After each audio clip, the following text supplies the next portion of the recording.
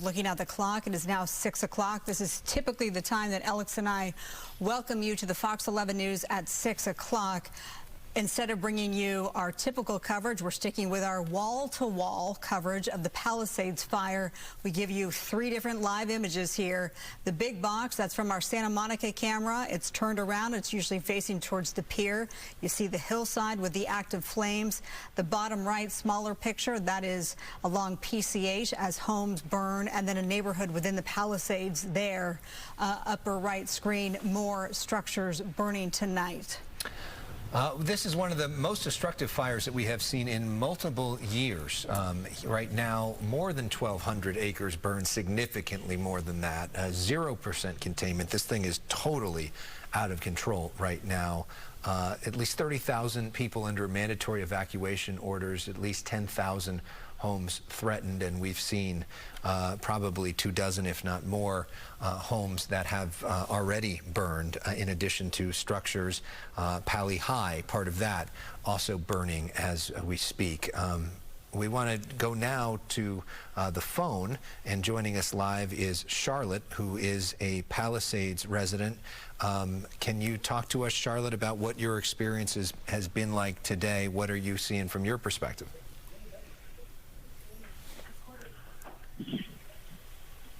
Charlotte, are you there? Hi, yes. Hi there, this is Marla Tejas alongside Alex Michelson. Thanks so much for joining us tonight. Obviously, we're very sorry for whatever it is that you are dealing with. We understand that you are a resident of the Palisades. What has your experience been like today? I am. So I live in the Palisades Highlands, right where the fire originated. I'm also a student at Palisades Charter High School. So around 12 p.m., we finally realized that it was kind of time to pack up. We were getting texts from people that were starting to evacuate. So we basically threw everything in a bag. It was just my mom and I. My little brother goes to school right down the road, on Palisades Drive where the fire was, and now his school is now missing like a playground and cafeteria. The field is scorched and basically gone.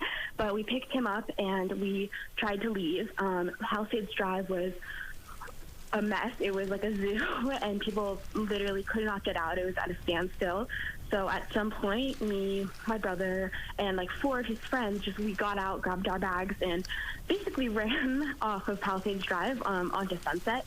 I personally was like wearing Uggs and pajamas, and it was quite chaotic. So yeah, we ran onto Sunset, and then we just walked all the way up to our friend's house on Sunset, farther down Sunset near Marquez Charter Elementary School, where we thought we were going to stay, but then I guess the evacuation warning spread, and we then piled about 9 people in a truck, and we headed down to Bel Air Bay Club, where a lot of people that evacuated from my brother's school, Calvary Christian, they were gathering there. Now looking at the news reports, it looks like they've also had to evacuate Bel Air Bay Club, so we basically had to evacuate 3 times, and we are now out in Santa Monica for now. Do you know the status of your home, Charlotte? What a day you've had. Yeah, so for now, my family home is still standing, as well as our immediate neighborhood. I do know that my aunt and cousins, their house is, my aunt's house burned down. It started out just catching on the edge. We have an actual video of their house on fire, and that was about 3 hours ago. So they've now told us that it is most likely all burned to the ground. They are on El Medio, and because the fire jumped over the canyon to El Medio, there were no firefighters that we know of there, or at least visible in the video. We couldn't see anyone, and their house is most likely gone. So sorry to hear about the loss of your aunt's house. We'll be praying that your home continues to stand. And just the thought of the images that we've seen in the last half hour or so of your high school up in flames. Yeah. How are you thinking about that? It's really just shocking. It's like I honestly didn't realize that from like the Santa Monica Mountains it could really spread that far. So it wasn't even a thought in my mind that we'd lose the football field and the baseball field, which are 2 places I've spent a lot of time as a softball player. And yeah, I just didn't realize that going back to school is going to be a bit different in a couple weeks. So. Wow. All right, Charlotte. Well, we're going to let you go. Hopefully you are okay tonight. And we want to, our reporter actually is on the street that you mentioned with a perspective from Charlotte Street. Matthew Seedorf, take it away. Yeah, we're on El Medio right now, just what she was mentioning, and it is just horrible to see, just a wall of flames. I count at least 7 homes on fire on this street. We have one firefighter over here trying to do the best that he can, and we keep hearing these occasional pops from inside these homes. We have more firefighters showing up right now, but just an intense situation with this winds and the fires, and it's out of control, and it's hard to put into words just what we're seeing. But just looking down the street again, 1, 2, 3, 4, 5, 6, 7 homes. There's another one on the other side of the road that's also on fire. And this is very close to the high school as well, as more firefighters are pulling in now and hoping they can get this to slow down. Go ahead, send it back to you. It's good to see more of these engines pulling up. You know, LAFD, in terms of staffing, if you're curious, there's 250 plus firefighters there fighting these flames. They have 46 engines, 3 trucks, 5 helicopters, 4 brush patrols, 2 water tenders, 6 paramedic ambulances, 1 advanced nurse practitioner unit, 2 bulldozers, 10 chief officers, and fire investigators and safety officers on scene as these live pictures just get worse and worse and worse. This entire street seemingly on fire. Let's check in with Christy Fajardo. You are around the corner from Palisades High. And what's your situation now? Well, we're also around the corner from where we just went live, where I showed you those 2 apartment buildings on fire, and I've talked about the rain of embers, and you could see them right here, and you can see what they've done. They've started another spot fire. Now, this house is threatened, and there are tons of firefighting resources just around the corner from us fighting the fire at those 2 apartment buildings, but there are no firefighters here. I know that they are aware that this is burning because a short while ago we saw someone checking it out and then driving over to where the firefighters are, and it appeared to be a fire official. But if we pan that way, I don't know how well you can make it out because the visibility here is really, really poor. But something else is burning just down the street from us. We could see the flames a short while ago, but there is so much smoke that you can't see very far in front of you. And you see more rain of embers, and still some people just now deciding to evacuate. We were surprised to see how many people had stayed put, but many of them are leaving now. And one man, as he was driving out, asked me to relay this message. He said that he was on Radcliffe and that there was a giant eucalyptus tree on fire and that there were no firefighters there, and he was concerned that the tree was going to catch other homes on fire. And no, likely that eucalyptus tree caught fire just like this vegetation you see here, because an ember got into it and then it started burning. And so something else is now burning behind the shrub in the walkway between this apartment building and that home. And again, no firefighters here at the moment. We do know they are across the street, or around the corner, I should say. And we also believe that they are aware of this, but we will make sure that they know as well. Let's send it back to you. All right, Christy Fajardo, thank you. We've been talking about Pali High. Pali High is going to be closed tomorrow, as will Canyon Elementary School, Marquez Charter Elementary School, Paul Revere Charter Middle School, Topanga Elementary Charter School. Paul Revere Charter Middle School students will relocate to University High School. Topanga Elementary Charter Schools will report to Woodland Hills Academy. So that's all tomorrow, and I'm sure the schools have let the parents know about that as well. Let's check in with Ed Lascos now for his vantage point. Ed, where are you? We are in the village, and no doubt as you've been watching our live pictures, you see a lot of the looky-loos. That's been amazing the last 20 minutes or so. A lot of looky-loos coming in, some riding their motorcycles, others in their pickup trucks coming by, driving, looking at this block burning down to the ground. They all have their cell phones out. Rather macabre scene on their part. Any event, this is Antioch, just below Haverford, about a block south of Gelson's, heart of the village. This whole block has been burning the last hour and a half. The wind started with the flames, the embers on the right side of your screen, on the western side of the street, and the winds have been blowing on your screen from right to left, blowing it across to homes on the left side of Antioch.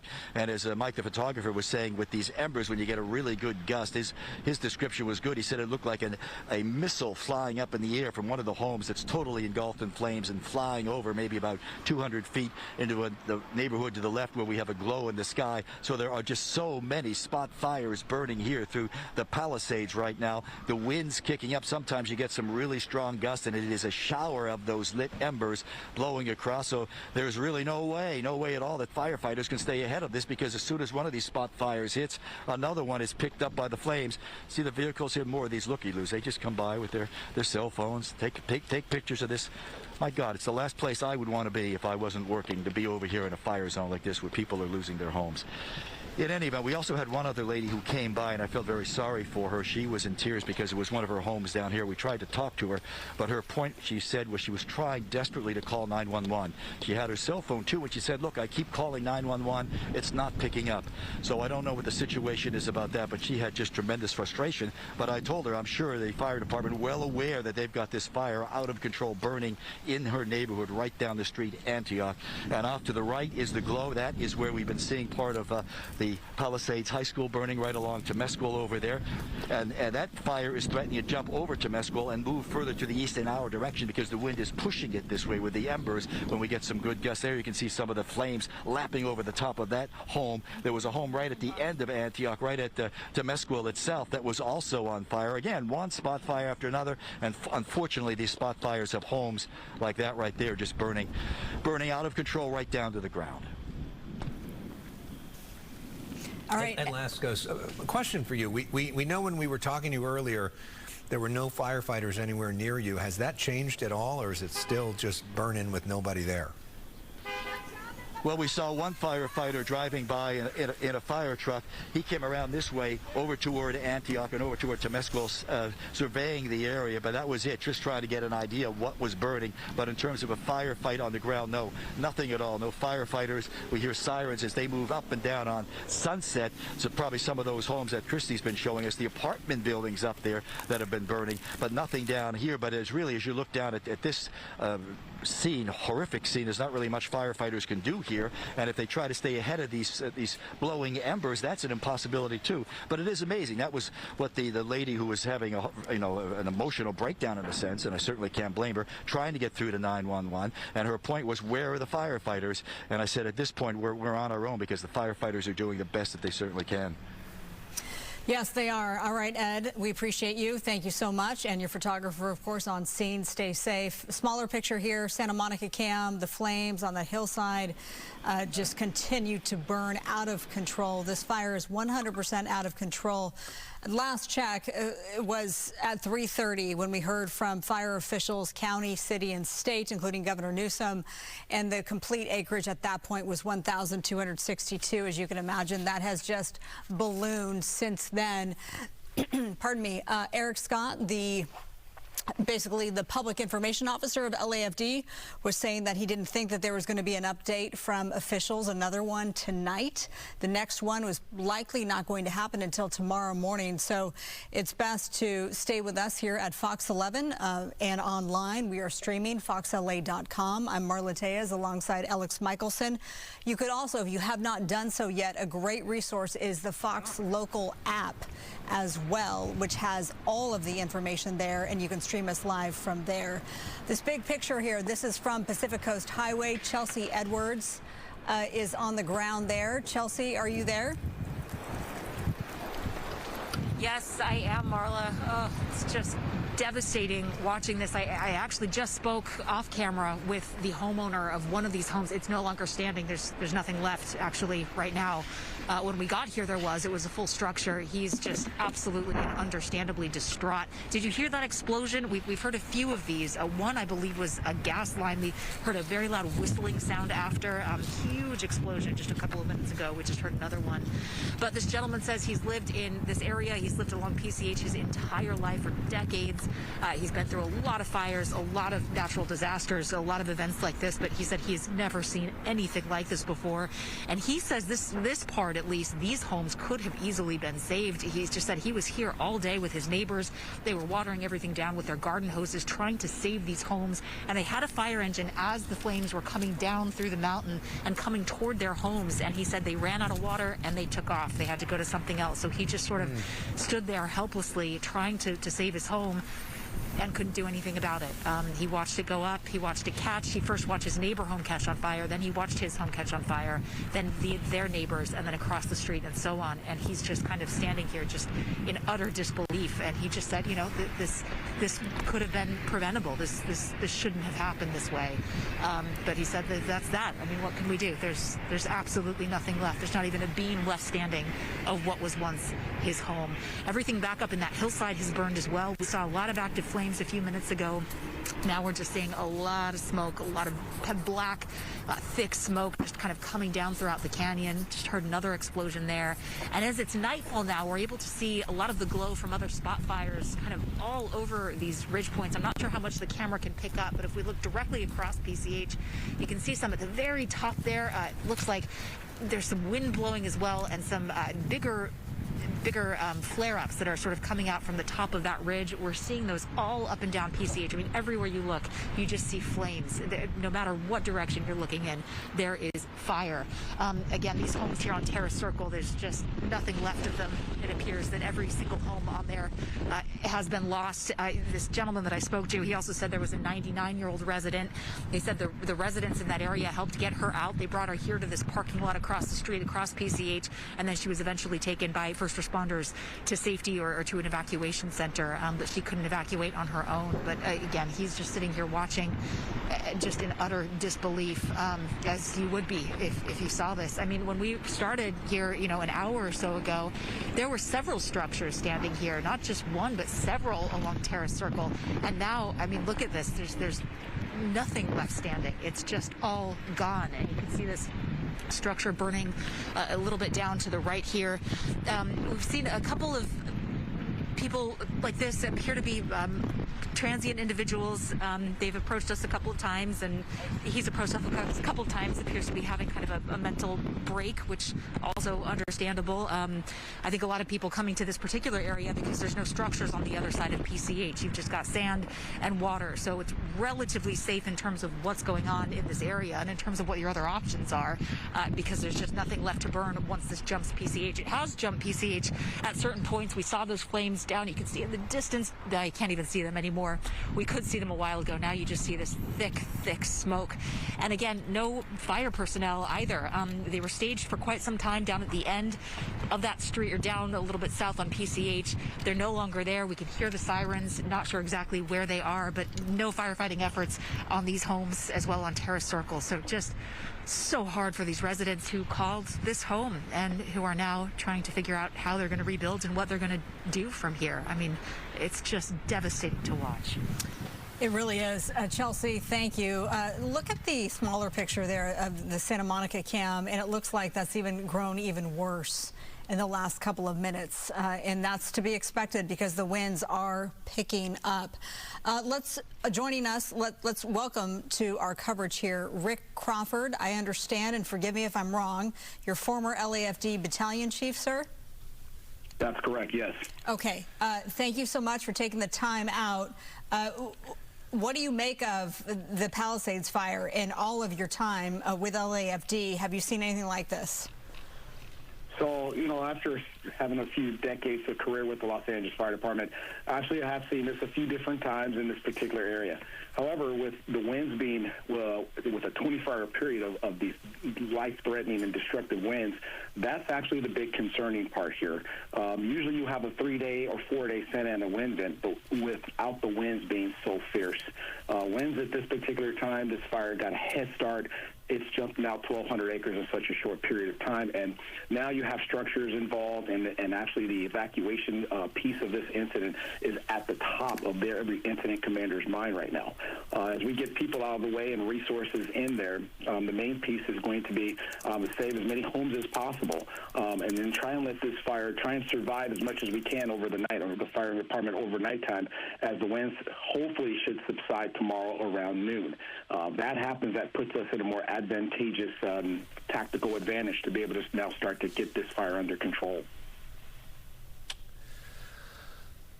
So, I mean, because it just seems like these winds are just relentless, and I mean, give us some perspective from a firefighter's, mindset right now. What can you even do right now?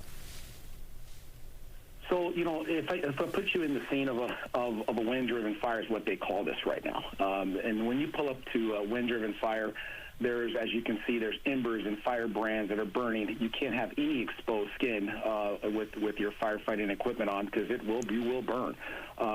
Your eyes are red, your nose is running, it's hard to breathe, and the conditions that you're under are extreme. But one of the things is that the amount of training that these firefighters go through allow them to be able to put themselves in harm's way. The incident commanders have a really robust structured defense plan and keep the firefighters safe. They will put firefighters in harm's way, as you have to when this situation happens. And so they have a very robust structured defense plan. They know where the fire is. They're going to plan ahead to where the fire is going to go and what's in its pathway. One tool the firefighters are using for this wind is what we call Wi-Fire. It's an evacuation tool, and they take into account the weather that's in the area, the wind speed, and the relative humidity, and it spits out a footprint of where this fire is going to go. Those incident commanders are using that footprint right now to determine what the evacuation orders are. And then we send the Sheriff's Department, Los Angeles Police Department to get those people out of the way. What we've seen a lot of, and I think we're seeing it in some of these live pictures, at least the bottom right, perhaps, where our reporter is there and several homes are on fire and there's no firefighter in sight.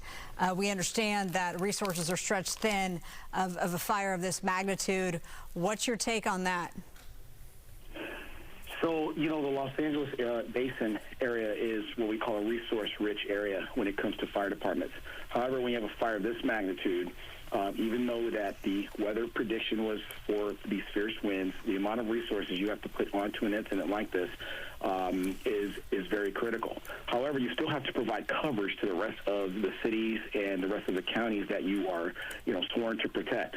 And so the firefighters are in what they call a drawdown mode right now. So they're using minimum resources, or what we call a degraded mode, and so we're using minimum resources to respond to other emergencies and other incidents, and that will free up some additional resources to come to this particular incident.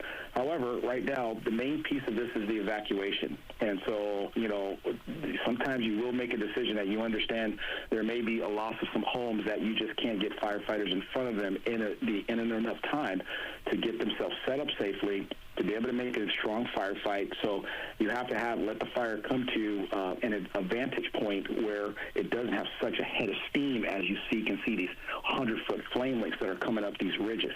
And so the incident commanders are making some very, very hard leadership decisions to be able to decide, they actually, lives first, property next. We're also hearing, and we dealt with this a little bit in the mountain fire. I know it's a different county. That was in Ventura County in November, but about some water shortages. Are you hearing any of that with this fire in particular? Well, in this particular part of Los Angeles, it's in the northwest corner, and so you run into, the Metropolitan Water District in Los Angeles County, and then also DWP, Department of Water and Power in the city of Los Angeles. Water is not the issue really here right now. It's just that the winds, and the fact is that you can't really have aircraft firefighting as part of this. This is a very, very hard type of fire to fly in. So minimum aircraft, the water drops that you do make are going to almost be a bit of a hit or miss, because by the time that water actually starts to get ready to hit the ground, you will see that it's going to dissipate quickly due to these, 60 to 70-mile-an-hour winds. I can see right now that there's wind gusts at, up to 52 miles an hour in that particular area. So water, from a water dropping standpoint, would be a little bit ineffective. And so that is causing the firefighters to be at a big, big disadvantage right now.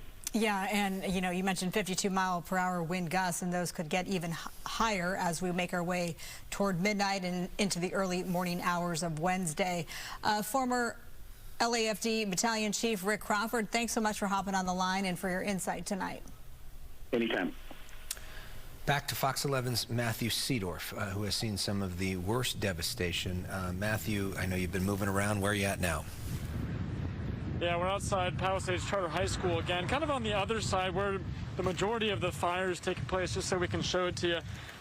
It's my understanding this is the baseball field area. There's some lockers, kind of like a field house, and the school is kind of the far side looking out there, so we're not exactly sure how far the flames have spread to the school itself, but the wind is blowing that direction, and it's just hard to see beyond what you're looking at right now because of all of the smoke.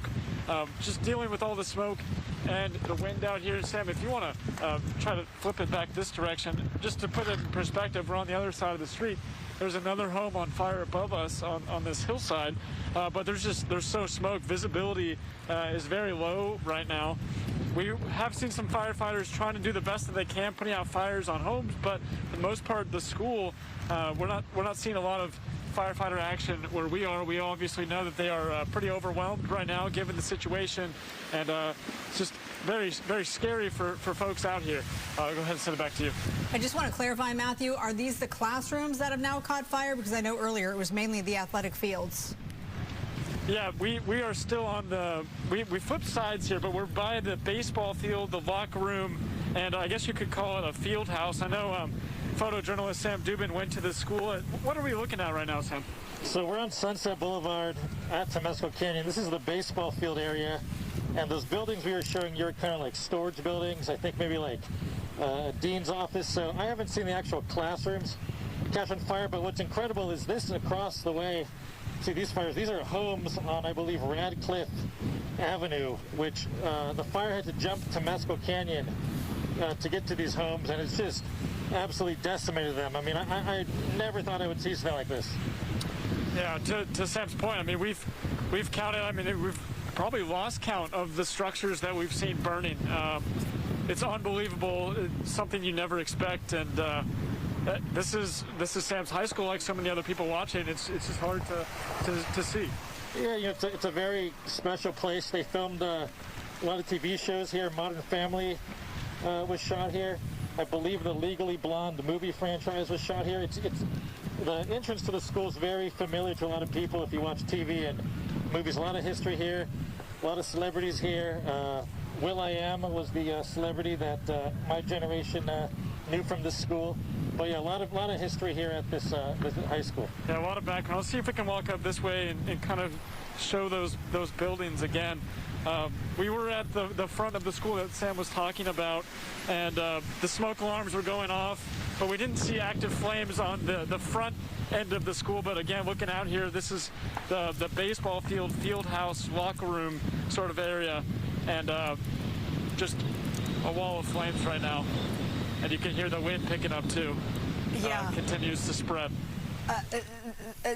Speaking of schools, sorry, I'm stuttering there because I've got a lot of information coming at me right now. Thank you for that live report from Pali Charter High School as the fields there continue to burn. Just getting word that LAUSD announcing that the schools that will be closed tomorrow include Palisades Fire, Canyon Charter Elementary School, Marquez Charter Elementary School, Palisades Charter Elementary School, and Paul Revere Charter Middle School.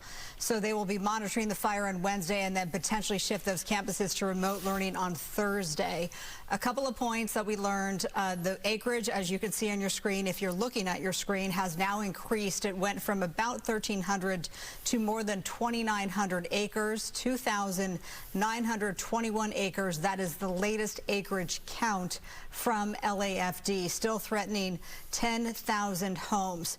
Now we are getting word from LAFD that they are so strapped for resources that they're looking for firefighters to call in to this hotline to help in this firefight. That number is on your screen. It is 213-576-8962. So again, LAFD saying we need all firefighters on deck. So if you are watching us right now and you think that you are a firefighter and you are able to help, please give this a call, 213-576-8962. I have to say, in all the years I've been covering these fires, I've never seen a call out like that before. No, I was just thinking the same thing. I don't remember us ever doing that, putting a phone number for firefighters to respond to, which gives you a sense of the severity of this issue.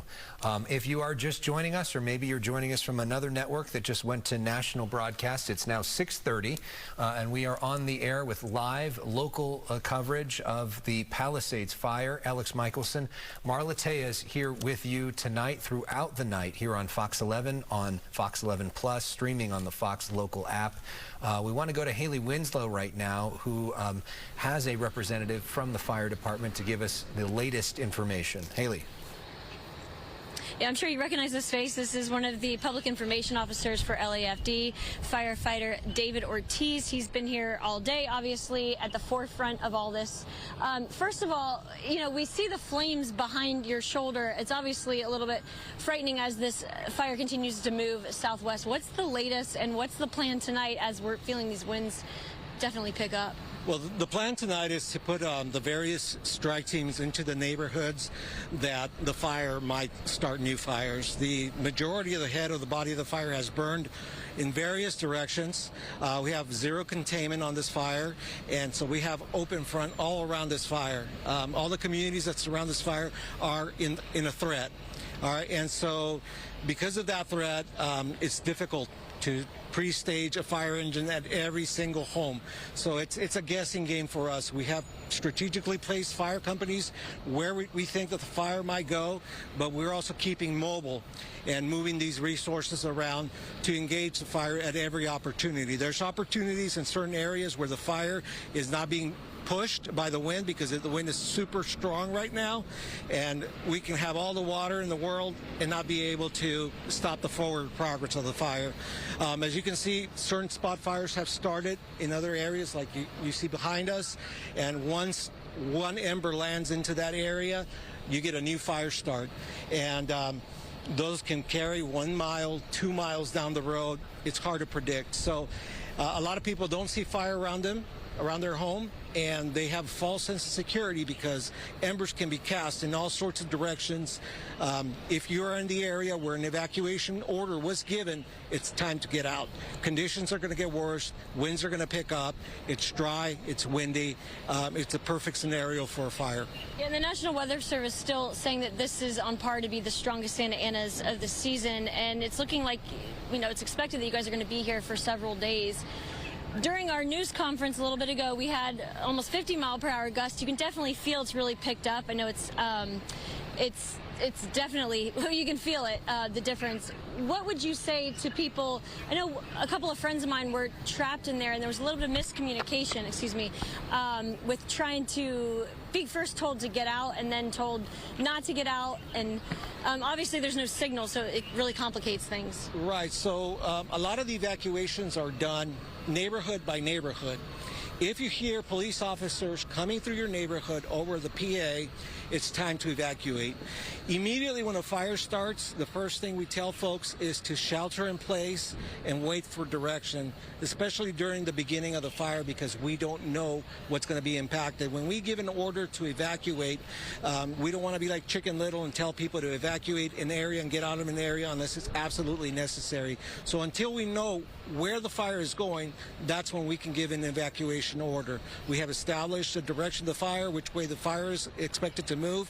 We have computer that predetermines and calculates the speed and rate in which the fire is going to be moving, and then we can predict what evacuation orders, what zones we can evacuate.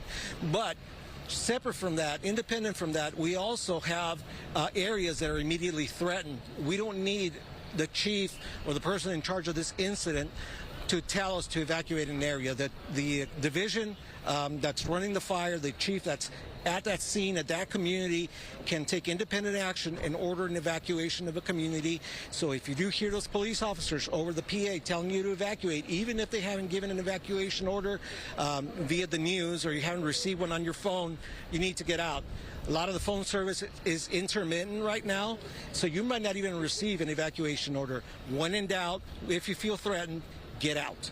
Yeah, and I understand there's still definitely some people in there still tonight that are trapped. Our anchor, before you go, I know you're in high demand. Our anchor, Marla Tejas, has a question for you. Marla, go ahead real quick, and I'll relay the information. We just put out a number for firefighters who are watching to call. This is per LAFD. LAFD saying we really are strapped for resources. Can you put out this number to get us more firefighters? Can you ask him about that and the reality of, you know, what they're up against tonight? Yeah, good question. So this was something we kind of talked about at the presser, that there was something put out that there's not enough firefighters and that you guys need more resources. Now, we heard, I think it was Eric Scott saying that you guys have all boots on the ground. You've got more resources coming overnight. You've got CAL FIRE deployed. And if need be, you can get more boots on the ground, aircraft in the air from other states. What's the plan as these winds continue to strengthen, and what's the reality of the resources that you currently have right now trying to fight this? So for the time being right now, as far as my understanding is that we have adequate resources on this fire. We are limited to our ability to fly, because when these winds do pick up, they have to do a risk analysis whether they can fly or not at night. And water drops are ineffective when the winds pick up to a certain point. So it's a risk versus gain. Is it worth risking the lives of those pilots and firefighters in the air to drop water that's ineffective versus trying to figure that out? So our firefighters are out there. They're pre-deployed. We have resources from all over the state that have arrived, and we have these resources in place. The question comes up is, will we have enough resources? Should we have a second or third or fourth brush fire, which is very potential right now? We have low humidity, we have high winds, and a new fire can start anywhere in Southern California, in Riverside, San Bernardino County, etc. So resources are being focused here. But if our resources are stretched, they can be stretched to a certain point where we will not have enough resources. So that is a good point. But for now, we do have adequate resources on this. We have more resources coming, but we do have to rotate our people through and get them rest, get them fed, and then back out on the line. Now, I have a couple friends who are on the line right now, and they're kind of on standby, and they finally were able to get out. There's a lot of people obviously still trapped, and they have no idea. You know, even with a Ring camera, you have no idea what's going on with your house if there's no signal. So what would be your message tonight for the people still trapped, for the people who don't know what's going on with their homes? And then this is only one fire. We still have 2 or 3 days left of these winds, and could easily see another one of these pop up. Yeah, so if you're in doubt, your first priority is the safety of your family. And you have to make that decision whether or not should I stay. This is not your typical fire where you see homeowners with a garden hose and, putting little embers of fire and vegetation around, ornamental vegetation around their house that might catch a small fire. This wind it causes the fire to have extreme fire behavior, and it's explosive. Once you get an ember landing into a fuel bed, it's 100% receptive, and it's off to the races. So if you feel that you're in a community that is threatened by this fire immediately, you're anywhere near around where this fire is, you should be getting out if you're in that evacuation zone. That's why we made that evacuation zone for 30,000 people, because all those people that are surrounding the fire, we have zero control over the fire. The fire can jump the line and can expand beyond where it has established itself. Thank you very much, Firefighter Cheese. Be very safe out there tonight. Thank you. Now, I know you guys have another briefing at 8 o'clock in the morning. I've got a friend on standby right now we've talked to earlier, him and his wife, and just want to real quickly, Eric, if you could just tell me what it was like trying to get out of that fire with flames on both sides. Well, it moved so fast. When we got the first time down to the bottom of the road on Palisades Drive, we were turned around by the level of smoke and flames. Eric, we're going to have to get back to you. I'm sorry. we're going to have to get back to you. I'm sorry. We'll have much more on that coming up in just a little bit. I'll send it back to you guys. All right, Haley, thanks so much. As live look from our Santa Monica cam, and those flames still ferocious as ever. Let's check in with Ed Lascos. He is there, right in the village there in the Palisades. Ed? Yes, Marla, we are right in the heart of now this evacuation zone. LAPD has come by just in the last few minutes, black and white with their loudspeakers say you must evacuate, get out now, head east on Sunset. This is Radcliffe, across is Haverford. It's just a block below Yelson's in the heart of the village here in the Palisades. And there are the burning embers blowing from right to left on your screen. That's one of the new homes. Sadly, we're losing now, going right up in flames. The fire earlier hit the right side, all these homes, at least a half dozen homes, and then with the winds blowing crosswind, gusts coming through it, even howling, it's blowing all those embers and those homes on the other side now pitching as well. We finally saw, since we've been here the last couple of hours, 2 fire engines coming down. They run around the bend, and one of them backed up and actually left the location and is redeployed a couple blocks over. The other one is around the bend because they're trying to get ahead of this fire, ahead of the embers as they are blowing across ways, heading down east. Now, it's interesting because LAPD, this area mostly as we've been here has been evacuated. You just have a lot of looky-loos coming through. But LAPD coming out saying with that grim warning, a mandatory evacuation, get out now, head east on Sunset. That is the way. West on Sunset takes you to Temescal. Over in that area through all the smoke is about a block or two over Temescal. That is Palisades High School. We've already seen that has been burning as the flames and the embers move this way. And Mikey gives you a look what's left of these homes. These were homes that had been here looking probably for several decades in this beautiful area, tree-lined street here in the Palisades. Now smoldering rubble and those embers from the flames just picking up, going over, and we've got at least 2 homes on the far left-hand side burning as the fire continues to spread to the east side, and that is the big concern here. But at least this area, just a block south of Gelson's itself, if you're familiar with this, we're right in the heart of the village. It's now under that evacuation mandatory order with LAPD going street to street, block by block on their loudspeakers and saying, get out now. And if you're leaving, head east on Sunset. That is the way. Mike, you want to we have a quick second, and I think we're okay here. Let's go down and give you an idea of that. Look how ferocious these winds are. This is something also that we're watching out because LAPD has been telling about all the looky-loos. You have a lot of down lines, and you've got to make sure because they could be energized, which would be very, very dangerous, deadly. So they've been on their loudspeakers as well saying, stay away. But look at this devastation down Radcliffe here off Haverford. My goodness. Looks like a bomb blew through here. This was a beautiful 3-story home a couple of hours ago. Nothing but smoldering rubble. And the embers blowing across right to left. You can feel the intense heat as you walk through here. Here's one home that is fully engulfed. And right to the left of it, Mikey, you see some flames up on the top of the roof. That home, we're losing that home too as the winds come through and the embers blow through here. Right in the heart of this firestorm. Again, the winds with those embers blowing through. You can also see how the winds are picking up. And here comes a fire truck right around.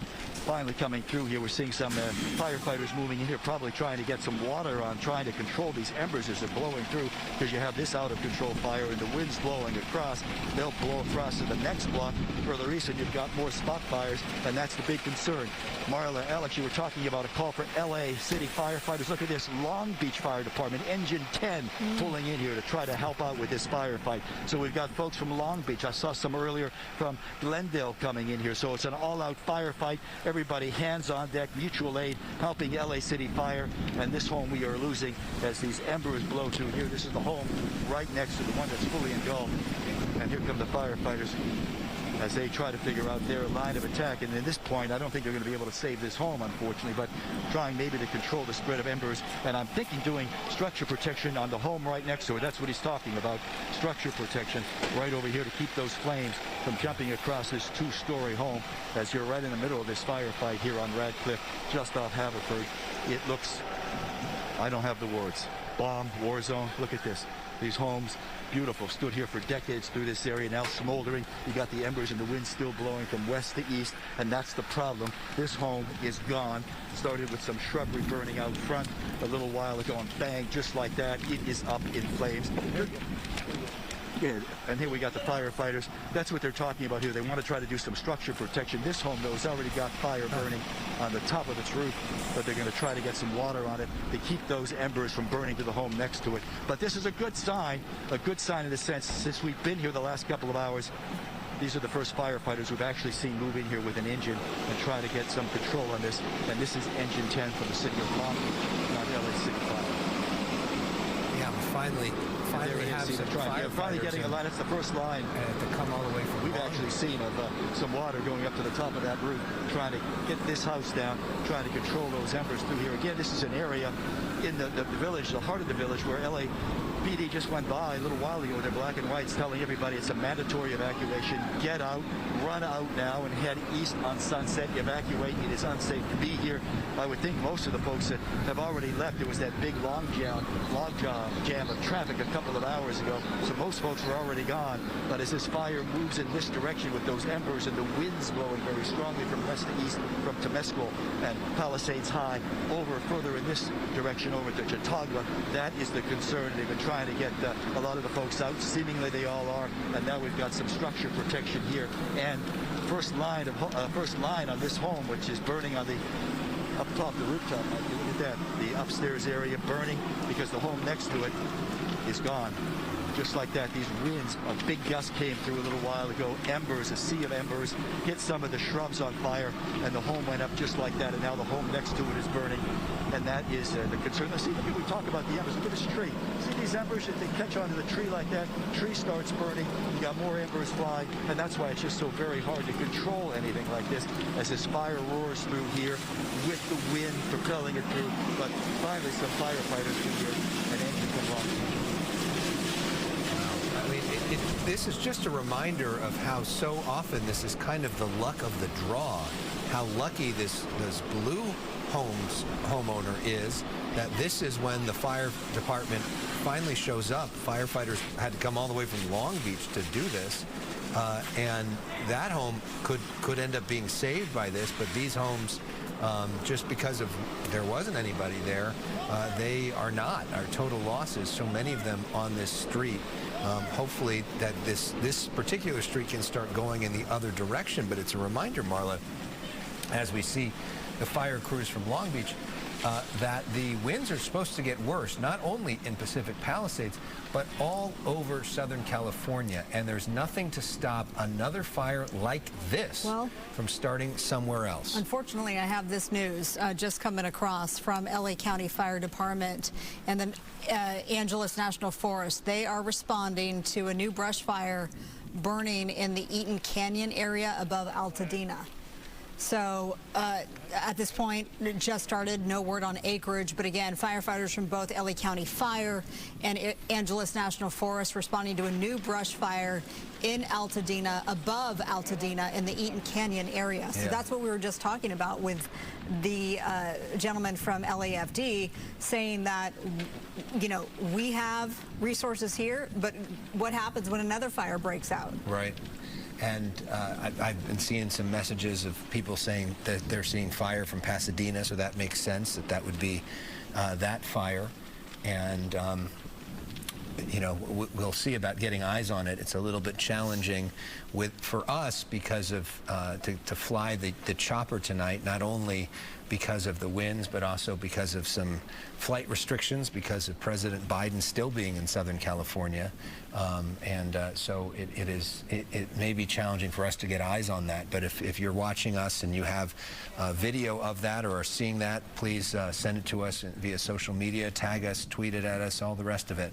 Be interesting to see what that fire is starting to look like. Hopefully it's nothing close to this. Hopefully that fire stays out, you know, in vegetation and away from homes. What's so bad about this Palisades fire is, as you can see, it has impacted so many structures. Christy Fajardo has been seeing all that up close for several hours now. She joins us now. Go ahead. Oh, I know. Christy, you're on. I don't know if you can hear us. Christy, you're on. I don't know if you can hear us. Hey, So just literally seconds ago, we heard a very loud boom, and it was a tree coming down, and it hit those power lines. Whoa. You can see them sparking. We're trying to get away from them. This is a very, very dangerous situation that firefighters are dealing with. And there was actually an LAPD cruiser going through just as that tree came down, barely missed hitting it. And I want to pan this way and show you, we're actually at Antioch and Swarthmore, and there are buildings here on fire, and these palm trees really underscore the danger. They look beautiful, but when you get those rains of ember, this is what happens. A lot of these trees catch fire very easily.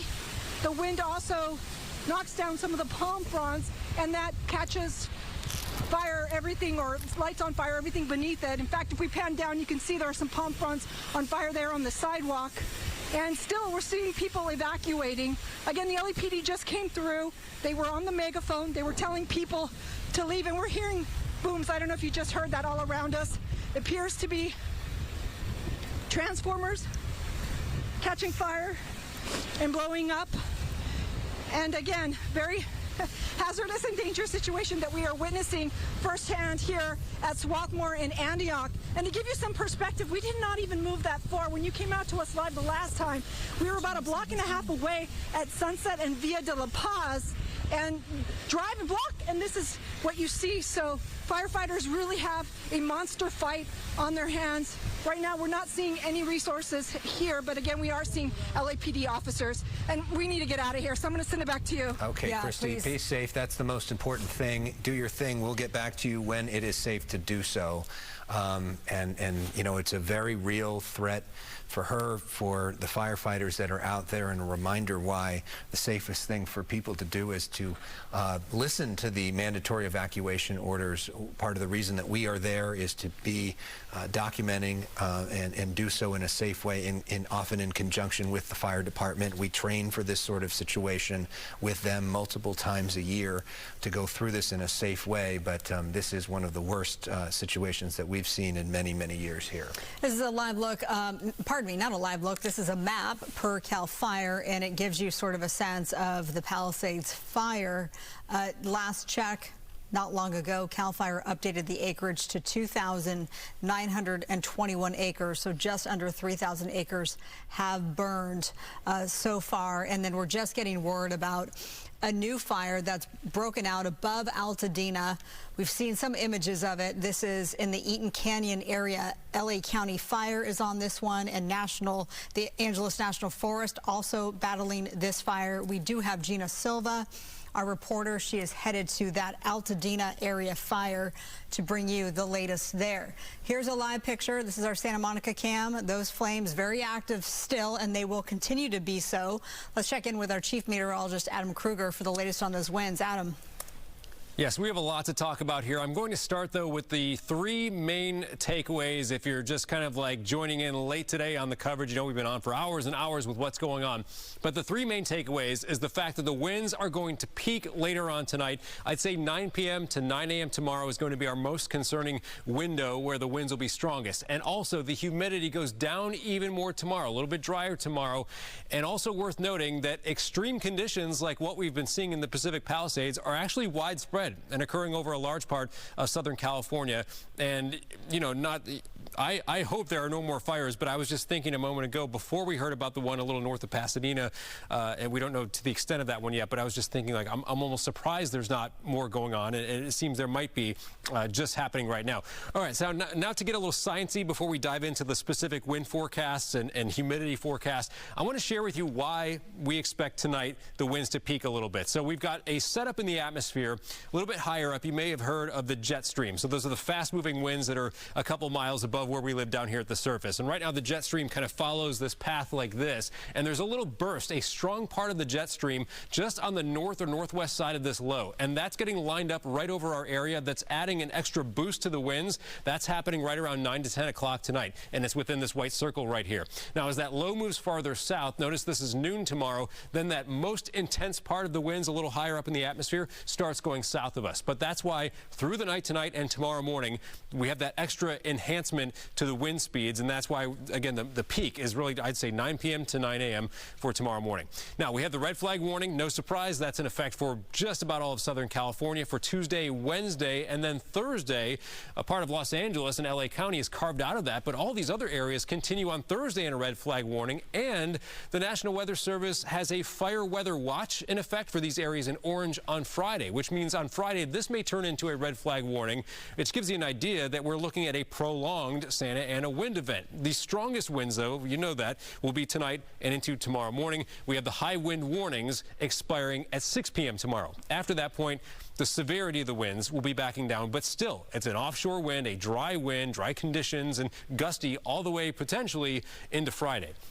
Now onto the future gusts, which is the forecast wind gusts, and I'll remind you that gusts will be the burst of wind at times. So not like sustained winds, not an average wind speed, but just how strong it could burst at certain moments. And as we started at 7 o'clock, you're going to notice when I go from 7 p.m. to 9 a.m., a pretty drastic increase in the forecast wind speeds. So look at this. We've got 50s and 60s on the map. Anywhere you see purple is 35 and above, but obviously you see some numbers that are higher than that. And again, we mentioned this was breaking just a short time ago, 5 minutes ago or so. We learned of a fire, a brush fire, a little bit north of Pasadena. So that's another spot to watch. And look what the forecast wind gusts that are there at about 9 o'clock tonight, along with the Pacific Palisades. The other thing worth noting here is the wind direction. We've seen the winds pretty consistently out of the north or out of the north-northeast. So kind of like this direction. You see the streamlines going right here. We expect that wind direction to pretty much be the same throughout this event, which means, you know, if you're watching from, let's say, Santa Monica, I know this fire is not that far off, but keep in mind the winds are not blowing this towards Santa Monica. That would be a northwest wind. This is more north to northeast wind, and we expect that wind direction to kind of hold the way it is right now. All right, now as we go later into the night, you can see 2 o'clock in the morning. Again, intense winds just take over a large part of the map here through the night. Here's 4 a.m. Still the same story. Some spots might see gusts over 60. There's a lot of 60s on the map there. Here we go into 11 a.m. tomorrow. Still very windy, but I think at this point we are just over the peak of this, just over the hump, and then winds will start to back off gradually. Still gusty in some spots, but winds start to come down as we get into late day Wednesday. Here's a look at 8 p.m. So that's just after the high wind warning will expire. The other thing I want to share with you, the relative humidity. We've seen it below 20% in some spots today. Look what happens as we go into tomorrow. As again, these winds get stronger tonight into tomorrow morning, and then we have this to deal with. The air gets even drier tomorrow with relative humidity below 10%. So this is about as ideal of a setup you can have for wildfires to spread rapidly if one were to start. And we've seen a few instances of some fires already breaking out. We really just need to be very careful. Pay close attention to what we're telling you here. I know we're going to be on air for several more hours. I believe the plan is we're going to go just through the night with all this. So we'll keep you posted here on Fox 11. Marla, back to you. Yeah. All right, Adam, thank you very, very much. We want to take you now. This is the Santa Monica cam. This is the Palisades fire. But we do have a look at the new fire that popped up. Oh, wow. And, yeah, this is from our Mount Wilson camera. This is above Altadena, so near Pasadena as well. And this is being called the Close Fire. It's burning about 20 acres so far, with the possibility of spreading to 500 acres in probably no time, given the winds out there. And again, this is being fought by LA County Fire Department and the Angeles National Forest. So 2 of the agencies there are the lead response agencies as it relates to what's being called the Close Fire. Again, 20 acres with the potential of spreading to 500 acres quickly. Okay, so maybe we can take that picture on the top left full for a second, and we can talk about what's happening here. That's a time-lapse video. Let's look at this. It's a time-lapse video that shows the progress of that fire burning an Eaton Canyon. So you can see the rapid growth of it. Obviously, it's not in color, but it gives you a sense of what's happened. And now we go back to that live picture from the Mount Wilson camera, which is in color. Maybe we can take a look at that full, and you get a sense of the size of this. It is called the Close Fire. I mean, that shot from Mount Wilson is one of the most picturesque ones that we have in terms of our live picture arsenal. But tonight, that very ominous fire there. The good news where it is burning right now is not right where homes are, but we know how quickly embers can move, and so that is another scary reality. And we also know that there are just so many firefighters that we have, and if we start having fires in all different directions, there just simply aren't enough people to fight them. Let's go back now to Pacific Palisades. That's where Matthew Seedorf is for us live with a look at his vantage point, and all around you now, Matthew, flames. Yeah, you can we're surrounded by flames, but keep hearing those loud bangs. Like, it just sounds like firecrackers just going off, bang, bang. Right now you can see the homes right near Palisades Charter High School. Several homes on fire, if not destroyed already. And then, Sam, if you want to point up to the light, just so people can see the smoke just blowing, just look how fast it's going. I mean, that's something you see. I've covered hurricanes on the coast. That's what you see with hurricanes and the rain, just all of that wind just blowing all this smoke. It's pretty remarkable to see. And Sam, if you want to walk with me outside the high school, we're going to look kind of out towards the football field. Looks like there's a structure burning over there. And we talked about just being surrounded by flames, but it's just all around the football stadium. We saw the press box on fire, and we want to see, because we've seen the other side of the high school. We saw the other side of the high school with the flames on the baseball field and the field house, the locker rooms, and this is the main entrance to the school. And just see, we did see some fire here a little while ago, and I just want to get a quick look and show you guys kind of what we're seeing at the front of the school. Yeah, you can see the flames coming in from this direction, getting closer to the school. Just definitely a scary situation. I'll go ahead and send it back to you. Matthew Seedorf, thank you very much. It is now the top of the hour. Alex Michelson, Marla Tejas, for one of the most dangerous and destructive fire events in recent memory here in Southern California. Thank you so much for being with us as we bring you this wall-to-wall coverage. The two of us have been on the air since 2:30. We will not leave your side tonight. We're now broadcasting live on Fox 11 and Fox 11 Plus, simulcast, of course. So thank you for being with us. If you want the latest information on our app, that's the Fox Local app, a great resource, especially in a crisis like we're seeing in the Pacific Palisades. Let's get you the latest numbers as it relates to this fire that broke out at 10:30 this morning. More than 2,900 acres, 2,921 acres burned, according to CAL FIRE. 0% contained. It is 100% out of control right now. 30,000 people have been placed under mandatory evacuation orders. 10,000 homes do remain threatened. These images here of the cars literally stacked on top of each other nearly and looking like bumper cars. This was a scene earlier where people abandoned their vehicles, and as a result, LA Fire came in with their bulldozers and bulldozed all those cars off to the side to make access for those first responders. Yeah, there was apparently nowhere for the fire crews to go. It was kind of like a domino effect, and so they ended up having to move those cars away like toys. So we want to show you some time-lapse video that gives you a perspective of the rapid growth of this fire, which started around 10:30 this morning and then just exploded and continues to explode tonight. 0% containment, and it doesn't look like we're anywhere close to starting that containment process because the winds, as we've been reporting, are only going to get worse. And this fire is burning at the same time as another fire is burning, at least one more fire. That one is in Altadena, which can be seen from the Pasadena area. But man, when it gets dark, Marla, you really see how ominous it is. And this is that live picture right now from our Mount Wilson cam looking at that fire in Eaton Canyon in the Altadena area, and people in that area, San Gabriel Valley, are concerned when they're looking at those images right now. Yeah, this one here is noted as the close fire, and we do have Gina Silva. She's on the ground. She'll be heading there to bring you a live report. Just as soon as she arrives, we will bring that to you. In the meantime, let's check in with Chelsea Edwards, who's been reporting live for us along PCH, and you've just seen homes burn to the ground. Yeah, and unfortunately, Marla, we're going to add to that number so far. So where we have been standing for a while, we've been watching these homes on Terrace Circle go up in flames. There's been at least 5 that have gone up. We just watched the last one on that terrace burn to the ground. But now, unfortunately, we're able to see in the distance there, south on PCH, we've got some smoke covering it now. There's another structure somewhere in the distance that is burning. But also across on this side on PCH, we've been talking about how there are no homes on this side.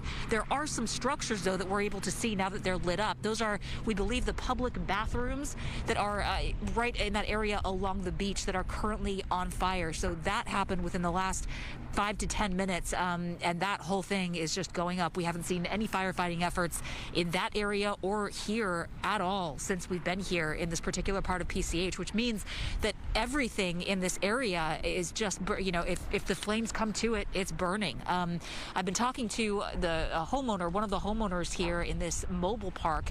He says there may be as many as 187 homes in this one mobile home park, but that there's several others in this area. Now, we don't have a clear idea yet whether that many homes in this particular area have burned, but that's what we're looking at. I mean, that's the reality that we're facing here. These homes are very tight together, these mobile home parks.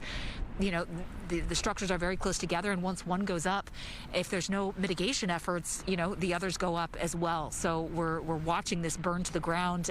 You know, we've been able to see all these homes on Terrace Circle burn.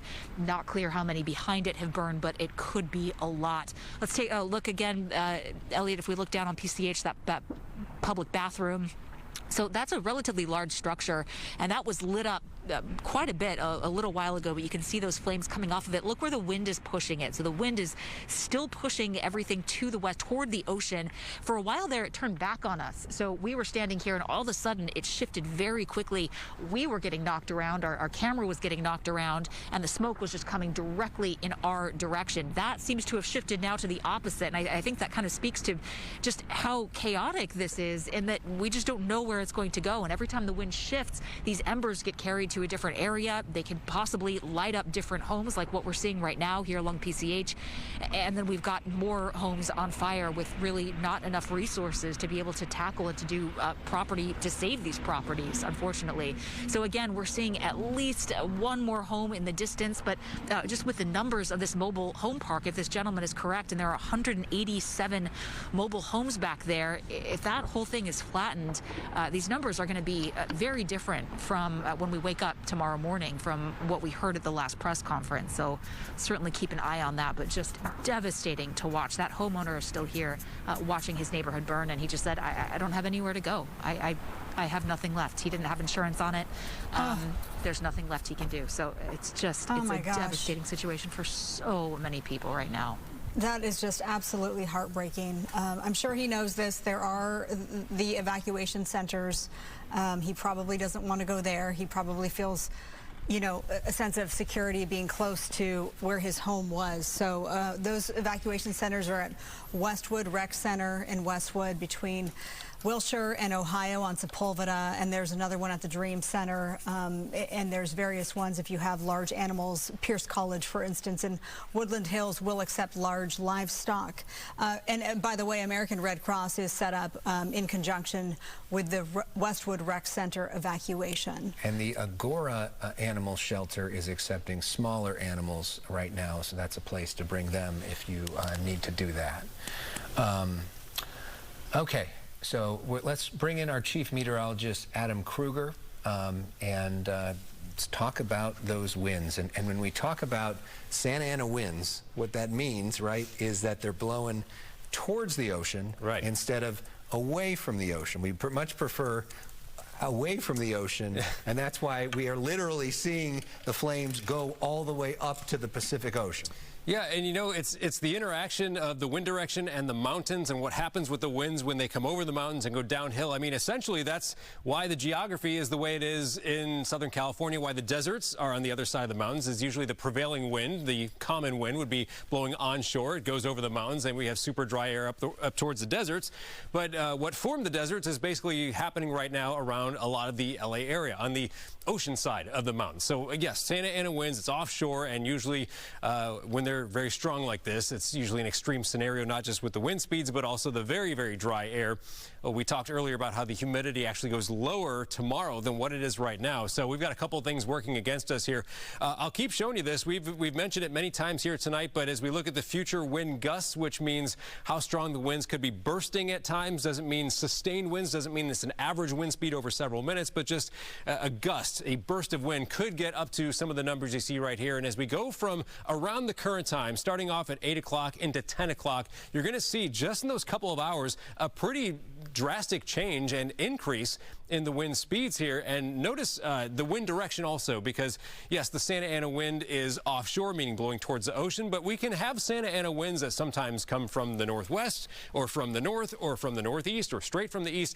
In this situation, these winds are mostly going to be from the north or from the northeast, and that's what we've been seeing on a lot of the weather instruments so far. We really don't expect that wind direction to change too much, so keep in mind with the Pacific Palisades fire, the smoke and the embers are getting blown basically towards the ocean, not down towards, let's say, Brentwood or Santa Monica or even south of there. We don't expect that wind direction to change much as we go through the night. But the wind speed's really, really high. We also mentioned earlier, now we're tracking another fire. This is in a rural area north of Pasadena at the moment, not threatening homes, but you see the direction the winds are blowing. It is blowing everything south, so it's certainly something to keep an eye on through the night. Here we are, 2 o'clock in the morning. Look at these numbers here. I mean, this is just, it's widespread and it's intense. This is the most extreme wind event of the season, and that's saying something because we've seen already a couple of extreme wind events, one in November, one in December. Here we go into 4 o'clock in the morning. It still is just about as strong as it gets out of this whole thing. Here we go into 8 o'clock in the morning. Still some gusts over 60. And then notice how kind of late night, early morning, the LA area actually starts to get filled in a little bit more with some of those stronger winds as well. So you take just the fire threat out of this, and it's a damaging wind event, to say the least. I mean, there is going to likely be some type of wind damage. I'm getting messages from people of like trash cans blowing around in their neighborhood, and all that is happening.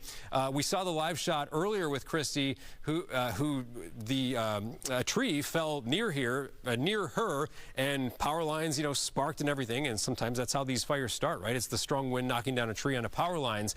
But that's another thing just to be very, very cautious of as these wind speeds ramp up tonight. If possible, I mean, your home is where your home is, right? But if possible, avoid some of those larger trees. We may start to see some trees come down across Southern California. Now, here we go into midday tomorrow. And this is the point where we're going to be over the hump, over the peak of all this, because this peaks tonight through tomorrow morning. By noon tomorrow, it's still windy, it's still dangerous, it's still critical fire conditions, but we're just past what we would call the peak of all this. And then as we go a little later into the day tomorrow, 6 p.m. is a time frame we're looking forward to, because that's when the high wind warning will end. And you see what happens here, wind speeds are backing down. But another thing worth noting, I'm just going to come over here and switch to a different graphic, is that we've got several days of concerning Santa Ana wind conditions. So as we switch to the advisories and the warnings right now, red flag warnings, that's in this magenta color, coat just about all the area. And that's for Tuesday, today, and for Wednesday. But as we go a little farther ahead into Thursday, notice part of Los Angeles is carved out of that, and a little bit along the coast for Orange County as well. But still Thursday, all these areas are under a red flag warning. And now the National Weather Service for Friday has also added these areas in orange in a fire weather watch, which means these locations could switch over to a red flag warning on Friday. We don't expect the winds to be as strong as what we're dealing with right now, but still an offshore Santa Ana wind will be an issue at that time. And then I just want to highlight, as we're going through the warnings here, highlight one more thing. Here's the high wind warning, pretty much the entire area. It's that yellow color for the extreme winds. That's in effect, like we said, until 6 p.m. on Wednesday. And like I mentioned earlier, the air actually does get a little drier tomorrow as well. Very concerning fire weather setup. And like I said, it's not just the fire risk, but strong winds. I mean, this is a damaging wind event. There's going to be wind damage kind of scattered all across Southern California that we'll get a good sense of by the end of all this, I think. We'll head back to you. Adam Kruger, thank you so much. We want to put up this information on the screen right now, give you a sense of where the evacuations areas are. So this is a map from CAL FIRE that shows where the Palisades fire is. It gets you in perspective. A lot of people know Riviera Country Club, not too far away. Will Rogers State Beach is where they have been staging the emergency crews. That's where they did the press conference earlier. They thought that was far enough away to be in the safe zone. but this whole area, Topanga Beach, near PCH, and because of those winds that Adam was talking about, we have seen a lot of this fire move from that top of that hill, moving down towards Pacific Coast Highway, towards the ocean. Obviously, nowhere to burn once you hit the ocean. The Brentwood area, Brentwood Country Club, Brentwood Country Mart, all the rest of that, so far seems to be okay. A lot of smoke, scary to see the fire that closely, but Adam has talked about not a lot of risk of the fire moving into that direction, although with embers you never quite know. We do have it. Can we bring up the Mount Wilson camera? I know our focus, of course, is on the Palisades fire, but we're getting some new information, which is pretty alarming, about the other fire. This is it. This is per the Angeles National Forest. Now they've renamed it. We were told it was the Close Fire. Now, according to Angeles National Forest, it's the Eaton Fire in Altadena. It's grown to 200+ acres, and evacuations are underway. So there are homes and direct line to now what's being called the Eaton Fire, again, in Altadena. So 200+ acres. United States, the Forest Service, Pasadena, LA County Fire, they are all responding as well. So now we have 2 active fires that are threatening homes. We hate to have to report that. We do have Gina Silva. She is headed to this fire, again, in Altadena, known as the Eaton Fire. And then we do have people who work at the Mount Wilson area. And I'm being told from a colleague that those employees of ours are now being told to evacuate as well. Atop Mount Wilson. That means the Mount Wilson, which is responsible for so much communication, not only for our station, but for many different assets, potentially could be in danger. Okay, we want to show you something from a few hours. That the classrooms are still standing. It was the athletic fields that took the brunt. We now want to show you what has really captivated us today, and that is this scene. This is when people literally abandoned their vehicles trying to escape the flames. And as a result, LA Fire came in with their bulldozers because they couldn't get through, and they literally bulldozed all of these vehicles off to the side to make way for the route to allow those first responders to get through. Let's go ahead and listen to some of the sound that we got surrounding this scene. So questions about abandoned cars, that's a good question that has come up. Law enforcement assists us heavily with evacuation, but please remember it's an active incident. We don't have the answers to all of these questions. We will certainly look at that. That's very important. I don't know if police felt like they wanted to make a mention to evacuations. Sure. Okay. Yeah, just on that question of evacuations, vehicles left in the roadway. If you have to leave a vehicle in the roadway, get it as far off the road as you can so that emergency vehicles can't get by. The gist of moving them with bulldozers was an emergency situation. You got to get those fire resources through, and they do what they have to do to be able to facilitate that.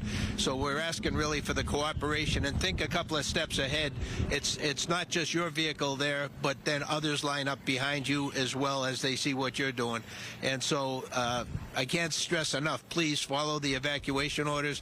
Do your best to be able to get out to safety. Bring the equipment you will need for the next couple of days with you, because as you've heard over and over again, this is not going to end very quickly.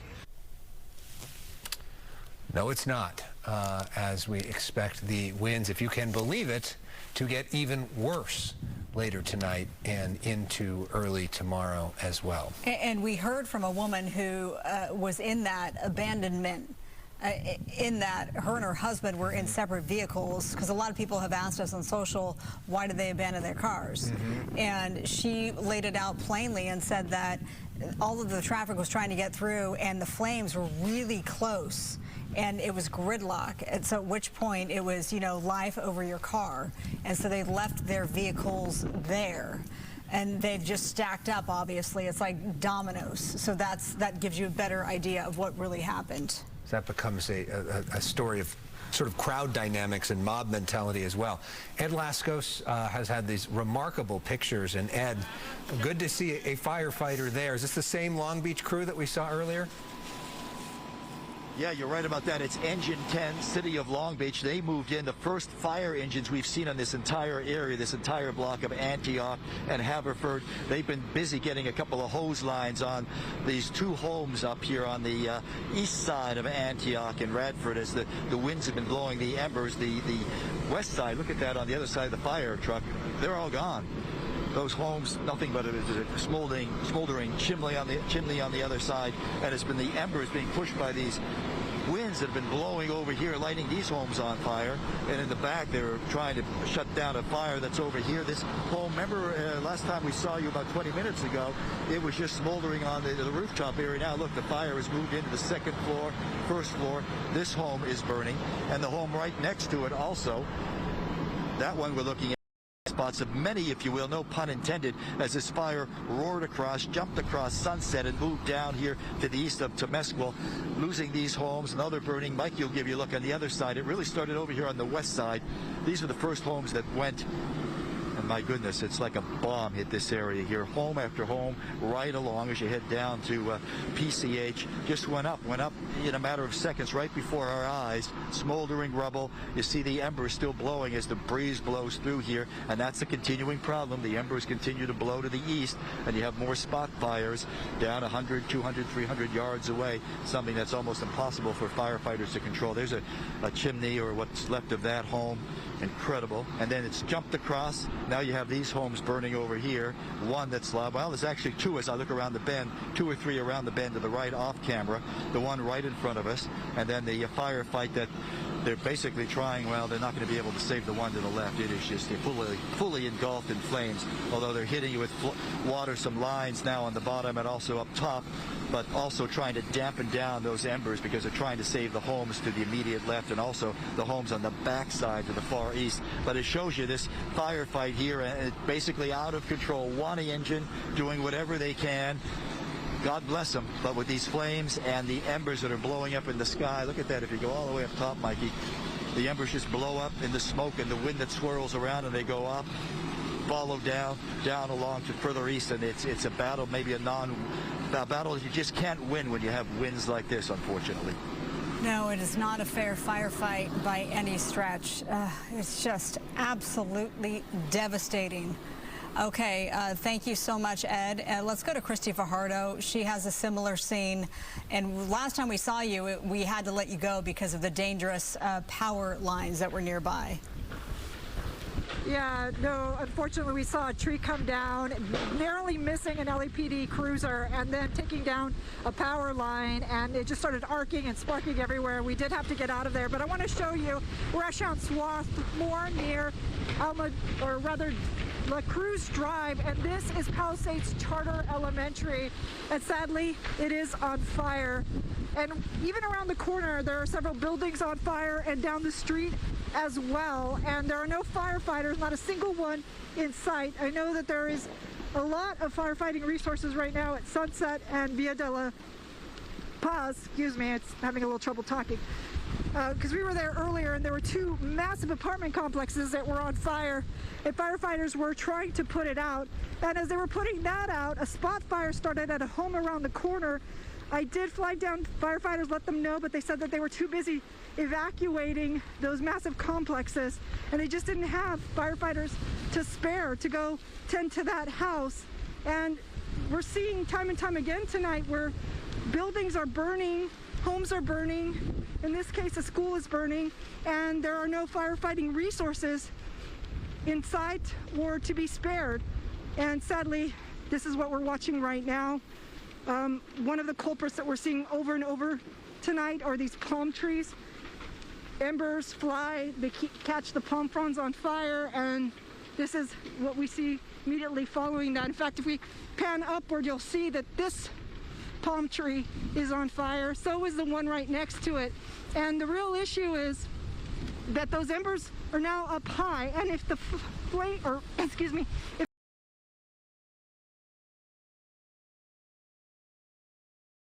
you lose IFE? And you think of that school and all the memories and all the kids and everything else, and how now parents are going to have to explain to their these young kids about what happened here. So sad as we're looking at Palisades Charter Elementary School right now in flames. We've also seen the Pali High also in flames tonight. Let's go ahead and check in with Chelsea Edwards. She's along PCH where she's seen entire mobile home parks go up in flames. Chelsea?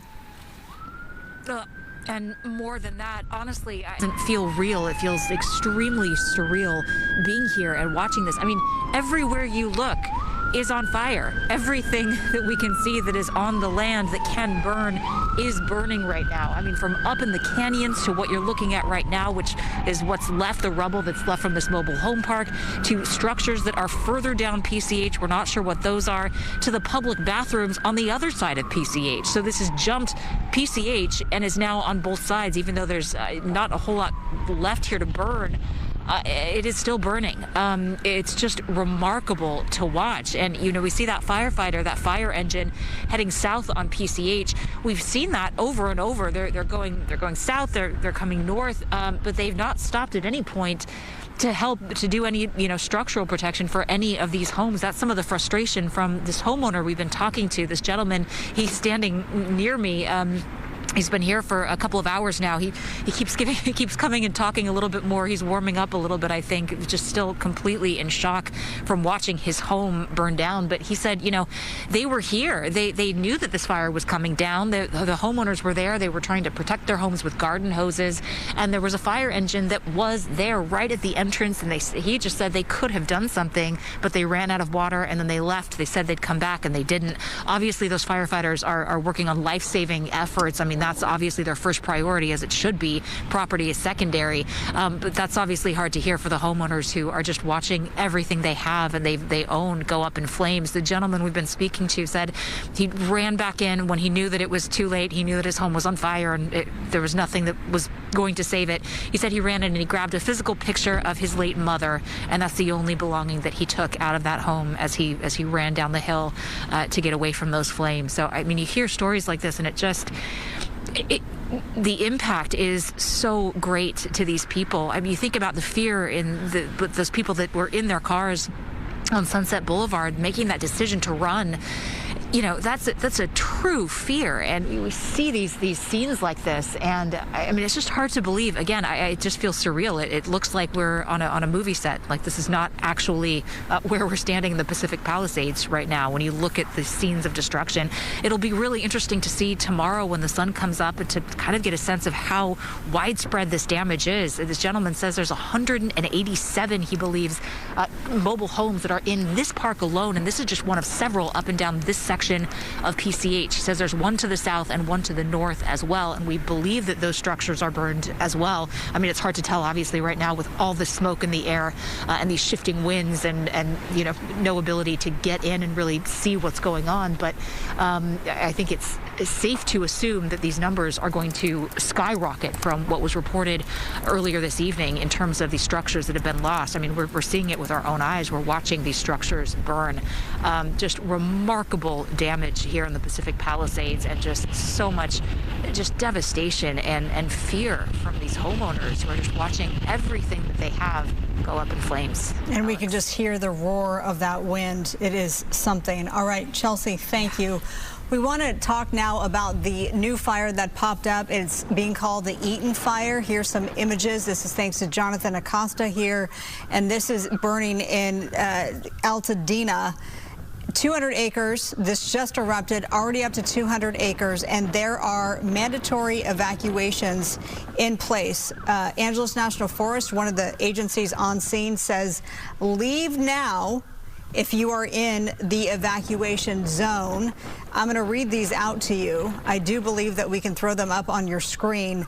Evacuation orders underway for east of Altadena Drive, Kinaloa Canyon Road, Outpost Lane, Glen Springs, Coolidge, Miranda, Roosevelt, Veranda, and Ken Clare. mandatory evacuations for all of those areas listed by Angeles National Forest. That agency is saying to leave now, and you can see these flames here and how close they are to homes. And this is another vantage point from above, looks like from a helicopter here, and it's burning out of control. There are multiple agencies on this one, Alex. Pasadena Fire, LA County Fire, which we know is also helping in the Palisades fire. Pasadena PD is out there as well, and LASD as well, LA County Sheriff's Department, with those road closures and evacuation orders. Wow. Yeah, this is our best video so far of that brush fire, which is burning near Pasadena. Wow, look at that. And this is the live picture that we've been looking at from Mount Wilson, which we hear there have been some evacuations ordered there. Also just got word the city of Santa Monica, back in our other fire, what's happening in the Palisades, has just issued a evacuation order. We've been talking about that Santa Monica seems somewhat in the clear. It's where a lot of people went to evacuate, but they are now evacuating all areas of the city north of San Vicente. Immediate threat to life, lawful order to leave now. Areas now closed to public access. So that is areas north of Montana to San Vicente. FYI about the city of Santa Monica, if you live there, the message is to get out. Ed Lascos, back in the Palisades area, you know, and some of the worst images of destruction have been from Ed and his photographer, Mike Armijo. Ed. Yes, it's heartbreaking, unbelievable. Looks like a nightmare, I got to tell you. And interesting, you talked about those evacuation notices now coming up in Santa Monica. It's something that we heard about 30 minutes ago in this neighborhood here, just off Sunset in the Palisades.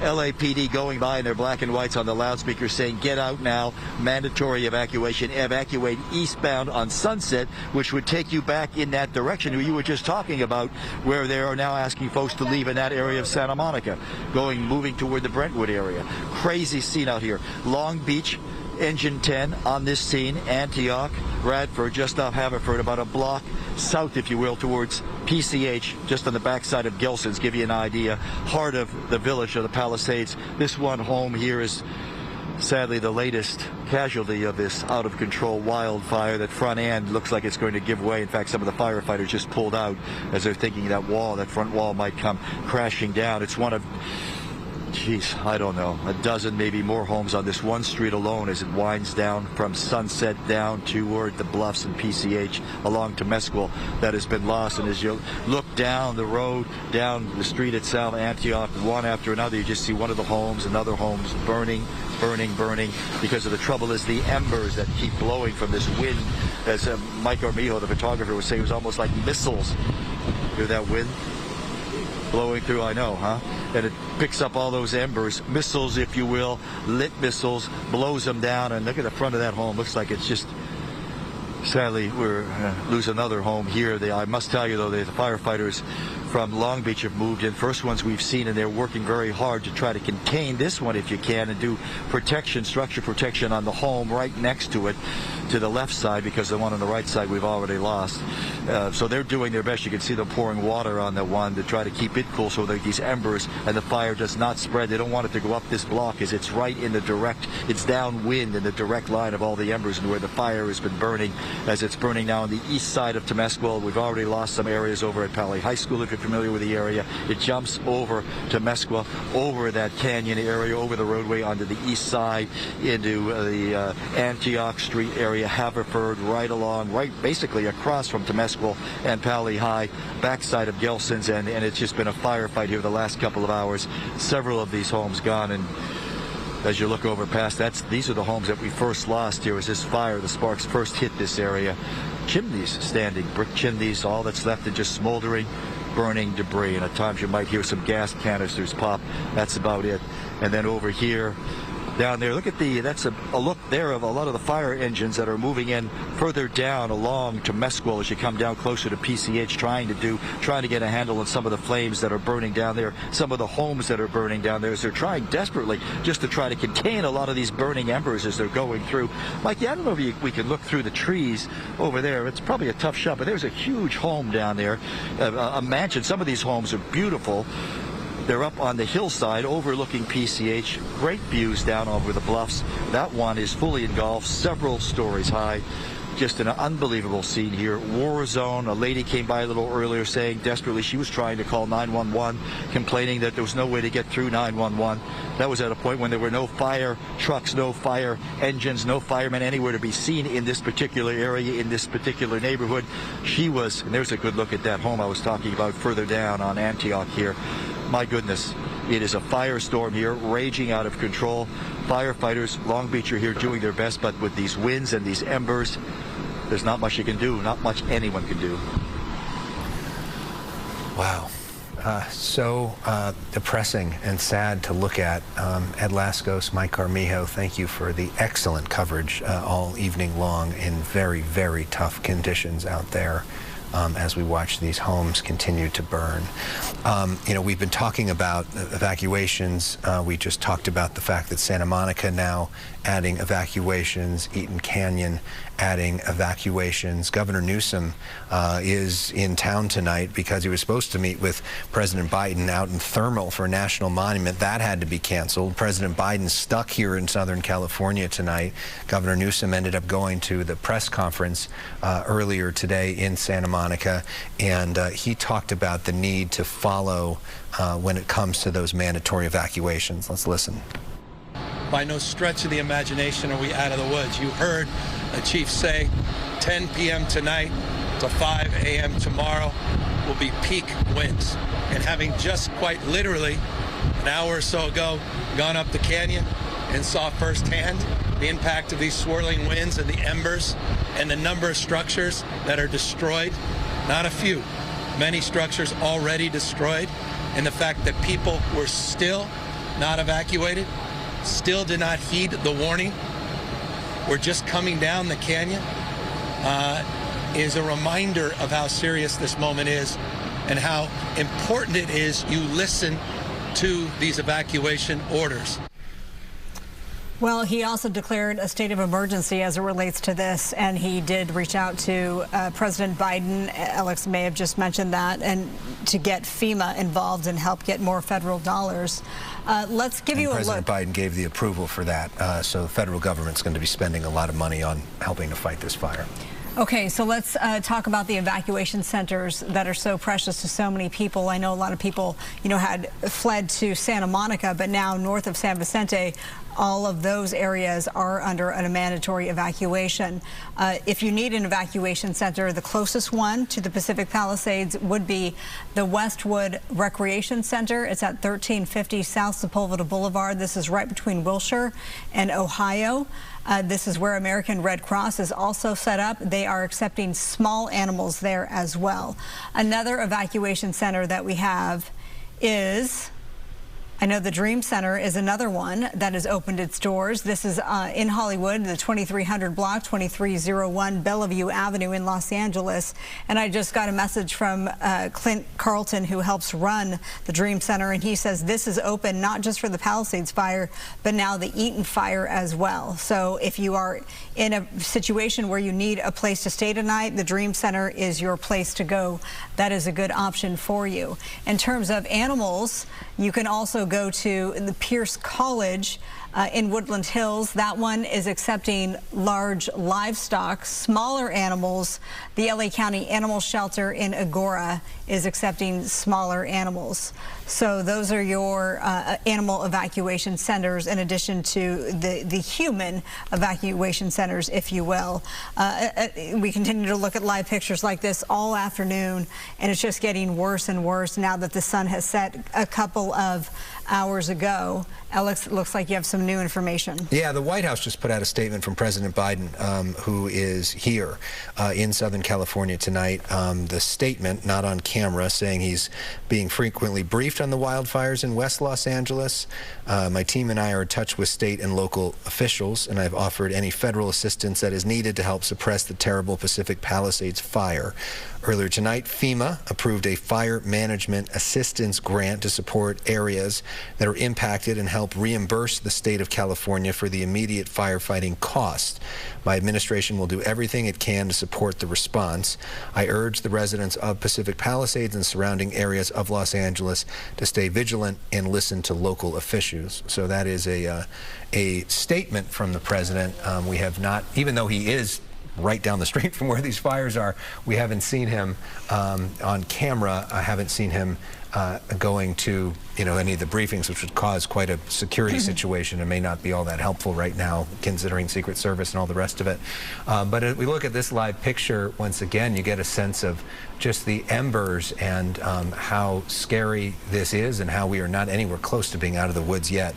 Matthew Seedorf continues his excellent reporting. Matthew is on the move, and we've got some firefighters with him as well. Matthew. Yeah, you can feel that heat come behind you with that wind as the firefighters are outside Palisades Charter High School. We're actually on the campus right now. We'll follow the firefighters over here as the flames have reached campus. These are actual classrooms that we're seeing on fire.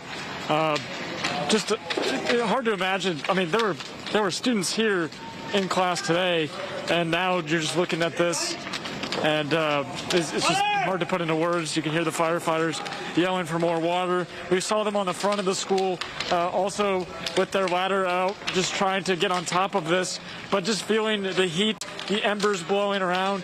And this is what you're seeing all over Pacific Palisades. We were just driving a little bit across town. You can see you lose track counting the number of homes that are on fire right now. So this is just unbelievable. Looks like the firefighters are about to get some water on it, hopefully here, and prevent it from spreading to the rest of the school. But this is an intense situation. Alex and Marwa, back to you. Yeah, it is so heartbreaking. And then to add to that, thank you so much, Matthew. We're just getting word that, and this isn't a big surprise, but it's still terrible to hear, that all aircraft has been grounded. So the firefight will not be fought from the air. It will be fought from the ground as we have now descended into nightfall. Adam Kruger, I know that's not a big surprise to you either. Yeah, I mean, we heard about this earlier in the press conference, that it would be a combination of dangerous to fly at night, but also ineffective for whatever they're dropping. With the winds this strong, it's just kind of getting blown away. So, yeah, not a surprise to hear that. Now, as we go into the night, here's headline number one of the three main points. If you're just going to take three things away from this here, it's the fact that winds will be peaking between, I'd say, 9 p.m. and 9 a.m. So we're heading into that time when the winds are just going to be even stronger than what we've seen so far. Also, the humidity drops a little bit tomorrow, so it gets even drier than what we see right now. And the extreme wind conditions and dry conditions, red flag conditions, cover a huge part of Southern California. So while a lot of our coverage has rightfully been focused on the Pacific Palisades, don't forget that many other parts of Southern California are finding similar weather conditions. And if a fire were to start, it could spread very rapidly. We learned not long ago there's the Eaton fire, which is a little north of Pasadena, something definitely to keep an eye on as we go through the night, as would be any other spot is worth keeping an eye on as well. All right, so forecast wind gusts now as we look at 8 o'clock tonight and head a little bit later into 10 o'clock. So notice the extreme wind gusts. I mean, we don't see the computer model really forecast something like this too often. It's showing widespread gusts over 50, some spots over 60, some spots over 70 miles per hour. So getting more intense with those winds as we continue through the night. Here's a look at 2 o'clock in the morning. And again, we're just like locked in to these really intense winds during the late night hours through tomorrow morning. Here's a look now at 4 o'clock in the morning. Things do not look any better. It is just a wild map to see with these intense wind speeds being forecast. Here we go into 8 o'clock in the morning. And we still see the strong winds. And keep in mind, while, yes, the fire threat is very high, there's also just the risk of straight-up wind damage happening anywhere. With winds of this nature, trees can come down, things can get blown away if they're not secured. So keep all that in mind through the night and into tomorrow. Now, here's a look at noon tomorrow. We still have intense winds, but the numbers start to come down a little bit. And then by the end of the day tomorrow at 6 p.m., that's when our high wind warning will expire. And then we're past the peak, but still we have some concern after that. Now, another thing I want to show you here, just to kind of break down why we expect the strongest winds to start picking up here tonight. And when we look at the pattern in the atmosphere, we've got what we call the jet stream. You may have heard of this before. So this is like a river of fast-moving winds much higher up in the atmosphere, basically where the jets are flying around. And so the jet stream goes like this, follows this kind of swirly path right here. And there's a particular part of the jet stream which is just about to line up over us tonight. I've got this started at 10 p.m. right on the kind of northwest side of this intense low right here, where the winds are really especially zipping quite strong. And so it's those upper atmosphere winds that are adding this little extra boost to the already strong wind event we've seen all day long. So that lines up right over us tonight. And as we go into tomorrow morning and into about noon tomorrow, then we see that batch of really strong higher atmosphere winds start to move a little farther south. But between now and tomorrow morning, that's when we get that little extra boost a little bit higher up in the atmosphere, which is why we expect those winds to just keep increasing as we go through these next couple of hours. We'll go back to you. Adam, thanks. We'll go back now to Christy Fajardo. Christy, what are you seeing? We're actually on Dela Cruz, and I'm seeing a building right over there on fire, and we're hearing loud booms. So it appears that there's propane there. And if you walk with me, some people have lost their livelihoods. Down the street, we've seen people who've lost their homes. And sadly, some children have also lost their school. This is Palisades Charter School, and we've just watched as it's been decimated, and there is not a firefighter around. We're hearing fire alarms going off all around us, but no one can be spared to respond. And when we first arrived, we didn't know what this was, but we saw the playground and then looked it up on Google Maps and just have watched here helplessly, unable to do anything about this, and just wondering about the hundreds of children who no doubt attend, and looks like there's not going to be much left. This is Swarthmore is where we're standing, and you can see how much of it has been damaged, or if we pan that way, even destroyed. And down the street, in fact, if we walk out this way a little bit, I think if we pan down, you'll see those flames there. That is a house that is on fire, and now the trees all around it are on fire, and the trees across the street are on fire. So those homes are now in danger of burning as well. And again, no firefighting resources are here. We have seen the LAPD come through. They have been on their megaphones asking people to evacuate, telling them they need to clear out now. Fortunately, it looks like everyone heeded those warnings and got out before we saw all of this, but a very dangerous situation. Again, we're hearing booms. Appears all around us. It appears that propane tanks are catching fire, and sadly, so did this school. Listen, back to you. Yeah, we're sorry to see another school that has gone up in flames. Obviously, our other crew was at the Palisades Charter High School that has suffered significant damage as well, Alex. Yeah, and this is a live picture right now. This is the Palisades that we're looking at here. It's hard to even keep track because we've got this fire burning, and we've got the fire burning in Eaton Canyon right now as well, which is also threatening homes. There's a live picture from Mount Wilson where you see that on the move as well. And it is, I mean, I'm sure wherever you're watching us right now, you are feeling these winds as well. Even in this studio, which is soundproof and huge, where we almost never, ever hear or feel winds, we have been feeling at times this studio shaking because the winds are so intense, which I've never felt in my 7 years of being here. This is one of the most damaging wind events in modern Southern California history. We've been talking about it for days, but it's turned out to be, frankly, even worse than what we were predicting. And if you can believe it, the worst of the winds have not happened yet. That's expected to happen between 10 o'clock tonight and 5 o'clock in the morning. Ed Laskos can't hear us, but hopefully we're going to be able to tell him that he's on TV. Go ahead.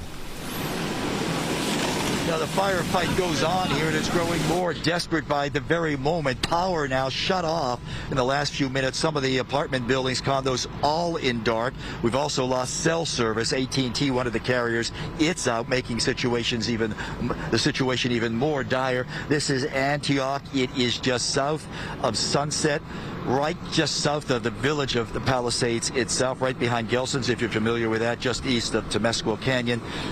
One of the many homes on this winding block that we have lost in this firestorm.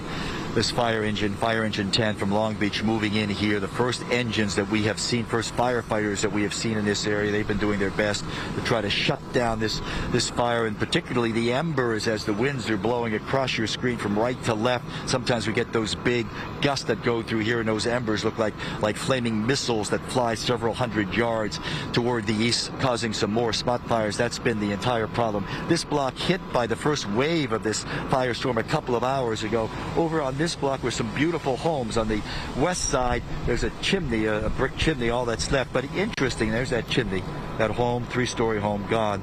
Interesting, you'd look there and it'd be a home, but if you look through the smoke and the debris, see, it says Pali. That's Pali High School, Temescal Canyon and Pali High School, and the lights that shine down on the football field. Normally, you would never see that from this street. Tree lined with those beautiful homes here. Now it's a wide open field smoldering with debris of what's left of these homes, as Pali High School itself has even been hit by this out-of-control fire. Some more booms going off, some more transformers. Further down on Antioch, through all the smoke, is a huge mansion down there on top of the crest that overlooks the bluff, looking down on PCH. We're losing that one too in this firefight going up in flames. It's not much that these firefighters can do. They're trying with this home here to get another stream of water on it to try to shut down these embers, but at this point it's an out-of-control fire, and they're doing all they can. But at least we are seeing our first firefighters in this area. They're coming from Long Beach, not the city of LA, so you got to wonder what the heck is going on, as we're right in the middle of this area. We've already lost several homes, and there's no... Listen to that. I'm sure you can hear it. The wind just roaring through here. These winds are the biggest problem, with the embers just flying all over the place. The firefight goes on, still out of control, but at least these firefighters from Long Beach doing all they can to try to suppress these flares that are blowing through here. Okay, Ed. Well, as a result of this, we want to reiterate, because Santa Monica is such a big area as well, that the evacuation orders have spread to the city of Santa Monica, an evacuation order for the entire area from the northern border of the city to San Vicente Boulevard. That's between Ocean Boulevard and 26th Street. An evacuation warning is in place for the area north of Montana to San Vicente. So that is something we will continue to keep a watch on as well. A live picture from our Santa Monica camera right now.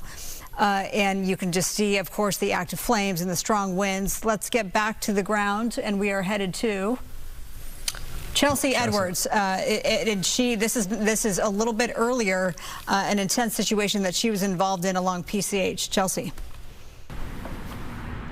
Yeah, and unfortunately, Marla, we're going to add to that number so far. So where we have been standing for a while, we've been watching these homes on Terrace Circle go up in flames. There's been at least 5 that have gone up. We just watched the last one on that terrace burn to the ground. But now, unfortunately, we're able to see in the distance there, south on PCH, we've got some smoke covering it now. There's another structure somewhere in the distance that is burning. But also across on this side on PCH, we've been talking about how there are no homes on this side. There are some structures, though, that we're able to see now that they're lit up. Those are, we believe, the public bathrooms that are right in that area along the beach that are currently on fire. So that happened within the last 5 to 10 minutes, and that whole thing is just going up. We haven't seen any firefighting efforts in that area or here at all since we've been here in this particular part of PCH, which means that everything in this area is just, if the flames come to it, it's burning. I've been talking to the homeowner, one of the homeowners here in this mobile park. He says there may be as many as 187 homes in this one mobile home park, but that there's several others in this area. Now, we don't have a clear idea yet whether that many homes in this particular area have burned, but that's what we're looking at. I mean, that's the reality that we're facing here. These homes are very tight together, these mobile home parks. the structures are very close together, and once one goes up, if there's no mitigation efforts, the others go up as well. So we're watching this burn to the ground. We've been able to see all these homes on Terrace Circle burn. Not clear how many behind it have burned, but it could be a lot. Let's take a look again, Elliot, if we look down on PCH, that public bathroom. So that's a relatively large structure, and that was lit up quite a bit a little while ago, but you can see those flames coming off of it. Look where the wind is pushing it. So the wind is still pushing everything to the west toward the ocean. For a while there, it turned back on us. So we were standing here, and all of a sudden it shifted very quickly. We were getting knocked around. Our camera was getting knocked around, and the smoke was just coming directly in our direction. That seems to have shifted now to the opposite, and I think that kind of speaks to just how chaotic this is, and that we just don't know where it's going to go. And every time the wind shifts, these embers get carried to a different area. They can possibly light up different homes, like what we're seeing right now here along PCH. And then we've got on fire with really not enough resources to be able to tackle it, to do property, to save these properties, unfortunately. So again, we're seeing at least one more home in the distance, but just with the numbers of this mobile home park, if this gentleman is correct, and there are 187 mobile homes back there, if that whole thing is flattened, these numbers are going to be very different from when we wake up tomorrow morning from what we heard at the last press conference. So certainly keep an eye on that, but just devastating to watch. That homeowner is still here watching his neighborhood burn, and he just said, I don't have anywhere to go. I have nothing left. He didn't have insurance on it. There's nothing left he can do. So it's just, it's a devastating situation for so many people right now. This was also another scene earlier. This is when a lot of people had nowhere to go. They abandoned their cars because the flames were fast approaching. As a result, LA City Fire, they had to come in because the road was completely blocked. They bulldozed all the cars off to the side to make that emergency route to clear it out. Eric Scott of LAFD and LAPD Chief Jim McDonald, they were asked about this situation. Here's what they had to say. So questions about abandoned cars, that's a good question that has come up. Law enforcement assists us heavily with evacuation, but please remember it's an active incident. We don't have the answers to all of these questions. We will certainly look at that. That's very important. I don't know if police felt like they wanted to make a mention to evacuations. Sure. Okay. Yeah, just on that question of evacuations, vehicles left in the roadway. If you have to leave a vehicle in the roadway, get it as far off the road as you can so that emergency vehicles can't get by. The gist of moving them with bulldozers was an emergency situation. You got to get those fire resources through, and they do what they have to do to be able to facilitate that. So we're asking really for the cooperation, and think a couple of steps ahead. It's not just your vehicle there, but then others line up behind you as well as they see what you're doing. And so I can't stress enough, please follow the evacuation orders. Do your best to be able to get out to safety. Bring the equipment you will need for the next couple of days with you, because as you've heard over and over again, this is not going to end very quickly. But this is very, very, very dynamic. And you can just, by standing here, seeing us with the wind gusts and with the predictability of this wind's going to get worse tonight. So we want people to lean forward, ready, set, go, and be ready. That was Chief Kristen Crowley from the Los Angeles Fire Department. Okay, so as we approach the top of the hour, a programming note. We've been on with fire coverage on Fox 11 since 10:30 in the morning. At the top of the hour, at 8 o'clock on Fox 11, we're going to go to our Fox primetime programming. But if you want to continue watching our coverage, you can flip over to Channel 13, Fox 11 Plus, where we're already on. Some of you may already be watching us on Channel 13, but it's an opportunity to flip to Channel 13. You can do so right now. If you're streaming us, we're not going anywhere. We're on the Fox local app. We're on the Fox 11 Los Angeles app, foxla.com/live. All of our coverage tonight is free. It's commercial free. We are going to be here with you, and we'll be back on Fox 11 from 10 to 11:30 at least tonight, Marla. Yeah, so we have a lot of coverage headed your way because we're covering not just the Palisades fire, which started at 10:30 this morning, but also the Eaton fire, which there are now mandatory evacuations in Altadena.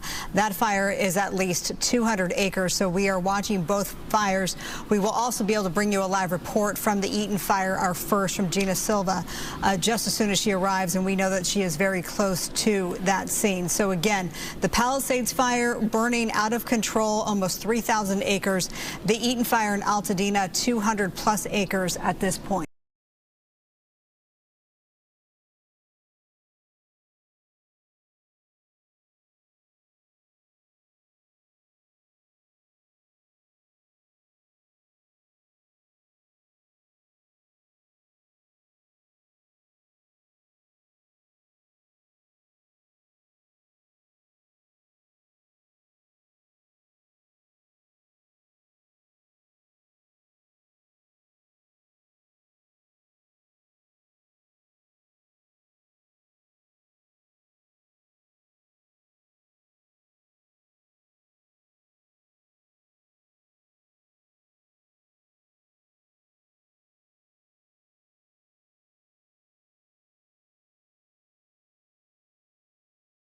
Thank you so much for watching us on Fox 11 Plus, also known as Channel 13.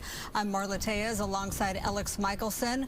We have live pictures across our area of the Palisades fire and also the Eaton fire. That one just popped up about an hour or so ago, but right now our focus is on the Palisades fire that is threatening some 10,000 homes still at this hour tonight. It erupted earlier today, Alex, at 10:30 a.m. And we have special live primetime coverage tonight of one of the scariest fire nights that we have seen in years in Southern California.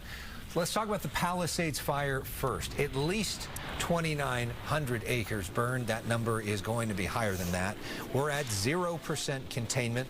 30,000 people under mandatory evacuation orders, 10,000 homes threatened. A lot of cars, as you're looking at there, were left because people had to abandon them, and then they were bulldozed out of the way by authorities. That's why they are totaled there on the side of the street right there. And we have seen structure after structure burn, including Pali High and Pali Elementary, both burning tonight in all of this. Let's take a look at some of the time-lapse video just to give you a better idea as we've watched this fire erupt hour after hour this afternoon. Those flames on the hillside. This is our camera from West Los Angeles, where Fox 11 is based, looking out west. And you can see just the plume of smoke, which is spotted from all across Southern California. And now, again, we have that second fire that erupted tonight. So that other plume of smoke, we will get to the Eaton fire, but our coverage does continue on the Palisades fire. We want to go to Chelsea Edwards. She's been along PCH, and you've seen a lot of destruction tonight. A lot of destruction. We just saw a convoy of, it looked like LAPD officers and some fire officials going this way on PCH. So that may indicate that something is now happening to the north. But from where we're seeing, we're looking south on PCH, and, you know, we're just seeing this kind of wall of flames.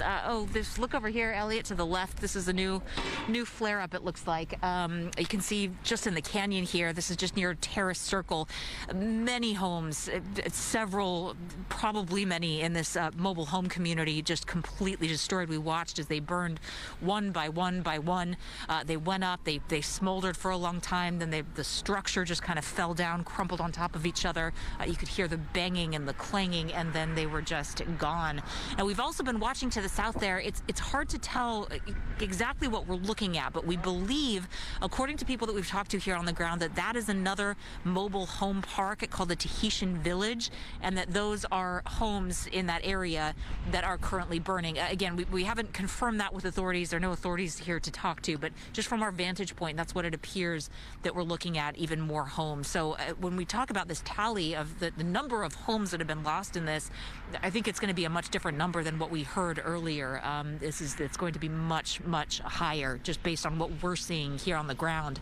Now, it also jumped PCH, and we were watching this public bathroom burn for a while there. That burned for a very long time. It looks like it is finally out now. I'm not sure if that structure has collapsed on itself yet, or if the fire just has died down. I'm not sure what's happened there, but yeah, it is. That is now burned, and this wind just continues to kick up. It's really just remarkable how strong these winds are. I mean, there are times where my colleague Elliot Mendoza and I are standing here, and all of a sudden we just get knocked. There was at one point where he said he could actually see it. He could see the smoke kind of billowing down. He said it looked like a bomb when a nuclear bomb goes off, and you can see it coming. And then we just felt it, and we almost got knocked over yet again. So very strong winds, and now they're gone, and now they're kicking back up again. It's just wild. They're changing directions. Often they're blowing toward the ocean, which is certainly the best thing, but other times they're headed toward the north and the south. I mean, it's really just chaotic. Oh, I'm looking over my shoulder again. This is a new flare-up. Not sure what's burning back there. Not sure what is actually back there, but something is burning now closer to the bottom here. Now, everything on the hillside next to where we're standing has already gone. When we got here, a lot of that was smoldering. We saw a lot of hot spots, a lot of big embers. Those have all burnt out now, so this whole hillside is gone. All the vegetation is gone. And back in there, we believe there are homes. I don't know what that is. It's burning back there. There's one of those LAPD officers, I believe, that's heading north. So they're responding to something north of where we are. But I don't see any flames to the north now. We did for a while there. So not sure exactly where this thing is moving, but a lot of destruction in the area where we're standing near these mobile home parks. Again, this one, it looks like there are several homes that have been lost, and it appears from where we're standing that many others in the mobile home park that is closer to Temescal Canyon have now burned as well. So it's just been something to watch. We're standing here with this homeowner who's been watching this for hours now, and he just cannot believe the amount of destruction that this has caused. He's lived here his whole life, and he said he's 80 years old. He's never seen anything quite like this, and he's been through a lot of natural disasters living in the Pacific Palisades and the Malibu area for 80 years. So that says something about how serious the situation is. It is so heartbreaking. I keep saying that, but just to hear his story alone is it just breaks your heart. All right, Chelsea, thank you so much. Ed Lascos, he has more devastation. He has been in the heart of the village there in the Palisades. And Ed, what are you seeing now? And we are at one of the several ground zeros of this firefight. This is Radcliffe. It runs parallel to Temescal Canyon, heading down to PCH. The fire jumping over Temescal Canyon. Pali High School on the other side has already been damaged, and the fire roaring through this neighborhood. These homes on the east side, you can hear the wind. Look at the embers. That is the biggest, oh my God. That's the biggest problem with this firefight. These embers just roaring through, as Mikey Armijo, the photographer, saying they're like lit missiles that fly up through the air. Unbelievable big chunks of debris burning off this one home that's going down, looking all the way down this little alleyway. Several homes, one after the other, eastward. Burnt right down, caught on fire as these embers are just spreading like crazy. Down further along Radcliffe, around the bend, more of the homes. We're losing more of those fires. Some fire engines have moved in to try to stop the spread of those embers down there. Look at this home on this side, the west side of Radcliffe. It has been roaring the last hour or so, hearing booms coming from there, the gas cylinders exploding. Some of the, we also thought earlier, some of the electrical transformers lighting up and popping. Everywhere you look here in this area of the Palisades Village, fire up on the hillsides, fire. That's the top of the bluff, some of the most beautiful spots in this area. You'd stand up there by those mansions, a nice park over there. You look down the bluff at PCH, the ocean, the bay, incredible sunsets. Homes up there burning, the hillside burning. Through here you would never see this. There's a beautiful home that we lost here, just brick chimneys left standing through the debris. But as you look through, you could see the lights from the football field of Pali High School. You would never see that here because this home should be here, but there's nothing here now over this hillside. Temescal Canyon, the football field, the school on the other side, it's also been damaged by this fire. And as we swing around, here's some of the homes that first went up on this area of Radcliffe on the west side as the fire jumped over the canyon. They're all down now, smoldering debris, and here we're finally seeing some fire trucks. I say finally because over the last several hours, nothing. Here it goes. front end of that home finally giving out. Long Beach Fire, Engine 10, the firefighters have been putting a lot of water on it, trying to stop as they can the spread of those embers, but we knew it was just a matter of time as it was leaning. And a little while ago, the firefighters said, get back, it's not safe. So they moved back into more of a defensive situation now, but still trying to do structure protection on the buildings next door as this home is gone. Flames just roaring through the embers, fly high into the air. That's the problem. And right down the alley, we've lost several homes, one after the other, from Radcliffe all the way over, continuing east.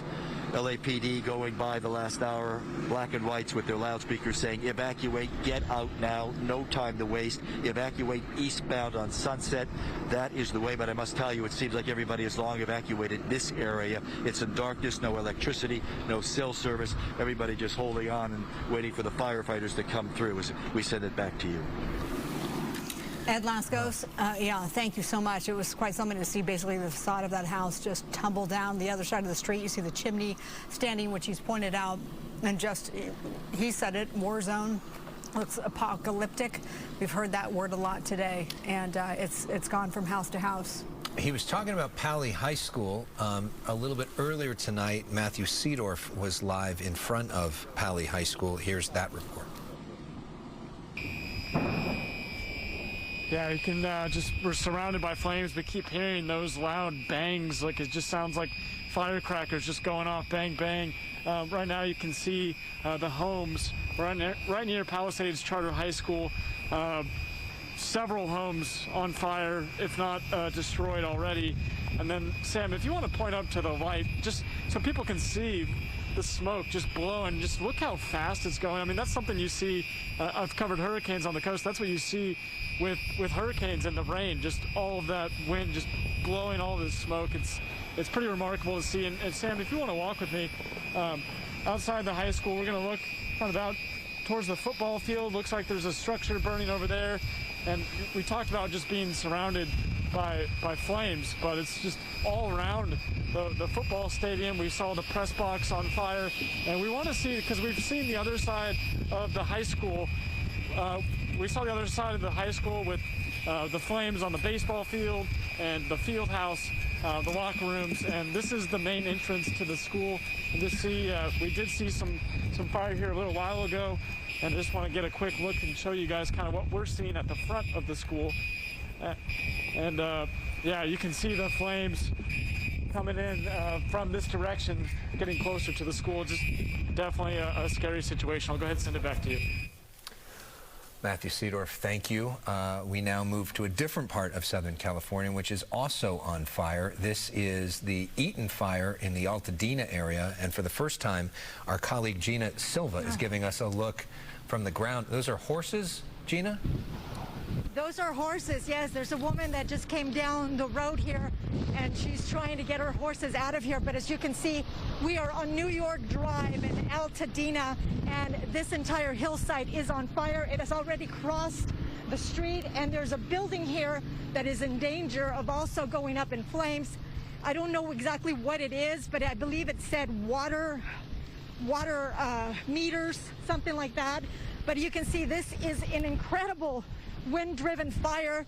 The Eden fire started around 6:30 p.m. with just an estimated 20 acres, and the blaze, as you can see, it has quickly exploded into more than 200 acres, and it keeps growing. There are so many homes here in danger, and that is why officials have issued a mandatory evacuation order in the area that is just west of the Eden Canyon Golf Course. People living on these streets also have to evacuate immediately.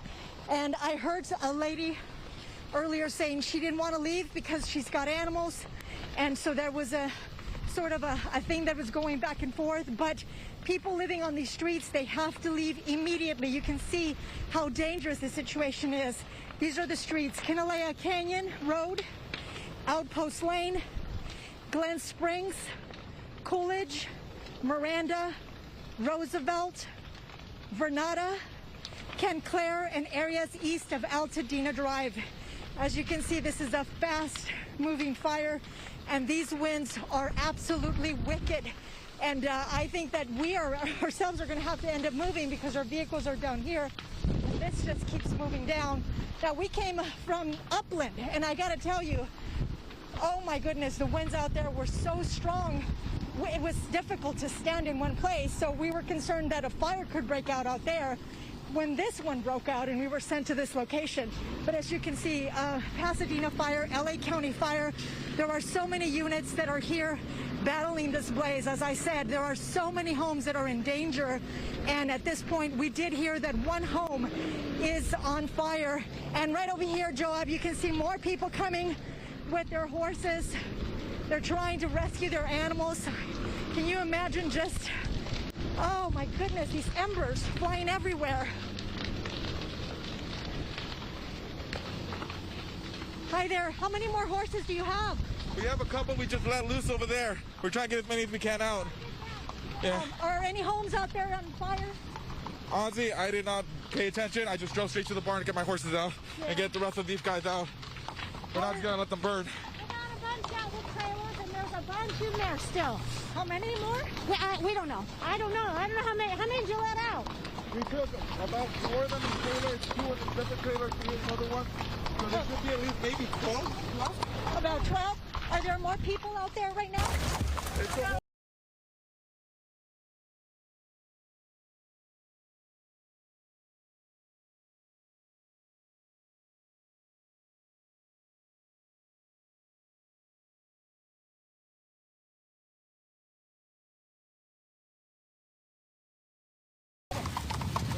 Please be safe. Yeah, thank you. You be safe too. Yeah. I think, Joab, we're going to have to end up moving because I could see all of the firefighters that were stationed at this location and the police officers. They already left. And again, this is New York Boulevard. Altadena is up here, and this is Bradley. And the building that is very close to being on fire, and it may be before the end of the night. Again, I don't know exactly what it is, but I did see water meters. What does it say here? It's the Pasadena Tech Center. Oh, wow. That's in danger right now. Okay, and the Gina, Pasadena Tech Center. I know you had heard at least one home on fire. When you made your travels there, did you actually see other homes on fire? No, we didn't see any homes on fire. What we did see was the large orange glow from the 210 freeway and that black smoke up there in the sky, and it just was so ominous. It was just, you know, when you look at it, you're like, oh no, this cannot be good because it's spreading so fast. These winds are just unbelievable. We couldn't stand straight when we were in upland, and then as you're driving, my recommendation is if you don't have to go anywhere, don't go anywhere, because driving is very dangerous right now. There's so much debris on the freeways that's just coming at you. It's just not, it's horrible driving conditions. So we just broke into programming on Fox 11. So if you were just joining us, welcome to our coverage. Alex Michelson, Marla Tejas, Gina Silva is joining us right now from Altadena. All day we've been talking about this fire that we have been watching in Pacific Palisades. That's still burning out of control. This fire now burning out of control as well in Altadena. Gina, can you talk to us about what you're seeing in terms of firefighters? I was about to ask you about that a moment ago. Then we saw some firefighters get there. Are you seeing a lot of firefighters at work, or are you seeing a lot of what we saw in Pacific Palisades, which is a lot of areas that they just can't get to? It's a really difficult area to get to, but we did see LA County fire. I know that Pasadena fire is also here, and Los Angeles, the forest fire is also sending out information, so I'm sure they have crews out here, but we haven't seen that many engines out here where we are. It is possible they are in the neighborhoods where the homes are threatened in the foothills. Again, this is the Eden fire, and you know, it just started at 6:30 with just about 28. You know, it's just a really difficult spot, a difficult situation for these firefighters who are battling this incredibly wind-driven blaze. Yeah, it looks a lot like the Palisades fire, unfortunately, but we haven't seen the livestock like that here in Altadena, as that was something new that we hadn't seen in the Palisades fire. All right, Gina, we want you and Joab to get to safety. You said that you might have to go move, so please take care of that. And here's 2 vantage points. We have Joab shot there on the ground, and then from our Mount Wilson camera, you see the glow of the Eaton fire, which started at first 10 acres, then 20 acres, and now it's well above 200 acres that quickly. And look, as we maybe take that picture full from Mount Wilson, so we allow Gina and Joab to go get to safety. Look how much bigger that is than it was even a half hour ago when we were looking at that live picture from Mount Wilson. So that thing is growing exponentially, and with winds expected to get worse in the next few hours, we expect that to grow even more. And let's hope that these are the only 2 big fires that we have in Southern California, because there is nothing stopping, with the conditions we have right now, from there being a 3rd or 4th, breaking out somewhere else. Let's hope that this is it in terms of fires tonight. But again, the worst is yet to come. We want to go to a report from our colleague Matthew Seedorf. Our Matthew Seedorf is back with us live. Matthew, where are you now, and what are you seeing in the Pacific Palisades area? Yeah, Alex, we're right off of Radcliffe, and this is where we've seen several homes just up in flames. If we walk a little bit closer, this home right here on the corner has actually been kind of ripping and roaring near Bowdoin Street.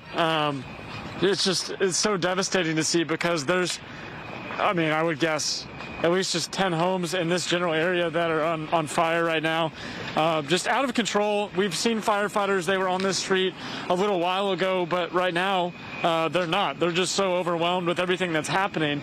So it just kind of continues to grow to the next home. It looks like there's a roof of one home that doesn't have visible flames yet, but it's surrounded by fire. And that's kind of what happens right now.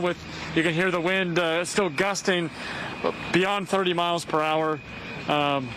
It's just devastating to see this, and you feel for everyone out here. We haven't seen any residents in our area, which is a good thing, because this is just a dangerous situation to be in. I'll go ahead and send it back to you. I want to get a quick update from you, and I know you're not right there, but you 2 were covering the Pali Charter High School fire. Yeah. At last check, were the classrooms, did they get engulfed in flames? Yeah, we'll flip it around. We'll show you the high school over here. It's actually right on the other side of the street. You can see the fire trucks parked right out front right now, possibly. They're still fighting that fire. I think the majority of the school, hopefully, will be okay. I know that they're overwhelming it right now with firefighters, but we did see those trailer classrooms destroyed, and they're gone. And like I was saying earlier, it's hard to imagine that there were students in class here today, and I know that they're wondering what's going to happen next for them in school. And just to clarify, because we know that this is challenging for firefighters and they got to pick and choose their spots, but some people are wondering, why would you not pick the high school as one of the spots of places to defend? At this point, it looks like there are firefighters working hard on the high school to keep that thing under control there, right? Yeah, that's exactly right. They showed up probably about an hour ago when we had that live shot, and they were putting out the flames, and they're still back in there. I don't know if we can kind of walk a little bit closer. I do want to update. It looks like the power is out for a little while. We saw lights on here, so that's changed. You can see more firefighters coming down. And we got the football field to our left here as we're continuing to walk, and this is outside the high school right now. You can see firefighters. They were walking right back into the school and attacking it, so you feel like they have a pretty good hand on the high school itself right now. But I mean, it's just everything around the school is burning. Oh, yeah, we know the athletic fields burned earlier. Okay, Matthew and Sam, photographer Sam Dubin, thank you so much. Joining us now on the line is Sheila Kelleher. She's with LA County Fire. Thank you so much for being with us, especially on a night like tonight. You have crews at both fires, the Palisades fire and the Eaton fire. Let's start with the Palisades fire. What is the strategy heading into the night as the winds pick up? Boy, good evening. Yes, it is hectic and it is challenging for sure. Everybody's in position, and like you said, it's a triage situation where we're getting what we can get where we're at. Not easy. These winds I can feel in the last hour are increasing, and they've been hard and strong all day. And I'm actually sitting in my vehicle as I'm talking to you, and it's actually being full on pushed around by the wind. And they tell us that by 10 o'clock to about 6 a.m., the peak of the wind is actually going to kick up. So that's kind of scary to understand that. So we know that there's only so many people that you have and so many places you can go. Earlier with the Palisades fire, some of the folks were talking about if we get another fire, we might not have the resources we need to fight fires. Where are we at in terms of staffing tonight? And at this point, are you basically stretched too thin? I wouldn't say we're stretched too thin because, we have all of East County and all of our strike teams that were not up for this fire, because we kind of strategically planned that, for this exact scenario. So we can't take everything from across the county because we still have to do our day-to-day operations, and that's taking care of everybody with all their emergency calls. So we do have help from our assisting agencies. Well, we're helping LA City with this fire. Cal Fire is down. Governor Newsom has sent down an extra 45 or 60 rigs. So the resources are being spread out, and there are resources, and they're doing a good job of figuring out who goes where and what happens. And on a fire like the Palisades, if the listeners can understand, it's like a tornado coming through. It's like, a hurricane coming through. It's like you can't stop the wind. You can only then, after it's passed through, really go in and help fix things. Now, attach fire to that, you're not stopping the fire when it's blowing 70 miles an hour. You are waiting till it's a blow through, and then you're going in and you're saving what you can save. I know you're also on the Eaton fire. The Angeles National Forest just putting out new numbers saying that has grown to 400 acres. That started not long ago at a 10-acre fire. Now we're up to 400 acres. Thoughts on the Eaton fire and folks there? Because we just saw a lot of people rescuing their horses to get away from those flames. Yeah, it is. The terrain is challenging, just like the Palisades fire with the canyons and horse-drawn area. So they are up against what the Palisades folks are up against as well, with the erratic winds, the high winds that are into this evening. So they are also going to have their hands full as these winds continue to gust and be, erratic is the best word I can use for them. We've seen some streets that just don't have any firefighters on them and homes burning. How do you all, and I know it's very difficult, determine where to go and where not to go, which to, sort of let and where to protect? How does that calculus happen? So there is this process by which there's homes. It's a triage situation, very much for analogy, like if somebody is injured and it's obvious that they're not going to survive because they've already lost too much blood or their wounds are too great.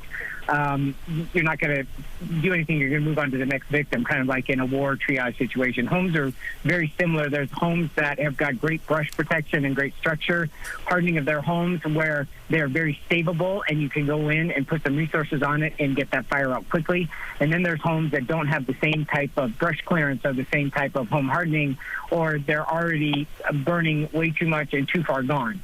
So while that home is not going to make it anyway, you're going to have to move on and you're going to save the homes that you can save. Any final thoughts before we let you go tonight? As viewers are watching from both Altadena and the Pasadena area to Palisades and Santa Monica, which we do know is now under some evacuation orders and warnings. Yeah, I think what's really important for the listeners to understand is that if you have evacuation warnings, start getting all your stuff together, the things that you would take with you, make your arrangement. And if it changes to an order, you need to leave immediately. Don't second guess it. Erratic winds like this are incredibly difficult. It's not your normal typical fire. It is extreme in every which way. So you get that warning, start getting things packed up, get ready to go. And if it's an order, get out and go. because you can always rebuild a home, but, life is our number one priority. So I need to really be careful in that regard. And also just think about those firefighters and first responders out there. It's going to be a long night, and they're working hard. And I've been up since 4 with these winds, so I know a lot of them have been in the same boat that I'm in. Yeah, and it's going to be another long night at least. Thank you very much for your work. Very and much. Please pass on our thanks to the entire department as well. We're proud of all you guys. We really appreciate it. And you can only imagine how hard it is for them to be dealing with these conditions as well and doing the best that they can. Chelsea Edwards, she is out there with Elliot Mendoza behind the camera. You're in along PCH in the Palisades area. Anything change? Has the wind gotten even worse? I'll tell you, the temperature has changed pretty significantly over the last 30 minutes or so. It's dropped quite a bit. We're definitely feeling this chill, and those wind gusts seem to be getting stronger when they do happen. But, as it's been doing all day, it kind of dies down for a bit, and then they just swoop in and kind of knock us off our feet and then die down again. So we're kind of in the middle of that, but we are getting these strong gusts that are still just blowing around. They're very, very strong. And again, it's getting chilly out here, definitely. Look at this orange glow behind us, though. So we're looking toward Temescal Canyon from PCH right now. So we're south of Sunset, and you can see just embers now. I mean, these structures have now burned. It looks like a lot of them are just gone. There's nothing left here but these smoldering embers, hot spots that are flaring up here and there, but there's nothing left to burn. The public restroom across the street, across PCH, that appears to be gone, or it's done burning at least, so not sure what's left of that. And then a lot of these, we understand now, are mobile homes. These are mobile home parks. There's several of them with hundreds of mobile homes in them, and it looks like decent chunks of those parks are now gone. We've been showing you, when we first got here hours ago, these homes here on Terrace Circle over to the left here, those were all still standing, active flames engulfing. We saw just one to the other that went. We've been talking to one homeowner who's actually still here. I'm hoping that he goes to an evacuation shelter. He's still here. He said he grabbed a photo of his mother, his late mother, and he left. But he also says he's just kind of perplexed because he says one fire engine could have saved this whole community, and they were there for quite a while earlier. Let's swing over to the left here. Elliot just pointed out, seeing some more activity here up on this ridge. So again, this is back in the hillside. It's hard to tell what exactly is burning back there, but we're seeing these big plumes of smoke come up, these big flare-ups, and it seems like more homes are burning in the back of there as well. So again, the homeowner says that there was a fire engine here initially. They were dousing the area with water, then they ran out of water and said they'd come back, and then they didn't. So obviously had more pressing things that they felt that they needed to get to. But you can imagine how devastating that is for the people who live in these homes, who just felt that they were abandoned.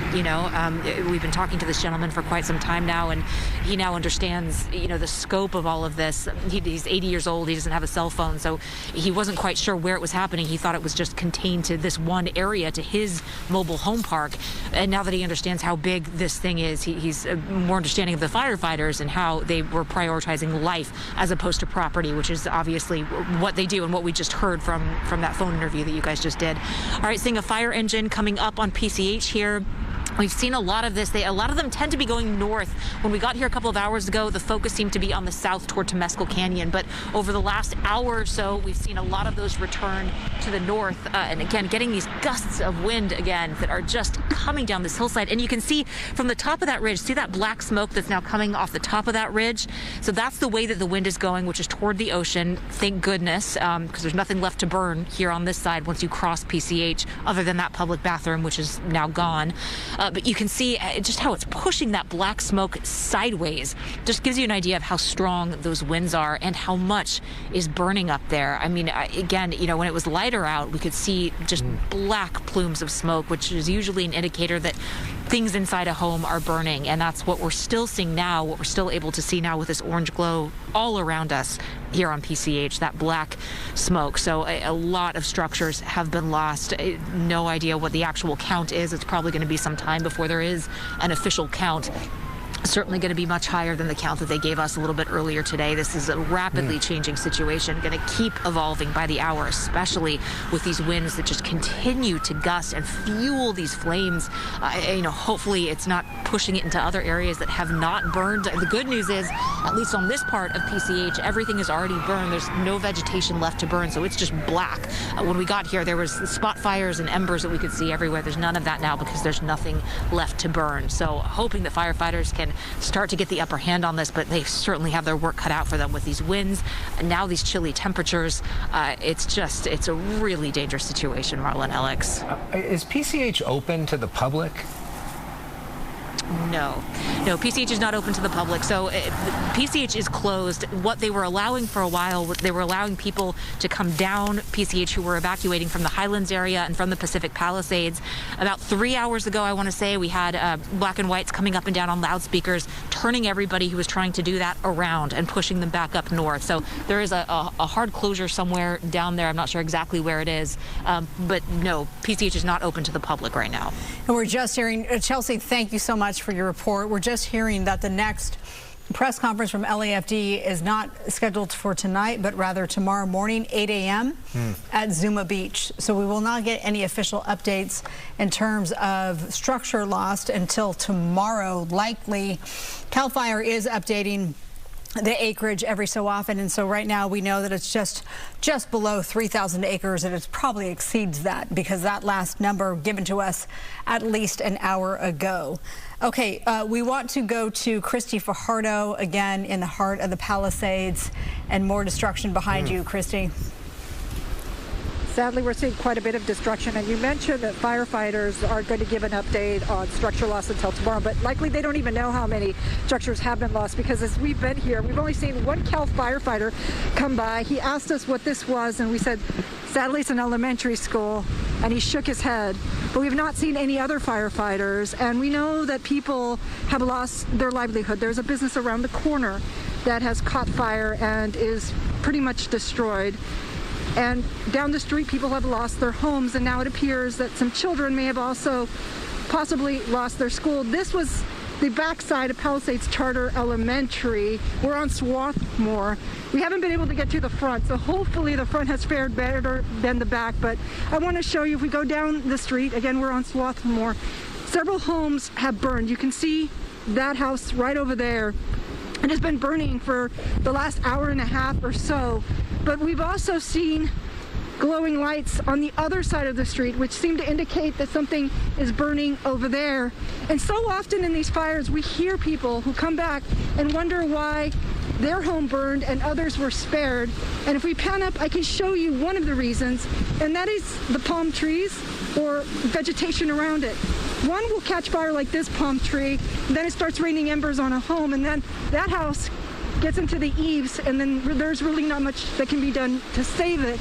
And then there'll be another palm tree right next to it that does not catch fire.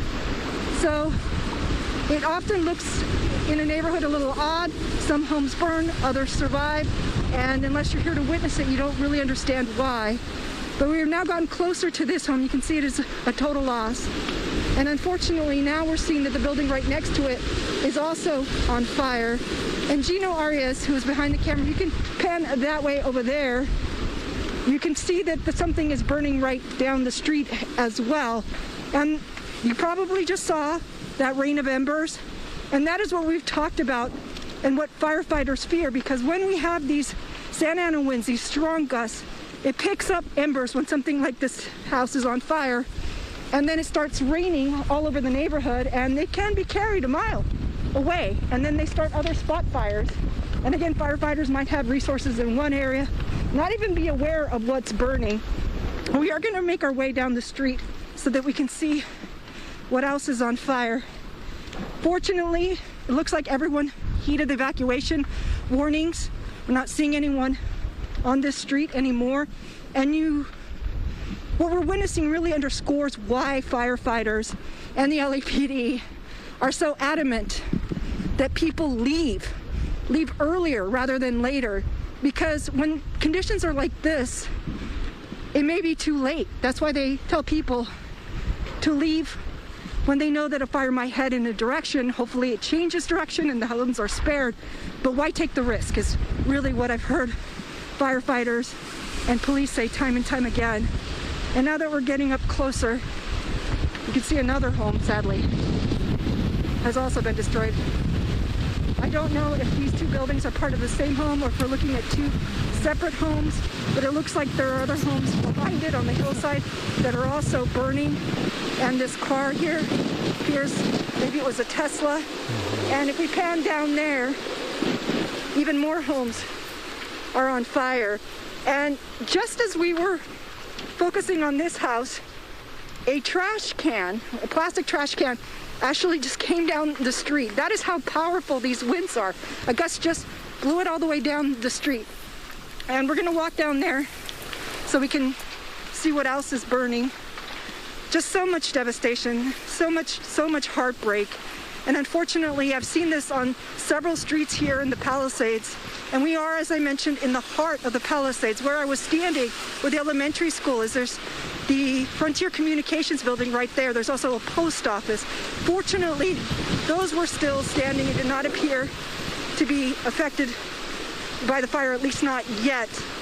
But no firefighters, not one in sight.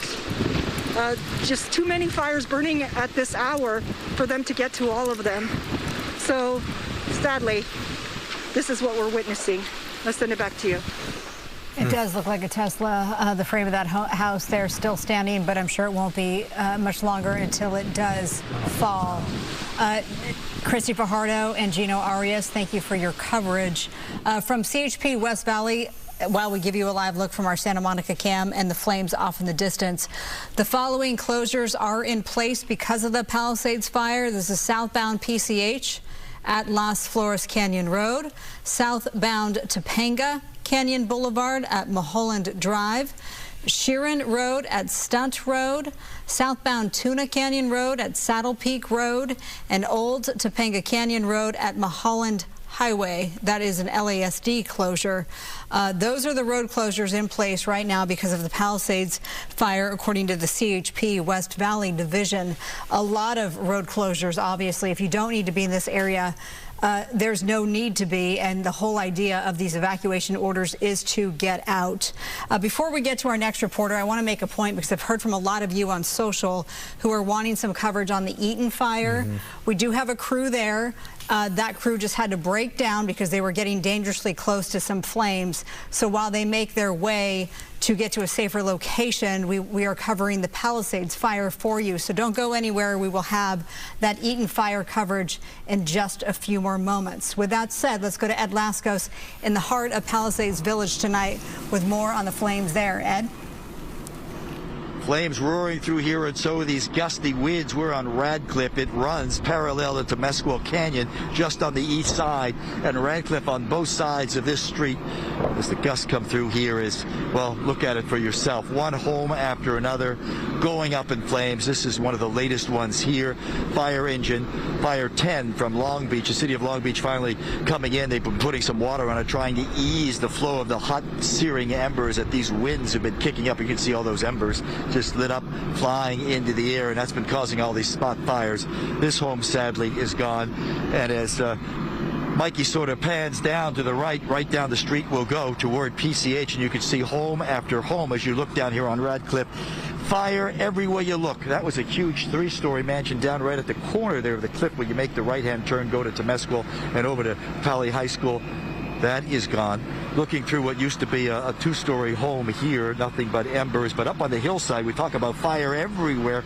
Look at that roaring flames up there on top of the hillside. That's the top of the bluff by my thoughts, where you have great views. A lot of the locals go over there. There's a small park, lots of nice benches, great view of the Santa Monica Bay below PCH. Those are some incredibly wonderful homes up there, and that fire looks like it's now roaring into that neighborhood up to the bluff itself. And then down here just below all of that is what's left of these homes here on Radcliffe. This was the first area that was hit, maybe about 3 hours ago, as the fire jumped Sunset and just kept moving. This place, just some hot spots and what's left of the brick chimney, really all that's standing here. But as this burned, the wind was blowing the flames, and I should say really more importantly, the burning embers across Radcliffe, blowing them in that direction, and that's why it jumped across the street over here to where we have the homes burning now. And it's continuing further east, but I've got to tell you, in the last maybe 15 minutes or so, we're getting these gusts of wind that come through here. They continue to do that, but the thing is, they're now seemingly kind of blowing the embers toward the ocean, blowing them toward PCH. Before we saw them blowing it toward the east. But see, as this gust comes through, look at the embers. They're not blowing toward the camera. They're blowing down toward PCH, and that is where the firefight continues. We just saw a line truck from CAL FIRE with maybe about a half dozen strike team members heading in that direction, and I assume they're probably going to try to put a fire line down there to try to deal with the flames that they hit the bluff, because they don't want them to continue to go down. But this area of Radcliffe, just along Temescal Canyon, it is a total loss. It is burning. Everything is burning here. I hate to tell you, several homes lost. The area evacuated several hours ago. No power, no cell service. So we're not thinking, as LAPD was going door to door earlier, and also with their loudspeakers on their black and whites telling everybody to get out, mandatory evacuation. The good news in this sense is that they've got everybody out of here. No loss of life we're praying for, but now it's just a battle to keep the homes from going up. Some more fire trucks. Mikey will give you a look. There's another unit pulling in here. We've had engine 10 from Long Beach here the last hour or so, finally moving in. This one also coming in from, how can I read? Also Long Beach. Engine 13, City of Long Beach, also coming in. Mutual aid to help in the firefight here, as the firefighters trying to stage a line in Radcliffe. The embers blowing now off of Sunset, blowing south toward PCH, toward the bay, toward the water, and that seems to where this fire is marching unabated, just going that way, being fueled by these winds. And we're still getting those very strong gusting winds, and unfortunately these homes, well, they continue to burn with the debris. Look at all those embers just flying up. Looks like they're going to catch that tree on fire next. It's a battle where you don't know where. If you had firefighters here, I don't think they would know even where to start. It is just out of control. Everything burning, fires everywhere. Yeah, and that's the reality. I mean, we heard from LA County Fire, Sheila Kelleher, saying basically it's like trying to fight a tornado. You let the tornado go through, and then you deal with the aftermath after. Which is such a sad way to look at it when this is your home that is under destruction. It's completely engulfed in flames. That is the reality at this hour. And what we think of what this aftermath will look like, this neighborhood will not be anything close to the same for years, if ever. And you think about all the students and their schools that just got impacted in a big way. I mean, these stories, we often talk about them when the flames are there and everybody's attention, and then the media moves on. But this will impact all these folks' lives for the rest of their lives. And it's a big area of people that are being impacted by what we're seeing here. And it is a picturesque, family-friendly, beautiful, affluent, safe neighborhood that people aspire to live in, and that neighborhood will never be the same after tonight. But again, we have this message. This can be replaced. Thankfully, so far, we do not have any word of any injuries, which is amazing considering all these images that we've been looking at throughout the night. A lot of people seem to be heeding the warnings, but not everybody. Governor Gavin Newsom in town tonight, part of the response at the press conference earlier, he talked about the need to heed the evacuation warnings. We're just getting this word from LA Mayor Karen Bass that the city of LA has declared a local emergency in response. So we saw this earlier at the state level. With Governor Newsom reaching out to President Biden and getting FEMA dollars headed our way. Well, now the city of LA is doing the same thing to help clear the path for a rapid recovery, as the note says here from Mayor Bass's office, making it a point to say, you know, that the thousands of families impacted by this horrific fire, the city of LA is providing resources and shelter as this emergency continues. She was out of the country in Ghana. in Ghana. On a diplomatic mission, something she was very involved with when she was in Congress working on Africa issues, but a lot of folks wish she was here in Los Angeles tonight. She's on her way back here to try to deal with this issue. So, LA City declaring a state of emergency to help clear the path to get more money and resources to all of the impacted residents. So that is good news. Also getting word that all Malibu schools will be closed again tomorrow due to the Palisades fire. That goes without saying.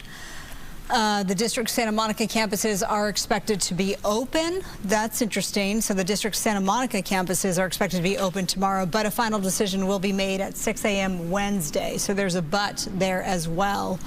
And there is also the Los Angeles Zoo. If you perhaps had a plan to go to the zoo tomorrow, they've put out a note that they will be closed tomorrow because of the dangerous wind. Yeah, those Malibu schools were closed today proactively, not wanting, because they were afraid of a fire breaking out in Malibu.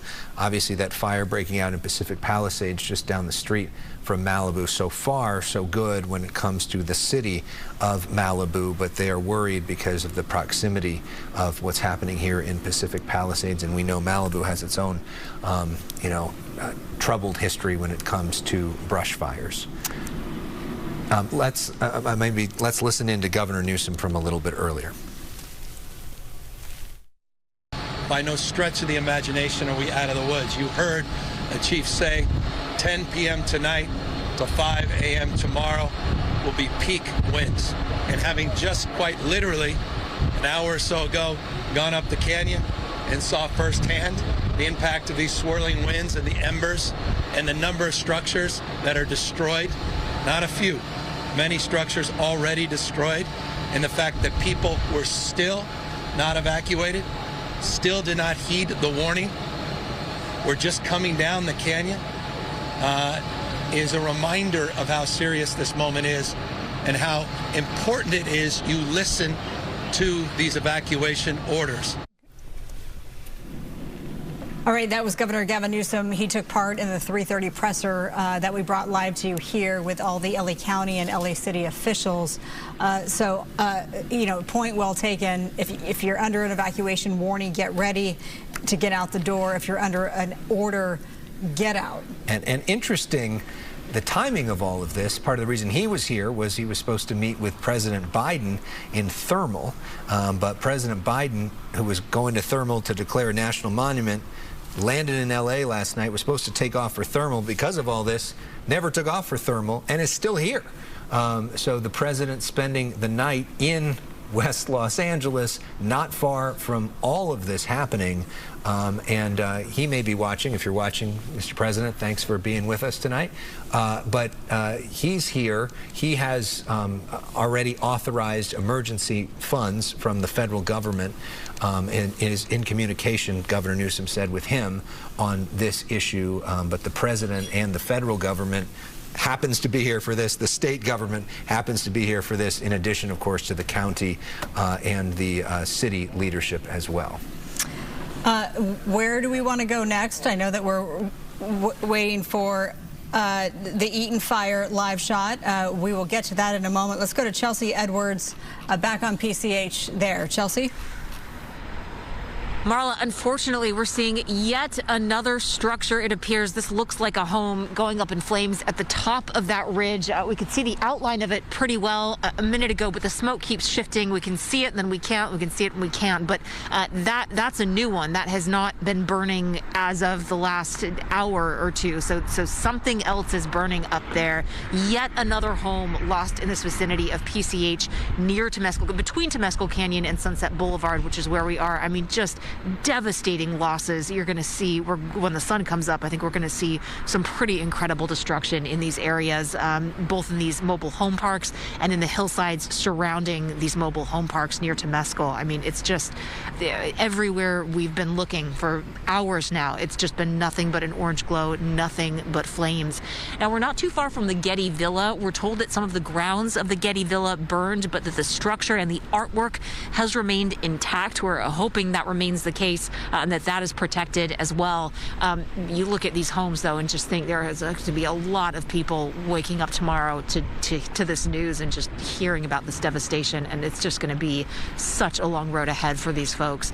This wind continues to blow. It's blowing a sign that we keep hearing banging. We can't see anything out in the ocean now, but we can hear it banging along the beach path, I think. We also just saw a power line that went down and snapped a few minutes ago. That's also new. That hasn't happened yet. Thankfully, none of the power lines that are around us here on PCH have gone down until that one. That's on the other side of PCH, and we're looking at the lines around us, and I think that we're okay where we're standing here. But we watched that one go down, so things are just burning. They continue to smolder. You get the fire in these palm trees and in these power poles, and they burn until they collapse, which is what we're seeing now. They're just finally getting burnt out. But you look ahead in that distance, and all you see is fire. You could very clearly make out structures a while ago.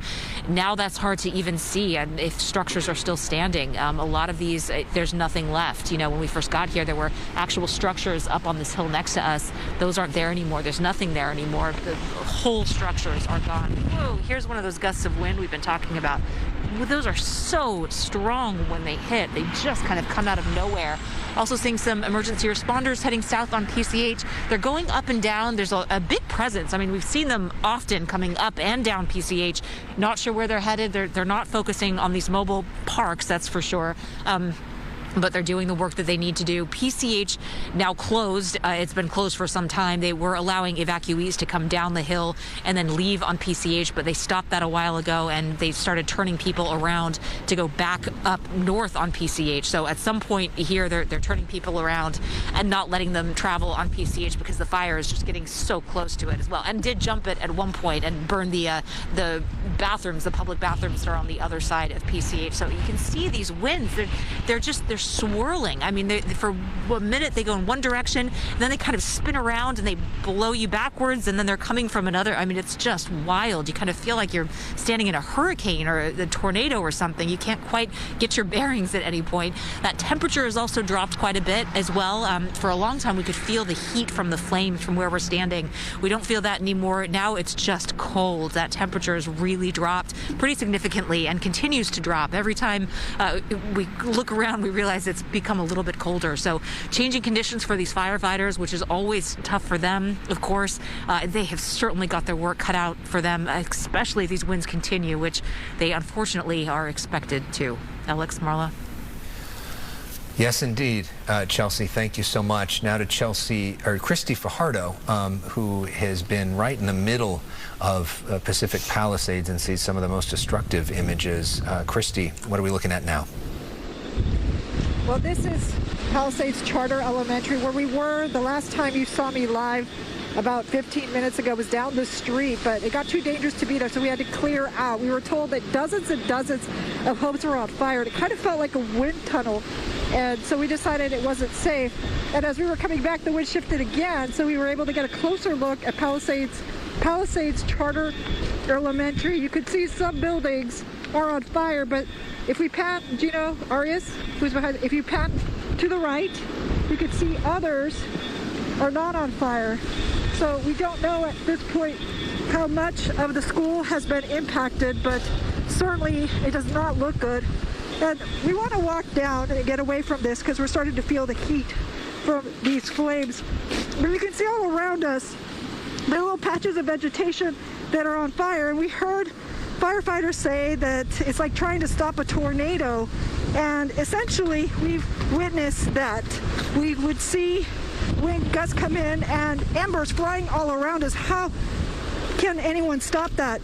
You really can't, and that is what firefighters fear and what they are dealing with at this hour. And if we pan that way, I want to show you, that is the Frontier Communications building.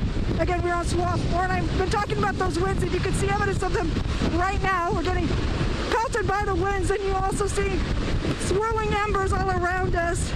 But that is the latest from where we are. We'll send it back to you.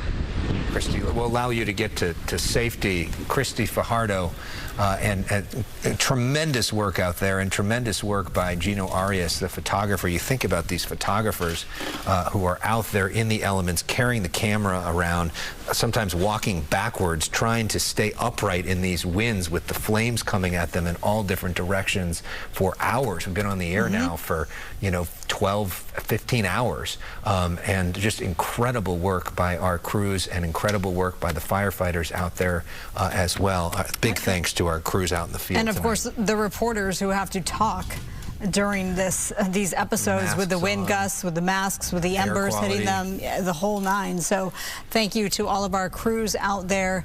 Again, another live look here from our Santa Monica cam and the flames that continue to burn out of control at this hour. We keep showing you the same numbers because we haven't gotten anything new from fire officials. It's just too hard and too late at night. We hope to hear from CAL FIRE soon, but at last check, just under 3,000 acres have burned. We know that it obviously exceeds that. As we're approaching the 9 o'clock hour, we want to thank you for watching us. We're both broadcast on Fox 11 and also Channel 13, which is Fox 11 Plus. And our coverage will continue. We're staying here to bring you live coverage of not just the Palisades fire, but also the Eaton fire, where Gina Silva is getting set up for a live report in just a few more minutes. Right. So we are staying with you throughout the night with rare, live, primetime coverage here on Fox 11. We're going to be with you through at least 11:30. There is a lot more still developing on both of these fires. So as we approach the top of the hour, we want to give you a bit of a restart and show you what we are talking about here. This home seems like it's being considered a loss. But the fire is moving so fast and just exploding because of the wind. So it's pretty intense, All the way back there is a neighborhood. The minute I saw people look at us and say, "You kids, get out of your car and walk," I just got out of the car and we just walked.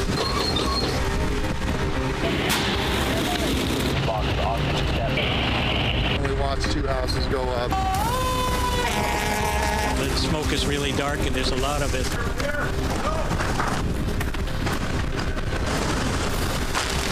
Listen to these evacuation orders. We want people to lean forward, ready, set, go, and be ready.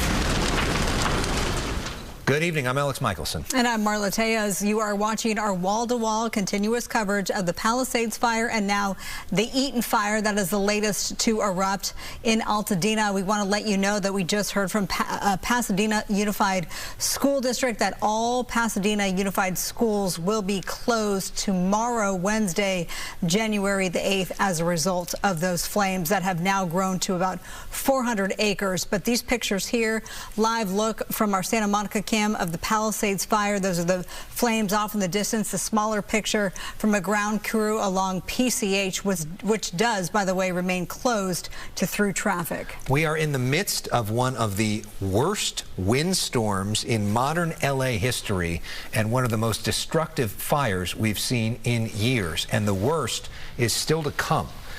In terms of the Palisade fire, one of the two major fires we're looking at least 2,900 acres burned, 0% containment, 30,000 people under mandatory evacuation orders, 10,000 homes threatened. We've seen dozens of structures burn from our perspective. More continue to burn. We saw this scene, which was a bunch of cars that were abandoned in the road. Fire crews needed to get them out of the way. They brought in a bulldozer to move them out of the way. They're now totaled on the side of the road in order to make way for emergency crews. We have seen emergency crews do their best, but these conditions are so bad that they can't be everywhere at every time. They're basically in a triage situation, and that means letting a lot of homes burn. And also we have seen fires burning at the elementary school and high school in Pacific Palisades as well. Let's give you a look at the time lapse of the Palisades fire. It broke out at 10:30 a.m. So it's been burning for almost 12 hours now. We've been on the air with continuous commercial-free coverage since then. And as you can see, that plume of smoke just raging out of the mountainside there. Those flames have not let up at all. And in fact, this started as just a small 10-acre, 20-acre fire, which is very similar to what we're seeing at the Eaton fire in Altadena. And then it quickly just exploded. And so now, again, we are closer to 3,000 acres. That is the official number given. About an hour and a half ago. We hope to get new updated numbers. We know that we won't hear official word from LAFD and all other city and county officials until 8 a.m. That is the next set press conference tomorrow morning at Zuma Beach. Well, we've got reporters that have eyes on the ground right now, giving you a sense of what is happening as we speak. One of those is Ed Lascos and his photographer, Mike Armijo, who have getting blown away around a little bit right now. Ed, take your time, be safe, but see if you can tell us what you're seeing.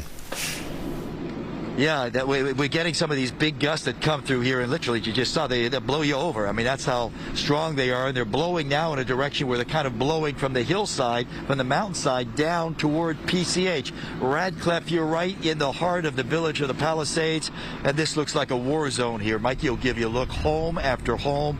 The ones right near the camera, we lost them a couple of hours ago, smoldering debris. Further down on Radcliffe, as it runs parallel to Temesqua Canyon, that's a two-story home. It is burning out of control. On the east side of Radcliffe, through those trees, you can see the flames licking up through some more homes over there, because initially, as this fire moved through, the winds were blowing from the west to the east, meaning they were blowing from the right side of your screen across to the left side, blowing all those embers in this direction. So the homes on this side hit first, started to burn, embers across the street. That neighborhood, that part of the neighborhood here on Radcliffe, burning, still burning, even as we speak.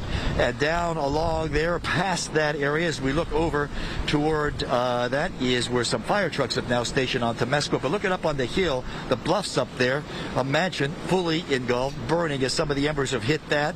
And over to the far side, right at the edge of the cliff, we saw some fire engines, some fire units moving in there a little while ago to try to maybe stop the spread of the fire if they can. In a sense, when you say that, just basically try to stop the flow of the embers as they go through. And Mikey, over here through all of these trees, fire everywhere you look. That is looking up along Sunset westbound toward the Highlands, where the fire actually began several hours ago. That hillside is now lit up again, roaring, and especially it comes to life with a huge wall of flames when you have these strong gusts that come through here. But it is unbelievable, this area where we have lost several homes. This one over here has been one that we had some fire engines and firefighters come from the city of Long Beach about 2 hours ago, the first that we saw in this neighborhood, and they've been doing a great job on structure protection to keep this fire. We've lost this home, unfortunately, but they've been doing a great job to keep it from burning up the hillside, up toward Radcliffe, up toward it. We're just a block away from Gelson's, the Gelson's Market on Sunset, if you're familiar with the area.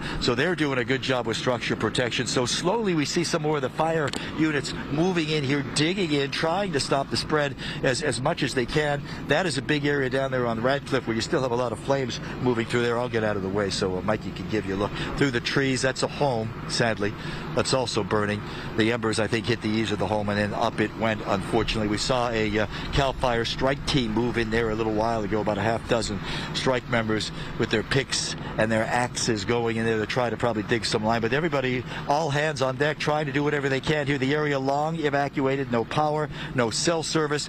We haven't seen LAPD in about the last hour. We did. I say that because they were going around with their black and whites with their loudspeakers telling everybody to get out. Mandatory evacuations, as one of the officers said. Get out now. Don't waste time. Evacuate eastbound on Sunset. That's been the main evacuation route. So the entire area is sealed off. Fire engines moving in, firefighters moving in, but many of the hillsides here in the Palisades, many of the homes, beautiful homes up on the bluff, burning as we speak. No end in sight to this wildfire. Back to you guys. That has been the scene from neighborhood to neighborhood, unfortunately. Ed Lascos, Mike Armijo, thank you so much. Let's go to Chelsea Edwards and photographer Elliot Mendoza on the ground along PCH. Changing conditions there, Chelsea? Just the wind continues to blow, the temperature continues to drop, and these homes just continue to burn. I mean, we've lost count of how many we've seen at this point. Up there, that is the most active one right now. That's up on the ridge that's above this mobile home park here off of Terrace Circle. So there's some, it looks like there's some large homes up there, and one that had somehow managed to escape or evade these flames for this entire event have just gone up in the last hour or so. So not sure what happened, whether that was an ember or, if the wind just shifted directions and just pushed the flames toward it. But that structure is now up in flames as well, as we've just been seeing time and time again. I mean, from where we've been watching, there have been full structures that were standing, and there's just nothing there now. I mean, there's literally nothing left. That homeowner we've been speaking to all night, who would not go on camera, I tried many times to get him to talk to us, he wouldn't. He's 80 years old, and he said, well, I guess there's nothing left for me to do here. Everything's gone. There's nothing I can do. There's nothing I can do with the situation. So he finally is accepting help, and he's going to one of the evacuation shelters, thank goodness. But you just look at this devastation, and so many people are going to be so impacted by this. I mean, these are entire homes and communities in some cases, at least in these mobile home communities or these mobile home parks, that are just flattened. They're just gone. We don't know the extent of it yet. We don't know how many of these homes have been impacted, but we've seen so many. And these homes, especially these mobile home parks, they're put together so tightly that you can imagine, and what we saw when we got here, and those were up in flames, is that once one goes up, you've got that whole line of them that are likely going to go up as well, especially because there's no firefighting efforts here at all. I mean, we've been here for hours now. We have not seen any active mitigation efforts on any of the flames that we've been seeing anywhere here on PCH, but we have seen these emergency personnel going up and down, doing their very important work. Now, if we look to the south, you can see again just this glow, this orange glow, these embers, these spot fires. We saw a power line go down not too long ago. And you can see the outlines of some of the structures that are still there. A lot of them are gone, though. There's just nothing left to burn.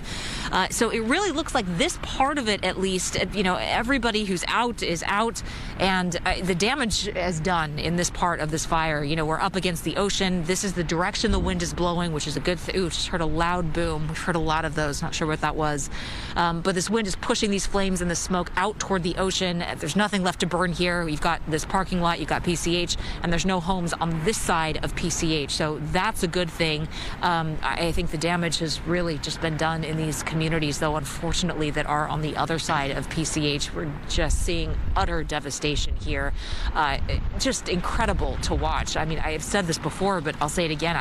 There are times where I just look up and it's so surreal. I feel like we're on a movie set, not actually standing in reality here. But this is unfortunately the reality of these wind events like this. I mean, there's only so much that firefighters can do. There's only so many preventative measures that people can take, and this is the situation that we're in. And unfortunately, because this wind event is going to keep going, it's hard to say what's going to happen overnight. What's going to happen as these winds continue to kick up. Again, right now they're kind of calm, but then we just get slammed with these huge gusts that kind of knock us around. So that's certainly happening up in the hills as well, and coming down these hills and going toward the ocean. So hoping that everybody is out of their homes, and just feeling for all of these people, all of these homeowners who have lost everything here tonight. All right, Chelsea, yes, it is a devastating night all the way around. Thank you so much. We want to get to our coverage of the Eaton fire. This is burning in Altadena. This is a live look from our Mount Wilson camera there, and this has exploded to at least 400 acres. We do have some really, speaking of devastating images of the evacuation of a senior center. If we can bring that up to show our viewers here. This is, in fact, a live look. We have our Gina Silva. She's there on the ground, and this is her photographer bringing these live images. So it is a senior center that is being evacuated, and you see all of these poor people in wheelchairs, many with masks on, dealing with a lot of different issues, and then they have to reckon with the wind, the flames nearby, and just the uncertainty that they must be feeling, how insecure they must be feeling as well. Do we have our report? No, but who we do have on the line is from the city of Pasadena, Lisa Dodirian. Thank you so much.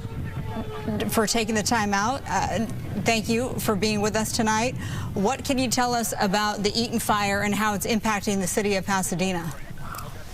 Yeah, as you mentioned, over 400 plus acres have now been impacted. Over 1,000 homes are threatened. We are currently requesting 50 strike teams. Each strike team's 5 engines, so numerous personnel. They could be coming from out of state to support us. We did evacuate that assisted living facility with the help of our police department. We have set up a shelter at the Pasadena Convention Center, and we do have mandatory evacuations. We ask that people please heed to those. We're taking this very seriously, especially when we see what's been going on all day in the Palisades. When we tell you to evacuate, please do so, and please be prepared for those also in the outside just the jurisdictions for evacuation. All right, Lisa, thank you so much, and we will check back in with you later tonight. We want to go to the ground right now. Gina Silva is talking. Let's Gina, I'm not sure if you can hear us. I'm Buddy.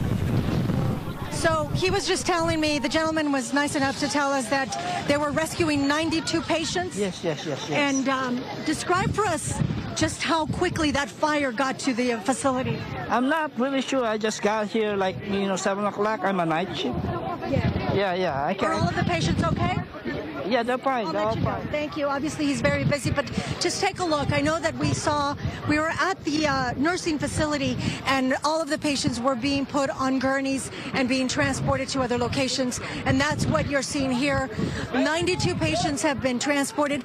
When we were there, the fire was jumping the road and obviously getting way too close to that nursing facility. We're not sure if in fact it's going to survive, but it's not looking good.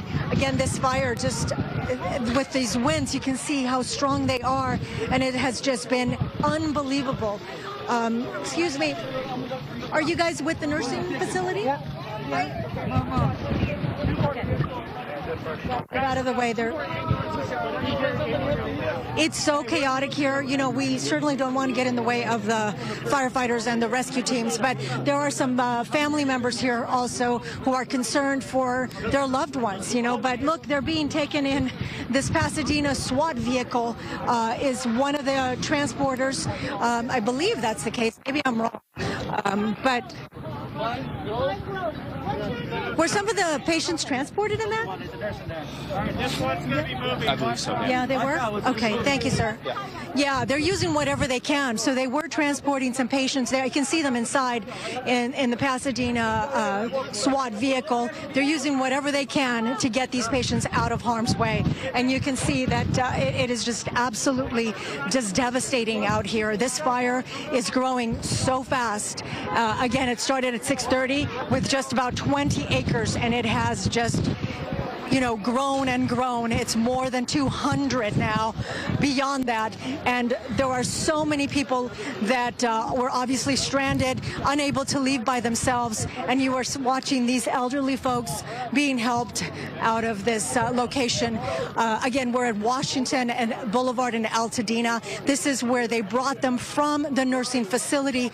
And again, that nursing facility was just too close to that fire. It was jumping the road, and I have just received notice that it's now 400 acres. So it just keeps growing and growing, and these winds are just not stopping, as you can see. Gina, do you have any idea where they're taking these patients? It's so hard to hear you say that one more time. So sorry. Do you have any idea where they are transporting all of these patients? I have no idea where they're transported. Let me ask it. I hate to interrupt people when they're doing their job because they're trying to rescue these folks who are elderly. They're not in the best of shape, health-wise, and so I got to let them do their jobs. But I'm sure they're being transported to different hospitals. Excuse me, ma'am. Where are the patients being transported to? They're going to many places. We have transfer agreements with all the facilities. So. Different hospitals or different nursing facilities? They're going to different. Some are going to the to the different facilities, civic center, and a hospital, and maybe a hospital. Everybody's going to a different location. Civic Center for sure, another skilled nursing facility. Thank you so much for letting us know. So there is your answer. They're going to different facilities. But just take a look at the atmosphere here. Just this wind is just unbelievable. It is just wicked, and the smoke, obviously, you know, very difficult to breathe out here. And where we are, the fire is not that close to where we are, but you can see the smoke is still trouble, and also the wind. The wind is just not dying down. Yeah, although we are seeing some embers right there, Gina. Joab's showing us right now, and we know how quickly those embers can move in this sort of wind.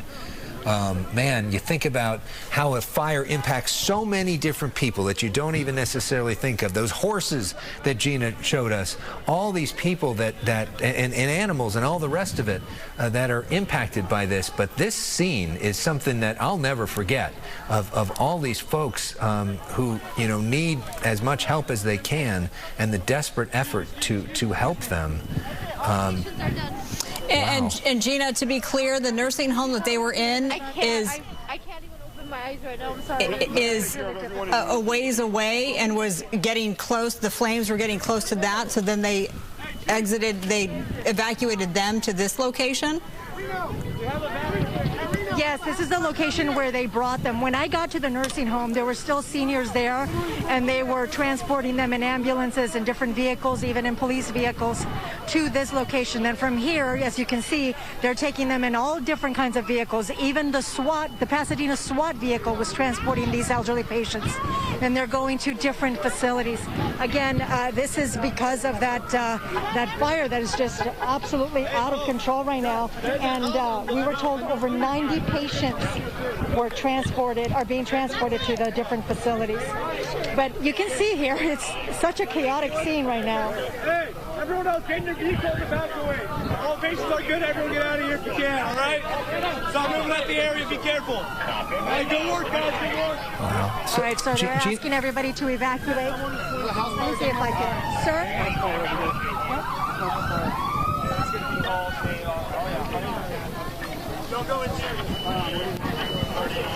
There's more patients down there if you guys want to record it. Down at the bottom, just with the wood chairs. They took them down. Where are they? Down at the bottom, like about two lights down. All right, thank you, sir. You're welcome. Oh my goodness, this is just crazy. It is crazy. Scene out here. It is crazy. Gina, just in your travels, did you see any structures burning in Altadena?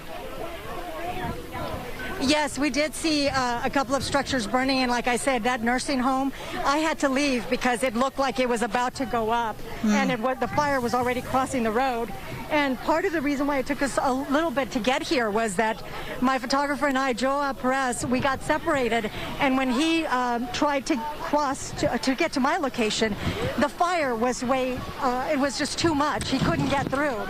It was right in the middle of the road, and he had to go around. So it's just been a very, it's such a difficult time for the people who are living in this area. This Eaton fire is just out of control, and this wind is just not helping. Yeah, I mean, you're looking at that street sign that is being completely barreled over by the winds. And which could be a very dangerous projectile if that thing separates, too. Wow, this is crazy. Yeah. And again, the name of that facility is the Two Palms Nursing Center. Two Palms Nursing Center. Are you with the facility? No, I'm not with the facility. I'm just a helper bystander. Yes. And you're saying how many more patients There's are like about 6 or 7 down there. That's where we're heading down there right now. How far down? Like about two streets down. Streets down? Yes. Well, it's a difficult call. We either walk down, we leave our vehicles here, and we don't know if the fire is going to get any closer, but we'll try to head on down. Yeah, why don't you take a beat and you guys discuss amongst yourself the way that you think is safest for you to go. We don't want to put any pressure on you in terms of that, and we will go back to you when you think that it's safe. But wow, what a scene. What a scene right there, and the human drama of all, and it looks like some great work by everybody and getting everybody out quickly. That was something to see. Wow. The seniors being in wheelchairs being put into SWAT vehicles. to be taken to another senior facility or a nearby hospital. We wish all of them the best, of course. 92 in all is what we're hearing.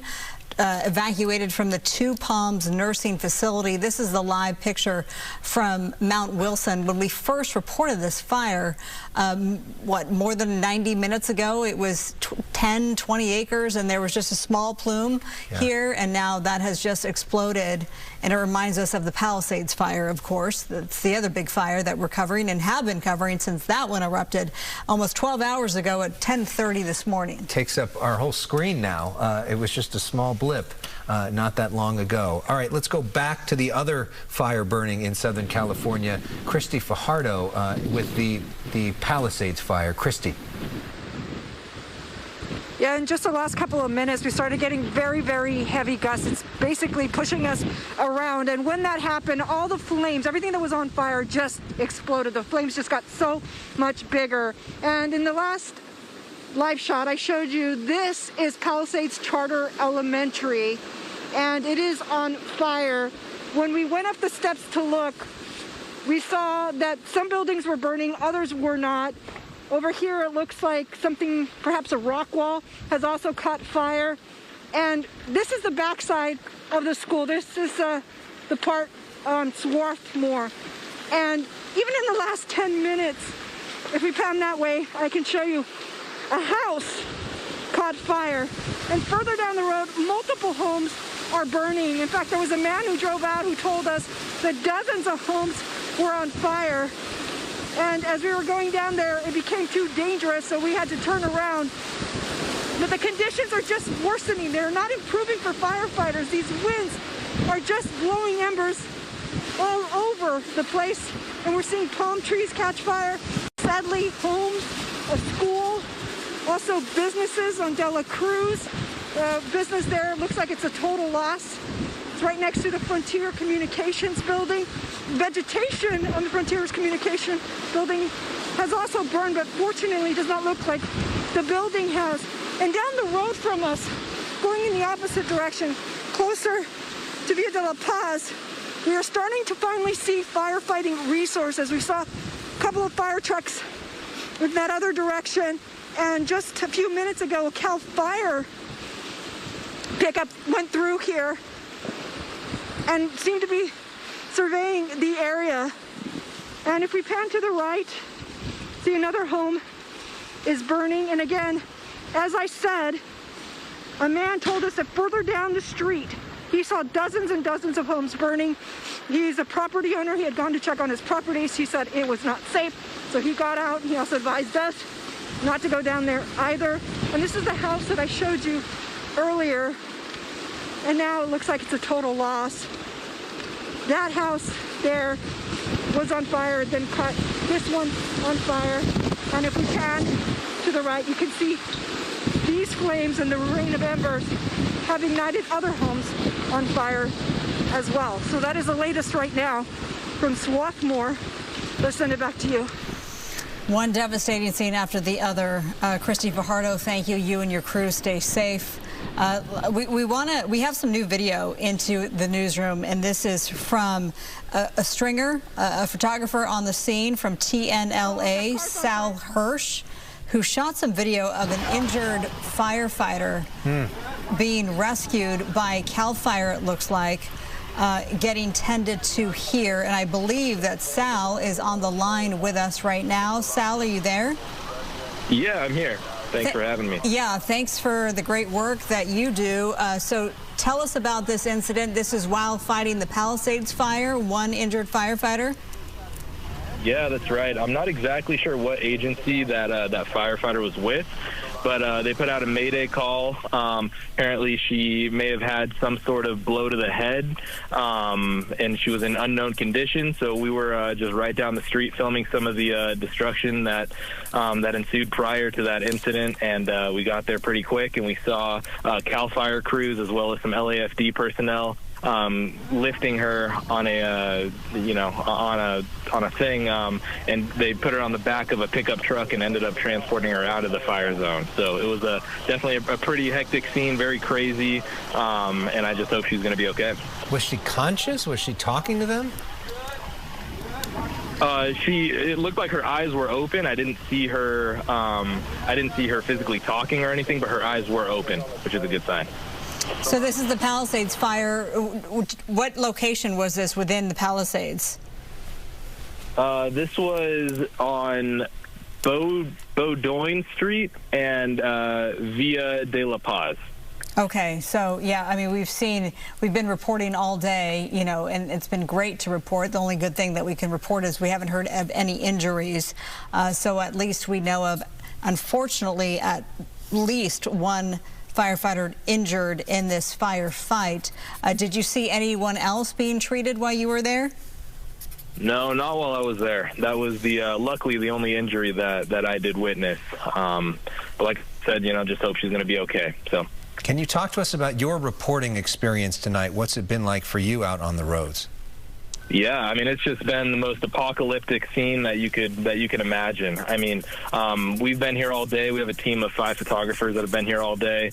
And, you know, it started off, you know, obviously very intense and everything. But as, you know, the winds kind of intensified towards the evening, things just have gotten way out of control. The fire activity is extremely erratic. The wind is just so unpredictable, blowing in all directions.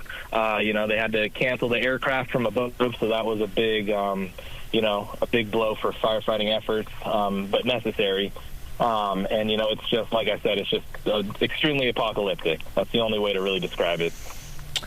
Wow. Well, we hope that you and your crew remain safe. Sal Hirsch, freelance photographer from TNLA, thanks so much for the work that you do. Thank you. He was talking about the winds. Let's talk more about the winds from the expert on that front.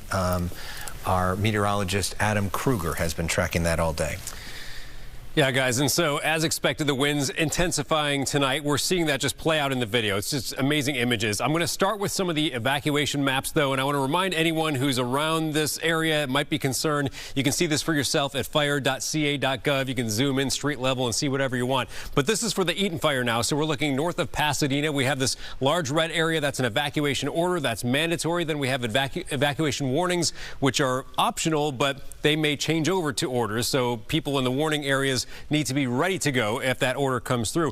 We see this now south of the evacuation order, but also now east, just north of Sierra Madre. We see an evacuation order there as well. Give you a little perspective. Here's Pasadena, and this little spot right here on the left side of your screen is the Rose Bowl.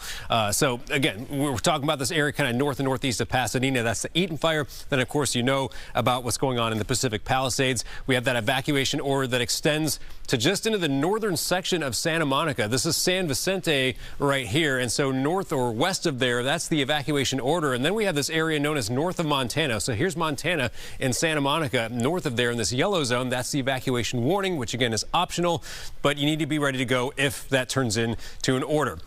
All right, now looking at the wind forecast. And again, we're just getting into it. We can see from the video that the winds are starting to spike at their strongest that we've had all day long. We can hear it outside of our building here. I haven't been here that long, less than a year, but I've never heard winds from inside our studio before outside, and we're getting that happening right now. We have had wind gusts pick up around Pacific Palisades. We're looking at a forecast right here, but gusts have been measured 40, 50, maybe 60 miles per hour. There's a few and far between instruments, weather instruments there around the Pacific Palisades. But over towards Pasadena, Altadena, around the Eaton fire, we have had some, there's more weather stations there, and some of those are measuring around the foothills wind gusts up to about 60 miles per hour. But you get up into the mountain peaks, and we've seen some gusts around 80 plus miles per hour around that Eaton fire. And now as we look at the forecast, again, going through the night, look at these big numbers right here. Many spots, according to this model, projected to see wind gusts at or above 60 miles per hour. And it's going to be like this pretty much all night long. I'll just get out of the way. So here's a look at midnight. This is a widespread thing for a lot of Southern California. We hope other fires don't break out, because if they do, they're going to spread very quickly, like what we've seen so far. Here we go into 4 o'clock in the morning. Not a whole lot has changed. Notice, though, the colors kind of filling in around more of Los Angeles as we get into about sunrise. Here's 8 a.m.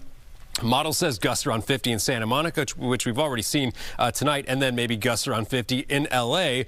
Now, even you know, aside from the fire risk, there's just the fact that we could see wind damage over a large part of Southern California because of how strong these winds are. Trees could come down. We've seen some instances of that. We had a crazy live view with Christy, who was reporting and a tree fell on a power line. Sparks were flying, and so there may be more of that starting to happen as we go through the night. That's another thing to watch for. Here as we go through the day tomorrow, notice once we get past noon, it's not as intense as what we've been seeing. We'll be past the worst of it by that point, and the wind warnings expire at 6 p.m. tomorrow.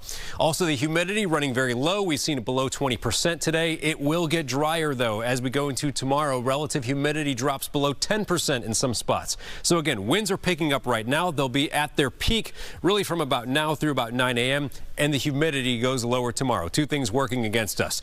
Just to kind of wrap this all up with a map of the warnings, we've got that high wind warning, all areas in yellow, most of Southern California. That's in effect until 6 p.m. tomorrow. And then we see the red flag warnings, which has to do with the wind and the dry conditions and conditions that are favorable for fires to spread. So that's in effect through Wednesday, but also Thursday, not for L.A. and parts of L.A. County, but all these other areas. This remains in effect into Thursday. And then the last thing I'm going to show you here is a fire weather watch that extends into Friday. So this is an area that may switch over to a red flag warning once we get a little closer to it, which means this is basically 4 days, likely it'll end up being 4 days of red flag warnings. The worst of the winds, yes, they end after the end of the day tomorrow, but still it's going to be breezy with dry conditions and some type of Santa Ana winds likely to last into Friday. And so, you know, it's a long week here. It's already been a long day. It's going to be a long week where we really need to pay close attention to what's going on. We'll head back to you now. All right, Adam, we thank you so much. Let's bring in Christy Fajardo. She's had some really dangerous situations behind her, and she joined us now live from the firefight in the Palisades. Christy? Yeah, Marla, we have talked so much about how this is a wind-driven fire and also how unpredictable it is, and we're seeing evidence of that right here. When we walked by 5 minutes ago, you did not see all of these embers that are flying, and we'll get a gust, and then you'll see them fly up into the air. You can see some over there, and if you watch closely, they're going in different directions. It's almost like a whirlwind, and they're landing on homes. And if we pan that way, you can see something is burning behind there. I know that there is a power pole that is on fire, but that much of a glow suggests it's something much larger as well. And those embers that you saw flying are actually coming from Palisades Charter Elementary. Something is burning right on the other side of that fence. You've watched that fire come in our direction. We're actually on Swarthmore, and the rain of embers have ignited other fires. In fact, I showed you some homes that were burning earlier. Now we're seeing multiple trees, and at one point it looked like a car was going to go on fire. There were palm fronds that were underneath it that were burning, and Gino, who is behind the camera, thought very quickly, and he was able to move those fronds away from that car, and that car luckily does not appear to be damaged. But unfortunately, there's really nothing we can do to save the homes and the elementary school and the other buildings that we see burning. And also, you heard firefighters and the LAPD telling people to evacuate hours ago, and this is why. The visibility is really, really poor. And you adding to that all the smoke and also the wind. In fact, Gino, can you pan this way? Look at what the embers are doing now. Gino, pan towards the school. Look. I want to show you. There just was one giant gust, and there we go again. Embers just flying everywhere. And this is what firefighters are having to deal with, and why they say this is like trying to stop a tornado. There's really nothing you can do when these embers are whipping around like this and landing on homes and landing on vegetation. They'll ignite sometimes blocks and blocks away, so they could be fighting a fire in one area and not even know that another is on fire. So witnessing very, very tough conditions tonight for the firefight. Let's send it back to you. That's an understatement, as you know, Christy, and it's tough for you to be out there in the crew. We appreciate you so much. This is the Palisades fire. We want to turn our attention back to the Eaton fire. This one erupted at 6:30 tonight, so it's been about 3 hours. This is our live picture from our Mount Wilson camera, and those flames now pretty much enveloping this whole hillside. At least 400 acres have burned. We just showed you, and we've heard from you on social media about just how horrifying and heartbreaking the images are that we brought you live of those seniors, more than 90 of them being evacuated from a senior facility taken by SWAT, in fact, to other local facilities. Gina Silva, she's moved. You're on the ground. Where are you now?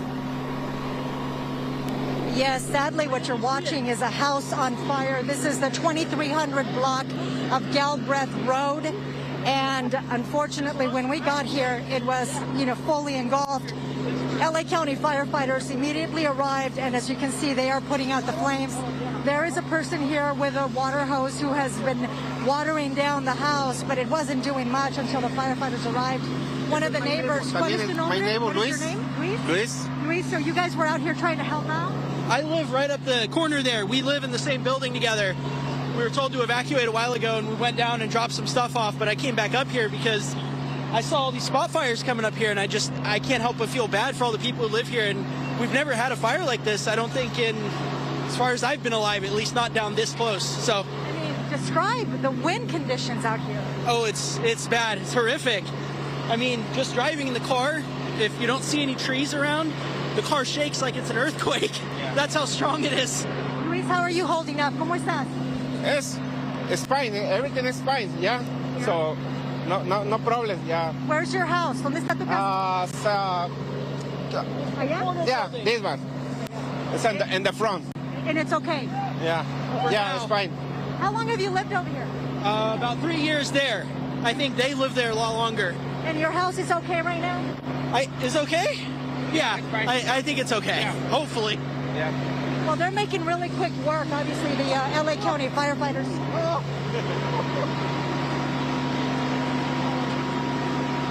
It's an emotional reunion. They hadn't seen each other. So funny. This is one of my best friends from high school. Oh. How are you holding up? Under better circumstances, it'd be so much nicer. You hadn't seen each other? In years. A long time. So last person I expect to see him is this guy, but somehow he found his way up here. Yeah, how are you? I've been asking everybody how you're holding up with this. I live in La Chiana, Flint, but my godmother, she lives down the road, and so I was on my way to her house because she got told to evacuate. And then I saw this, and we all just pitched in to help. Yeah, I saw everybody moving in, using water. Unfortunately, it wasn't doing much because the flames were so strong, but as soon as the firefighters arrived, you can see now that the flames are out. There are obviously some hot spots, but, not as what it was, when we first got here. And I got to tell you, we were doing the live report with the senior citizens who were being rescued, and we ended up walking a couple of blocks. And we talk about how fast these fires move.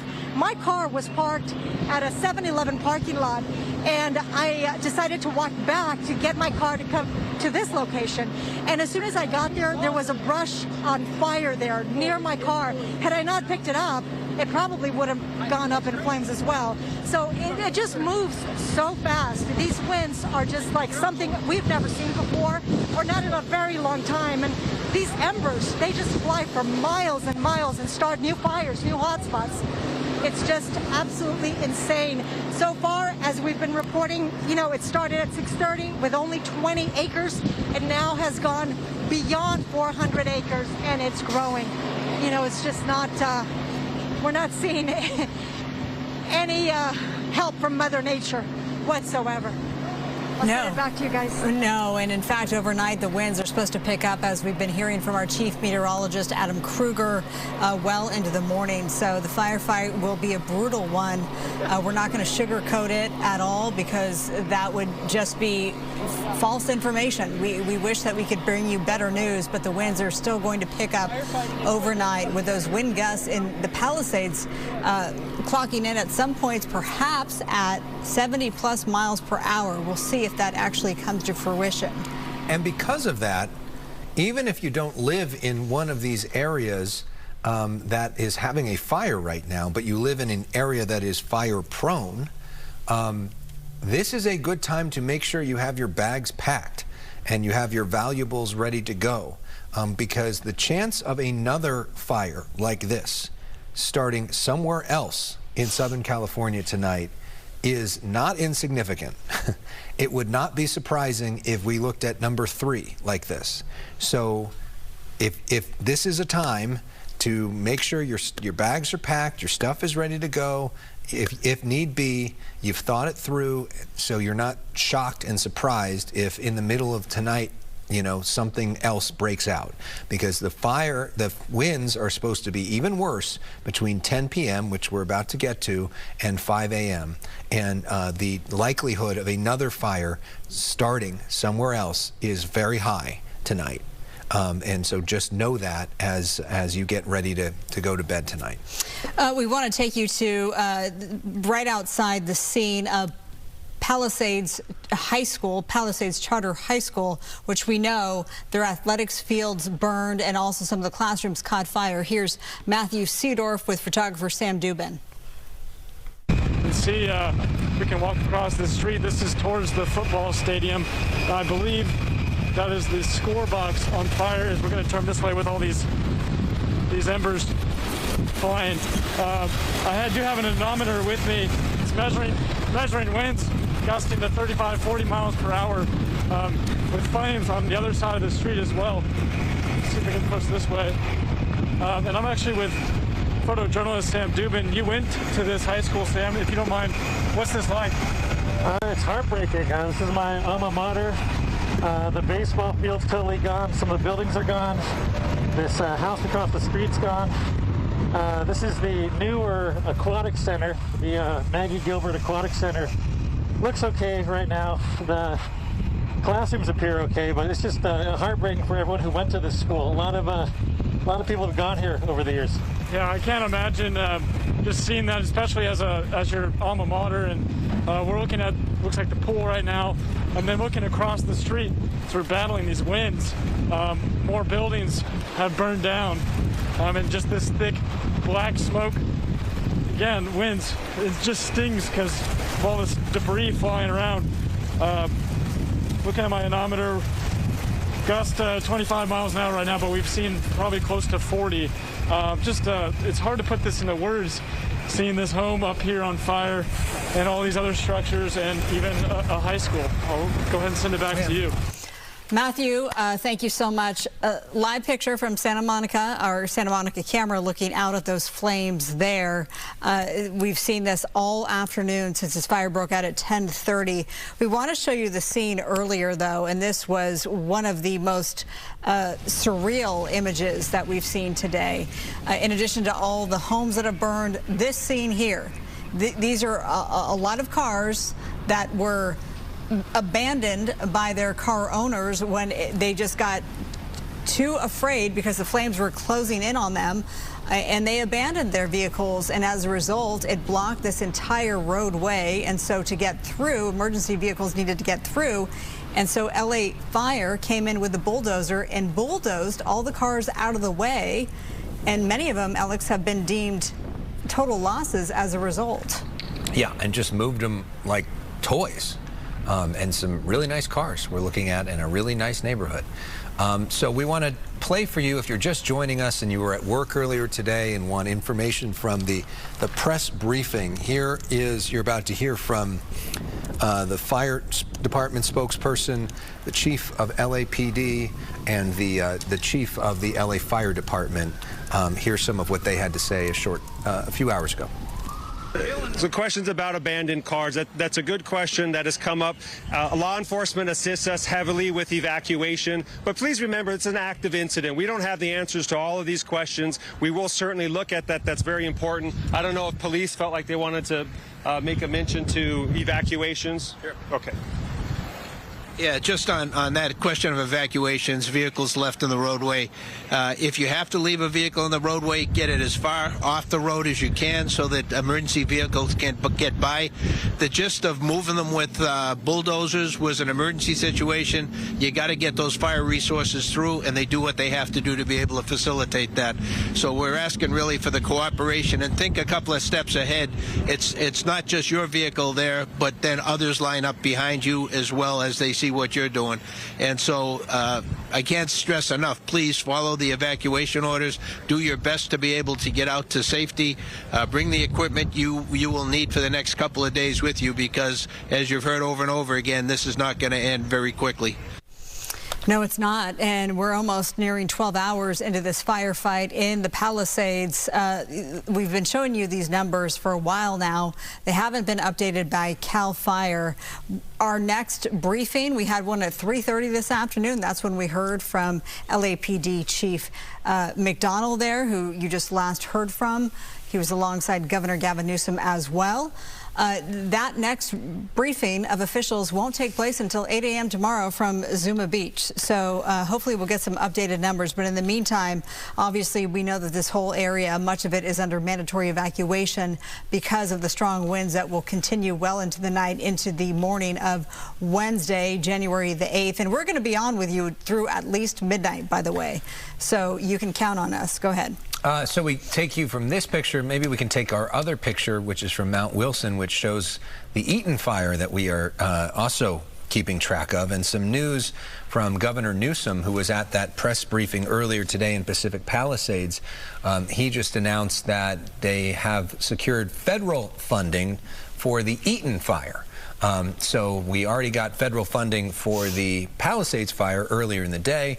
Now the Eaton fire also getting federal funding from President Biden, who just happens to be in Southern California tonight, and I think is kind of grounded because of what we've seen here. So he is also part of all of this tonight. But again, these are the live pictures, and every time we take this image from the Mount Wilson camera, we see more and more flames being wider and wider. This started as just a small part of the shot, and it now extends across the entire shot. At least 400 acres burned. We know that that number is now higher than that. And we see a lot of folks scrambling in the Altadena and Pasadena neighborhoods right now because of that fire. And again, a look back at the Pacific Palisades fire, which you can see from our Santa Monica cam, and really you can see from miles and miles in many different directions. Christy Fajardo is right in the middle of those flames. She's walking right now. Christy, if you can hear us, it's yours. Yeah, we're actually on Swarthmore, and we saw some fire engines down here, so we decided to come down to investigate. And sadly, we're seeing another, what looks like a home, completely destroyed. And what is really telling is that we keep seeing buildings like the one on the right that appear to be made of concrete. There's another one, the Frontier Communications building, that appears to be made of brick. And those are faring very well. Even when vegetation is going up around them, they have not caught fire. But we've been talking about the winds, and you can see what they're doing with these embers. They hit those flames, and they just whip up all of these embers. And if we pan that way, you can see that they are carrying them down the street and towards buildings and homes that have not burned. And that is why firefighters are stretched so thin. There are so many fires burning all at once. And every one of these embers that you see flying has the potential to start another fire. So firefighters are trying to keep up with all of this, but there's really no way to do so. And over there on the right, that is actually Palisades Charter Elementary School. And sadly, we went up there, went up the steps, and we took a look. This is the back side of the school, and multiple buildings were on fire. Some of the buildings had not burned, and we can only hope that they will stay that way. But the playground, what looked like a rock wall, and other structures look like a total loss. And they've been on fire now for probably about 2 hours, and we've seen CAL FIRE coming through and looking at it, but we've not seen any firefighters actually battling the fire at the school. But again, we are on the backside of the school, and I've talked so much about those embers and what they do to palm trees, and you can see evidence of it right there.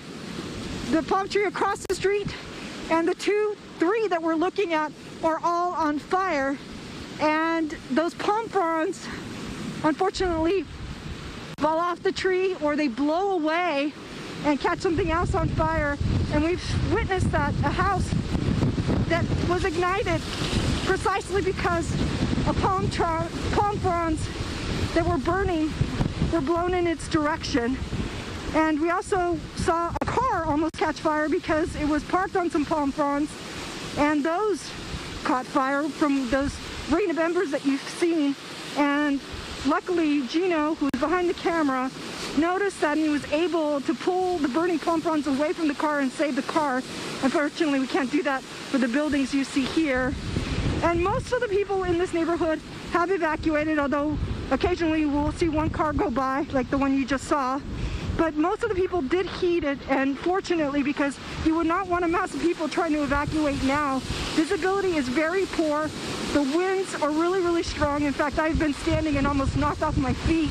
That's how powerful they occasionally are. And that's also what firefighters are dealing with and what they fear at this hour. Let's send it back to you. Chelsea, Christy Fajardo there. Thank you so much with Gino Arias. Thank you for all of your reporting tonight. We want to go back to the Eaton fire. This is in Altadena. Gina Silva, you were just showing us a home there, and this is the live picture again from our Mount Wilson camera that shows the embers, the flames aglow on this Tuesday night as we approach the 10 p.m. hour. This Eaton fire erupted at 6:30 tonight. This is a multi-agency response, including from Pasadena Fire and Angeles National Forest and LA County Fire. Let's check in with Gina Silva on the ground now. Gina, are you still in that same particular neighborhood? I'm in the same neighborhood, and you can see that there are multiple fires. You gotta go next tree, okay? Please, okay. Next tree. Thank you. Pasadena police are telling us that we have to move, and part of the reason is that we heard a loud explosion a little while ago. It was like a loud pop. Job and I were like, what was that? It did not sound good. And there are several houses that are on fire. I'm trying to get to the end of the street to find out what the name is of the street. But as you can see, this entire neighborhood is in trouble. Sir, what's the name of the street? Bella Vista. Del Vista? Bella Vista. Bella Vista. Bella Vista. So this is Bella Vista. And all of these homes have been evacuated. The officers are saying all of these houses are obviously in danger. They're in the path of this destructive fire that started at 6:30, and it continues to grow, and it is just absolutely devastating because now we're seeing multiple homes on fire. And the danger in that, of course, are the gas lines. You know, everything. I'm hoping that by now everything's been turned off.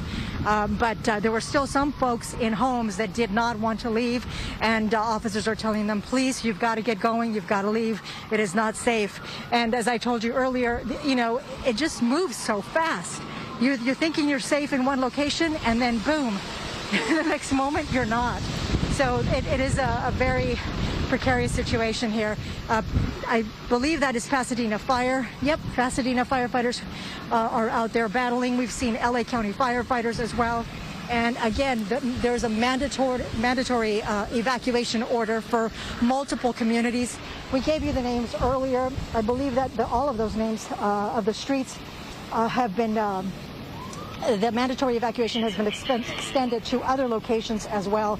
But it's a very dangerous situation, and obviously you don't want to be here. I know we saw a couple of people in the other at the other home where they were just watering it down, and it wasn't making much of a difference until the firefighters arrived and doused it with their large equipment that they have, their hoses. And so that's the only way that you're going to be able to battle this fire. Other than that, a little bit of water from the small garden hose is not going to make much difference, unfortunately. Alex, Marla? Gina, you've been covering fires for a very long time, and even some of our really bad fires lately you've been in the middle of. How does this compare to other stories you've covered over the course of your career? Oh, this is insane. I mean, there's just no other way to describe this. Earlier, when we were showing you the woman bringing out the horses, we were surrounded by flames on both sides, and it was just getting stronger and stronger, so we had to leave that location. And of course, the wind, it is just so strong that at times it's hard to stand in one location. We've seen many downed trees. We saw that sign that was toppled over. I mean, it's just absolutely insane. I don't think I've ever seen winds this extreme. And are you seeing that people are heeding the call to evacuate? Yes. For the most part, people have left. There are some who are still kind of hanging around. You know, I understand it's their home. You know, they don't want to lose it. But again, your life is more important than property because that can be eventually replaced.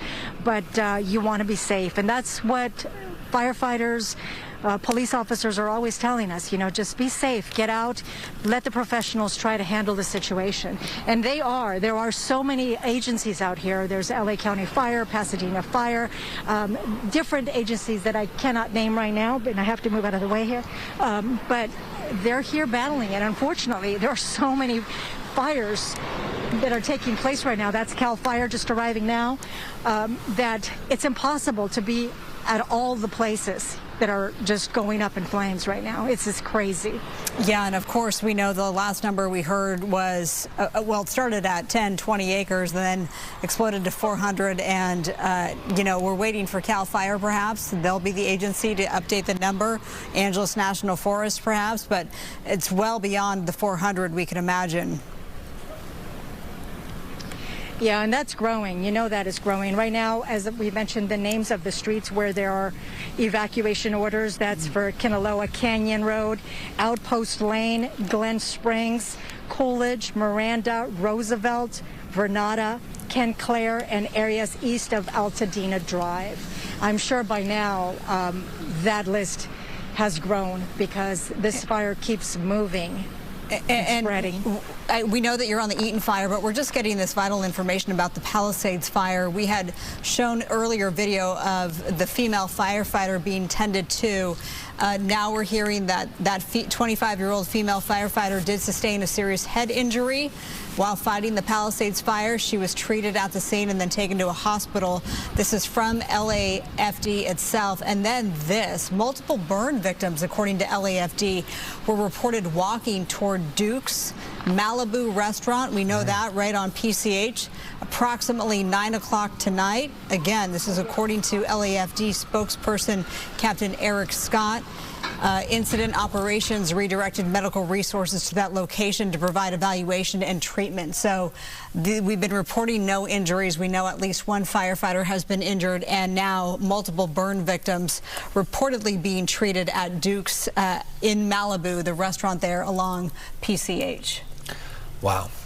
So there is so much going on tonight. We thank you for joining us for this special primetime coverage. We are now going to reset and give you updated information on everything for the time that we usually join you every night, which is the Fox 11 News at 10. And we are going to start that coverage out tonight with a look at some of the most dramatic images that we've experienced together during our last 12 hours of coverage. This home seems like it's being considered a loss. There are so many homes that are in danger. How many more horses do you have? We have a couple we just let loose over there. We're trying to get as many as we can out. There's 12. Yeah, no, they're pretty wired up. When the wind's blowing and the embers are, they don't really know what to do. Everyone else get back away. All baseball, get out of here if you can, all right? I always have a bag packed. Sunset's already backed up, and people are fighting, and the only access, ingress, and egress is Temescal Canyon and Sunset Boulevard. We just watched the last one on that terrace burn to the ground.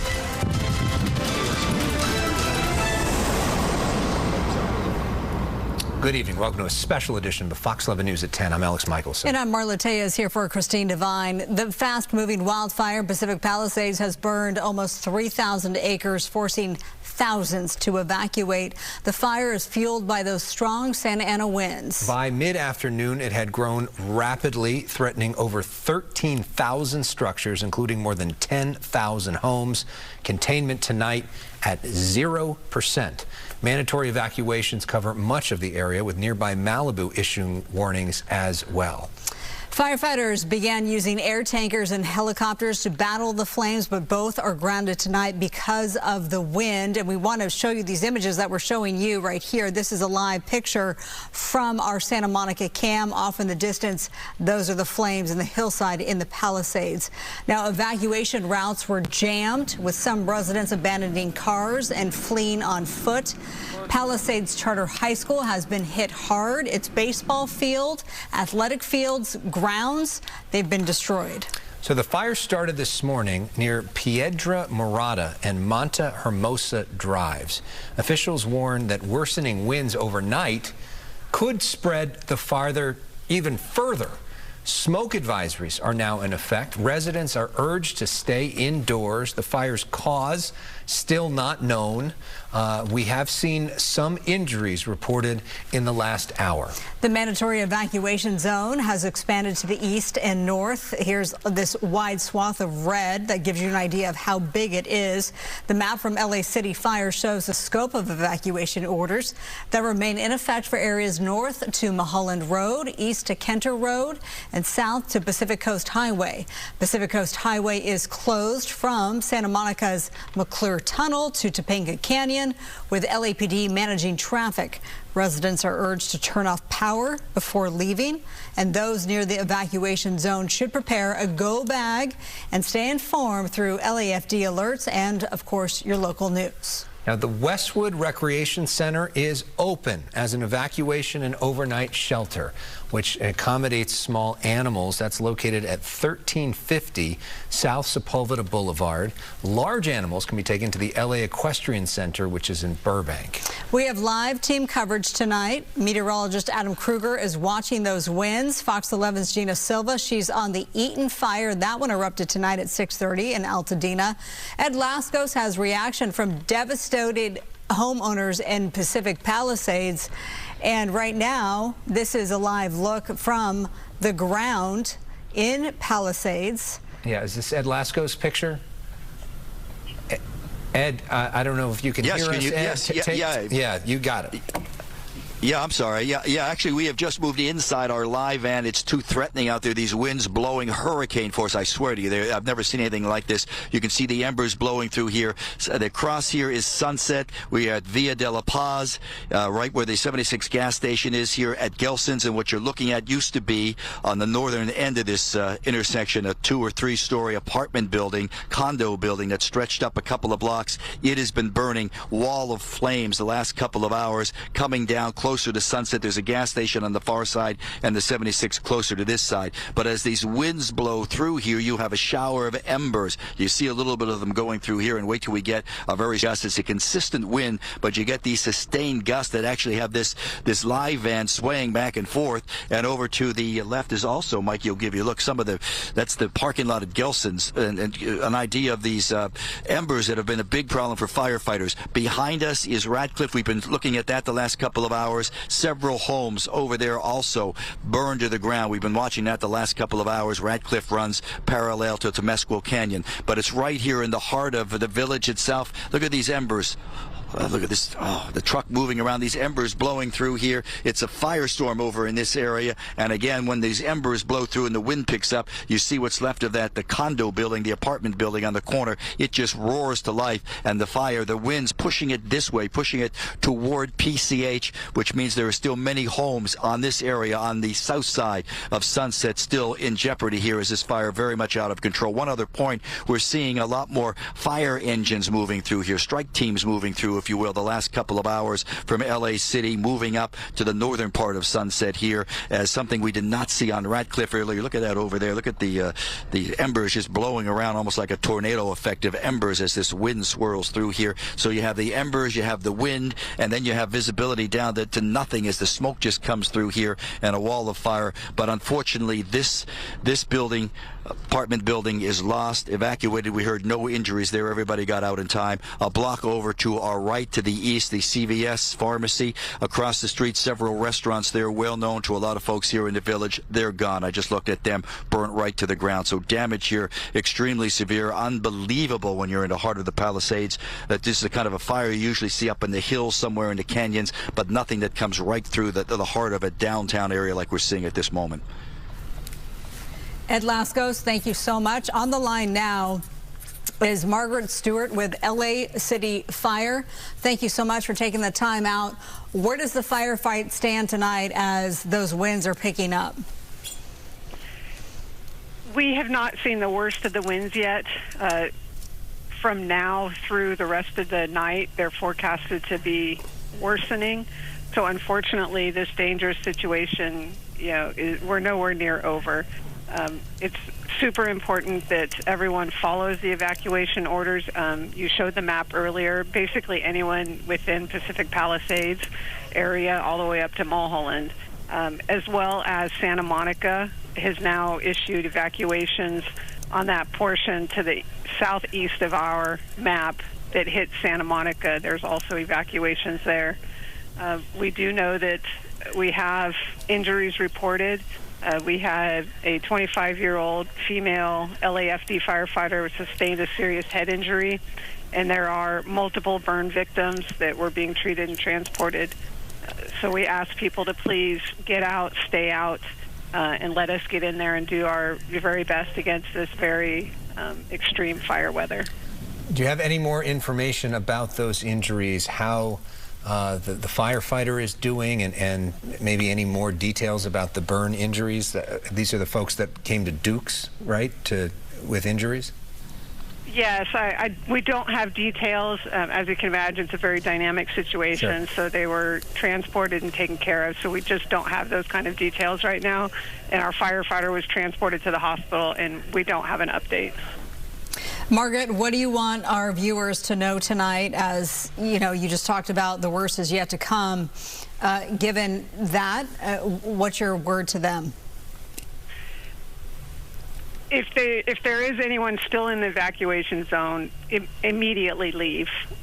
We cannot, redirecting resources to try to rescue people out who should have already left takes away from our firefighters out there defending homes and saving lives. So please leave now, as well as anyone. This is burning in a generally western direction. However, the fire creates added winds, and then those embers can travel, which is why our evacuation zone, is going in all directions. So anyone bordering the current evacuation zone needs to stay aware. They need to stay informed. They can follow our updates, lafd.org/alerts. They can get them to their phones or to their email. They need listen to and watch the local news. They need to have a go bag ready, the car facing out in the driveway, have a plan in place. And if they do get the order, then evacuate early and quick. There are some people that may have stayed behind who just look at this and now are scared to leave, or maybe they don't know where to go, or it's, all the flames are around them, or the fire trucks are nearby. It's not easy to get in and out of these regions. What do you say to those people? Where to go, how to get out? Well, there are law enforcement and firefighters, spread throughout the entire area. So if they see someone, they can ask for assistance and direct them out. This is why we ask people not to stay behind. We know that there's the desire to do so. However, these winds are unprecedented in our recent, we haven't had winds like this in a very long time. And it's very dangerous, and it's not worth trying to protect a building when we want to protect your life. Earlier, there was the call that was put out by your agency, LAFD, asking any off-duty member to call because you need all, basically, hands on deck. How are your resources tonight? Yes, and I also do just want to clarify for anyone watching, there was a misunderstanding that kind of went out across different channels, that this is a recall protocol for LAFD members only. We're not asking for volunteers or any other firefighters. So we have a recall process that we execute when needed, and those that are off duty call in, and we can then schedule out any additional resources. So that process is underway by our Department Operations Center, and we have the resources to manage that. And talk also about the concern, because this is the fire that's burning now, but the winds are supposed to be worse, as you mentioned, and there's not an insignificant chance that there could be another fire that breaks out overnight. It's entirely possible. We can't we can't predict what might happen in that regards. We do also have the state agency, CAL FIRE, the incident management team, is going to be taking over the incident in the morning, and they are also the agency that coordinates resources from across the state to respond. So I don't have details on what the plan is right now, but they can call in resources from outside the region. Any other parting thoughts before we let you go? No doubt you're busy. Yeah, really, we just want to emphasize, our program Ready, Set, Go. Everyone needs to be ready. They need to have their bag prepared, have a communication plan in place, any important medications, stuff for your pets, have that already, because if you are in the expand, as it were to expand, especially towards the west and south, you need to already be prepared. So stay aware, and stay ready. Margaret Stewart with LAFD, we thank you for taking the time out tonight. Thanks for all the hard work that your crews do, and you stay safe as well. Thanks. Bye-bye. We're going to go to Chelsea Edwards now, who is on the ground, who has been reporting for us near Pacific Coast Highway. Chelsea.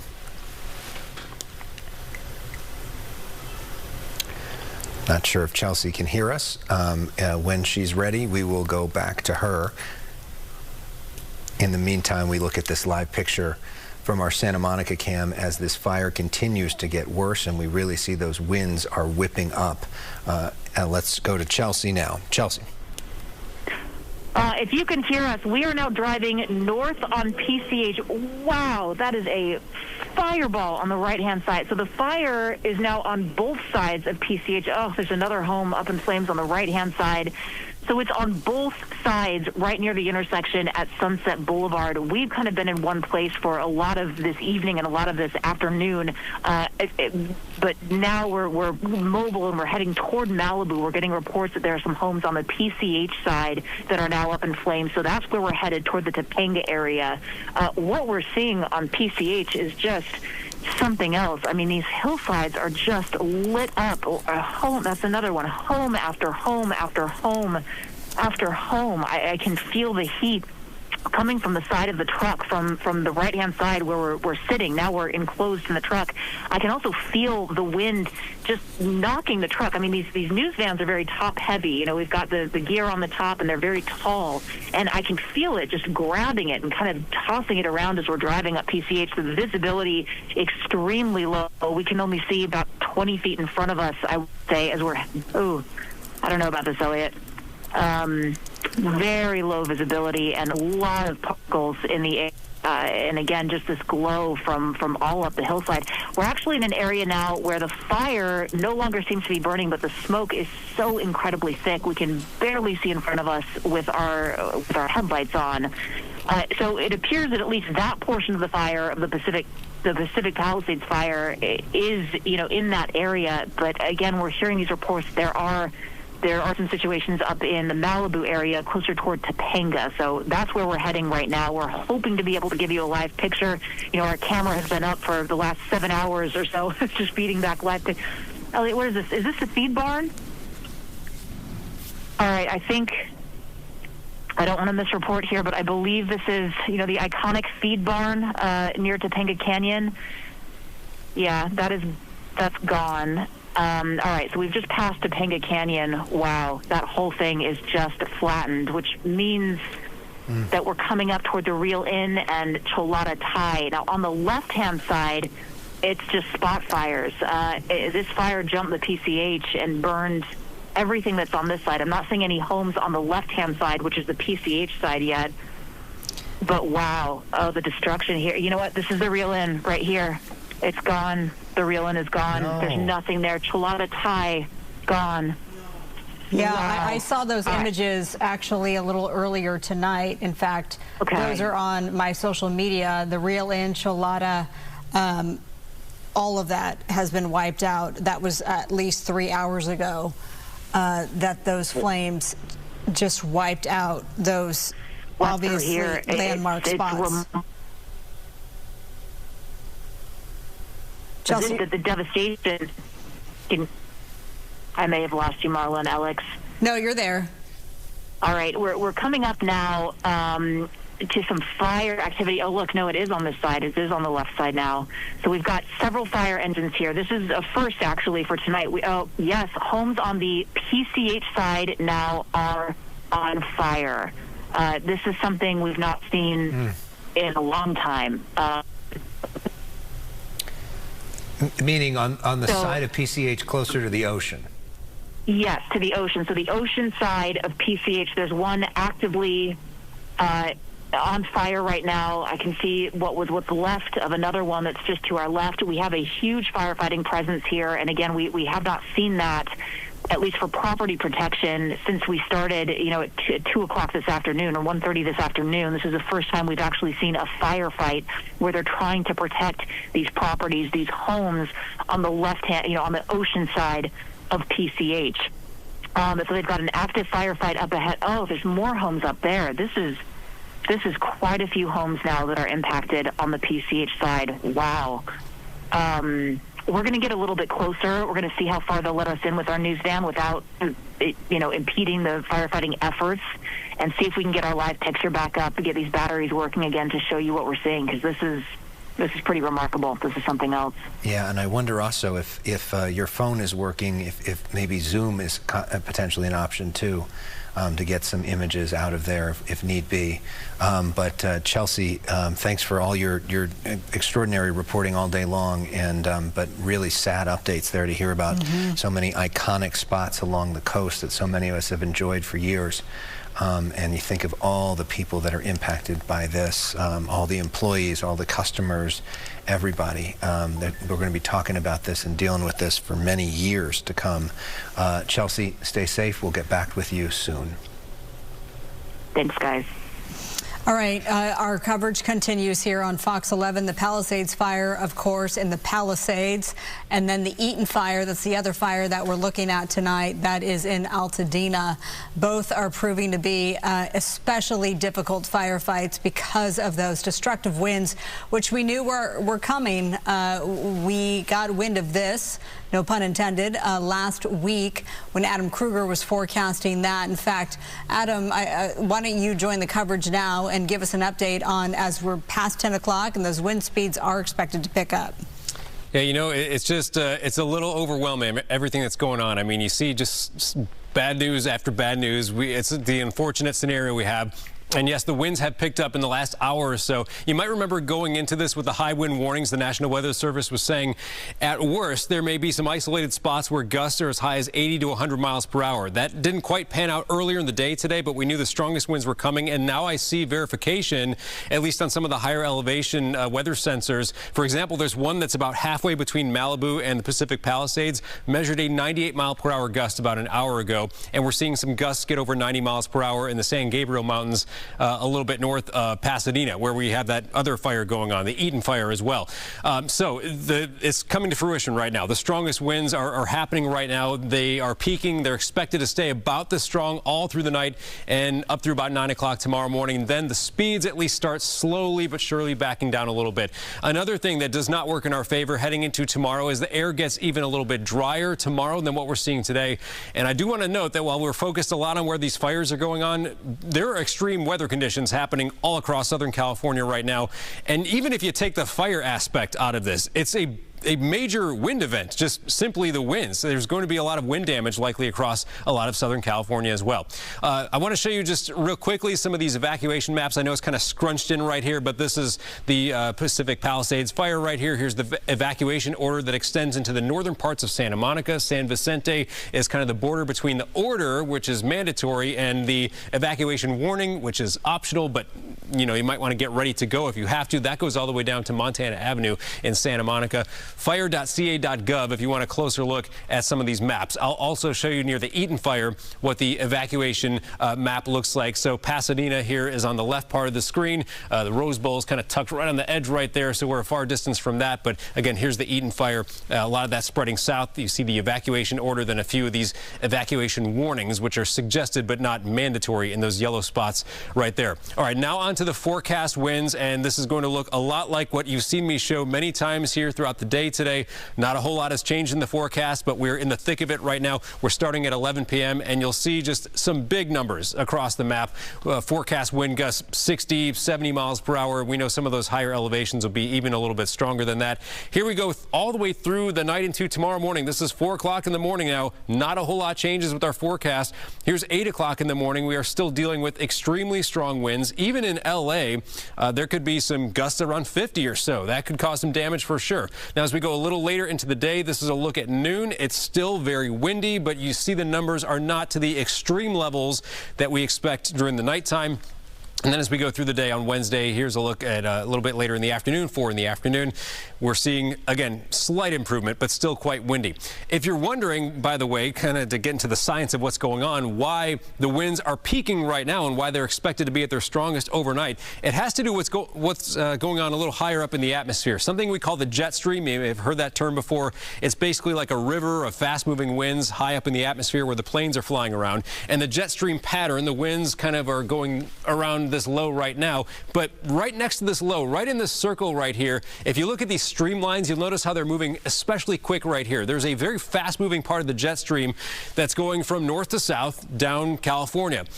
These same conditions cause 135-mile-per-hour gusts at the summit of Mammoth Mountain, by the way. And so we've got those really strong winds right overhead right now in the higher parts of the atmosphere, and some of those winds are making their way down to the surface, which is giving us the extra boost, the extra enhancement to the wind gusts. Now, as we go through the night into tomorrow, this starts shifting a little farther south. This is noon tomorrow. By that point, the intense part of those jet stream winds will be a little farther south, and that's why our winds start backing down by that point. But high wind warnings, those are in effect until 6 p.m. tomorrow, so that gives you an idea of the worst of the winds continue into tomorrow. Again, the peak, though, should start to come down after about 9 or 10 o'clock tomorrow morning.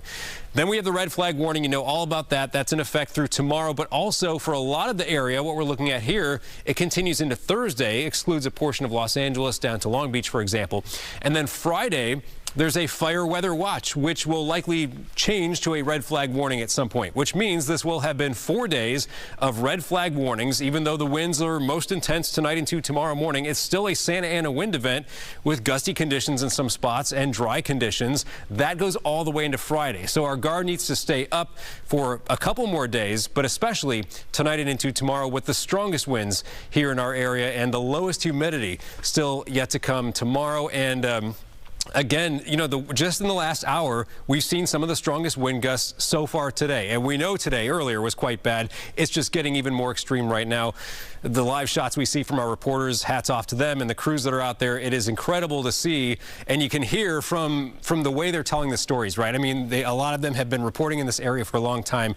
They're saying that, I mean, they've never been in anything like this. This is just a historic wind event that's unfolding right now across our area. Guys, back to you. All right. Thank you so much, Adam. We want to get you the latest information about the injuries that we can now report. Unfortunately, we do know that a 25-year-old female firefighter with LAFD was hurt tonight while battling the Palisades fire. Here's that image of her being loaded on to the bed of a truck here. This happened near Bowdoin Street and Via de la Paz. She sustained, according to LAFD spokesperson Eric Scott, a serious head injury. She was treated at the scene and she was taken to a hospital for more evaluation and treatment. We spoke to the person who shot this video, freelance journalist Sal Hirsch with TNLA. I'm not exactly sure what agency that firefighter was with, but they put out a mayday call. Apparently she may have had some sort of blow to the head, and she was in unknown condition. So we were just right down the street filming some of the destruction that ensued prior to that incident, and we got there pretty quick, and we saw CAL FIRE crews as well as some LAFD personnel lifting her on a on a thing, and they put her on the back of a pickup truck and ended up transporting her out of the fire zone. So it was definitely a pretty hectic scene, very crazy, and I just hope she's going to be okay. Was she conscious? Was she talking to them? It looked like her eyes were open. I didn't see her physically talking or anything, but her eyes were open, which is a good sign. Let's hope that she's okay. There's some videos from earlier The historic Getty Villa in the Palisades has experienced at least some damage to its ground. Trees, plants there have burned. We do not believe that the structure itself caught on fire. The executive director is saying that the art collection remains safe. Museums, galleries, and library archives are protected from smoke by state-of-the-art air handling systems. The double-walled construction of the galleries providing some protection. The Getty Villa will remain closed through at least Monday, and let's hope at first light tomorrow things stay the way that they looked right here, and that the structure itself is okay.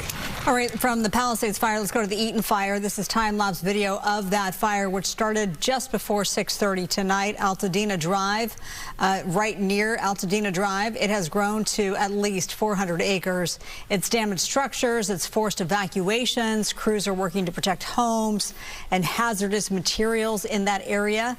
All Saints Church in Pasadena has opened its doors to shelter people affected by the Eaton fire. That church is located at 132 North Euclid Avenue. Also, Pasadena Convention Center is also serving as an evacuation center for those impacted by the Eaton fire. Fox 11's Gina Silva has been covering that fire for the past several hours. She's live, and wow, look at this. Another structure engulfed right now. Yes, unfortunately, another house. In fact, there are 4 houses on the 1100 block of Bella Vista are on fire. It is just absolutely devastating. Some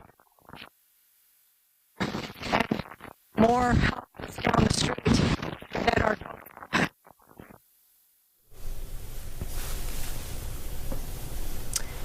Yeah, Gina, we're having some audio problems with her mic. Obviously, you know, the lot of technical challenges in making reporting happen here. But in the meantime, let's stay on this shot from Joab Perez on the ground there. We're seeing some water from the firefighters ending up on his lens. But Gina just said that multiple homes on this street have burned. We have seen that in multiple streets in Southern California at this point, where sometimes multiple homes go up. The good news is that it looks like there are firefighters there. There's not much that they can do to save this house, but they hope to be able to protect other homes. Gina, I think your audio issues have been figured out. Let's try this again. Take it away.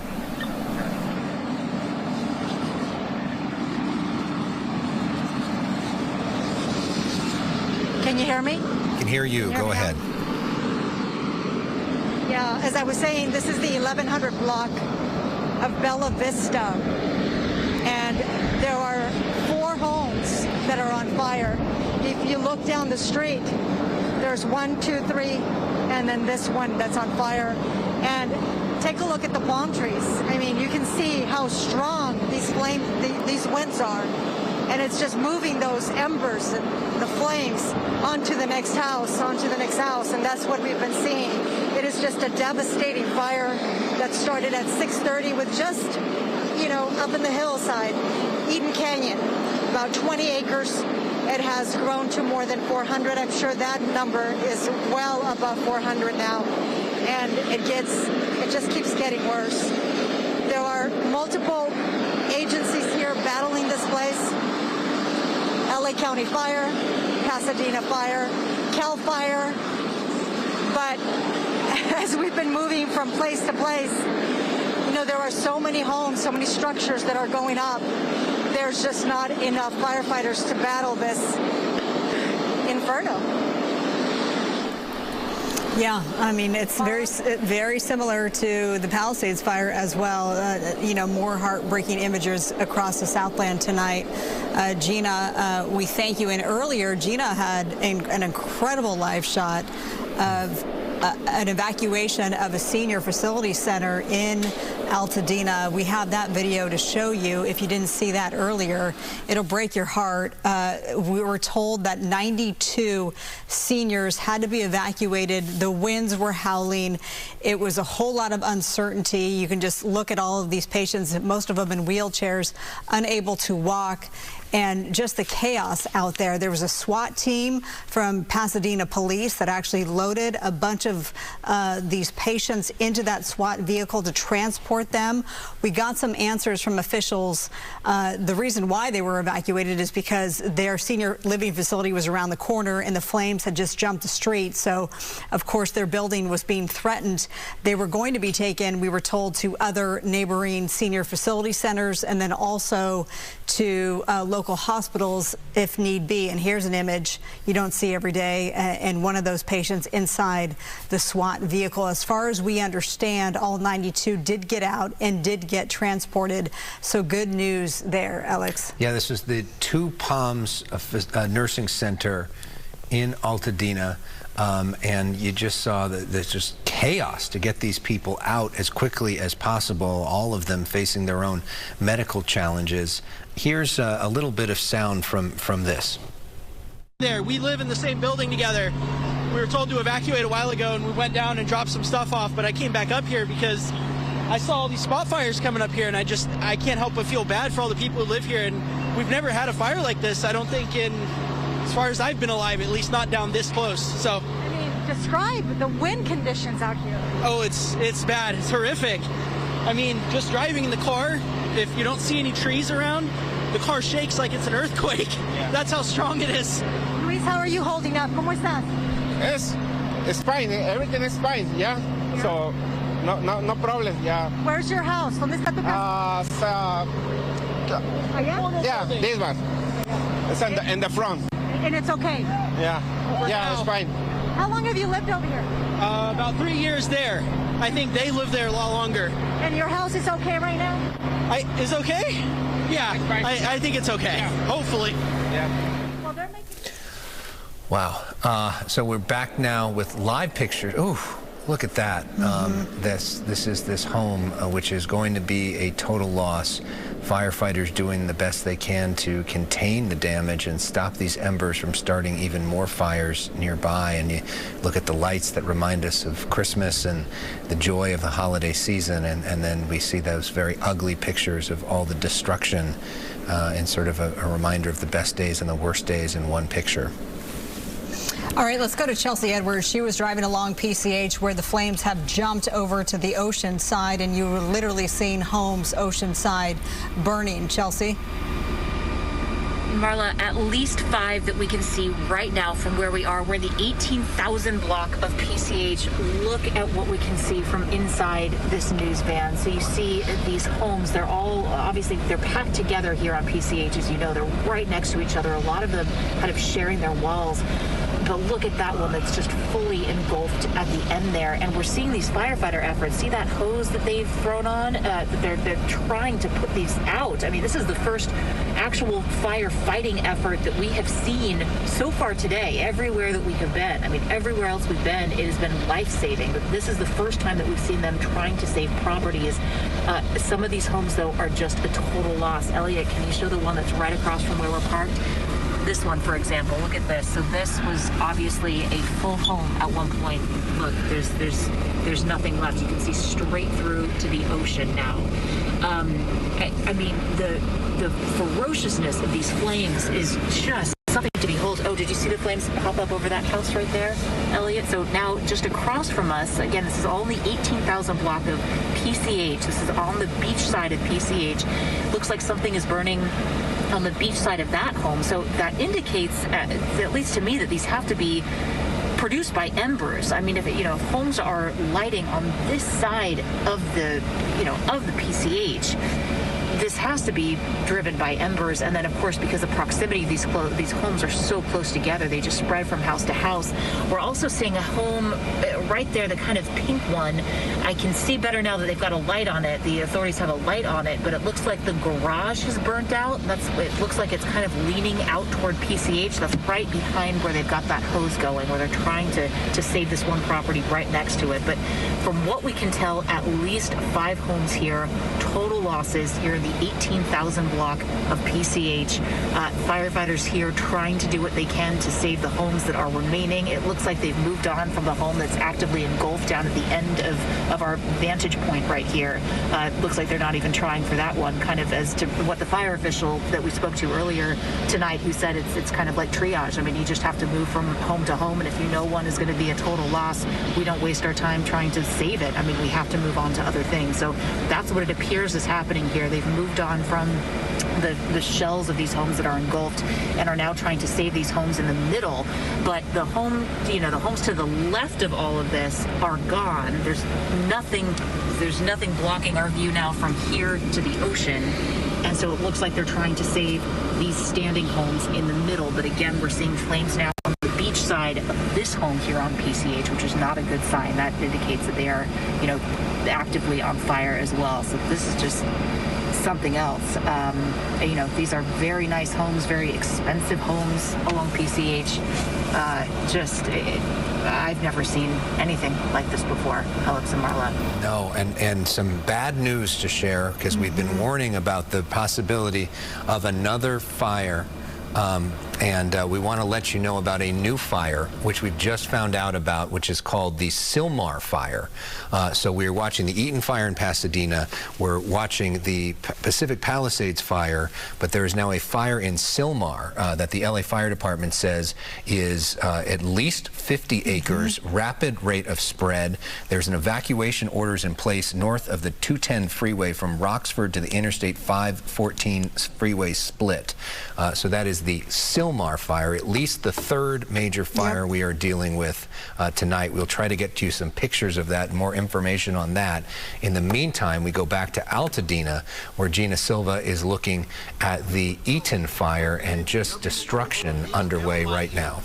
Could I ask you a few questions from live on Fox? Sure. Okay, come on over, Joab. Okay, okay, guys. So we're in the same neighborhood, and you can see that we are surrounded by fire all around us. There are multiple houses on fire. We've got, what is your name, sir? Assistant Chief Trey Espy. All right, so Chief, just describe this scenario for us. We are in a real serious firefight, and we are losing a lot of homes. The winds are just...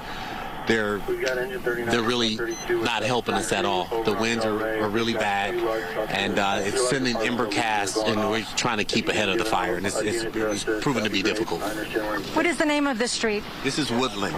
This is Woodland, and that's Bella Vista. Yes. And on this street, we're seeing how many homes? My goodness.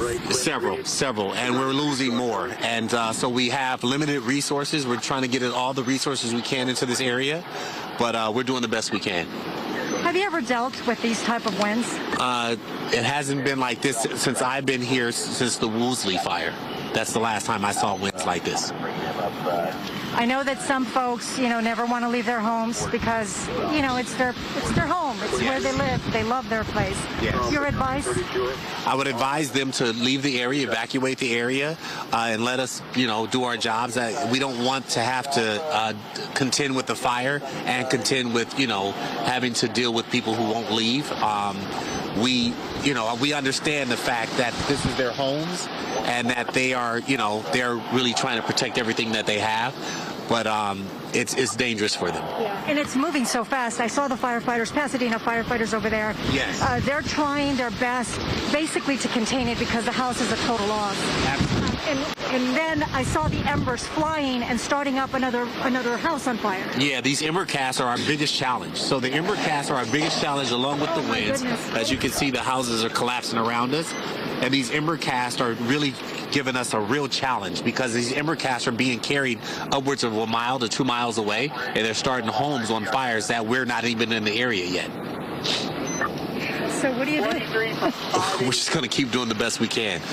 We have a lot of firefighters out here giving everything they have and putting everything on the line to save everyone's homes as best we can, and we're going to continue to work and do what we do.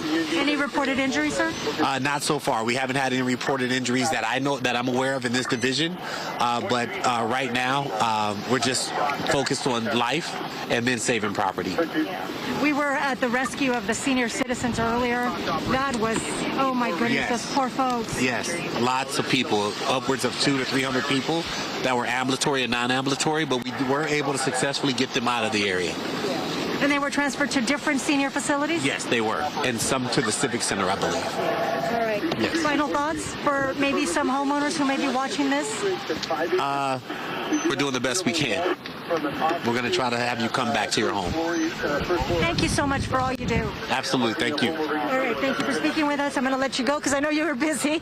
But as you can see, as he described it, these homes are collapsing and it feels extremely hot where we are. We are surrounded by flames on the right, on the left, in front of us. This entire neighborhood is devastated. And again, this is the Eaton fire that is destroying all of these properties. And it's a fire that started really small, you know, at around 6:30 with just about 20 acres, and it quickly exploded into this, and it just keeps growing and growing. And we're nowhere near the hillsides. We're pretty far down, and it has just been, those winds keep blowing those embers and the flames, and they spark up new flames, and it has just been absolutely devastating. I'll send it back to you guys in the studio. All right, well, you saying that you're surrounded by flames makes me nervous, so you too be safe with the crew out there, of course. Gina, thank you so much for your reporting. You know, we want to make sure that you understand that there is now a third fire. Alex, you just reported this, but I think it's important to reiterate this third fire has erupted. This one is in Sylmar. At least 50 acres burned so far with a fast rate of spread, and evacuation orders are in place for north of the 210 freeway from Roxford to the Interstate 514 freeway split. LAFD is also responding to this. So you think about it, LAFD, oh my goodness. Whoa. Look at that. This does look like a demonstration when you I played firefighter for the day with Orange County Fire, for instance, and they do these demonstrations to show you how quickly a home can burn, and that's exactly what this is. But this, unfortunately, is reality. Yeah, and Alex Michelson, Marla Tay is here with special coverage on Fox 11 News at 10. I know some folks are losing power and they're not able to watch TV. And in case that happens to you, we just want to let you know, because I've told people about this, we also are streaming on the Fox Local app. All of our coverage is there for free. You can watch us on your phone. If you have to leave your house, you can watch us there. We have this live, commercial-free coverage of this life-saving information there. So you can watch us on TV or on that app. Also on Live Now from Fox, we're streaming as well. Ed Laskos is live for us right now in Pacific Palisades, and Ed, it looks like the winds are getting worse. Winds are definitely getting worse here. The fire also getting worse as it comes down. That is this at Swarthmore and Sunset. It's right behind Starbucks, if you're familiar with this area, in the heart of the village itself. That's a high-end, well, it was a high-end clothing store, and it just lit on fire about 10 minutes ago because there are embers blowing right across here. On the other side of Sunset is the new development that Rick Caruso put in here maybe about a year or so ago. Mikey swings over that way. You can see all these embers when the wind blows down, and it's blowing from your screen. Eventually we'll get a good guess from right to left, and it blows those embers right through. It looks like a sort of a chimney as it comes down across Sunset, and it blew those embers right into that clothing store as it's now fully engulfed. Here's a good look at those embers coming down. Mikey, see them coming down through here, and it's amazing. They're blowing, they're glowing, they come through. We moved inside the live truck for our own protection, but these winds are unbelievable. Look at on Sunset, they are up there over by the U.S. Bank building here in the village. It's a firestorm, a windstorm, a smoke storm. It's unbelievable here. here because there's no visibility. The power is out, and then all of a sudden you hear a couple of booms, and you see a building like this just roaring, and it's now threatening, moving across to the next side of the building. The next building right over, but also you could see how the intensity of the flames here, because these winds are blowing right into it. The palm trees are swaying. It reminds me covering some of the tropical storms and the hurricanes when I worked down in Florida years ago. It's that type of situation. The truck swings back and forth when you get these very strong gusts. Almost, as one of the witnesses was saying a few minutes ago, it feels like an earthquake, only here it's no earthquake. It's just, look at all these embers blowing over this way.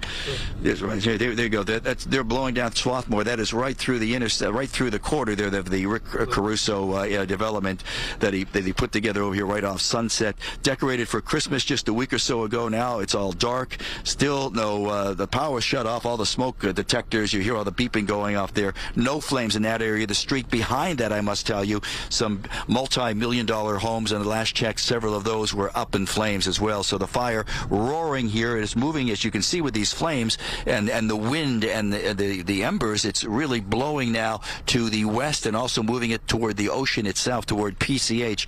And as it does, though, there are still many buildings in the residential area, but also in the main business area here of the village itself that are burning, and that is one of them right over here. It's less than a block away from Gelson's, CVS Pharmacy, and that high-end clothing store roaring out. There's another store right next to it. This right now looks like it's going to go, and it's an ember storm here. These lit embers. Firefighters were here a little while ago, maybe about 12 of them actually, with their engines. They moved a few blocks down to try to take care of some homes that were being threatened by flames. They're just moving from one location to another. Not much they can do. Everybody's just trying to, probably just praying that this night ends very quickly. Just to be clear, so the villages, which is Caruso's property, is that actually what we're looking at burning right now, or is that the villages on the side? No. Okay.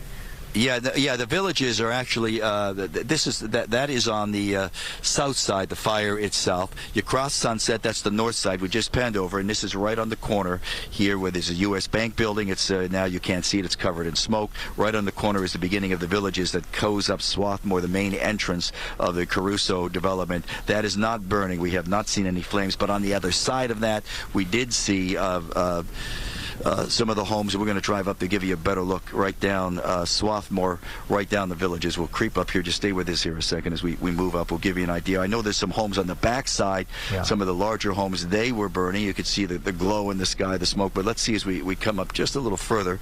This has actually been like a wind tunnel here, blowing all those embers. As they blow them in this direction, they blow across Sunset to the south side. Wow. And that, unfortunately, is where we've had that clothing store light up on fire.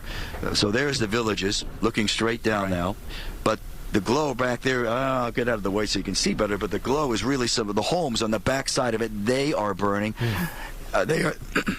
They're burning. Not of a threat to the villages themselves, but several homes back there are burning, and there's just no way to stop it at this point with these winds that are blowing certainly out of control. Wow. Yeah, I mean, that is just one of the most beautiful, picturesque areas, not only in Southern California, but in the entire country. Those are like perfect streets. That, to me, is like one of the ideal places to live. It is a close-knit community, and it is just heartbreaking to see so many flames. Look at that. Oh, no.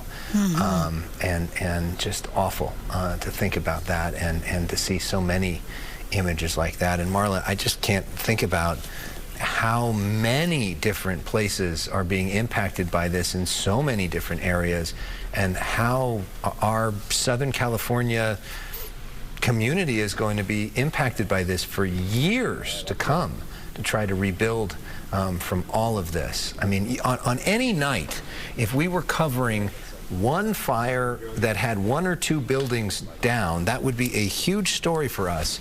And the fact that we are now covering at least three, two of which have been really destructive and a third that has potential to be, is just, you know, unlike any night that I can remember in 15 years of news coverage here in Southern California.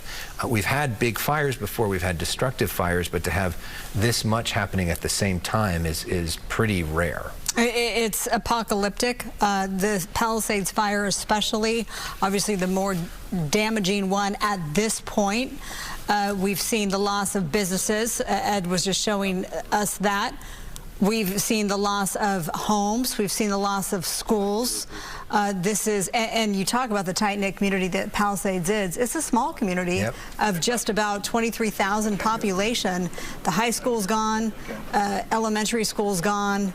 We're hearing now businesses along the PCH have been devoured by those flames, from Malibu to Pacific Palisades, of course. Those flames jumping the PCH, the Pacific Coast Highway, and here's a look into Caruso's village here. You see, you know, the Lululemon, and so far this has been spared, but all it takes is one of those embers, and those embers are everywhere, because across the street, that's a business, I think that Ed was saying, that's a clothing store that is now gone. And look at the flags. I mean, just to give you an idea of those sustained winds, they are whipping, and they will only get worse. I hate to say that, but that is the reality. Just look at those flags. We know overnight the sustained winds could get up to 70 miles per hour. That's forecasted. Adam Kruger has been watching those numbers for us. It is such a devastating scene out there. You know, the best thing that we can report is so far no loss of life, and that's the whole point. They want to save lives before they save structures. Nonetheless, this doesn't make this any less heartbreaking, Alex. Ed, can you tell, is that clothing store, is that the Elise Walker clothing store that is across the street? Can you, I don't know if you can see it from where you are, or you even can tell. Yeah, you know, it may be, I can't really see, but I know it is the one right on the corner, right on the backside of the Starbucks that is over there on Swarthmore. So I believe that it is. I know it's usually the type store. There's always, many times, a line of folks, shoppers that get inside. They usually have a guard out front, and it's a very high-end store. Beautiful clothing. A lot of folks come out of there buying stuff looking very pretty. They had some of the best fashions in there, I'm told, and now it's just quickly burning up. But look at how the flames are being whipped by these winds that are blowing down through, swinging down from the north over to the west. Yeah, Elise is a personal friend of mine, and somebody who started her business there and has several stores in different parts of the state and the country, and is beloved in that community, and has worked so hard to build a brand that has really become iconic for that community. And to see if that is indeed that store going up in flames is just heartbreaking. And I've been in there and know a lot of the people that work there, and it's really, really upsetting to watch that. And that sentiment is, you know, something that is repeated in different businesses and different homes around Southern California tonight. Wow. Yeah, I'm sorry that you're having to deal with that personally. So many personal stories out there that we've been reporting on all afternoon. We've been on the air since this broke out at 10:30 this morning, so well over 12 hours. Alex and I have been in place basically since 2:30 this afternoon, commercial free, and the Palisades fire continues just to wreak havoc in this small, tight-knit community. So far, the Caruso village looks to be spared, but as I'm saying that on the right side of your screen, that is part of it, and I see some flames erupting. I'm not sure if that is actually the Caruso village. It was off to the right or not. We'll have to wait and see.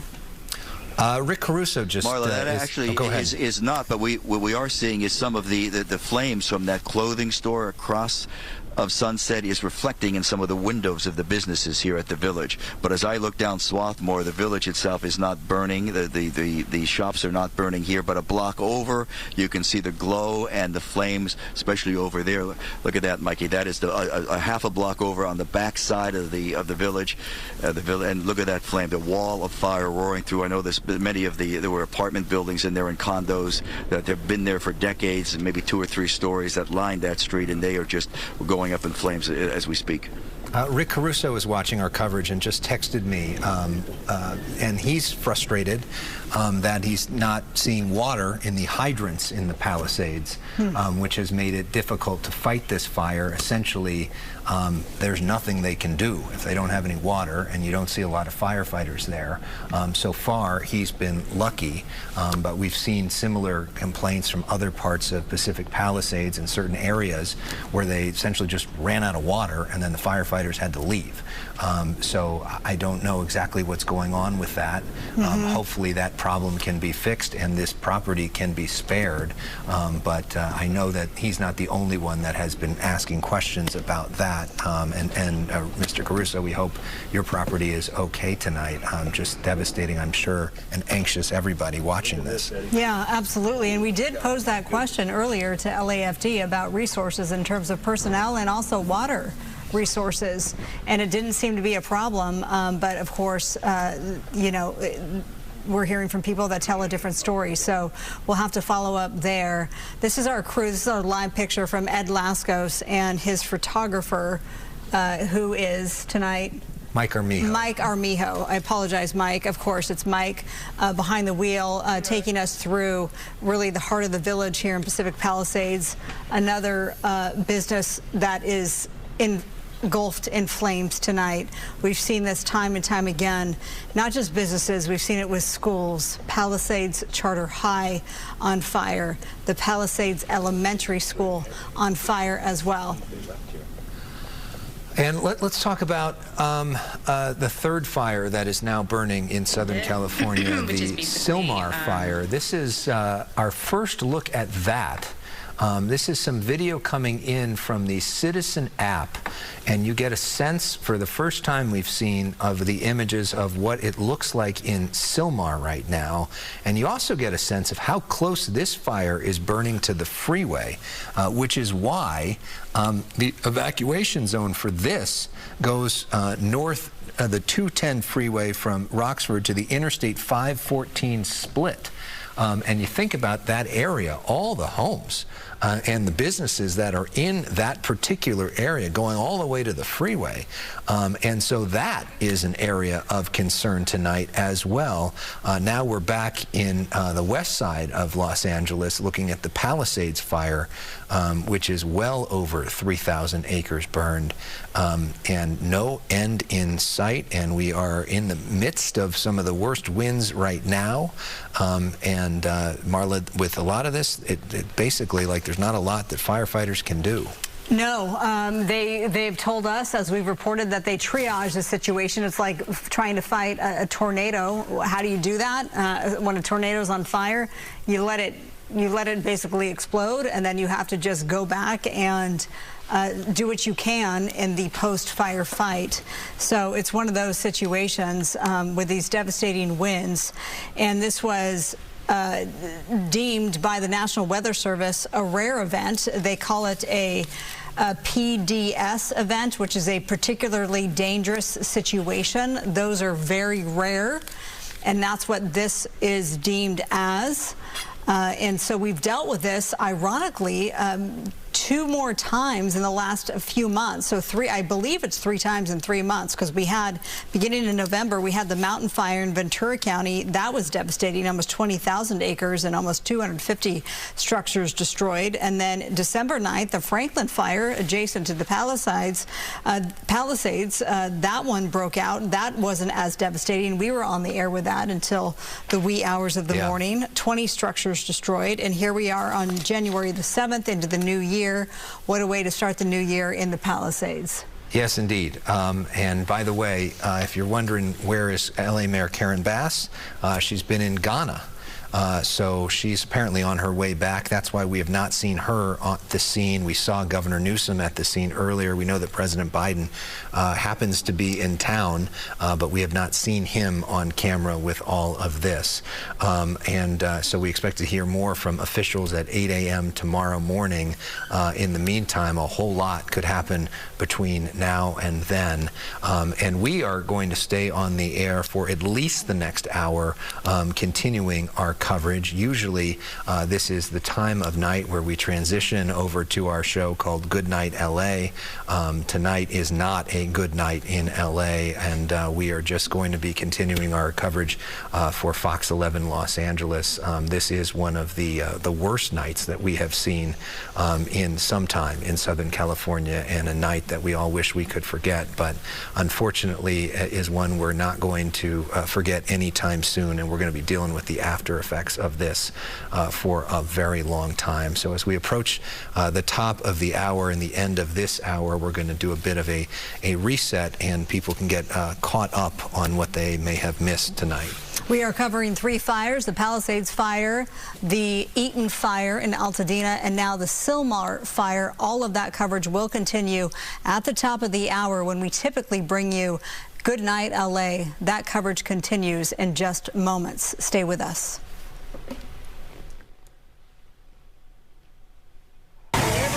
This home seems like it's being considered a loss. There are so many homes that are in danger. How many more horses do you have? We have a couple we just let loose over there. We're trying to get as many as we can out.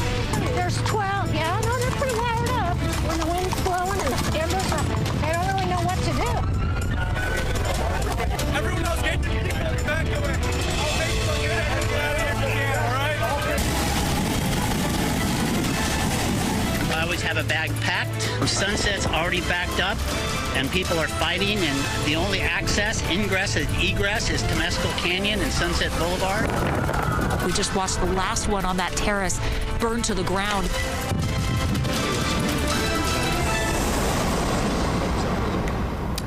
Good evening. Welcome to our continuing coverage of the Fox 11 news of this massive firefight all across Southern California.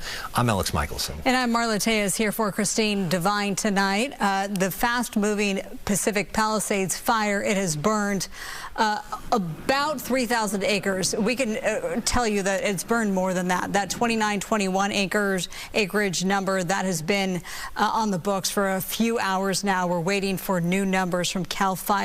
Thousands of people have evacuated. The fire is fueled by strong Santa Ana winds. By mid-afternoon, it had grown rapidly, threatening over 13,000 structures, including more than 10,000 homes. Containment is at 0%. Mandatory evacuations cover much of the area, with nearby Malibu now issuing warnings as well.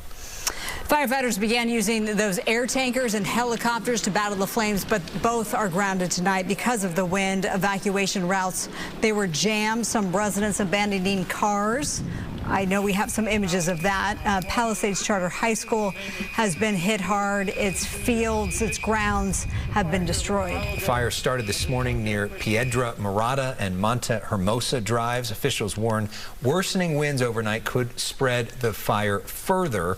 Smoke advisories are in effect. Residents are urged to stay indoors. We still don't know what caused the fire.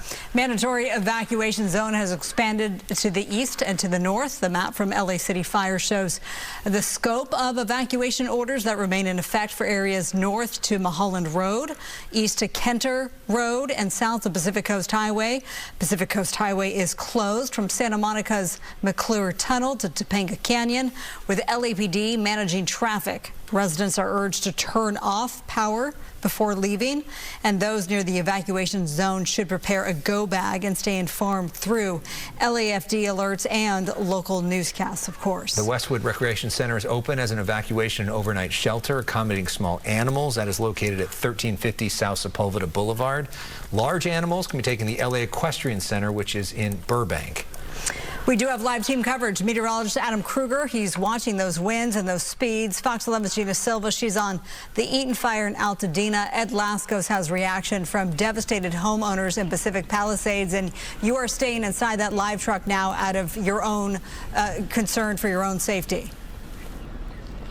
Yeah, very much so, because of the winds blowing like crazy, and also the lit embers blowing right across a storm of embers. We are in the heart of the Palisades. Mikey will give you a look. Sunset here at the corner of Swarthmore.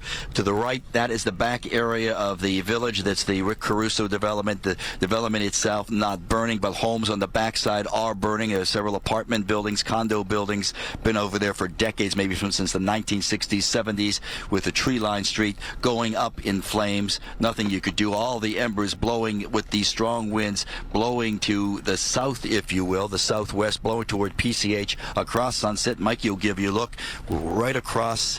If you're familiar with this area, you've got Starbucks, the main section here at Swarthmore and Sunset, right in the heart of, very heart of the Palisades itself. There's a trash bin that is actually on fire in a little park right in front of us, and then beyond that, in the background, is a high-end clothing store, and the store right next to it, two businesses burning right right down to the ground. Behind those two businesses, if you're familiar with Swarthmore, there are about 2 or 3 other very popular restaurants in this area, a yogurt shop and some nice other Italian restaurants. Those, we were just down there, burnt right down to the ground. CVS, the pharmacy on the other side, still standing, and on the far side of the street, Gelson's, that is still up, not damaged. But the park here is burning. There's a large tree down in the park, because that's also another problem besides the fire situation here. You've got trees, huge limbs that are falling down, huge trees that have come down in this area, not to mention all the power lines. But the best part of that is a lot of the power, I would say all the power here is really shut down. But again, Fire Command telling us be very careful of any lines you might come across, because you never know if they are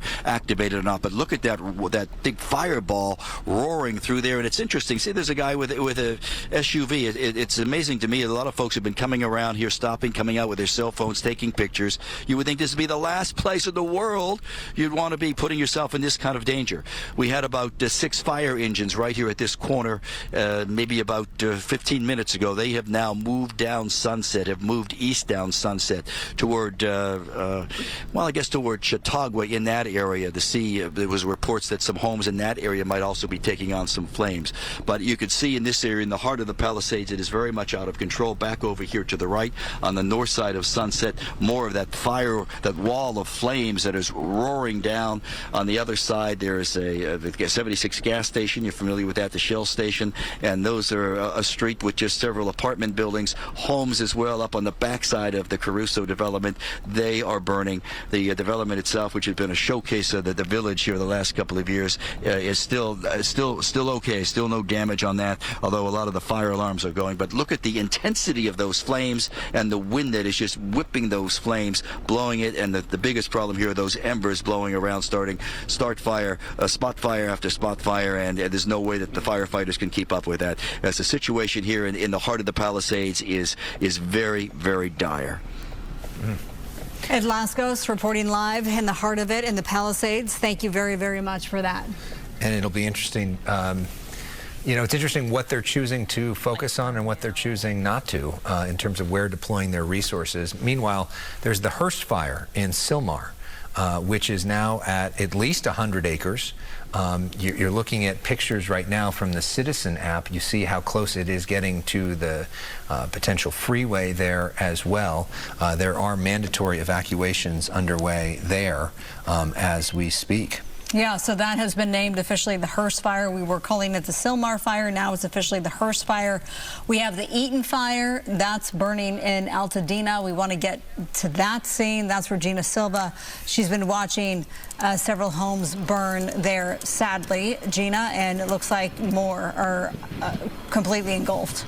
Yeah, completely engulfed. We are watching all of these homes on Delray Avenue and Woodland Road in Pasadena go up in flames. They are a complete loss.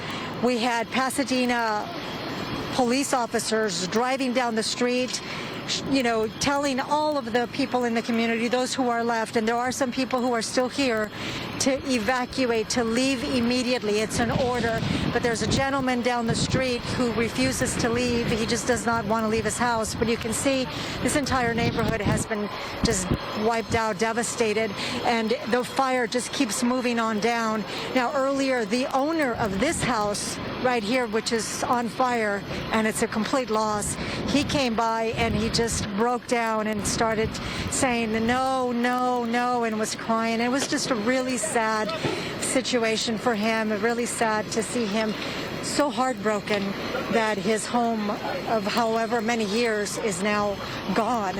And unfortunately, this is what so many people will be coming home to, because this neighborhood, there are multiple homes that are just gone. Earlier, we spoke with a fire official. This is what he had to say.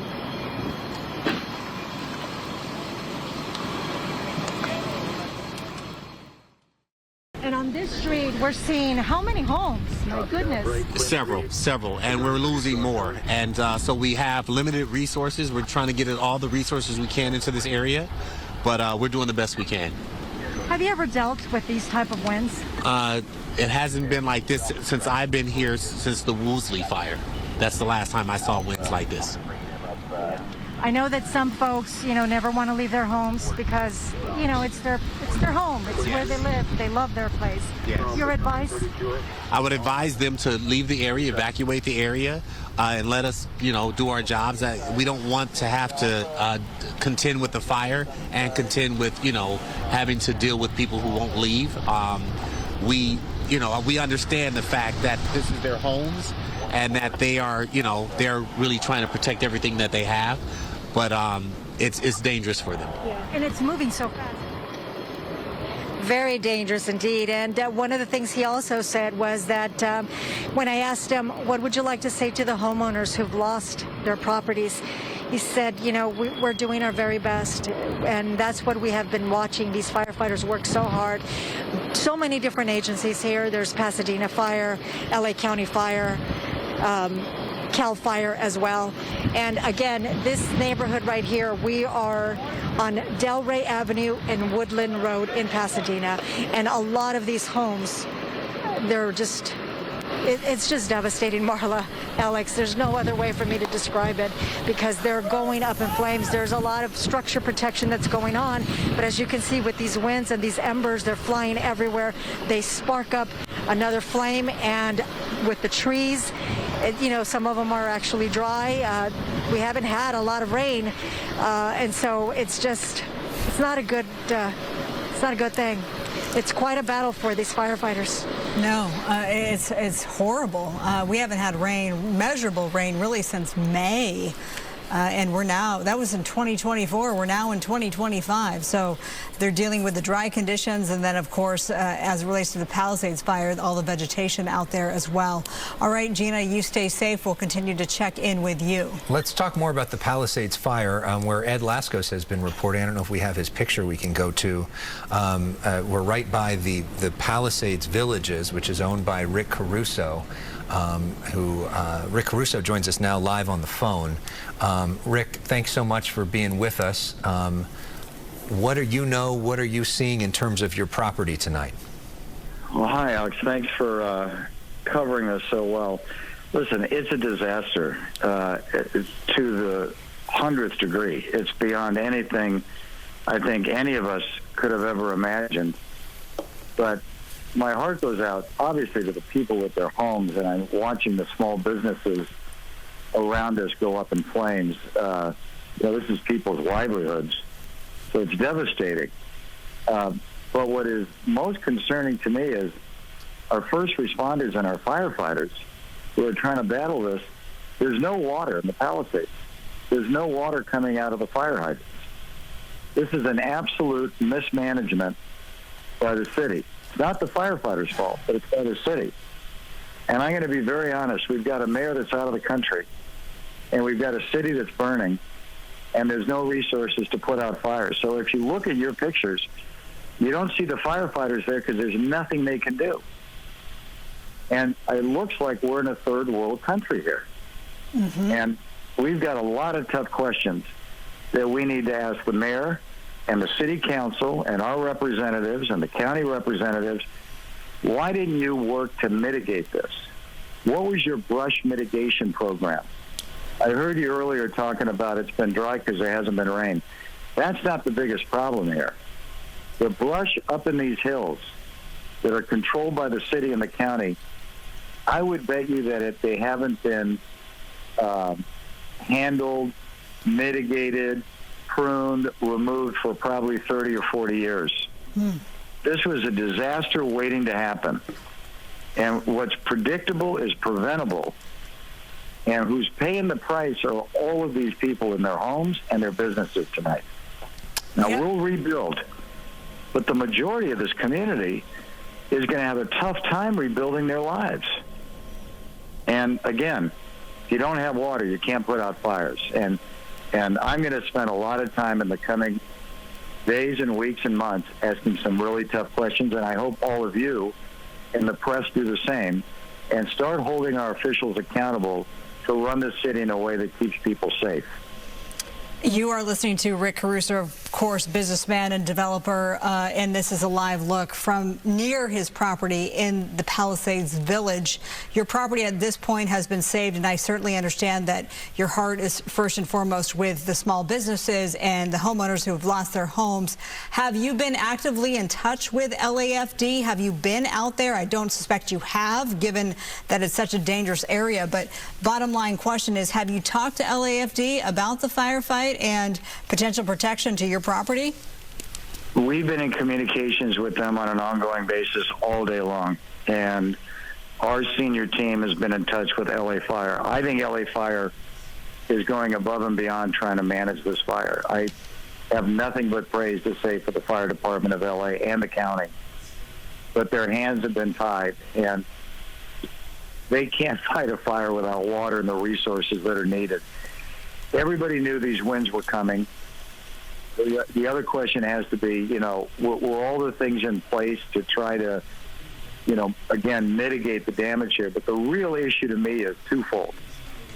We've had decades to go remove the brush in these hills that spread so quickly. And the second is, you got to have water. And my understanding is the reservoir was not refilled in time and in a timely manner to keep the hydrants going.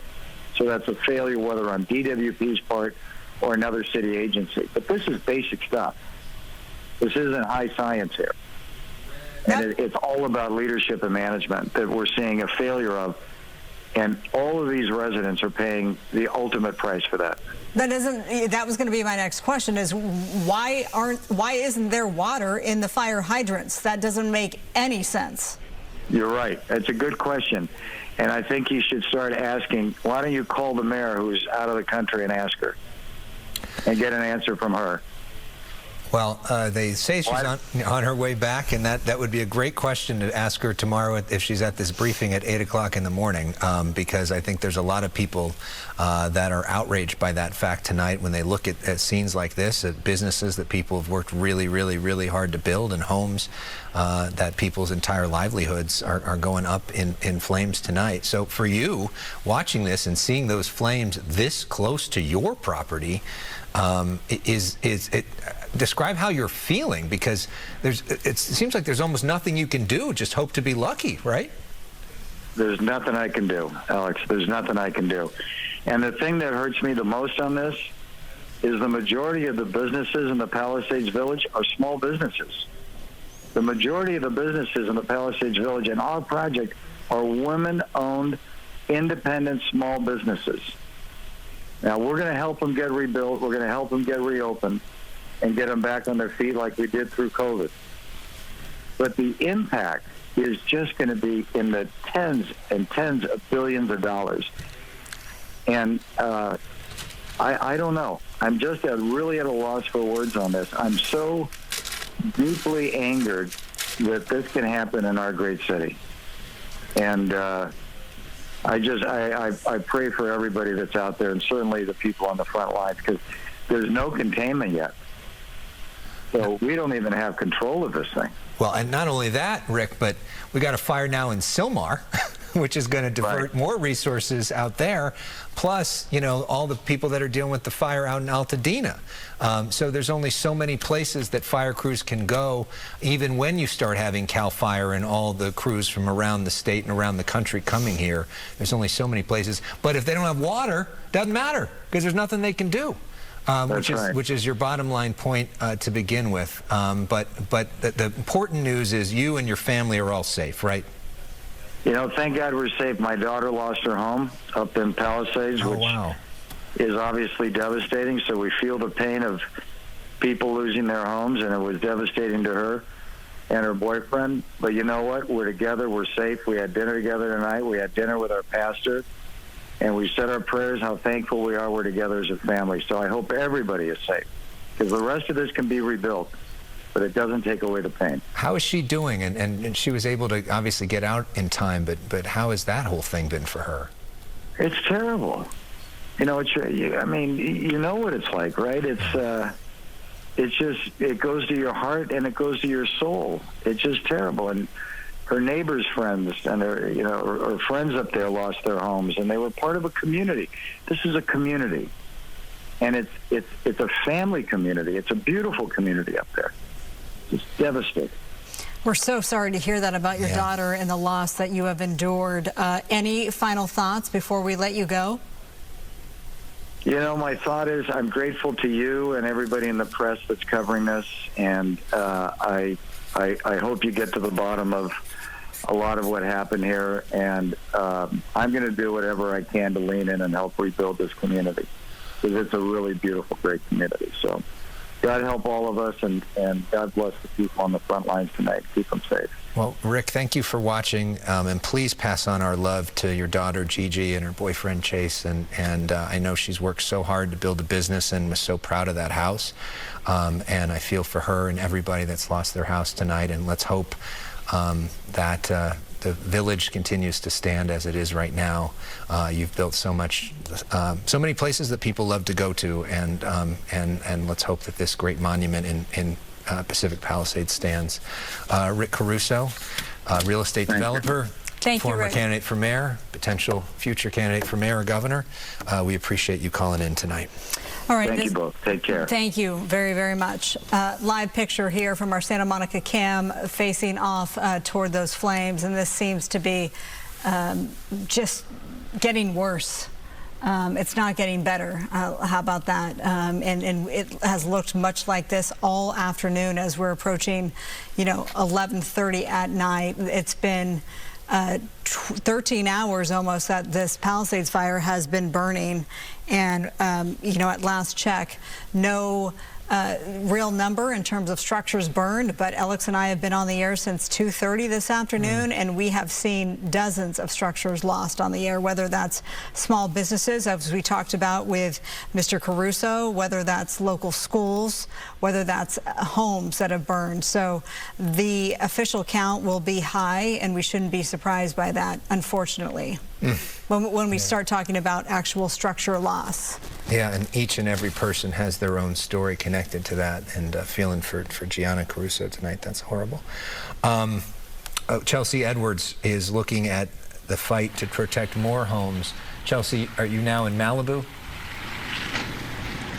We are now in Malibu. Yeah, this is still the Palisades fire, but it is moving. I mean, again, this is not contained. There is no containment here. It is still destroying structure after structure. So we're standing in the 18,000 block of PCH now.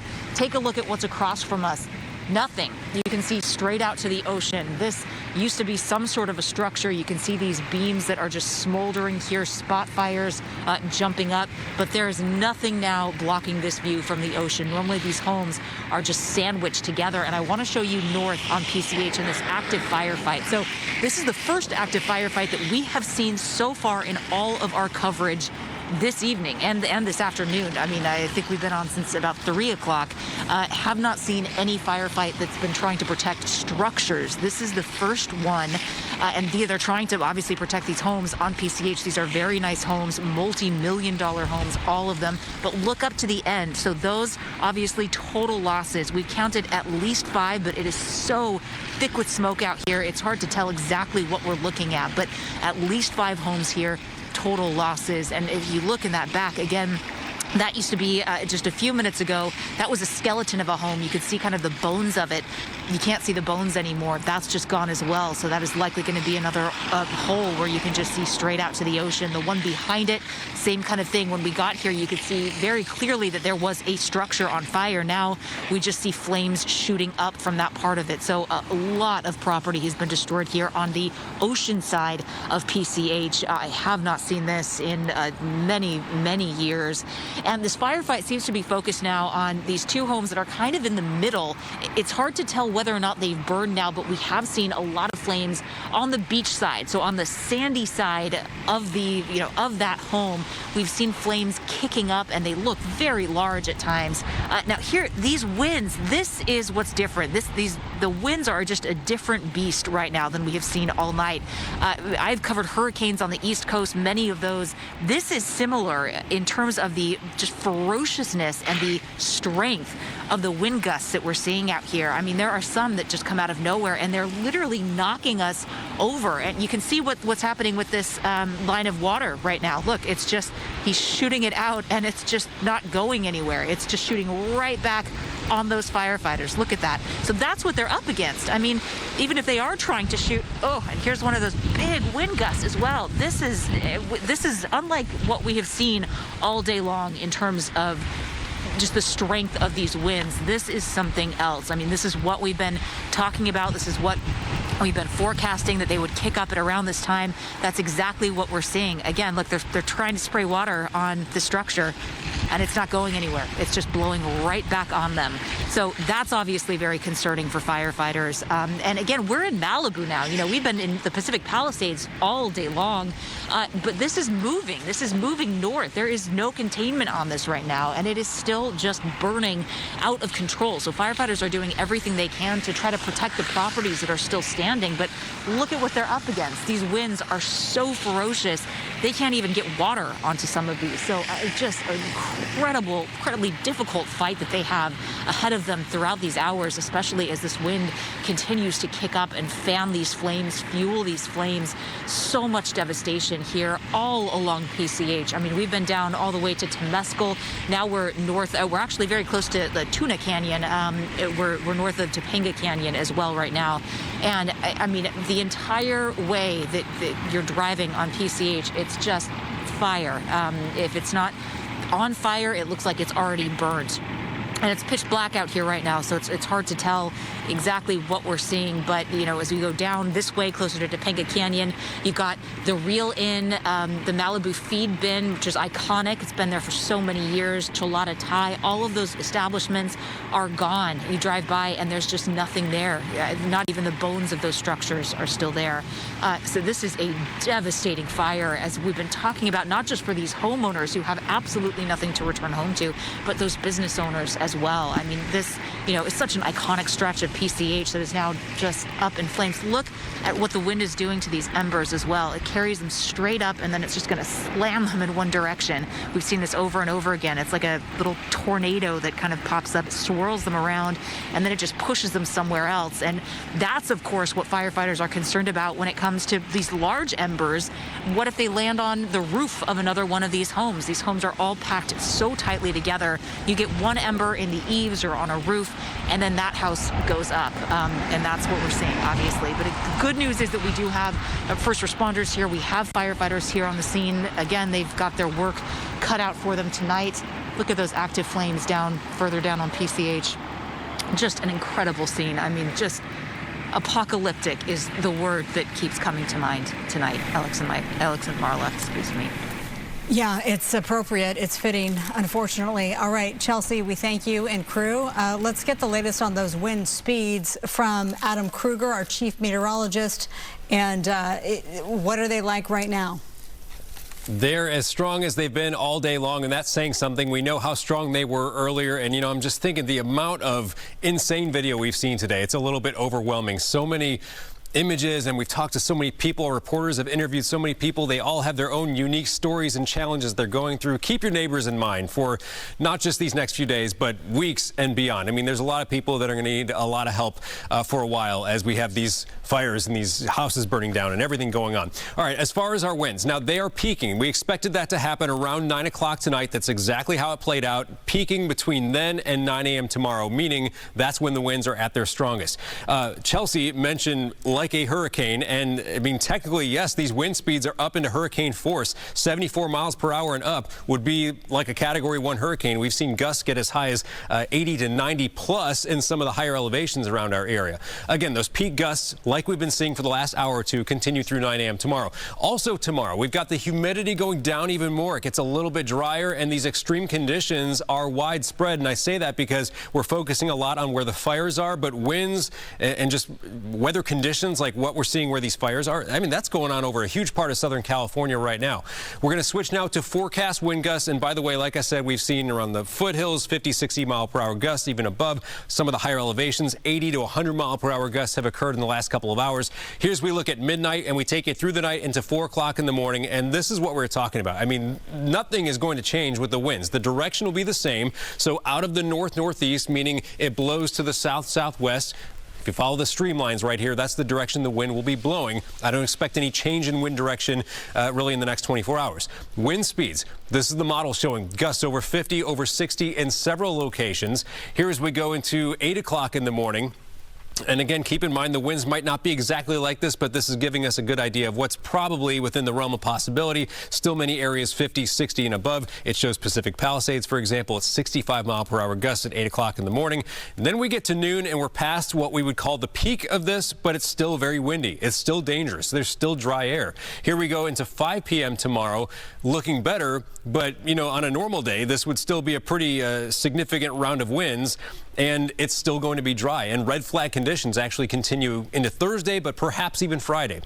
Relative humidity, we've seen it below 20% today and tonight. That continues to be the case in some areas. Watch as we take you into midday tomorrow. We've got those single-digit relative humidity showing up. So that's what I was talking about. It's going to get even drier tomorrow. And then here's why the winds have peaked and ramped up in the last couple of hours and why they stay strong overnight. It's this low that's passing by. And on the kind of north and northwest side of it, notice where these lines are bunched up close together. That's where there's a big difference in pressure in a relatively short distance, and that's where the winds go at their highest speeds. And this is happening a little bit higher up in the atmosphere, so that got lined up over us this evening. It's giving a little extra boost to the winds that were already very strong, and it's going to be not until midday tomorrow when that low goes far enough south to where we don't have the most intense winds right overhead.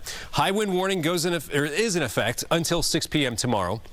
Red flag warning for all areas Tuesday and Wednesday. Then on Thursday, a portion of LA is excluded. Same thing down along the coast through Orange County, but still a big area Thursday remains in a red flag warning. And then here we have Friday. The National Weather Service has placed these areas under a fire weather watch, which means this may turn into a red flag warning on Friday. And not to get too far ahead, but I'm looking at some computer models suggesting around Monday of next week, we might see like a moderate to strong Santa Ana wind event pick up once again. And I just say all that to keep in mind that, you know, it's not just a tonight thing. It's not just a tomorrow thing.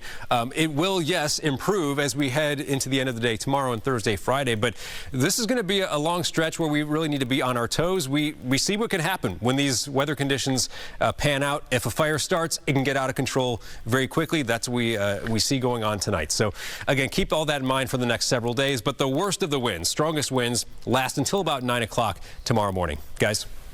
All right, Adam, thank you so much. It's the bottom of the hour, 11:30. This is typically when I have said good night, LA, to you after our 30-minute final newscast of the night. But our coverage does continue tonight, of course, because of not one, not two, but 3 fires that are burning. Our focal point has been on the Palisades fire all afternoon since this is a live picture from our Santa Monica camp, since this fire erupted at 10:30 this morning, so 13 hours ago. We've been live with you, wall-to-wall coverage. Then there's the Eaton fire in Altadena. That has grown to 400+ acres. And then the Hearst fire in Sylmar, that started off at about a 50-acre fire. That one has burned to about 100 acres tonight. So we are now in our 13th hour of coverage of these multiple fires burning. And the really scary part is the worst of it is potentially still to come. With the winds overnight expected to be even worse than what we have seen today. And that is why we keep seeing fires popping up throughout Southern California. Let's hope we have seen the last of them, but unfortunately, it is likely not the last of them, which makes this even more complicated because it becomes a bit of a whack-a-mole situation and you only have so many resources and you can't put them all in one place because other fires could start to pop up. Our crews have been around Southern California all day long doing extraordinary work in very difficult circumstances, and that continues late into the night. We will be with you for several more hours at least as we try to get through this situation together. A reminder as well that you can watch our coverage not only on TV but on the Fox local app if you have to evacuate your home, if you lose power, if you're out of the area or out of sorts and you want to get information. Fox local app, search for it in any app store. It's free. You can stream all of our coverage, and all of our coverage today is commercial free as well. All afternoon, we were lucky to report no injuries, but that changed tonight when this happened. An LAFD firefighter was hurt tonight battling the Palisades fire. Here she is. This happened near Bowdoin Street in Villa de la Paz. It's a 25-year-old LAFD firefighter, a female. LAFD says she sustained a serious head injury. She was treated there at the scene, loaded onto this flatbed truck before she was taken to a hospital for more evaluation and treatment. Now, we spoke to the person who shot this video, a freelance journalist, Sal Hirsch with TNLA. I'm not exactly sure what agency that firefighter was with, but they put out a mayday call. Apparently, she may have had some sort of blow to the head, and she was in unknown condition. So we were just right down the street filming some of the destruction that ensued prior to that incident, and we got there pretty quick, and we saw CAL FIRE crews as well as some LAFD personnel lifting her on a on a thing, and they put her on the back of a pickup truck and ended up transporting her out of the fire zone. So it was definitely a pretty hectic scene, very crazy, and I just hope she's going to be okay. Was she conscious? Was she talking to them? It looked like her eyes were open. I didn't see her physically talking or anything, but her eyes were open, which is a good sign. That is a good sign. Another live look from Santa Monica here. We have Ed Lascos. He is there in the heart of the village, and the pictures you're bringing us are from the live truck that you're in for your own protection. Yeah, and I just want to confirm something. Earlier, I was sort of speculating whether that was the Elise Walker store that was up in flames that we were looking at, and I now have confirmation that that is indeed the Elise Walker store, designer fashion store that we've been looking at that has been burning tonight in that area. And Ed, it may not be the only thing burning. Yes, you're right. The Elise Walker store, and sadly a total loss as the embers blowing down the hillside right into that area. But this is Sunset, right in the very heart of the village, a block away from that designer store. Swarthmore, the corner, and off to the left is the next block over is Villa de Paz, and the fire roaring down through some apartment buildings. It's now hit that one little storefront right on Sunset Boulevard. Fire department engine moving in, and the firefighter tapping into a hydrant there, trying to get a line on. They're just trying to stop some of these embers that are coming out of that new little business store that is lit up on fire, and trying to get those embers from blowing right across us. It's a storm of embers here, winds tilting and blowing the truck back and forth, and the flames roaring down the hillside. To the far right is the village, the Caruso development. Some fire engines have moved down Swarthmore. They've taken up some of a location there. You can see some of them also right on the sidewalk. There's a firefighter there with a hose trying to put out some of the hot spots and some of the shrubbery by that new development. But that area is certainly threatened by the fire. On the backside there are some homes. They have been burning. And then on the far side, the far left side, which has the movie theater and some more restaurants on the far left of Swarthmore, that backside also threatened by the flames, as this block between Swarthmore and Villa La Paz, just to the north of Sunset right now, is just engulfed in flames. A firestorm. Some engines have moved through here. They're doing the best they can. We were hit with across the street. You can see where the fire engine is, and the firefighter now carrying a hose. See him trying to hit some of those hot spots on the stairway there. But all of a sudden, we were hit with a lot of water over here, and we thought, what the heck is going on? But there was a gust of wind. So it goes to the point that Fire Command is saying all along they can fight this thing at night, try to get water on it. But when you get these big gusts, it just blows all over. And look down Swarthmore, Mikey, there, so just past the marquee of that movie theater, we just saw a big flame, a big wall of fire. So that's some of the homes back there, the block over. Beautiful homes. homes, multi-million-dollar homes. Several of those, unfortunately, have been going up in flames as well this late hour. But this block, this squared-off area here from Sunset, Swarthmore on this side, Villa La Paz on the other, both the fire's just roaring through here. Several apartments, several condos. On the far side where the movie theater is here on Swarthmore, there's many small businesses, family-owned businesses, as Mr. Caruso was telling us earlier. And that's the sad part of all of this. They're a total loss. Nothing firefighters can do here. And these winds, the big factor, they are showing no signs of letting up, still roaring through here. And it's just a storm of these lit embers just blowing all over the place and starting spot fire after spot fire. And unfortunately, many of those spot fires wind up being a building, a condo, or a business that go up in flames, guys. Oh, we hate to see it. All right, Ed, thank you so much. We want to turn our attention now to the Eaton fire, and this is our Mount Wilson cam. Just getting word about more evacuations. All Arcadia residents north of Orange Grove Avenue, they have been ordered to evacuate, and residents in the evacuation area are advised to use Highland Oaks Drive to leave the area. A temporary evacuation center has been established at the Arcadia Community Center on Campus Drive. So that is some new information there as it relates to the Eaton fire. Gina Silva, she's down there on the ground with more structures burning. Gina? Marla, there are so many. Right now, we're watching this. We thought it was a home, but it appears to be several condos that are on fire. We're still on Delray Avenue and Woodland Road in Pasadena, and this is the destruction caused by the Eaton fire that started around 6:30 this afternoon and just quickly exploded, and it keeps moving. There are so many firefighters here who have been battling this blaze for so many hours now, and it's not a battle that they're winning because of Mother Nature, because of these horrific winds that just won't die down. And you can just see how strong these winds are, and it is just devastating this community, this entire neighborhood. There are so many homes that have gone up in flames. We saw a homeowner earlier that it was just heartbreaking to see him. He came by, he stood across the street and watched his house on fire, crying, and he was saying no, no, and it was just an awful scene. I mean, I can only imagine his heartbreak. And this is what so many homeowners have to deal with. And there are a lot of people out here, not just, some of the homeowners, also reporters. There's like Ivan. Ivan is a TikToker. How long have you been out here, Ivan? I've been out about 40 minutes. 40 minutes? Yeah. How do you describe this? There's something apocalyptic, something out of the movies, something crazy. Something out of the movie, something you've never seen. I've never seen before, yeah. Not in this time of the year. Yeah. It really is such devastation, and these homeowners will come home to nothing. I heard some people didn't have a homeowner's insurance, so they're literally out in the streets. Yeah. It's crazy.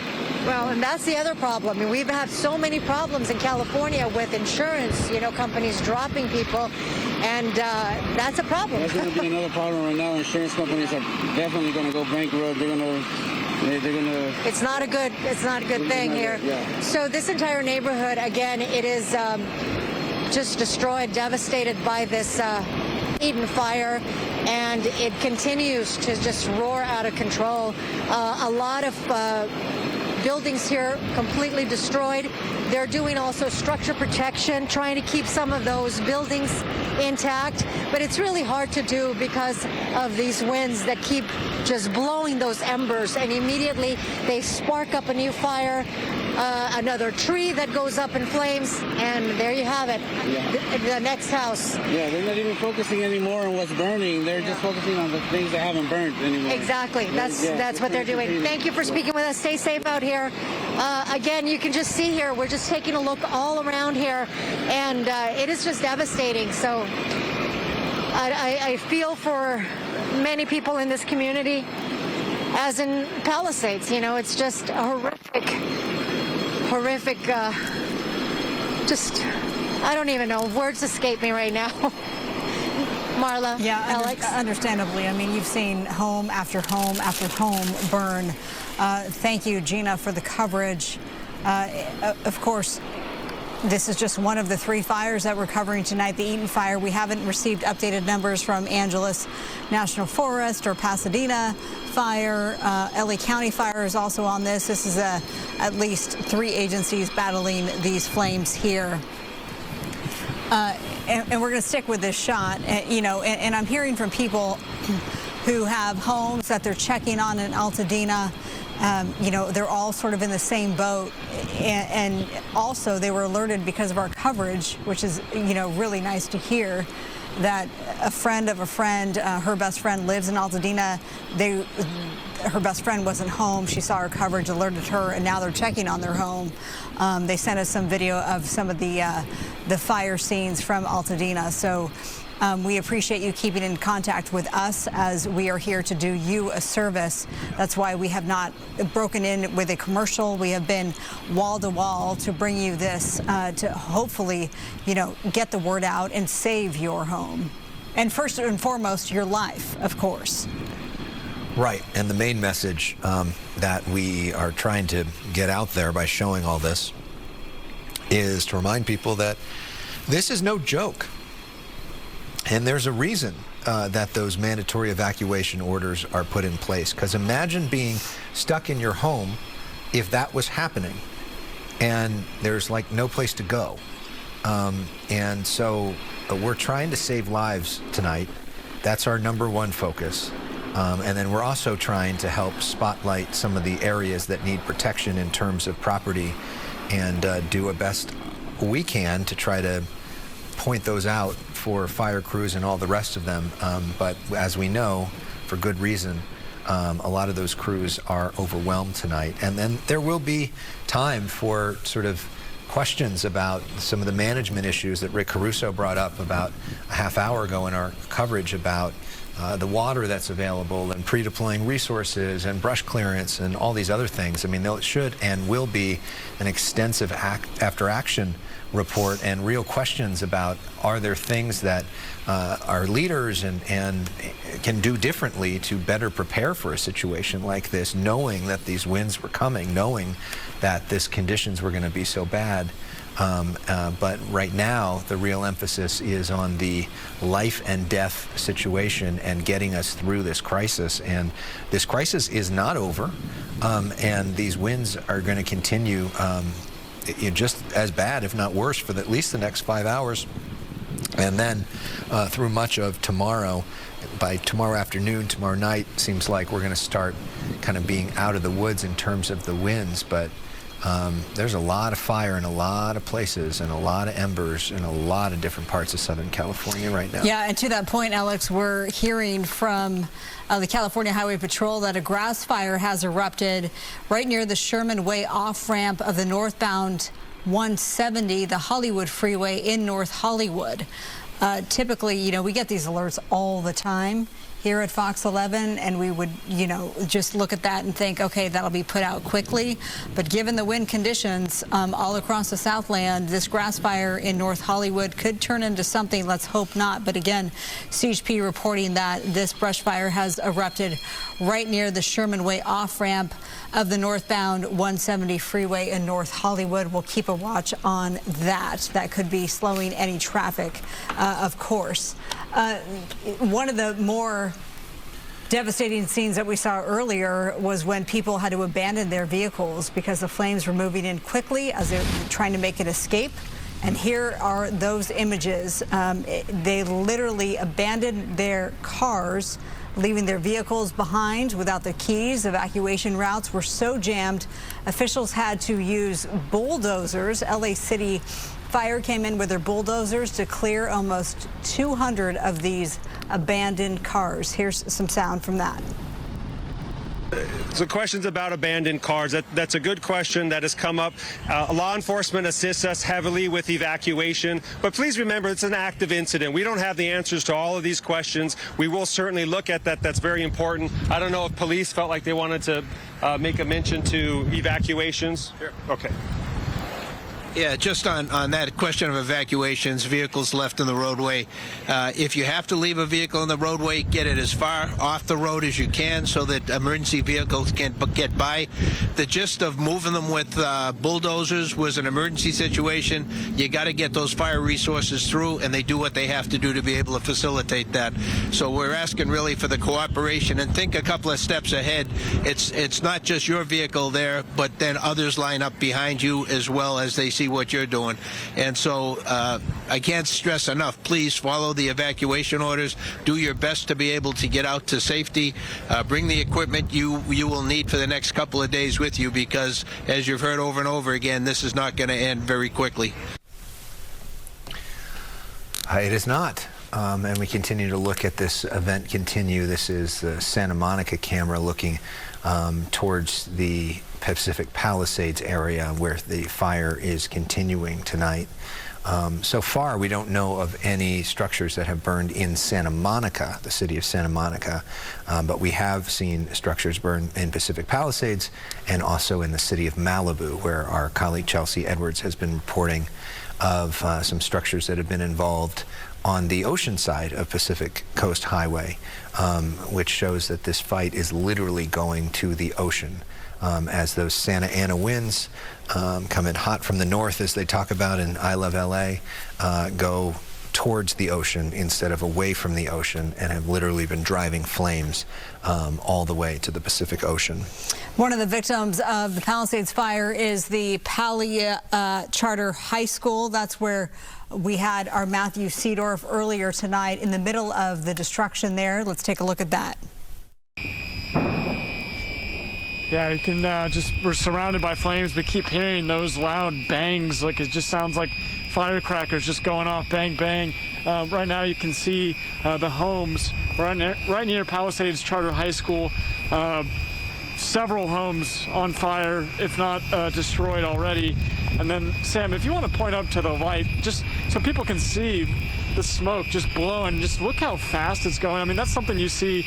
I've covered hurricanes on the coast. That's what you see with hurricanes and the rain, just all of that wind just blowing all this smoke. It's pretty remarkable to see. And Sam, if you want to walk with me outside the high school, we're going to look kind of out towards the football field. Looks like there's a structure burning over there. And we talked about just being surrounded by flames, but it's just all around the football stadium. We saw the press box on fire, and we want to see, because we've seen the other side of the high school. We saw the other side of the high school with the flames on the baseball field and the field house, the locker rooms, and this is the main entrance to the school. And we did see some fire here a little while ago, and I just want to get a quick look and show you guys kind of what we're seeing at the front of the school. Yeah, you can see the flames coming in from this direction, getting closer to the school. Just definitely a scary situation. I'll go ahead and send it back to you.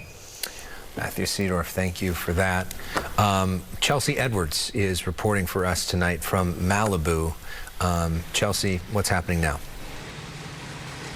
Just scenes of utter devastation. I mean, again, we're looking in the 18,000 block here on PCH in Malibu at just a straight shot through to the ocean. You know, normally as you drive up this particular section of PCH, you see these homes that are right next to each other. You know, they're all along there. You cannot see through to the beach. Now that is not the case, and that is not the case up on PCH a little bit further than where we're standing. So we're between Latuna and Topanga Canyons right now.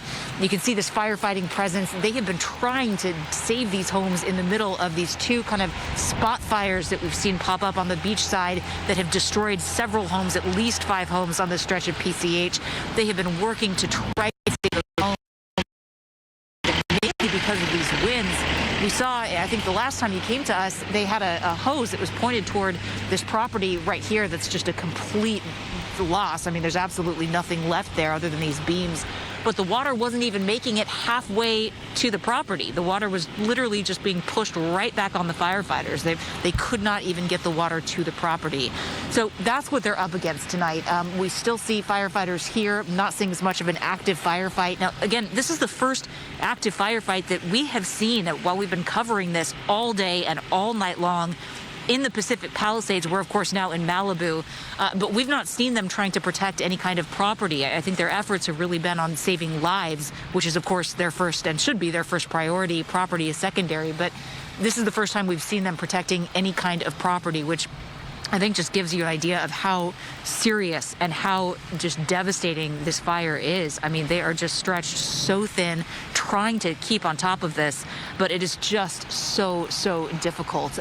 We look up the way there, and you can see just destruction in the distance. I think I've lost you in the booth here. I'm not sure if you can still see us, but if you can, just utter scenes of devastation all along PCH. Again, this is the 18,000 block. At least 5 homes gone here, and we'll see in the morning how much devastation left there is. But I think that number that we were given earlier in terms of destruction, in terms of properties destroyed, is going to be up significantly. Marla, Alex. Chelsea, can you hear us? Don't think she can. Okay, we'll let Chelsea go, and hopefully we'll be able to reestablish connection to her a little bit later as we continue to look at this fire burning. Yeah, so the Palisades fire, now we want to go to the Hearst fire. This is burning in Sylmar. Right. This is new video. This is at least 100 acres so far. This is from our Citizen app. We appreciate all the videos that come in through there, of course, to help us tell the story. You see the hillsides. I mean, this is such a unfortunately, a widespread scene that we've seen across the Southland today, with those hillsides and homes in the foreground and the winds whipping around all the trees and the vegetation. So new video into our room, or into our newsroom, from Sylmar of the Hearst fire that is burning, again, at least 100 acres at this point. Let's look at some new video right now of some horses that are evacuating. This is in Sylmar. We saw some horses earlier being evacuated in Altadena. These horses right by the freeway with kind of nowhere to go. And you think about all the different kinds of properties in all these areas, including horse properties, that make this a challenge for people to get out. We've seen horses having to evacuate. We saw in Altadena, a nursing home having to evacuate, sort of helpless animals and in some cases helpless older folks, who need to be guided out of there, and the thought of people being stuck too. And this is that Altadena fire, and look now, man, every time we go to this shot from our Mount Wilson camera, it just gets bigger and bigger and more smoke, and frankly closer to the Mount Wilson camera. But that thing has exploded. I mean, they said it was 400 acres. It's clearly a lot more than that, as we look at those conditions there.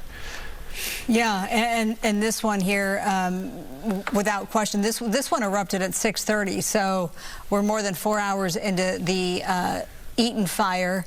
This was called in as a 10-acre fire, and we know how that turns out, unfortunately, with the winds today. So this is our Mount Wilson cam, which we also know, we have a lot of staff that works there at Mount Wilson to transmit to you, and those workers were said to be evacuated earlier tonight just as a precaution. Thank goodness. You can never be too safe. Again, number one, protection is of our lives, and then property is secondary, as we've repeated over and over tonight. Yeah, and there's a lot of cell phone transmitting that's done up there that helps with your cell phone. There's, so that communication is iffy in certain places. We've seen power is out in lots of different neighborhoods around Southern California. Some of that is being done preventatively as a way to hopefully not spark more fires with power lines going down. Some of that is being done because power poles have literally caught on fire in certain areas as well. But obviously not having power makes it even more complicated, makes it more complicated to communicate with people as well. It's important also, we have all these evacuation orders. We're going to have more evacuation orders issued in places like Sylmar. There could be even more depending on what breaks overnight. Governor Newsom, who happened to be in town today, was out in Pacific Palisades, and he had this to say about that process. By no stretch of the imagination are we out of the woods. You heard a chief say 10 p.m. tonight till 5 a.m. tomorrow will be peak winds. And having just quite literally an hour or so ago gone up the canyon and saw firsthand the impact of these swirling winds and the embers and the number of structures that are destroyed. Not a few, many structures already destroyed, and the fact that people were still not evacuated, still did not heed the warning, were just coming down the canyon, is a reminder of how serious this moment is and how important it is you listen to these evacuation orders. Yeah, and that brings us to a live picture from Santa Monica here looking out. We heard a lot of people say in the Palisades fire, you know, we're going to seek shelter at a friend's home in nearby Santa Monica. We know some areas of Santa Monica are under evacuation orders and warnings. We know people who are in Brentwood. We know people, in fact, we're going to stay at a hotel. I'm just getting word from people in Altadena for the Eaton fire that all of those hotels, you know, according to what I'm being told, have pretty much been booked up tonight. Yeah. Which doesn't surprise me. Makes sense. So they're trying to find other places to stay at a friend's house whose homes aren't in the, you know, the line of fire. But it's one of those situations that it's an all hands on deck. Sorry to hear about all of the tied up hotels, and I hope that people can find their way out. And of course, there's those evacuation centers that have been put in place, and one of those is the Pasadena Convention Center as well. Yeah, and the American Red Cross is really good about setting those up, although we understand that that's not necessarily ideal for people, the idea of sleeping in a big area with cots and all the rest of it, but you do what you got to do, and folks from the American Red Cross do such important work. So we are approaching midnight, and our coverage will continue.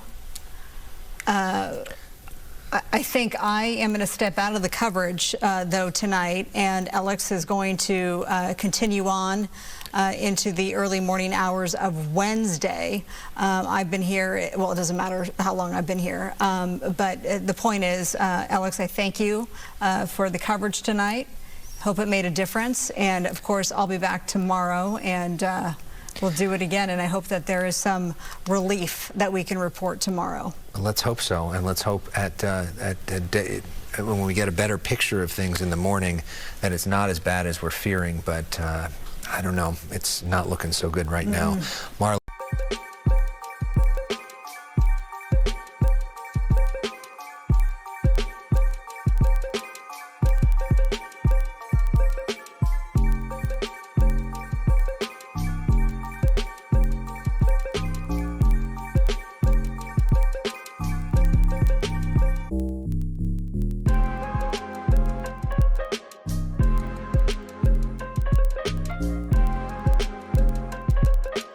Bring you Good Night LA. That coverage continues in just moments. Stay with us.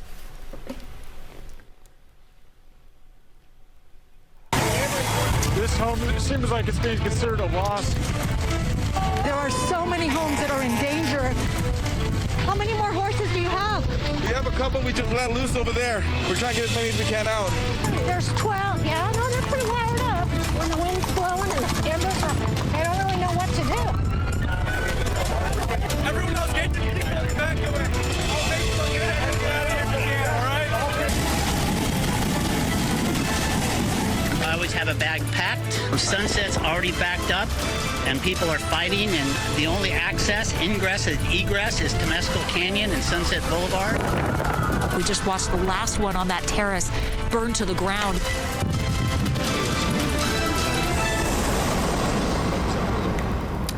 Good evening. Welcome to our continuing coverage of the Fox 11 news of this massive firefight all across Southern California. I'm Alex Michelson. And I'm Marla Tejas here for Christine Devine tonight. The fast-moving Pacific Palisades fire, it has burned about 3,000 acres. We can tell you that it's burned more than that. That 2921 acreage number that has been on the books for a few hours now. We're waiting for new numbers from CAL FIRE. Thousands of people have evacuated. The fire is fueled by strong Santa Ana winds. By mid-afternoon, it had grown rapidly, threatening over 13,000 structures, including more than 10,000 homes.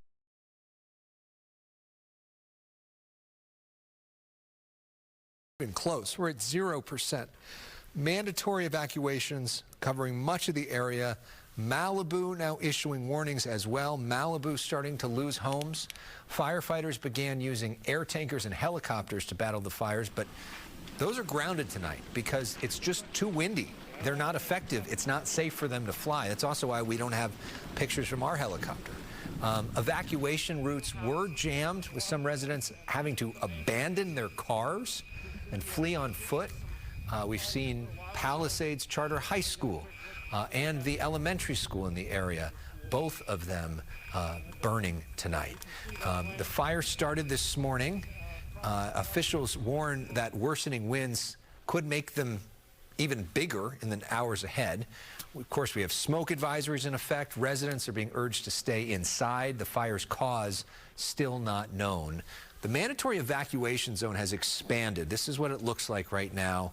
The map from LA goes from Santa Monica's McClure Tunnel to Topanga Canyon. It's a pretty big area there. With LAPD managing traffic, residents are urged to turn off their power before they leave their homes. Those near the evacuation zone should prepare a go bag, stay informed through LAFD alerts, keep watching us here on Fox 11, download the Fox local app in case you lose power or you have to leave your home. You can watch us streaming for free. The Westwood Recreation Center is open if you have to go. We know a lot of hotels are booked up and there's no place for people to go. This is one place you can go. They accept small animals there. That's at 1350 South Sepulveda Boulevard. Large animals, and we've seen a lot of horses being evacuated, they can be taken to the LA Equestrian Center. That is in Burbank. Here's some sound from Rick Caruso, who owns the Villages in Palisades, which has not yet burned. Nearby businesses have. His daughter lost her home earlier today in Pacific Palisades, and he's frustrated by the city's response. The real issue to me is twofold. We've had decades to go remove the brush in these hills that spreads so quickly. And the second is you got to have water. And my understanding is the reservoir was not refilled in time and in a timely manner to keep the hydrants going. So that's a failure, whether on DWP's part or another city agency. But this is basic stuff. This isn't high science here. And it's all about leadership and management that we're seeing a failure of. And all of these residents are paying the ultimate price for that. That right there was Rick Caruso. Now we want to take you to some video that we're looking at, or this is a live picture right now from our Santa Monica cam looking towards Pacific Palisades. Maybe the flames are getting a little smaller. Let's hope so. Maybe there's just not that much more to burn at this point. We want to show you some video here. Take a look at this. This was just horrible. So this is video inside a home where a couple people, we believe, were trapped, and I think it was a couple men and a dog that were stuck inside this home. This is a reminder of the value of evacuating, because imagine being in this. I hope that these guys are okay, but scary, scary, scary. This is, you know, movie kind of stuff that we're looking at here from inside this home. This a video from Street People Media. We've seen this all over social media tonight as well. Some of these extraordinary homes, but nobody ever wants to see that there. Next, we want to take you, follow what's happening tonight. This fire burning. We also want to let you know about the other fires that are burning tonight. In Altadena, there's the Eaton fire. This is a live picture from there. This is our Mount Wilson camera. This fire continues to get bigger. More than 400 acres. We've seen many different homes there fully engulfed. Maybe we can get some video for you of a nursing home that was evacuated earlier, which was really just chaotic. We have seen our Gina Silva there. We have seen multiple homes burning without much that they can do to stop it. Folks in Pasadena, they're helping out, trying to stop this fire or contain the damage from it. But this thing continues to burn. Meanwhile, in Sylmar, we've got Another fire. This is video from Sylmar. This one, at least 100 acres, and this one not looking good either, forcing evacuations towards the freeway as well. So that firefight is continuing. We've heard about smaller fires. There was a Tamarack fire. There was a fire in North Hollywood. But, a lot of this, and there could be more fires to come. Maybe we can bring in Adam Kruger into our coverage once again to talk about the conditions that we're talking about. And Adam, you warned about this for several days. Yeah. You've talked about, these kind of warnings, which was, I think, the fourth time we've had a warning like this in 5 years.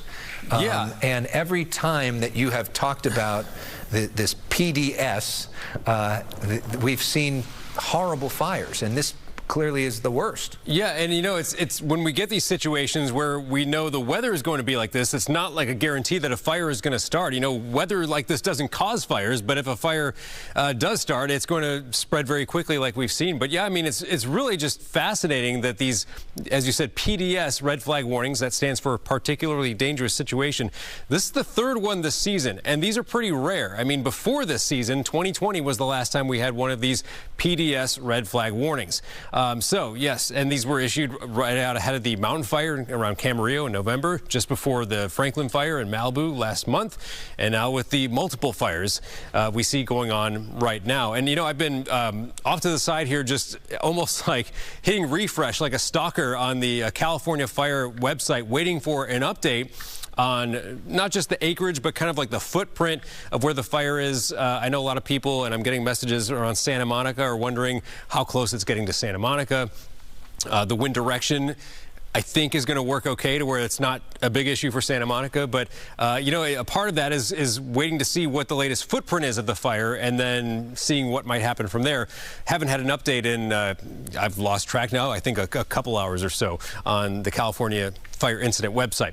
But let me run through some of the weather graphics here. And if you've been watching our coverage for the last, 12 hours plus, you've seen some of these already. But the winds, we saw them kind of ramp up this evening, especially in the 9 o'clock hour. And that was expected with the peak of the winds around 9 p.m. to 9 a.m. However, there have been some areas where the winds have actually let up a little bit in the last hour or two. I was just looking at that off on the side. But still, it's strong winds across a huge part of Southern California right now. Tomorrow also, or I should say today, now that we're in Wednesday, it gets even drier. The humidity goes down even more than what we saw on Tuesday. And these extreme conditions are not just confined to where we have the fires going on. I mean, it's happening all across Southern California with a historic wind event. And I said this earlier, too. If you just took the fires out of what's going on here, this is still a very significant weather event just in terms of the wind speeds and wind damage. And I'm finding reports of trees blocking roads in some spots, and all that is happening. But then you ball in, the fact that we've got these fires and the devastating situations. And, it's just... it's been tough just to be a part of the coverage here, and let alone what people are actually going through. I mean, it's heartbreaking to watch and to see and to feel their emotions and what's happening out there. But looking at our forecast wind, kind of getting back to the science of what's happening out there right now. So as we go through the night, we expect winds to continue to gust for a large part of the area around 40 to 60 miles per hour. Higher elevations will be seeing gusts even stronger than that like we've had. There will be some pockets at times around the LA basin where the mountains kind of protect some spots from seeing really strong wind gusts. Even in Santa Monica or West LA where we are right now, we've noticed the winds back down pretty significantly from an hour or two ago. So there's going to be a little fluctuation in nature, but overall a broad area will see very strong winds all night long. And then the wind direction, which is key, of course, at a time like this. We know it's blowing offshore, but the wind direction should stay the same. And if you follow the streamlines, you see the direction the winds are going. Now, so again, here's Pacific Palisades, and then here we've got the video, the view from Santa Monica up in the corner right there. And we've seen viewing to this fire from Santa Monica, like the smoke is just going sideways on the screen, which would indicate the winds are not blowing towards Santa Monica. And we know that when we look at the map. But we've also seen the fire just kind of slowly creep southward A little bit, and I think that's just the nature of the embers flying around and very dry vegetation burning next to other very dry vegetation, so it does somewhat expand in all directions, but the wind-driven part of this is pushing it more so to the south and southwest if you follow the streamlines on the map right here. All right, let's go a little bit later into the night. Here's 4 o'clock in the morning. As you see, not a whole lot has changed. I'll get out of the way so you can see the right part of the screen too, because there are many spots with winds, gusts being plotted over 50 and in some areas even over 60 miles per hour. Here we go into 8 o'clock in the morning. Again, some fluctuation, but still it's the same story. It's still very intense winds. As we continue later into the day Wednesday, this is noon. This is when we're past the peak of this event, but still it's a windy and dry situation. Very low humidity. As I said, still headed our way on Wednesday afternoon. And then as we go later in the day Wednesday, again, a little bit of improvement. We've got the high wind warning that's in effect until 6 p.m. on Wednesday. Now, as far as the humidity, we've seen these relative humidities bottom out around 15% or so on Tuesday. Watch as we animate this into midday Wednesday. Now I'm going to pause it at about 4 o'clock. And there was a time just a few hours before that where it was showing some single-digit relative humidity. So again, it does get drier on Wednesday. That's another thing that's not going to work in our favor. This is the low that's been passing from north to south, going kind of right down California, but inland a little bit. And notice where these lines are bunched up. This is where the winds are moving fastest. So that's why now as we get into the nighttime, our wind speeds have picked up, because now we're seeing this orientation of the winds, the fastest winds kind of line up right over us. As this low continues to move down to the south and east over the next several hours, those that area of high winds kind of gradually goes south with it, but it's not going to be until we get through a lot of the morning tomorrow to where those wind speeds finally start backing down around here. Just going through some of the advisories and the warnings, we've got the high wind warning, and again, that's in yellow. That's in effect until 6 p.m. on Wednesday, but our troubles don't stop there as far as the weather goes. Red flag warning continues for all these areas through Wednesday, and then Thursday we have a red flag warning for this section, which excludes a portion of LA County and the coast around Orange County, but still it's a large part of our area. Winds won't be as intense on Thursday, but there still will be some breezy winds. It's still going to be dry. This is still offshore. This is still Santa Ana winds. And then we go to Friday, and we have a fire weather watch in effect for these areas in orange, which fire weather watches are issued a couple days out ahead of what is likely then going to be a red flag warning. It'll get converted to that once we get closer to that time frame. Just kind of semantics here. But really, we're looking at red flag conditions in parts of Southern California all the way through Friday. That's what this is telling us right here. And then something I mentioned earlier in our coverage was the fact that if we look even farther ahead on the forecast, which I know is not a big concern when you think about what's going on right now, but if you look into Monday of next week, it actually looks like another Santa Ana wind event might be kind of in the works that might be moderate to strong. Not as intense as what this one is, but still could be another substantial thing. And just the fact that the vegetation is very dry, the rain has been almost non-existent for the last 8 months for a lot of the area. It's a pretty tough stretch here, not just this week, but maybe another event coming our way next week. And I know we'll worry about that when we get closer to it. But yeah, Alex, I mean, it's been quite a day, now quite a night. And it was bad enough. Now we got to do this again potentially next week. Yeah, I mean, it looks that way, and it's kind of that season. And one thing that helps out around this time of year is normally get some rain coming at times, and that's just really not panning out here. Well, Adam, I know this is your first year here, and the last few years we haven't had any major fires. We haven't really had a major fire here since 2018, and unfortunately we're making up for that this season. Thank you for that. As we take this live picture from Santa Monica looking at the Pacific Palisades fire, I just want to give you some new updates from the Los Angeles Unified School District talking about what schools are in session tomorrow. These schools are all going to be closed. Kenter Canyon Charter Elementary, Canyon Charter Elementary, Marquez Charter Elementary, Palisades Charter Elementary, Paul Revere, Topanga Elementary, they're all going to be closed tomorrow because of this. Palisades Charter High School, which we've seen part of the school burning tonight, was not supposed to be in session tomorrow anyways. So they're going to figure out what to do with that going forward. Griffith Park will be closed tomorrow. So the district is going to be working with people at all these different schools. But if you just heard the name of your kid's school, know that they do not have school tomorrow. Let's move from this fire to Altadena. That's a live picture from that fire. Gina Silva is on the ground. She's been seeing this just horrible images of home after home burn. And that continues now in the midnight hour. Gina. Yes, it does continue, and it's just devastating images what we're bringing you. We moved over to the 2400 block of Bridgeton Road near North Altadena Drive in Pasadena, and here is another home that is engulfed. You can just see firefighters here. They're dousing it with lots of water, but those flames are just ferocious. You can just see it's out of control. And these winds, I'm looking at these palm trees just sway back and forth, back and forth. It is just not letting up, those winds. And at this point, Alex, I have lost track of how many homes we've seen on fire. Many of them just total loss. Firefighters from different agencies, from LA County, from Pasadena, from CAL FIRE, many of them are going through, different streets, many different neighborhoods, trying to do structure protection. But it's really difficult to do when these winds just pick up those embers and the flames start up a new fire. And that's what we've noticed, just one home after another. It's just really sad. Gina, can you talk to us about just what it's like being on the ground, the smells, the air quality, the wind, just what it's like being outside in this right now? It's awful. It is absolutely awful. The smoke, I mean, it's hard to breathe. The wind, it is really violent, and it's hard for you to stand still in one position.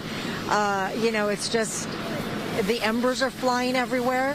And of course, the smell. I mean, the last fire I covered, it took weeks for me to get the smell out of my car. It's just awful.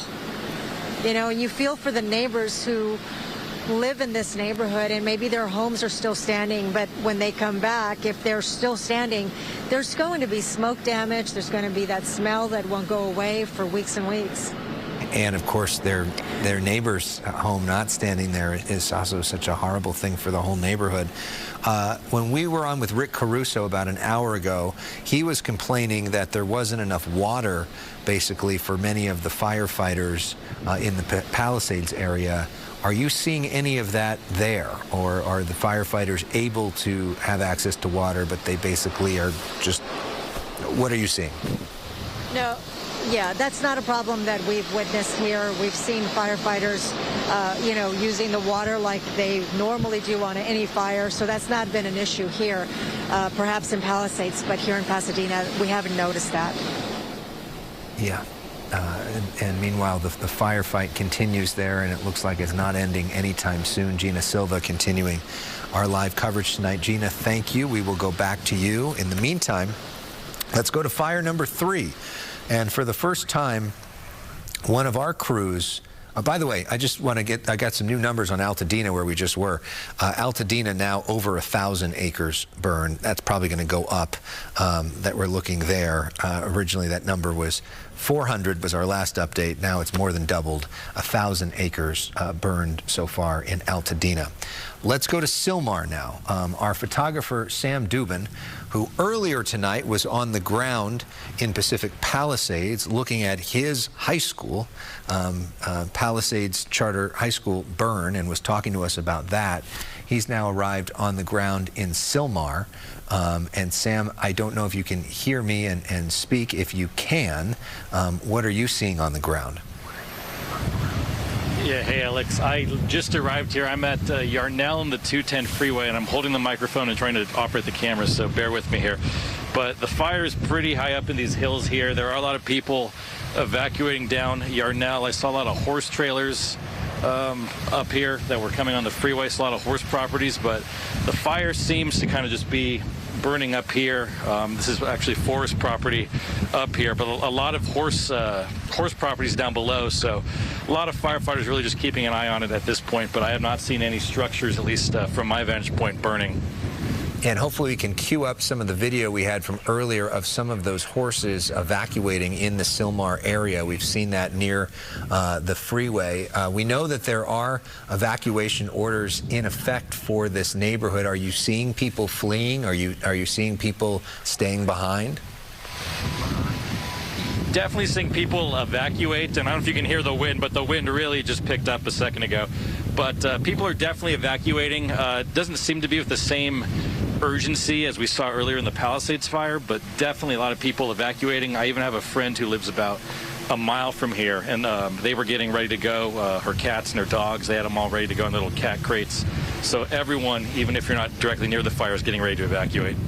We're now looking in this other box as that video that I called for, which shows some of the horses in the Sylmar area being taken away. And it's a reminder, there are different parts of Southern California that are equestrian areas. We see it in Sylmar, some parts of Sun Valley, parts of Burbank, parts of my hometown, Agora Hills, and that's a big part of this community, Sam. Huge part of this community, and that's a big difference between the Palisades and here. I mean, there's obviously horses in the Palisades, but they're a lot more common out here. You have a lot more properties that have large, barns and stables for these horses. A lot of them back up to these mountains here. And what I'm showing you right now, I believe, is going to be part of the Angeles National Forest, kind of up in the foothills here of Sylmar. I saw some Angeles Forest fire engines unseen. There's an LA County fire camp kind of at the top of this mountain. It's probably hard to see, but it's called Camp 9, and it's a big helicopter base for LA County Fire. So I'm sure that they'll protect that, but that's way at the top of your screen right there. Sam, talk to us what it's like driving around in Southern California right now. We know you were in Pacific Palisades earlier, making your way through the valley to get here to Sylmar. What are you seeing on the roads, and what do these fires look like from the freeways? You can see the Palisades fire from almost any freeway, and then you can see the Palisades fire from the top of the Sepulveda Pass, and then looking the other direction, looking north, you can see this fire in Sylmar, and it's kind of eerie. I mean, it's so smoky coming up through the Sepulveda Pass, just total smoke, not many cars on the road. But then once you come to the immediate area, you see everyone evacuating.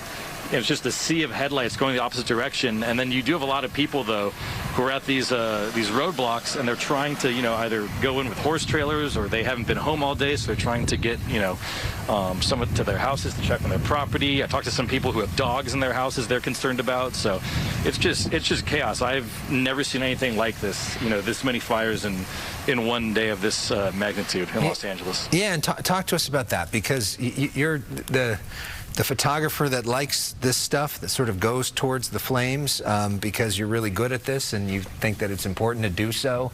But put this day in historical context.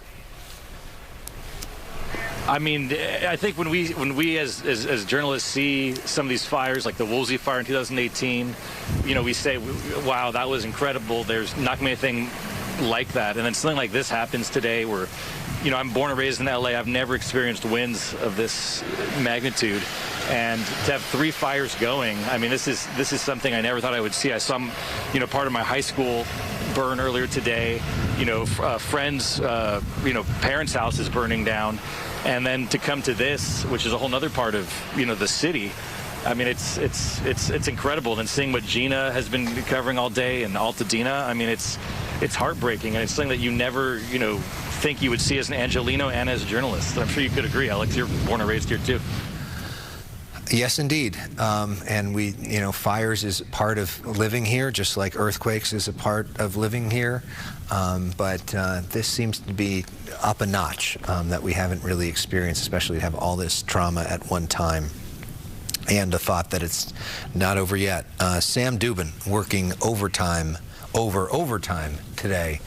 We appreciate you for everything that you're doing out in very, very difficult circumstances.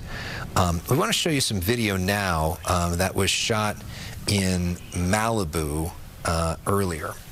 It's our first time looking at this video of somebody driving through PCH. And, you know, this is an iconic stretch. A lot of businesses that people know well on this road. Mastro's is one of them. There's the Real Inn. There's Cholada. These are all places that if you go to this area often, you've probably eaten at and love. And what you get a sense of from this driver's perspective is that several of those businesses are either burning or burned. We don't have an exact sense of all of the damage. We probably won't know that until we have daylight again and we get a real sense of what happened here. But this is pretty apocalyptic as you look at this driver with almost no visibility making his or her way down Pacific Coast Highway. And a lot of these, picturesque places that are celebrated around the world. I mean, think about Malibu is something that people talk about all over the world. I remember when I traveled to China, people were talking about Malibu. This now looks like this. And when we were with Chelsea Edwards, she showed that several of these businesses are no longer there. Ed Laskos, we want to go to him now from a little bit earlier from the Pacific Palisades. Take a look from his perspective. City of Long Beach, they moved in the first fire engines we've seen on this entire area, this entire block of Antioch and Haverford. They've been busy getting a couple of hose lines on these two homes up here on the east side of Antioch and Radford as the winds have been blowing the embers. The west side, look at that on the other side of the fire truck, they're all gone. Those homes, nothing but a smoldering chimney on the other side, and it's been the embers being pushed by these winds that have been blowing over here, lighting these homes on fire. And in the back, they were trying to shut down a fire that's over here. This home, remember last time we saw you about 20 minutes ago, it was just smoldering on the rooftop area. Now look, the fire has moved into the second floor, first floor. This home is burning, and the home right next to it also. That one we're looking at, they've been doing structure protection on the one to the left, but I was going to say the one on the right we lost that one, unfortunately, about 40 minutes ago. The embers came by and just lit it right up very fast. And the fire engines here, watch out, we're going to get some water through here. They've got blasting the hoses, trying to put out some of these hot spots. But this home, unfortunately, they got here just as this one was smoldering. We thought maybe by chance they might be able to save it. Unfortunately not, but they're trying to damp it down. But at least finally, after we've been here for several hours and watched these embers blowing and everything else, and torrent of water comes as they're trying to hit these hot spots here. Finally, we see an engine coming in, and as we've been talking about it, Marla and Alex, not from LA City, LA County, City of Long Beach coming in with their engine to try to help out, trying to shut down this area. And this has really been like one of the hot spots of many, if you will, no pun intended, as this fire roared across, jumped across Sunset, and moved down here to the east of Temescal, losing these homes. Another burning. Mike, you'll give you a look on the other side. It really started over here on the west side. These were the first homes that went. And my goodness, it's like a bomb hit this area here. Home after home, right along as you head down to PCH. Just went up in a matter of seconds, right before our eyes. Smoldering rubble. You see the embers still blowing as the breeze blows through here, and that's a continuing problem. The embers continue to blow to the east, and you have more spot fires down 100, 200, 300 yards away, something that's almost impossible for firefighters to control. There's a chimney or what's left of that home. Incredible. And then it's jumped across. Now you have these homes burning over here. One that's loud. Well, there's actually two as I look around the bend, 2 or 3 around the bend to the right off camera. The one right in front of us. And then the firefight that they're basically trying, well, they're not going to be able to save the one to the left. It is just fully engulfed in flames, although they're hitting you with water, some lines now on the bottom and also up top, but also trying to dampen down those embers because they're trying to save the homes to the immediate left and also the homes on the backside to the far east. But it shows you this firefight here, and it's basically out of control. One engine doing whatever they can. God bless them, but with these flames and the embers that are blowing up in the sky, look at that. If you go all the way up top, Mikey, the embers just blow up in the smoke and the wind that swirls around, and they go up, follow down along to further east, and it's a battle, maybe a battle you just can't win when you have winds like this, unfortunately. That was Ed Laskos a little earlier ago. Now we're looking at new video from the Eaton fire in Altadena, which is now over 1,000 acres burned. This is from Elizabeth McHenry, who's a Fox 11 viewer. We appreciate you sending us this video. We're glad that she wasn't the one driving while taking this video. We can only imagine how scary this was for the driver. Imagine driving past all of that. Thankfully, Elizabeth was able to get out safely, we presume, but we hope that her neighborhood and her home is okay. That firefight continues, and 0% containment for that fire, where we have seen home after home go up in flames. Now to look at, go back to the Malibu area. This is Chelsea Edwards from a little bit earlier, and some terrible devastation there. Yeah, and unfortunately, Marla, we're going to add to that number so far. So where we have been standing for a while, we've been watching these homes on Terrace Circle go up in flames. There's been at least 5 that have gone up. We just watched the last one on that terrace burn to the ground. But now, unfortunately, we're able to see in the distance there, south on PCH, we've got some smoke covering it now. There's another structure somewhere in the distance that is burning. But also across on this side on PCH, we've been talking about how there are no homes on this side.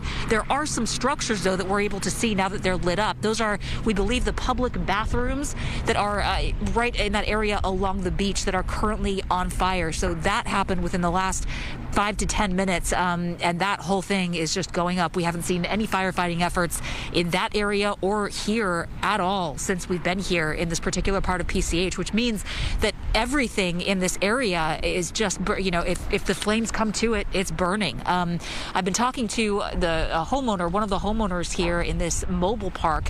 He says there may be as many as 187 homes in this one mobile home park, but that there's several others in this area. Now, we don't have a clear idea yet whether that many homes in this particular area have burned, but that's what we're looking at. I mean, that's the reality that we're facing here. These homes are very tight together, these mobile home parks. You know, the structures are very close together, and once one goes up, if there's no mitigation efforts, you know, the others go up as well. So we're watching this burn to the ground. You know, we've been able to see all these homes on Terrace Circle burn. Not clear how many behind it have burned, but it could be a lot. Let's take a look again, Elliot, if we look down on PCH, that public bathroom. So that's a relatively large structure, and that was lit up quite a bit a little while ago, but you can see those flames coming off of it. Look where the wind is pushing it. So the wind is still pushing everything to the west, toward the ocean. For a while there, it turned back on us. So we were standing here, and all of a sudden, it shifted very quickly. We were getting knocked around. Our camera was getting knocked around, and the smoke was just coming directly in our direction. That seems to have shifted now to the opposite, and I think that kind of speaks to just how chaotic this is, and that we just don't know where it's going to go. And every time the wind shifts, these embers get carried to a different area. They can possibly light up different homes, like what we're seeing right now here along PCH. And then we've got more homes on fire with really not enough resources to be able to tackle it, to do property, to save these properties, unfortunately. So again, we're seeing at least one more home in the distance, but just with the numbers of this mobile home park, if this gentleman is correct, and there are 187 mobile homes back there, if that whole thing is flattened, these numbers are going to be very different from when we wake up tomorrow morning from what we heard at the last press conference. So certainly keep an eye on that, but just devastating to watch. That homeowner is still here watching his neighborhood burn, and he just said, I don't have anywhere to go. I have nothing left. He didn't have insurance on it. There's nothing left he can do. So it's just, it's a devastating situation for so many people right now. Chelsea Edwards reporting for us earlier when I was joined by my colleague Marla Tejas. We want to be joined right now by Nick Melvoin. He is a school board member for the Los Angeles Unified School District. He was just watching our coverage, and I said, join us. So we appreciate it. Nick, talk to us about what we know about the fate of your schools right now. Yeah, well, thanks, Alex, for having me, and thanks for your fantastic coverage. It's helping the community know where to avoid and giving our updates as well. So, most relevant for tomorrow, just for folks who are, or for parents who are listening, Kenter Canyon, Canyon Elementary, Marquez Elementary, Palisades Elementary, Paul Revere Middle School, and Topanga Elementary School are all closed. So, again, that's Kenter Canyon, Canyon Charter, Marquez, Pali Elementary, Paul Revere, and Topanga. Pali High, which I'll get to in a minute, but Pali High is not in session this week. They don't go back until next week, so students won't be at that school. We're also advising parents, make the call that's right for your families. If you want to keep your kids or yourself off the road, do that. Attendance will be waived. We'll have a grace period. So take care of your families. That's the most important thing. The other schools, besides the ones I mentioned, will be open. As to the structural damage, Alex, and again, appreciate you all reporting on this. We know that at least parts of Pali High School, Pali Charter High, and Pali Elementary School have burned. We've also heard some speculation about Marquez Elementary School. And our focus tonight is on helping our partners at the city and the county fight the fires and making sure students and families are safe and they know where to be or where not to be tomorrow. But we are devastated to hear about the structural damage to those iconic schools. Pali, one of the most populous schools in all of LA, and we're sad to see what we've seen, and we're grateful for the firefighters who have protected at least some of those structures, and that we'll be monitoring overnight and tomorrow. But unfortunate to report that there's definitely some severe damage at Pali High and Pali Elementary School as well. The extent we'll know more in the morning. I mean, Pali Elementary, from what we could tell, looked really badly damaged. Obviously, it's early to start thinking about this kind of stuff, and you all need to meet together, but what are the contingency plans for that sort of situation for all those kids and teachers and all the rest of it? Yeah, and Pali Elementary is one that just celebrated in the last few months its centennial. That school has stood for 100 years, and my commitment to the community is that it will continue to stand. Maybe not in the form that it was even a few hours ago, but so like I said, our triage of this, Alex, is tonight. We're making sure that folks are safe.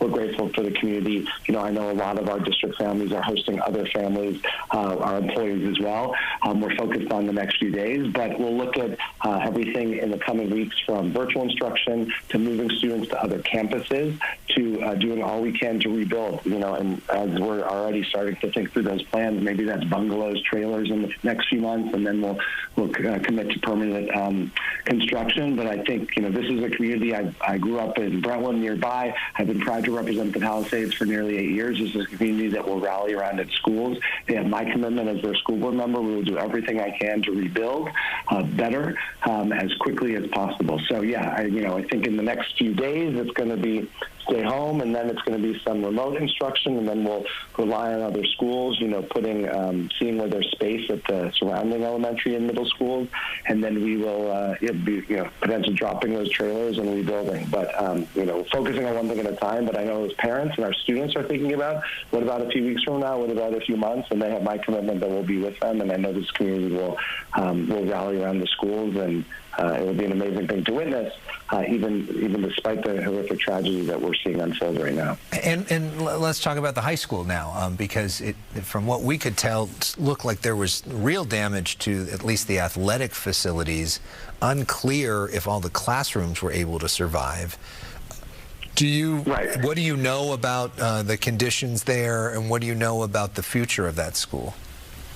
Yeah, so, we've been in touch with the school leadership. Pali High is an independent charter, so it's just goes to some of the convoluted nature of school politics, as we've discussed over the years, but it is a conversion charter school, which means that it is an independent charter school run by its own board, authorized by LA Unified, but it is on LA Unified property, and it's also the resident school for the Palisades. So, I'm always closely in touch with Pali's leadership. I was grateful they were texting me earlier today when they started to see on their security cameras the fire, initially on that Temescal and Sunset intersection and on the baseball field, and then it spread to bungalows, other athletic facilities, the tennis courts. We're grateful. My most recent update is that the main building of camp, like the administration building, has held. But we will assess that damage tomorrow. And again, I think we'll have space on that campus to drop some trailers. We'll see what we need to do about remote instruction. And again, they have my commitment that we'll rebuild even better than it was before. That's a school, that is one of the largest high schools in Los Angeles. But, to the families that are watching right now, I just know, there's so many things that I know you're thinking of, from most importantly, maybe, the state of your home to your family, and just know that we're here to support you. I'm in close touch with our city council members and our board of supervisors, and we're doing all we can to protect homes and the school, and then we're doing all we can to make sure that students are secure and safe and learning over the next few days and weeks, and folks can reach out to our office. But it will be, we're learning things, in part, Alex, thanks to you, so I want to thank you and the team at Fox again. We're here to support, and as this evolves, we'll be sure to over-communicate and also have that grace. And so I just want to reiterate what I said at the outset, which is that, for the schools that are closed, of course, students will be home, but if you're at another school that's just outside the zone, if you're at Brockton, if you're at North Sterry, if you're, I know New West Charter School, I believe, is going to be closed tomorrow, but do what's best for your family and know that we'll be supporting you in that decision. No students will be penalized for not being at school over the next few days. Yeah, and that is good news to hear that from you, that the main building seems to be okay, and I imagine that obviously makes it a lot easier to have kids come back to campus. They can go without some of the sports fields if needed, but you can't go without a classroom. Just lastly, we've heard from some people in this neighborhood who were frustrated that the firefighters didn't seem to make these schools more of a priority in terms of protecting. How do you feel about that in terms of the strategy, the triage, what was chosen to prioritize? Yeah, and I want to, express my gratitude to our first responders. I think that this moved very quickly. I remember seeing the smoke early this morning, as did the rest of the community, and working on evacuations for students out of an abundance of caution, just because we were seeing smoke and air quality, and we've obviously dealt with this over the last few years. And then a few hours later, getting those reports that Pali was burning. And so I know this took a lot of folks by surprise. The winds were moving rapidly in different directions at different times. So I don't want to be in a position to point fingers. I do, I share the concerns of some of my constituents who are looking at videos for a few hours without a fire truck or without water, but I'm not in the position to criticize just yet. I will know that, we have been in contact with the county and the city, and we've let them know that to the extent that the district can be helpful, either, through opening the schools that are needed, communicating, or even using some schools outside of the evacuation zones as shelters. So Taft High School, for example, which is in the West Valley, which is in my district, tomorrow we'll partner with the Red Cross, which will be a location for evacuees leaving Topanga and the Palisades Highlands and the Valley. And so the school district's doing all we can to support the community. We appreciate the first responders. We know that constituents wish that there were more of them, not just for the schools, but for their homes too. And so to the extent that the district can be helpful, and maybe by keeping those schools closed and letting, getting school buses off the roads, we can help first responders get where they need to be. Nick Melvoin, didn't mean to put you on the hot seat at 12:43 a.m. I appreciate you calling in, and obviously really important information to get out there for a lot of people who are not able to sleep tonight because of what's happening here, and the schools is such an important part of their life. Best of luck to you and everybody in the process of rebuilding after we get through this crisis phase. Nick Melvoin, thanks for calling in. Thanks, Alex. Appreciate it. We'll be in touch. All right. We now want to bring into the conversation Margaret Stewart from LA City Fire, who is joining us on the line. We spoke with her a few hours ago. Thank you so much for being with us and continuing the information late into the night, into the next morning now. Margaret, what is the latest in terms of what you know in terms of this firefight? So we do not have an update on acreage. We're still with the 2,900 number. That likely won't change until we can do an aerial survey tomorrow. So the acreage number hasn't changed. Our evacuations have not changed either. We have, a large evacuation zone from the start of this fire, and that hasn't changed. It's basically all of the Palisades. And as we know, Santa Monica has now also added evacuation in their portion to the southeast of this fire. We have injuries, both to civilians and firefighters. Not able to quantify those at this time, other than we had a 25-year-old female LAFD firefighter that was transported with a serious head injury. And then there were, multiple civilians with burn injuries. This is, as we've discussed, the winds are going to continue to worsen through the night. So we are by no means out of the woods. This is a very dynamic, rapid growing fire. And in addition to the Palisades fire, we have the Hearst fire up in the Sylmar area. We have immediate evacuation order in place for those north of the 210 from Roxford over to the 5 to 14 split. That's a mandatory evacuation. And then further to the southwest, basically Granada Hills North area, is an evacuation warning. And that fire is, again, rapidly moving and driven by the winds. So that is another significant issue that we have up in the valley. So 2 fronts. We ask that those people that are in those surrounding areas stay aware. We understand it's late at night, and it will probably be a sleepless night for many people. And so please watch the news, listen for updates, LAFD.org. We have a page on our news, one for the Hearst fire and one for the Palisades fire. So they can see either one of those updates, and they include an interactive map of the evacuation zones. We had Rick Caruso on our air about an hour ago, and he was talking about the fight in the Palisades. Obviously, he owns the villages there, and he was frustrated that he was hearing reports that there wasn't water for firefighters to use in certain areas because of reservoir issues. Have you heard that? And if so, what's the explanation for that? I'm not able to provide any information on that right now. Okay, so that doesn't mean that it isn't happening. It just means you're not in a position to talk I'm not about able to provide you reliable information on that. Okay. Can you talk us through what you expect to see for the next few hours? We know that the winds are expected to be just as bad, if not worse, until 5 o'clock in the morning. What's the strategy for the next few hours? Our strategy remains as is. We're going to continue. We have structured defense going in all the areas that we can defend homes. The proper brush clearance that residents conduct throughout the year is what gives us that defensible space. And unfortunately, when vegetation runs right up to the home, we're not able to defend the home. So they'll continue that process. Hopefully the winds will die enough in the early morning to allow our airstrikes to begin again. The wind conditions have grounded the aircraft. It's not safe, and they're not going to be effective under these winds. What kind of winds would it be safe? I mean, is there a certain threshold you need to get to for them to say we can fly now?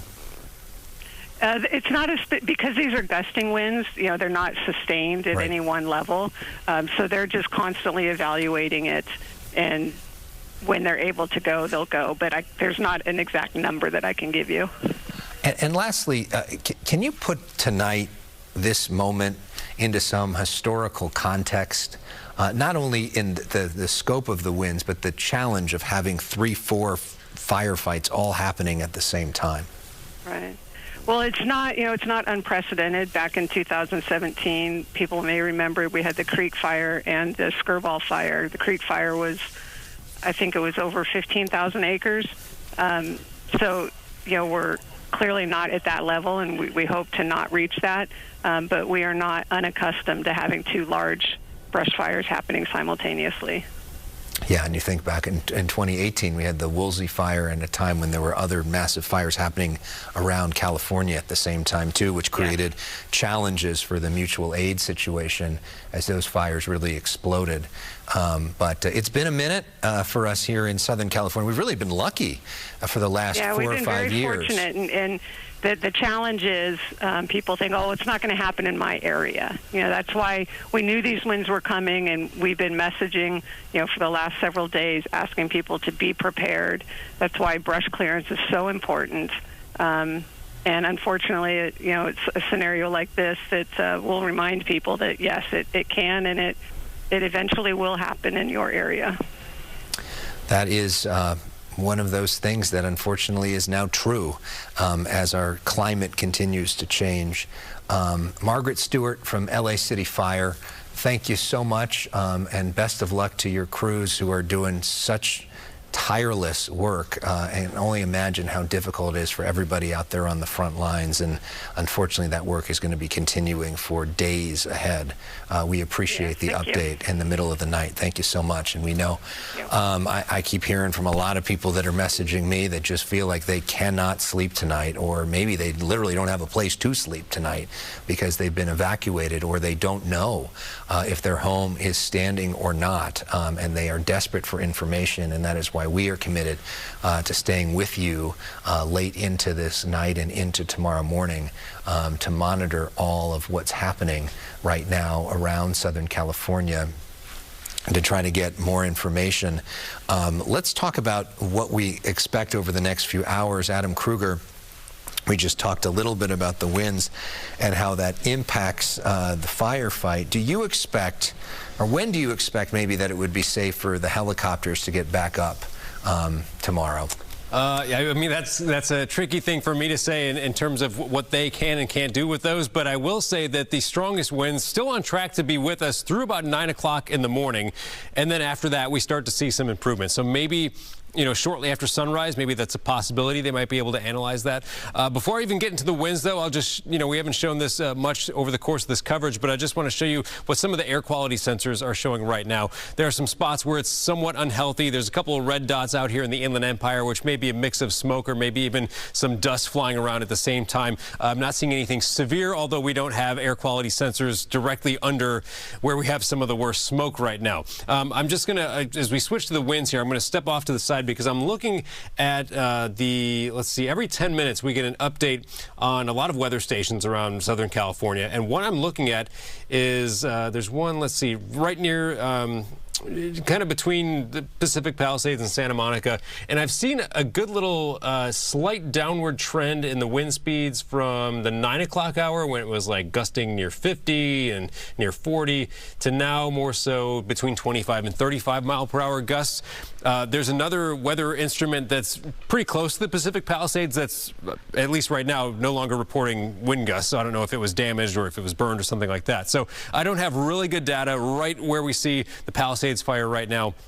But I'll tell you just in general, kind of near there or out towards Malibu, there's still some winds gusting 60 plus. By the way, what I have behind me here is our forecast wind gusts starting off at 1 o'clock in the morning. And I'll animate this forward through the night in a moment. But I also want to point out around the Eaton fire, around Altadena, we've got numerous weather instruments there that are measuring wind gusts around the foothills, around 40 to 50 miles per hour. You get up into the higher elevations. We've seen gusts this evening as high as 80 to 90 miles per hour. And so it's extreme winds still, and I think it's going to be around that range all the way into at least sunrise, maybe a little bit past that. So let's go forward now on the model. Here's 4 o'clock in the morning. Again, it is widespread, so it's not just confined to the areas where we see the fires. Very strong winds over a huge part of the area, and you see the numbers, 50, 60, even stronger than 60 miles per hour. So this, and not only is this like a questionable, I mean, it's guaranteed these winds are going to stay around this strength throughout the nighttime because of what's passing overhead in the higher levels of the atmosphere. It's right over us right now. It's going to be until the morning when this most intense little burst of winds in the atmosphere passes by. Looking now at 8 o'clock in the morning, we're still dealing with this. So again, sun is up at this point and the winds are very strong. There will be some pockets kind of protected by the mountains. For example, notice Long Beach at this exact time, maybe not too bad. LA could see gusts 50 miles an hour. That could cause some wind damage, even if there's no fires, specifically, you know, in any of these spots. Just the winds alone, and we've already seen this, can knock down trees and blow stuff around, and so there could just be some wind damage that we have to deal with outside of where we're seeing the fires. Going a little later into Wednesday now, here's a look at noon. It's still pretty windy, but not as extreme as what we will be seeing all night long and into the morning. So this is the point, midday tomorrow, when we do start to see some improvement in the winds. And by improvement, I mean we go from extreme to a little bit less than extreme. It's still a dangerous situation. Then as we go later into Wednesday, by late day, like 5, 6 p.m., Then we start to see more drastic improvement. There's still going to be some spots where it's quite gusty. The high wind warning does end by 6 p.m. tomorrow. Or I should say today. I keep saying tomorrow, but now it's actually Wednesday. It goes to show how long our coverage has been going here. Now, I want to show you this also as we check out the humidity. There's going to be times on Wednesday when the humidity goes below 10%, which will be lower than what we saw on Tuesday. And so that's another thing working against us. Very dry air turns even drier heading into Wednesday, late morning and midday. Running through some of the advisories and the warnings. Here's the high wind warnings. You know about this. It goes until 6 p.m. We've got red flag warnings through pretty much the entire area through Wednesday. Still for these areas on Thursday. So that carves out a little part of L.A. County down through Orange County as well. But still through Thursday, red flag warnings. Friday, then, there's a fire weather watch. And I don't think the winds will be too ominous on Friday, but still it could be kind of dry and kind of gusty in these areas. So this may be also turning over to a red flag warning on Friday.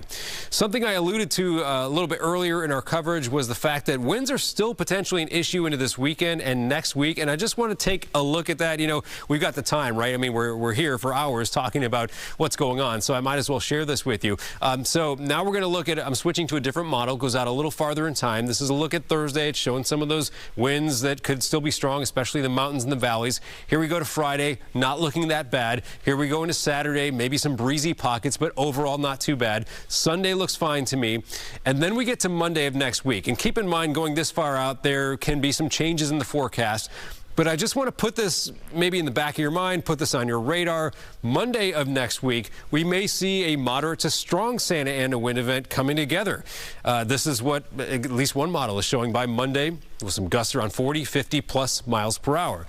And so we'll end it there, I suppose, with our forecast. But this just goes to show that we are in the middle of a stretch of what could be several Santa Ana concerning fire weather days. Obviously, the worst of the wind is tonight through tomorrow morning. But still, I think we need to be on our toes for several more days. And maybe, as we see here, even into next week. Alex. Adam, you're suggesting we have time? We are approaching our 14th hour of coverage. Yeah. So, yes, we do have time. Yeah. Unfortunately, we look at that flame and so many flames. The sad reality of why we are doing this, though, is deadly serious. We know several people have been injured because of this, and we know so many structures have burned.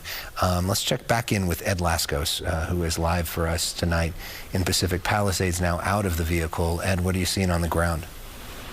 Yeah, out of the vehicle and out of the war zone. Forgive me for saying that. We were right in the heart of the Palisades village, Swarthmore and Sunset. We had to get out of there as the fire was circling, moving in all directions. I can tell you that area north of Sunset, Swarthmore on one side, Villa La Paz on the other, that entire block pretty much gone. Apartment buildings, condos in there, some family-owned businesses down on Sunset by the U.S. Bank building, all gone, all burnt up. The fire was threatening to jump over Sunset and hit the Starbucks that was over there, the street behind it, where you had a couple of high-end fashion stores, clothing stores there burned right to the ground. Let's get right into it, give you an idea where we're at now. We have moved on Sunset, but we're down further east, Amalfi Drive. Amalfi Drive is the cross here, one of the roadblocks by LAPD. We're right to the just north of the Riviera, famous Riviera Country Club in the Brentwood area. And as you look down the hillside, that's a scene that'll take your breath away. Those flames, the thick black smoke, that is Palisades Village under attack by that out-of-control fire as it burns through here. And the smoke comes up, evacuation orders are in place, but the winds are blowing it further this direction, and I can tell you, leaving the village, driving on Sunset through Chautauqua, up through Chautauqua, into this direction, many of the homes along Sunset burned, past Ralph's in that area, over to Chautauqua.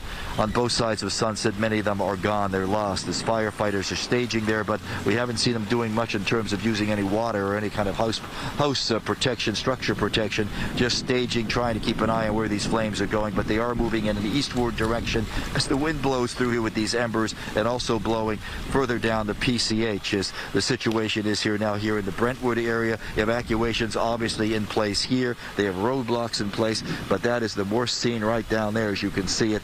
If you can, the smoke and the flames licking up, that's the very heart of the Palisades village. It is under a direct attack by this fire. There are many structures there, I must tell you, that are gone, that we've known for years, for decades. They're gone. They're smoldering right now. Back to you, Alex. All right, Ed Laskos, thank you so much. It is now the top of the hour, and let's reset for a moment. Okay, maybe we will, I'll take it from here. I didn't know if we were going to go to a package. Here is a live picture right now from Sam Dubin, who is at the 210 freeway at Yarnell. Sam, I don't know if you can hear us or talk from where you are, but it looks like it's raining ash.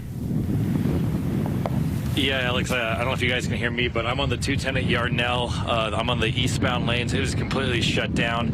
And the fire has been, for the most part, up in the hills, as you can see up here. But it is making a run.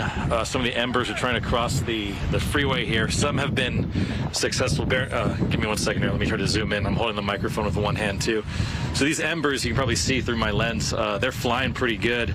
It's trying to jump the freeway here. There is a fire engine approaching. Let's see if they're going to stop and do anything. It looks like they're going to try to take care of that little hot spot there. It's just some dry brush that's burning. It's not a structure or anything, but this is the most active flame I've seen since I've been here. And CHP about 10 minutes ago just totally shut down the freeway. The off-ramps are getting so jammed with people trying to evacuate, but both sides of the 210 freeway here in Stillmar are now shut down. I mean, that shot of the ash that you have is really dramatic. And this thing is right up against the freeway, huh? It's right up against the freeway here. It hasn't jumped it just yet. This is the north side of the freeway, so it has not jumped the south side, which is kind of the more, densely populated area of Stillmar. A lot of businesses. There's a few apartment complexes here I can see on my right-hand side, but has not jumped over there just yet. And the embers aren't really that strong. I would say it's a lot of ash. Nothing ember-wise like we saw compared to the Palisades fire. And it looks like there's a few crews here. I see some more fire equipment kind of behind it there. So it looks like they have a good handle on this hot spot here. So it sounds like you're not all that concerned, even though these pictures are pretty dramatic. Or maybe you just are so used to seeing everything else today that this doesn't look as big or as bad. Yeah, we have a... it's two highway patrol. Sorry, they're coming up behind me fast. I mean, I'm always concerned because, this too from being in the field that, the conditions can change dramatically in a few seconds. Like right now, the wind's not too bad, but it can change, within 10 seconds and just get absolutely out of control. But as of right now, the conditions aren't nearly as bad as what I saw in the Palisades fire earlier. But the firefighters are taking this one very seriously as well because they don't want it to, spread into kind of what I would call the downtown Stillmar area, which is, equivalent to, the downtown Palisades area, which has all the, more residential, condominium buildings, a lot of commercial buildings here too. We haven't really seen those, kind of take off. So they're kind of doing a really good job keeping it on the north side of the freeway here. And are you seeing much? It looks like there's one fire crew over there across the road, but are you seeing much in terms of crews working to try to mitigate this?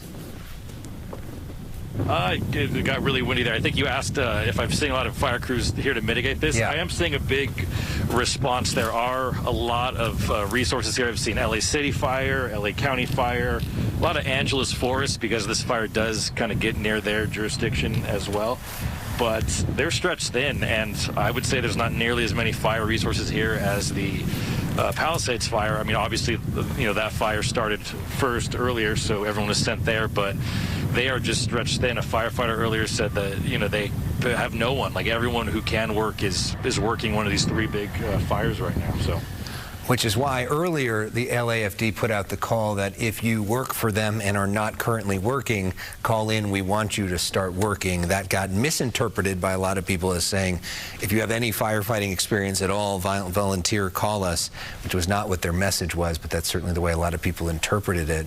But this is a night for everybody that works in that firefighting profession to be working, and a lot of people working in the news business to be working as well. Sam Dubin is on probably hour 15 or 16 of his shift today, maybe even more than that. We appreciate you staying up late with us to give us all this information. We appreciate it. Sam Dubin, our photographer. We go back now to the Palisades fire. This is a picture from our Santa Monica camera looking as that fire continues to grow. That acreage number, I think, is deceiving. They just haven't calculated it. It's way more than 2,900 acres. That number is hours hours and hours old, but thousands of homes are threatened, and a whole lot of homes have burned. This is another angle right now from Santa Monica. Is this from our rooftop? Yeah. This is our Santa Monica cam. Okay.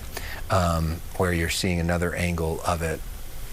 So, you know, really you can see those flames for miles and miles if you're anywhere near the west side of Los Angeles as you drive, and will be. And you think about what that morning commute is going to be like for a lot of folks tomorrow, where they can see fires in different angles as they drive. Sam Dubin, who we just spoke with, our photographer, talked about leaving this fire and then going the Sepulveda Pass, and then as he got down the Sepulveda Pass, now seeing the other fire in Sylmar.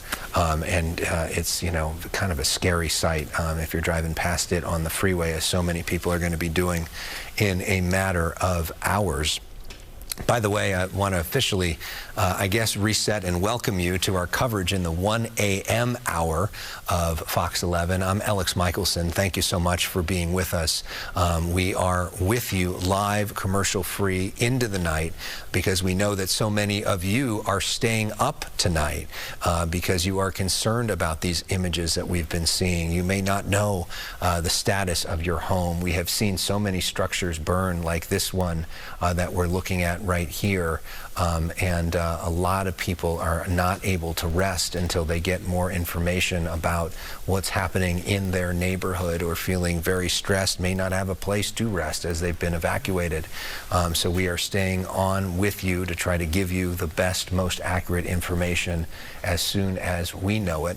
And our crews have been working really hard all over Southern California to try to bring you the most up-to-date information, despite dealing with 80-mile-an-hour wind gusts and horrible air quality and challenging conditions technically, and all the rest of it. And a big shout out to all of our crews in the field who have brought this information, and the biggest shout out, of course, to the firefighters and emergency crews in the field who are working so hard overtime right now. So what is going to happen over the next several hours is a continue of all of these different firefights, but we know that crews are limited in terms of what they can do. A firefighter earlier on the air described it as like a volcano coming. There's only so much you can do to stop it. We don't have a situation where the air crews can get up and put water on it. Even if they were up, it would be very ineffective, because the winds are so intense that you drop water out of it. The water isn't necessarily going where you want to, because the wind moves it all over, and then it doesn't really do anything. It's dangerous necessarily to be flying. We want to go right now to video. This is from Nick Boffman, and this is from the Santa Clarita Mountains at the 514 split. Is this a new fire, or is this Sylmar that we're looking at here? So this is a view from the Sylmar fire at the 5 and 14 split. And we appreciate Nick sending in this video. We were talking about how scary it is to drive on the freeways and to be seeing this out your window, and this is an example of that. Look just how close this fire is to this freeway. We saw Sam Dubin showing us a little earlier that some of those freeways are now being shut down because it's just not safe to drive on them. And we know that PCH is shut down because of the fire there. And, tomorrow is a day, if you can work from home or work remotely, it would be a good day to not be on the roads. We heard from Nick Malvoin of the LAUSD that attendance is essentially up to you, and parents should do whatever they think is best. I think there's a lot of parents that may not be sending their kids to school because of all of this. It's going to be very difficult to get around because you think about all these roads that are closed, and then people are moved into other places, and it can be really challenging. Another video now from the Pacific Palisades area we want to take you to. Let's go through a few of them to give you some perspectives that we've gotten. Look at this. This was from earlier in the day, and you just look at the color here.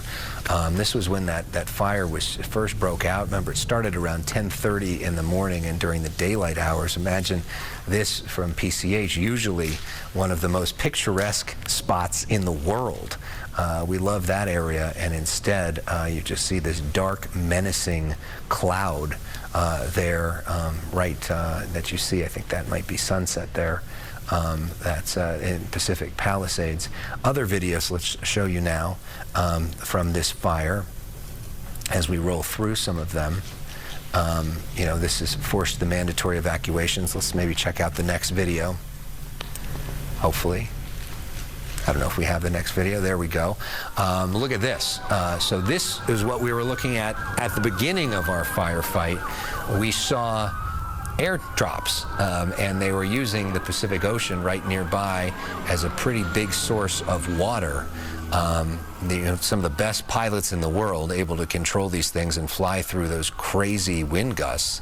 And look how challenging it is for them. Wow. I mean, you imagine how difficult it is to be up in this, and then also the precision that is needed to get near and to put a drop with all that wind happening, which is why these are some of the most celebrated pilots in the world. But even for them, it proved to be too difficult, too dangerous, not efficient, not effective enough, and eventually they were grounded. As we continue to look, this was some of the shots of the helicopters, and look at this sort of, you see the sun there and the apocalyptic look of, them trying to do the best they can to get people out and to try to fight this fire and minimize it, but some of it was just too much, too soon, too windy.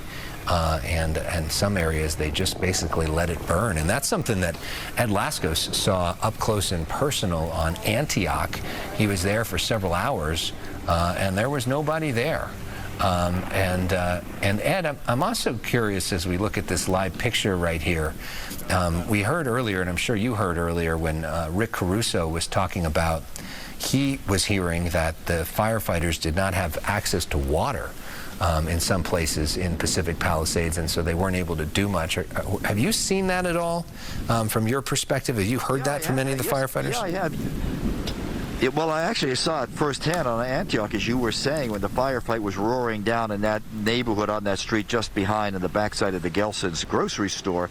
Engine 10 from Long Beach, city of Long Beach, came in, and the firefighters hooked up to one of the hydrants, and they tried to hit some of the hoses, and there was hardly any pressure coming out at all. Very little water pressure eventually, and I think maybe about 10 minutes or so later they may have found another hydrant or something, and they had a better stream of water trying to save one of those homes, trying to do a little bit of a structure protection. But unfortunately, that entire block, we lost that entire block. Really, I didn't see many homes there saved at all.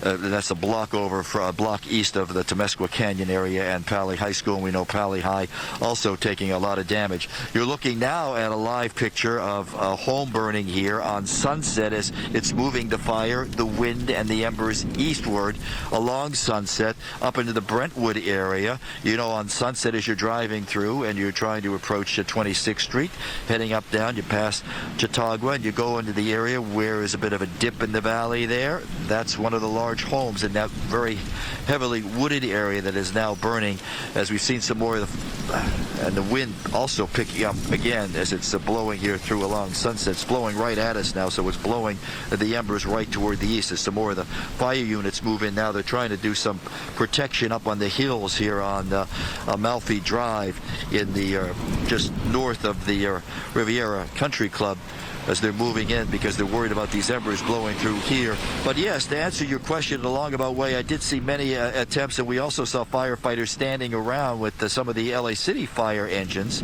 in the heart of the Palisades, right there at Swarthmore and Sunset. They were hooking up to some hydrants, and we were watching, and there appeared to be no water coming out, so they were scrambling around, looking frustrated because they're the best in the business, and as Mr. Caruso said earlier to us live on the air, they have no water. What do you expect them to do? But but they were still putting up a valiant fight, making sure that everybody was out of the area. No one was threatened because the entire spot there was evacuated.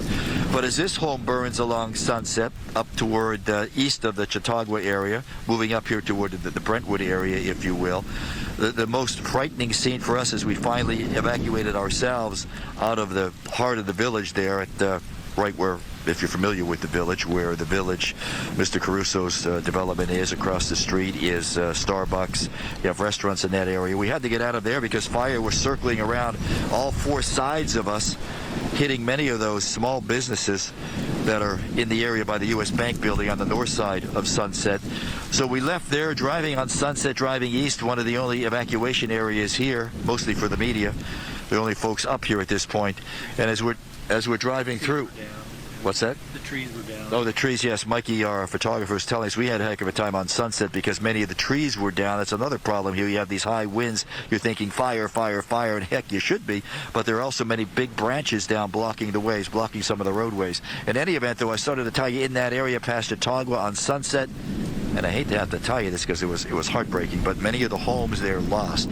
We were thinking that this fire originally was coming down from the Will Rogers Park, coming down to Temesqua, making its run down Pali High, making its run to PCH, and then you realize that further east through the actual Palisades village itself, moving up here to Brentwood along Sunset, many of those homes are lost too.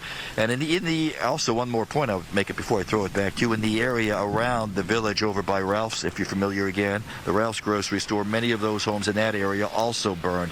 So the village itself looks like frankly, a war zone. It's hard to imagine.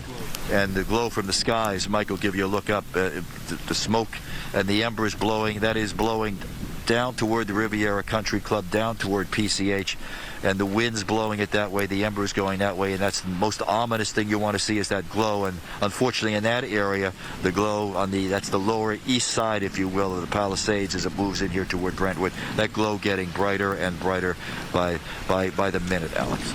So you're worried now, Ed, about this thing moving into the Brentwood neighborhood, where so far we have not seen any homes burned as far as we know, but you're concerned that could be next.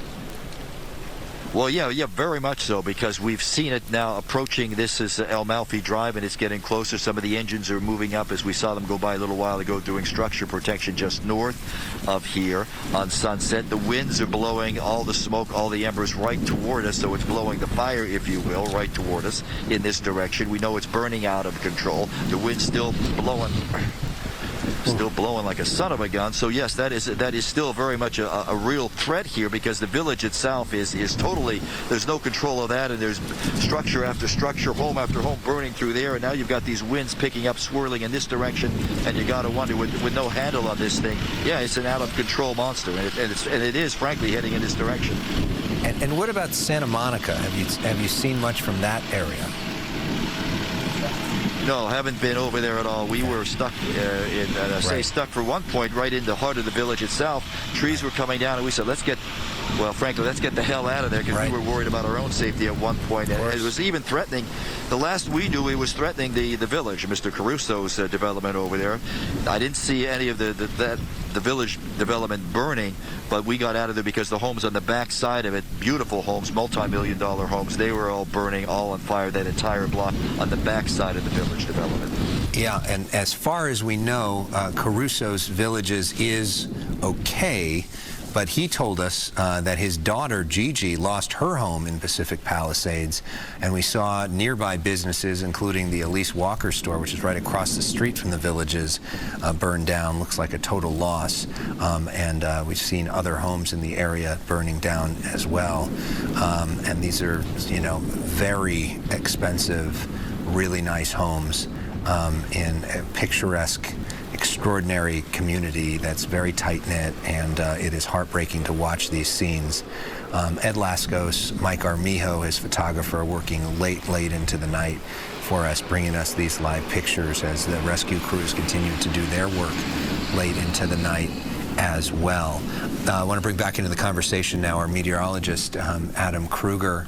And Adam, these are, when you talk about fire, right, there's three conditions you talk about, right? You talk about temperature, humidity, and winds. Yep. And Humidity's not great. The temperature's okay. The winds here off the charts. Yeah, and the way that temperature would kind of factor into that, especially during the warmer times, is a lot of times the hotter the temperature is, the drier the air is going to be. But it's predominantly wind and humidity. And then also, if you want to factor in vegetation, which we know is super dry because of a lack of rain, for all intents and purposes, since in the last 8 months, there's basically been nothing. I mean, there's been a little, but less than a quarter inch for most areas in the last 8 months. Pretty incredible, the dry stretch we've had. And so as we keep this video up, the view from Santa Monica, you know, we've been watching. We know the winds are not blowing this like right towards Santa Monica, but we have seen, and I've looked at some like time-lapse cameras. You can go back 3 hours or more if you want, and you can see the winds just kind of blowing. You know, the view from Santa Monica, you see the winds blowing cross, like perpendicular, so not towards Santa Monica. But we also see just the fire line kind of creep southward a little bit, which is less of a wind thing, and I think more just, you know, dry vegetation that's burning next to other dry vegetation. It just naturally kind of creeps along the landscape. And so, you know, we heard Ed there talking about Brentwood might be an area we have to watch for.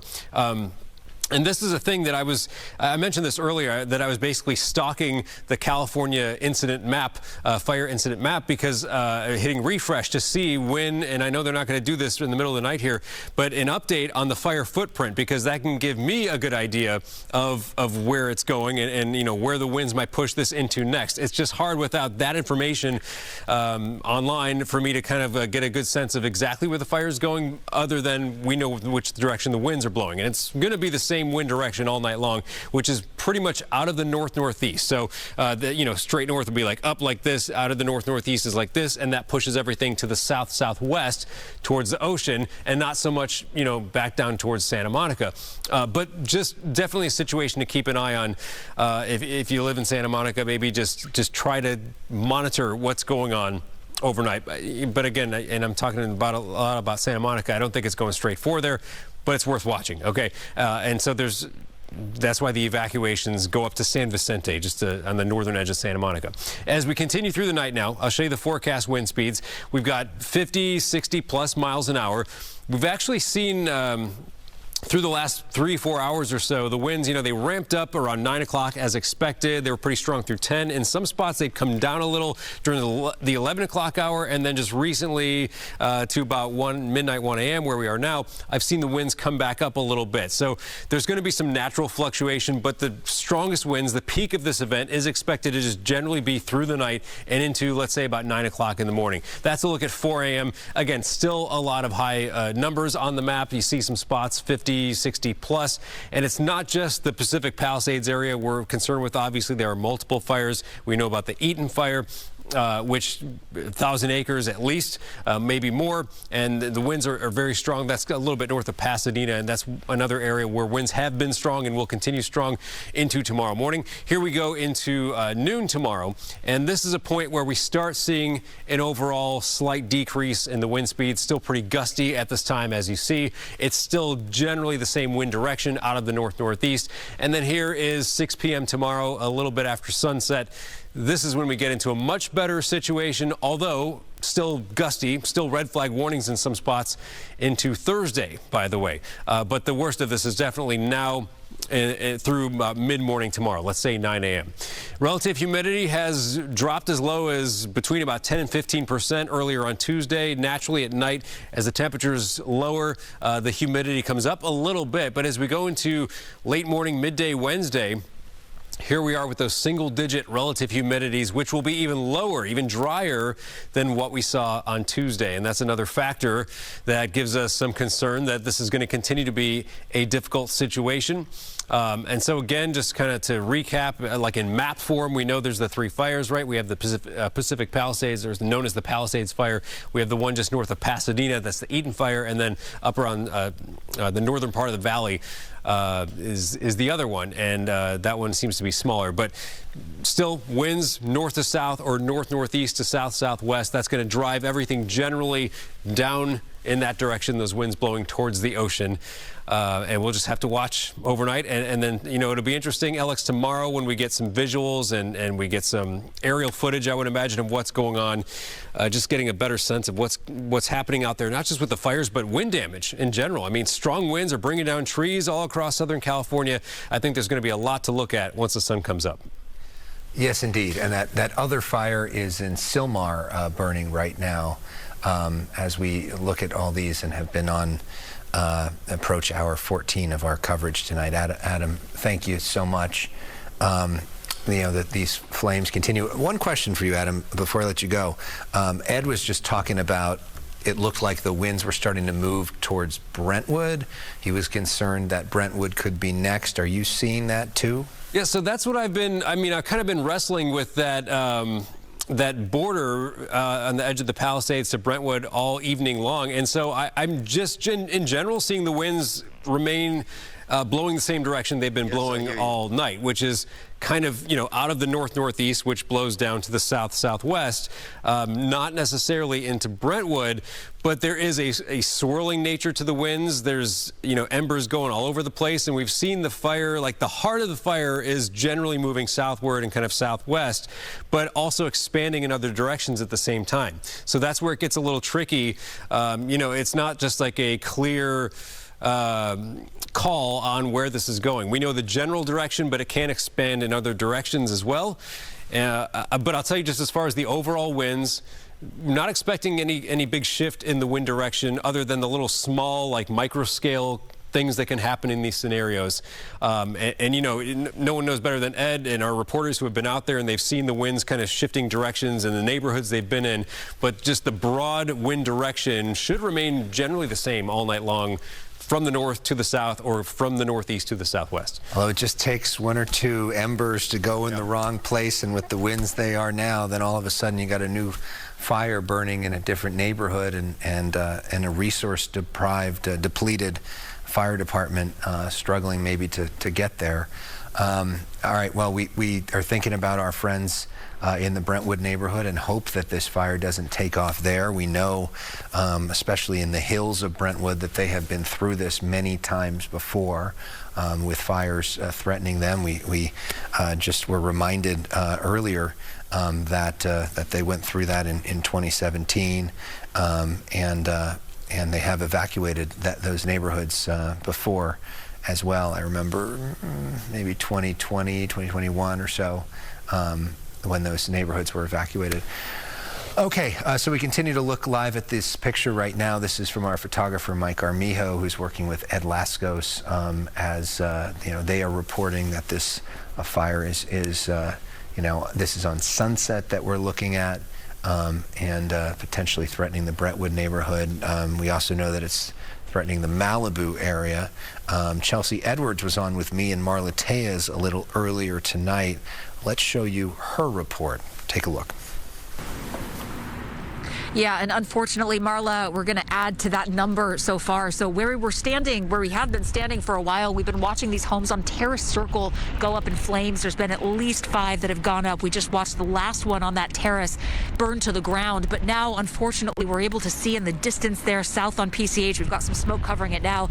There's another structure somewhere in the distance that is burning. But also across on this side on PCH, we've been talking about how there are no homes on this side. There are some structures, though, that we're able to see now that they're lit up. Those are, we believe, the public bathrooms that are right in that area along the beach that are currently on fire. So that happened within the last 5 to 10 minutes, and that whole thing is just going up. We haven't seen any firefighting efforts in that area or here at all since we've been here in this particular part of PCH, which means that everything in this area is just, you know, if the flames come to it, it's burning. I've been talking to the homeowner, one of the homeowners here in this mobile park.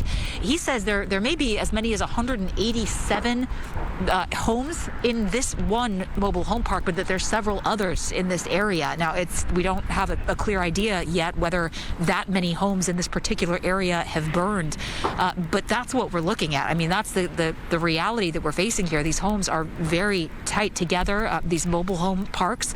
the structures are very close together, and once one goes up, if there's no mitigation efforts, the others go up as well. So we're watching this burn to the ground. We've been able to see all these homes on Terrace Circle burn. Not clear how many behind it have burned, but it could be a lot. Let's take a look again, Elliot, if we look down on PCH, that public bathroom. So that's a relatively large structure, and that was lit up quite a bit a little while ago, but you can see those flames coming off of it. Look where the wind is pushing it. So the wind is still pushing everything to the west, toward the ocean. For a while there, it turned back on us. So we were standing here, and all of a sudden, it shifted very quickly. We were getting knocked around. Our camera was getting knocked around, and the smoke was just coming directly in our direction. That seems to have shifted now to the opposite, and I think that kind of speaks to just how chaotic this is, and that we just don't know where it's going to go. And every time the wind shifts, these embers get carried to a different area. They can possibly light up different homes, like what we're seeing right now here along PCH. And then we've got more homes on fire with really not enough resources to be able to tackle it, to do to save these properties, unfortunately. So again, we're seeing at least one more home in the distance, but just with the numbers of this mobile home park, if this gentleman is correct, and there are 187 mobile homes back there, if that whole thing is flattened, these numbers are going to be very different from when we wake up tomorrow morning from what we heard at the last press conference. So certainly keep an eye on that, but just devastating to watch. That homeowner is still here watching his neighborhood burn, and he just said, I don't have anywhere to go. I have nothing left. He didn't have insurance on it. There's nothing left he can do. So it's just, it's a devastating situation for so many people right now. Chelsea Edwards a little earlier. Alex Michelson here. Los Angeles is on fire tonight. 3 different fires burning out of control in Southern California. One of the worst firestorms that we have seen in years. Dozens of structures have burned, and that number could go up. We are looking live at one of them burning right now. This is in the Sunset area. Our Ed Laskos is with us now live at 1:30 in the morning. A lot of times here on Fox 11, usually at this time we run a rerun of our 10 p.m. news, and we know there's a lot of people that tune in for that. This is not a rerun. We are on live. It's 1:30 in the morning. Our coverage of this started at 10:30 in the morning yesterday, and the reason we're still on is because we are seeing so many scenes like this. Ed, as we watch this particular home burn, any firefighters, any effort to try to stop this thing, or is this just another example of just let it burn? When we went through there, that's right on Sunset, east of Temescua, actually east of Chautauqua, I'm sorry, on the eastern side of Pacific Palisades as you move closer over here to the Brentwood area. No, we did not see any firefighters over in that area. And again, if you're really familiar with this area, it's that dip in Sunset, very heavily wooded on both sides, and we think that is the home because when we went by it, it was already burning. You were familiar with this area, Alex, you know. On Sunset, in that area, there is a home that's built on concrete pillars, and it's very high off Sunset. It has a great view that looks down at the ocean, but it's extended up along the hillside itself, on the bank of the hillside, to protect it from any kind of landslides or water slides that come through. And that home itself that was on top of those concrete pillars burning as we went through, that we think that is part of the home, along with the area around it that's now on fire, as the winds are blowing toward the east, toward us, and also down to our left, to your screen, from right to left, blowing it down toward the ocean itself. We are right on Sunset. Amalfi Drive is across as some of the private security goes by here. They're coming out from the southern part of the Amalfi Drive, the Riviera Country Club, world famous. So this entire area is evacuated, and as you look back that way, though, that's the most ominous part of it, when you see the glow in the sky, the smoke as it's blowing that way, blowing down toward PCH, and then you have this fire. And it's funny, when we had to get ourselves and evacuate ourselves from the heart of the Palisades, the village itself on Sunset, Swarthmore in that area by the villages, Rick Caruso's development. So we pull ourselves out of there. Here comes a fire tender truck. So you were talking about that. They are moving units down in that area, in that wooded area. But we had to get ourselves out of the village itself, so we moved up here, and then you would just see the glow at that point about an hour ago, the glow in the forest sky burning from the village, and that was And now as these gusts of winds pick up and the embers blow this way, suddenly you see more active fire in this area on the eastern side of the Palisades as it's blowing toward the Brentwood area, but also blowing down toward the ocean itself, down toward PCH. So ominous and so frustrating and so sad for so many people. Ed, when you've kind of been out tonight, have you seen many people on the roads, or has it basically been a ghost town?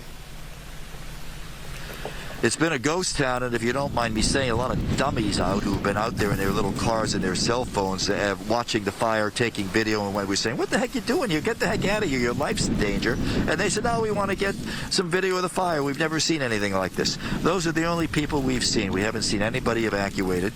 All those folks are gone. I did see one, maybe that was about 5, 6 this afternoon, early evening, a lady who was in tears running around in the area, in the Antioch area that was burning on that street just along Temescal Canyon. She was frantically saying she's calling 911, dialing 911 on her cell phone, not getting through. It just would beep and beep, and she wanted to tell the fire department about the hot spot that was a couple blocks over as the embers were blowing crazy like that. But to answer your question, no, I haven't seen anybody except a lot of looky-loos driving around, but at this late hour, that is even subsided now. It's just basically LAPD moving back and forth, making sure everything's okay, and we see more and more fire apparatus moving and more some of the strike teams particularly going up the hill here in the northern part of Sunset into these winding streets, beautiful multi-million-dollar mansions up through here, but the homes, as you know, very tight together, a lot of foliage, a lot of fuel that could burn. They're going up there because obviously the fire threat's still in this direction and still very much out of control. Ed, at 1:30 in the morning, we might be able to get away with a stronger word than dummies, but we appreciate you keeping it PG for us right now. Yeah. Well, you know, it's tough when you see this and you see the tremendous damage here that almost frankly makes you want to cry. Right. And then you see people who are just more interested in getting their little cell phone videos so they could post them on social media. It makes you shake your head and say, what the heck is going on? Exactly. Ed Laskos, thank you. I want to bring into the conversation now my friend Bill Malugin, who is now one of the top correspondents for Fox News Channel, and for many years was a reporter with us here at Fox 11, reporter with us the last time there was a major fire here in Southern California, the Woolsey fire. He was out there reporting for us. Bill, thank you so much for being with us. Your thoughts, what you've seen today as this horrible firestorm hits our region? Hey, Al, it's great to be with you, and hats off to you and the team. You guys have had fantastic coverage all day long. I know you guys are running on fumes. Yeah, I mean, it's deja vu going back to November 2018 with the Woolsey fire, and for a significant part of this fire, we're in the same areas, right? We're in Malibu, we're by the ocean, and we are watching an extreme wind event just have its way with Southern California. And I can tell you just from being on the ground in fires like this, it's so frustrating because these fire crews will respond and they will throw everything they have at these flames, and you just watch the flame dissolve in midair. There's nothing they can do when it's windy like this. They are at the mercy of Mother Nature. And just watching these live shots from Matthew Seedorf, from Laskos, from Haley Winslow at the beach earlier, watching all these homes being incinerated, I'm very worried for what we're going to see when the sun comes up tomorrow morning. I'm sure you guys have seen those shots that people have been posting from airplanes flying over this fire. The entire area looks like it's been incinerated. I think, we're going to have structure loss in the triple digits easily. We got 2 other fires that have broken out now, Silmar over in Altadena. This wind event is expected to continue all night long. And when you've got flames that are going horizontal with embers that can carry for miles, there is really nothing these firefighters can do. They can try to mop up and get ahead of a few structures here and there, but it's unfortunately going to be luck of the draw for some folks. And I've been texted by several friends who live in Palisades who think they've lost their homes. One of my friends actually just got a home there 2 weeks ago and believes it's a total loss. She was looking at her cameras before they went out with the flames approaching, doesn't have insurance on it yet, and basically said she's come to the realization that she's going to be homeless. She just moved all of her possessions into it a couple weeks ago. Those will all be gone, and she does not have insurance yet, so there's not going to be any money to to pad her. So that story is going to be played out probably by the hundreds this time tomorrow. We don't know how bad these two other fires are going to be. Obviously, there's significant structure loss happening over in Pasadena. And I heard you guys talking to Rick Caruso earlier and talking to Ed about the fire hydrant issues.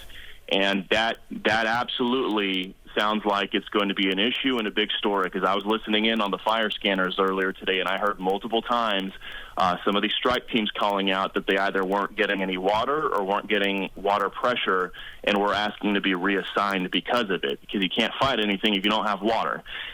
So that's going to be something that city officials are going to have to address tomorrow. I heard you ask the fire official earlier, can she comment on it, or can she deny, if it was an issue? She didn't deny it. She just said she's not ready to comment on it. Those are two very different things. Yes. So we're going to have to wait to see what they have to say about that tomorrow. But my heart just aches for all these folks. And where I live, I'm right on the Santa Monica-Brentwood border, and that live shot you guys have been showing in the top left of your screen there, that's like a mile away from my place. I've been watching it creep down the hill lower and lower towards the Brentwood area. And, it's just, I can't remember a time when we've had a fire that is threatening Santa Monica and West LA like this at the same time. If these winds keep firing up in the night and those flames keep moving down the hill, there are parts of Santa Monica and Brentwood Heights that could be at significant risk, and that's certainly a very rare thing to see. Then on the north side of the fire, you've got Malibu, parts of Malibu getting wiped out. It's marching towards Pepperdine again. They just had that fire, weeks or a couple months ago. Yeah. Some of the iconic restaurants along PCH, some of the iconic hotels have been completely wiped off the map.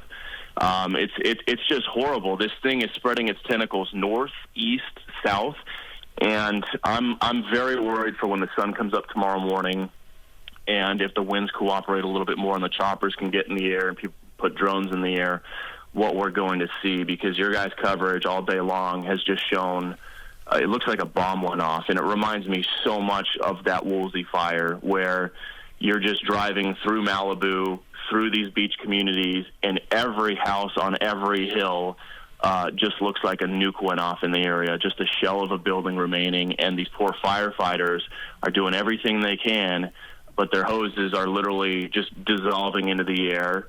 You got no water drops going on at night right now because of the wind. If they have hoses that have water. Yeah, exactly. And normally, LA County Fire is so great because they have the Firehawk helicopters. Those are the ones that are capable of dropping at night.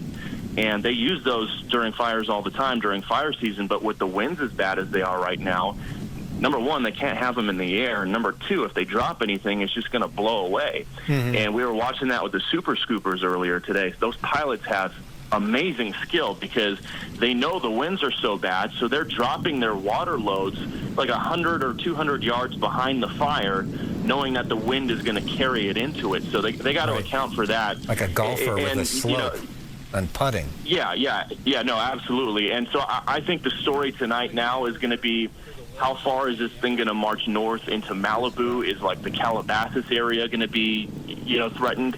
Is this thing going to keep moving south towards Santa Monica and Brentwood? And what's going to happen on the east side of this flank? Because if it gets into that brush and keeps going east and gets into the Sepulveda Pass, it could very easily jump the 405 with these winds, and you could be looking at a whole nother front of the fire. So hopefully the winds, it looks like everything keeps blowing west and blowing it out towards the ocean, and hopefully it kind of burns onto its own scar. But it's running to the north, it's moving to the south, and it's very slowly creeping to the east. And you guys have been reporting all day that these winds are going to be horrible all night long. So that's the big question mark right now. And again, hats off to you guys, because you guys are, I know you're running on fumes, and the coverage has been fantastic, and it's very taxing. Yeah, it certainly looks like Malibu has taken a pretty bad hit, especially a lot of those really iconic restaurants that we know along PCH and homes there, and I don't think we've really gotten a good sense of just how bad that is, but that's an area that's been hit hard. It doesn't appear that Adam Kruger's forecast has the fire moving into Brentwood, moving over the 405, but let's hope it stays that way. As we know, these winds are unpredictable. Bill, I appreciate you staying up late with us tonight. I know you were watching our coverage, and we appreciate you calling in.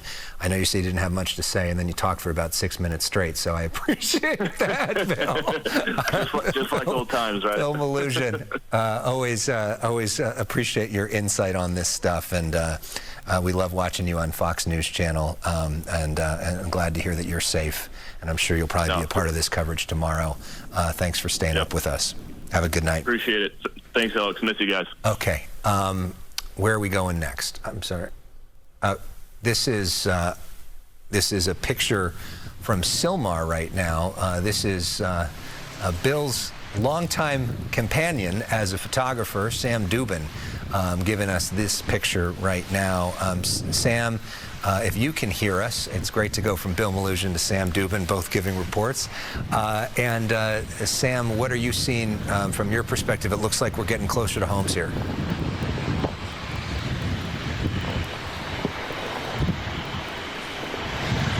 Sam, I don't know if you can hear us or if you can talk, but I will talk until you start talking.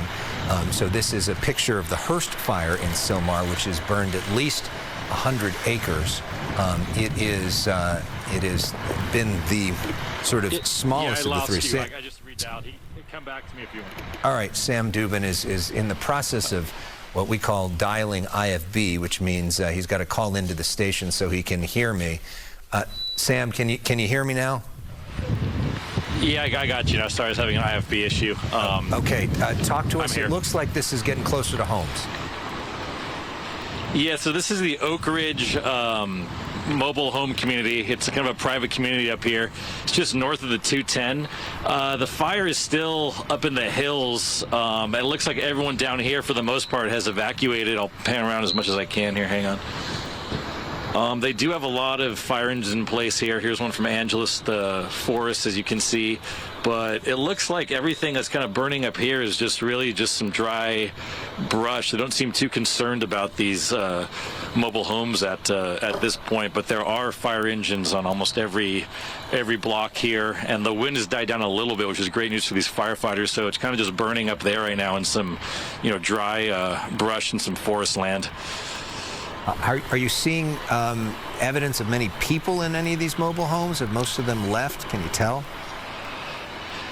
It looks like most of them have left. I've been here for a while and no one's really come out. What I do see, especially some of these cars up here, it's a lot of looky-loos that are coming, probably watching the news and just kind of coming to see what's going on. I've asked a few people, do you guys live here? And they say no, that that they're just here to observe, which is what the fire department does not want you to do, because they get in the way, they double park, and they want you to stay home. So it looks like it's evacuated for the most part, I would say. Just got an email from the governor's folks, Sam, that California has now secured federal assistance to support the Hearst fire in LA County. So we got federal assistance earlier for the Palisades fire and for the fire that was burning, that continues to burn in Altadena, and now we have federal assistance to support the Hearst fire in LA County. Can't remember the last time we got 3 of those in the span of one day. So what do we anticipate for the firefight there? What do you think is the areas of most concern in terms of the Hearst fire? I think this is the front flank of the fire here. I was kind of earlier, on the freeway looking for where it was burning towards, and this is kind of burning in the easterly direction, I would say. So this is appears to be the front of the fire. So, if they can stop it here, they have a good chance of, putting a good line around this whole fire, I think. That's just a little hill on fire there. That's not that big of a concern. And there's a street right there, and there's a lot of firefighters back there as well. But this here appears to be kind of the front of the fire, and so far so good. And behind there's one more street, and I drove up there earlier, Alex, and it's just fire engine after fire engine. So they seem to have this neighborhood pretty well locked down. Good to hear. Sounds like this is certainly the best case scenario of the 3 fires we are looking at right now. Photographer Sam Dubin at the Hearst fire in Sylmar. Sam, thank you so much. We just got some new numbers, though. This fire has grown. We went from 100 acres to 500 acres. 500 acres now, the Hearst fire in Sylmar. Thank you. We want to now bring into the conversation Sumata Khan. And it is usually a very bad night when we are working at the same time, which means that I'm here way too late and you're here way too early. Sumata, thank you for joining us early or late or whatever time it is. We appreciate it. First off, before you get to your headlines, describe what you were seeing on your drive in and what the conditions are like outside right now. Yeah, you know, when I was coming, good morning, by the way, Alex, and to all our viewers that have been with us since yesterday, which was Tuesday. We are now into Wednesday morning. And my drive into work along the 405 coming out of Orange County, it was actually very windy, of course, but you couldn't, of course, smell the smoke. By the time I reached right around the Gardena, Torrance area along the 405, that's when I was not only smelling smoke, but also started to see a little bit of the haze in the atmosphere. And by the time I got to, of course, the station here in Santa Monica or the west side, you can really feel the gusts, and the smoke was definitely a little overwhelming. And as you know, you have been covering all yesterday afternoon into this evening and now into this morning, the wind conditions continue to be strong. And we had advertised this since Monday, that the peak of the winds is this time frame that we're living through right now, the late night hours through the overnight and into early tomorrow morning, where we could potentially see the continuation of very strong gusts, 60 to 80 plus miles an hour. And unfortunately, this did come into fruition. The extremely strong Santa Ana winds, windstorm will continue. We will eventually see those winds backing off right around your lunch hour. So there's a little good news in sight. The winds will still be strong, but not as strong. We could be looking at, instead of sustained winds 20 to 45 miles an hour, it could be a little less than that. Gusts are expected to possibly drop down, but we do have a long day ahead of us as our first responders, firefighters, and all the local efforts trying to help keep everyone safe. The conditions are extreme. Unfortunately, the perfect ingredients are in place. We have not just a wind-driven fire, but we have a lot of dry vegetation that continues to fuel and spread the fire. And on top of all that, the very dry conditions. We are expecting these conditions in terms of relative humidity eventually will get down into single digits, and that is prime for the potential for more fires. We are in red flag warnings that will stay in effect till about 6 p.m. tonight in some areas. And if you live out in the Inland Empire and Orange County communities, the red flag warning does continue into Thursday, so extending into Thursday for those locations. The wind futurecast. A lot of folks are, of course, wondering when and what direction the winds, if they are expected to change. The Santa Anas are coming out of the northeast. The highlighted contours, as you can see on my map there, this is the location of the strongest winds, and we're in the thick of it right now, pushing into just a couple hours from now, 3 a.m. Not a whole lot of change, unfortunately. This applies to the Santa Cruz Valley, the San Fernando Valley, out towards Ventura County, the foothills across the San Gabriels, and unfortunately, we now have 3 active fires, the Hearst fire in the Sylmar area, and we also have the Palisades fire, of course, in the Pacific Palisades, and the ongoing Eaton Canyon fire. Now, speaking of the Eaton Canyon fire, late last night, barely got any sleep, but my sister's friend was in the middle of evacuating her neighborhood. She doesn't live too far from where the Eaton Canyon fire was, and fortunately, she was able to get her family out of there and safe. The winds, downwind through the Cajon Pass, you can see the 15 there. The Santa Ana Mountains in Orange County also seeing those ferocious gusts, 60 to 80 plus miles an hour, extending all the way into the Inland Empire. Now we're going to push you to 6 a.m. Look at that. Not a whole lot of change, Alex. We continue to see these very strong winds. And eventually, as I fast forward this, by 9 o'clock, maybe a little improvement. Lunch hour, finally a little more, not as brightly lit in those very vulnerable fire zones. And as we progress into this evening, when the high wind warnings and red flag conditions lift, look at that, winds a lot more manageable. for our local authorities. High wind warnings, as I mentioned, will continue. Winds continue from the prevailing winds, northeast 30 to even 50 miles an hour. Gusts, as I mentioned, 80 plus. Magic Mountain Truck Trail, an area of the San Gabriel Mountains, already clocked in at 86 miles per hour. And that is incredible. It's hurricane level Hurricane force winds, right. Absolutely. Anything above 74 miles an hour, that's a Category 1 hurricane. And we actually have, not out of the question, we've mentioned that wind conditions could even push, winds gusts, Alex, get this, could push into 100 miles an hour. Now, we haven't seen or observed that yet, but there's that potential still there, hence the high wind warning. And red flag conditions, as I mentioned, for Ventura County, LA County, we are not out of the woods. We are in a particularly dangerous situation when you combine the damaging winds and critical fire weather and low humidity makes it for an incredibly dangerous situation if another spark were to occur. And for Inland Empire communities in Orange County, the red flag conditions extend into tomorrow, Thursday. And Samara, the areas with the worst wind aren't even on fire right now. Exactly.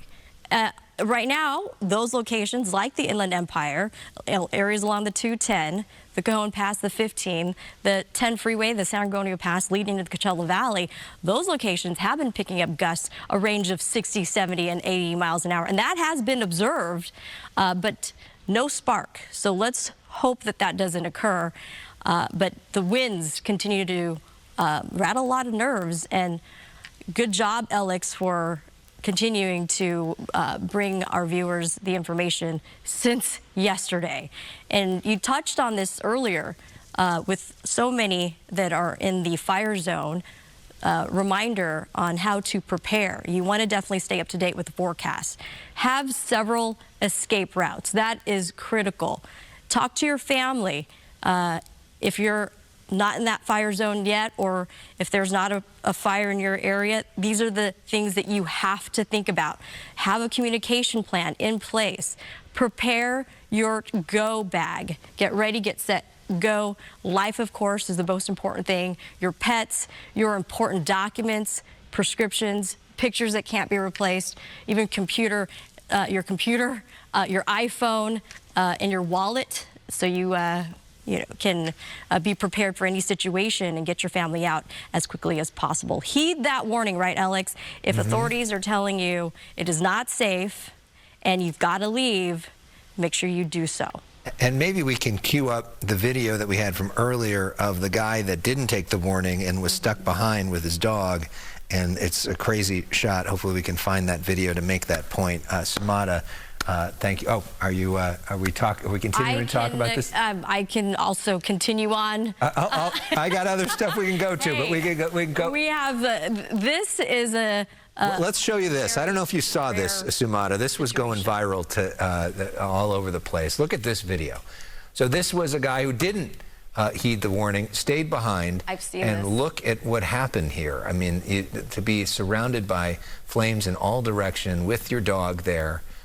So this is not what you want to have happen. So as you know, do we have an update of what happened to? I mean, if he was able to post the video, I hope he ended up being okay. I hope he was able to get out, but I don't have an exact update on what exactly happened. And this is one of many just heartbreaking visuals that have developed since the Pacific Palisades fire broke out. Right. And this is a prime example of why you should leave when they tell you to. Yeah, it's not a joke. They're not saying it just to say it, and it also it's very selfish, frankly, to stay behind, because you're putting potentially firefighters' lives on the line to try to save you, and getting in the way of their ability to save property or do other things.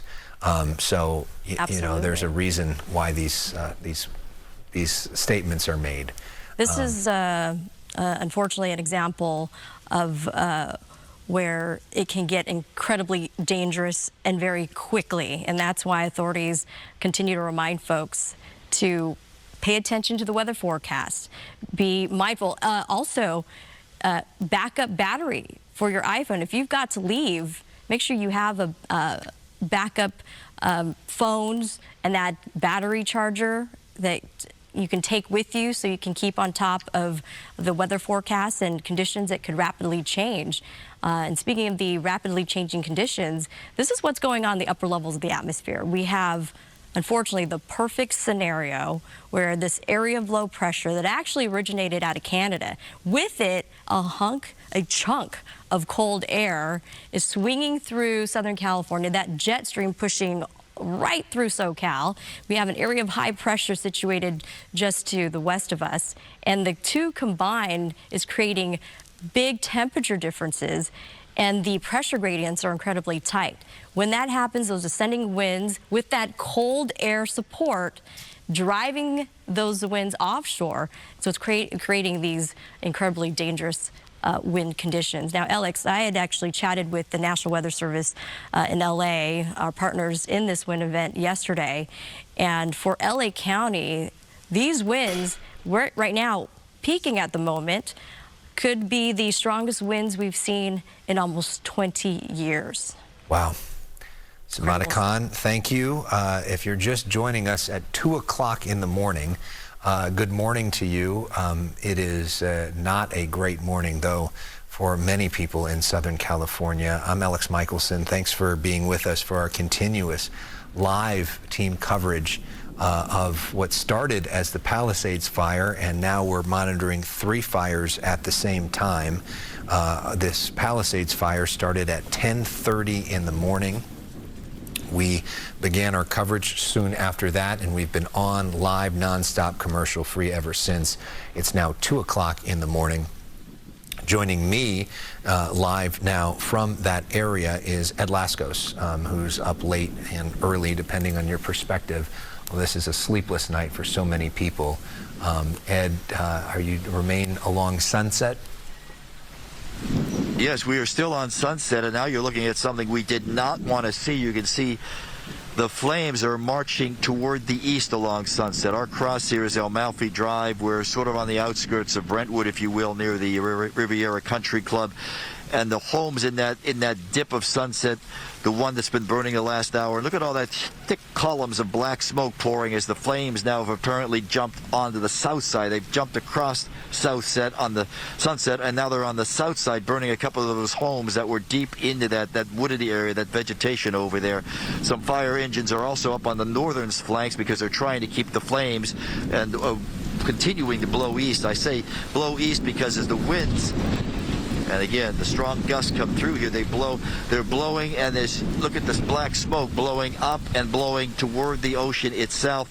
But as this fire continues its march, its unrelenting march, it's now kind of moving from the Palisades, the eastern end of Palisades, getting closer over here to Brentwood. And it's a big wooded area over here with the homes on both sides of Sunset. We've already lost several homes in this area, just on the outskirts of the Palisades, if you will. And this fire is moving very, very quickly. Nothing but this thick black smoke pouring out. We've been hearing a lot of popping, which usually, as we've learned the last couple of hours, is the homes that are burning and some of the gas cylinders burning and popping in their homes. We've been hearing that much more the last half hour or so. Look at the sky itself. The fire is coming up closer here to Amalfi Drive on Sunset, Alex. And what you've been talking about, and our colleague Bill Malusian, who joined us in the last half hour, talking about this concern about this fire moving east and moving into the Brentwood neighborhood, and it looks like some of those fears may be coming true. Yeah, slowly it is moving this way, and to your point, we've seen several fire engines, strike teams moving up north of Sunset here off of Amalfi Drive and a little further to the east into the Brentwood area, presumably doing structure protection up on the hillsides north of Sunset, watching that, but the fire moving slowly this way. And when you talk about evacuations, a chuckle, if you will, because a little while ago we saw 2 coyotes, big gray coyotes, running across Sunset, running down to the south. Usually when when you see coyotes, and they're big coyotes at this point. You kind of get scared yourself. But these two coyotes had no interest in us. They were running from the flames. And look at all that black smoke. That's another home right around the bend here, we think, just lit up on the north side of Sunset. As it's, look at that, nothing but a black out there as this fire is quickly approaching Amalfi Drive. Wow, and each one of those brings their own story, their own family, their own history, and they keep going up one after another after another. And doesn't look like a whole lot of effort to try to stop that. Not that there's that much that can be done to stop it at this point. As we're looking at Amalfi Drive, you know, this area is a lot of affluent homes. Homes to not that far from there is Riviera Country Club down the road. And you also think about some of the celebrity homes that are nearby in the Brentwood neighborhood. The Vice President of the United States, her home is not all that far from where Ed is right now on Kenter Canyon. The elementary school right by her home is closed tomorrow. So a lot of different impacted in different ways as this fire is now moving. You know, and you know, the best case scenario would be for it to just move to the ocean, hit the ocean, and there's no place for it to go, and that's it. But the idea of it not only moving west, but if moving east is a scary potential thing in the hours ahead. And Ed, you're starting to see some neighbors there making their way on the roads at 2 o'clock in the morning. Yeah, I have no idea where they're going. That's what I've been talking about. You have some folks down here driving around, you know, and perhaps they're trying to see even if their own homes are standing. How they're getting past the checkpoints, we don't know with LAPD, California Highway Patrol. They're particularly difficult with us.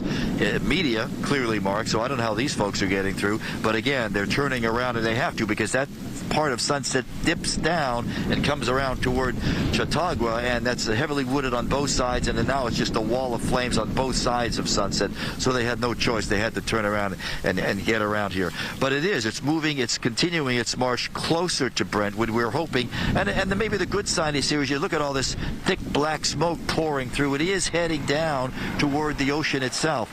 And a lot of times you'll hear the firefighters when they have this kind of an out-of-control blaze saying, we can't stop it with these kind of Santa Ana winds, so it's got to burn itself to the ocean and burn itself out. And that's evidently what we're seeing. We just don't want it to continue further east toward us, getting closer and threatening more of the Brentwood area. Right, and the real nightmare scenario is if it goes through Brentwood and then jumps the 405, and then you start really getting into a whole lot of homes. But let's hope that is not what ends up happening here. Ed Laskos, thank you and for your continued tireless reporting. We want to go now to the Eaton Canyon fire, the Eaton fire. This is a live picture that we're looking at from our Mount Wilson camera, and man, this fire just explodes.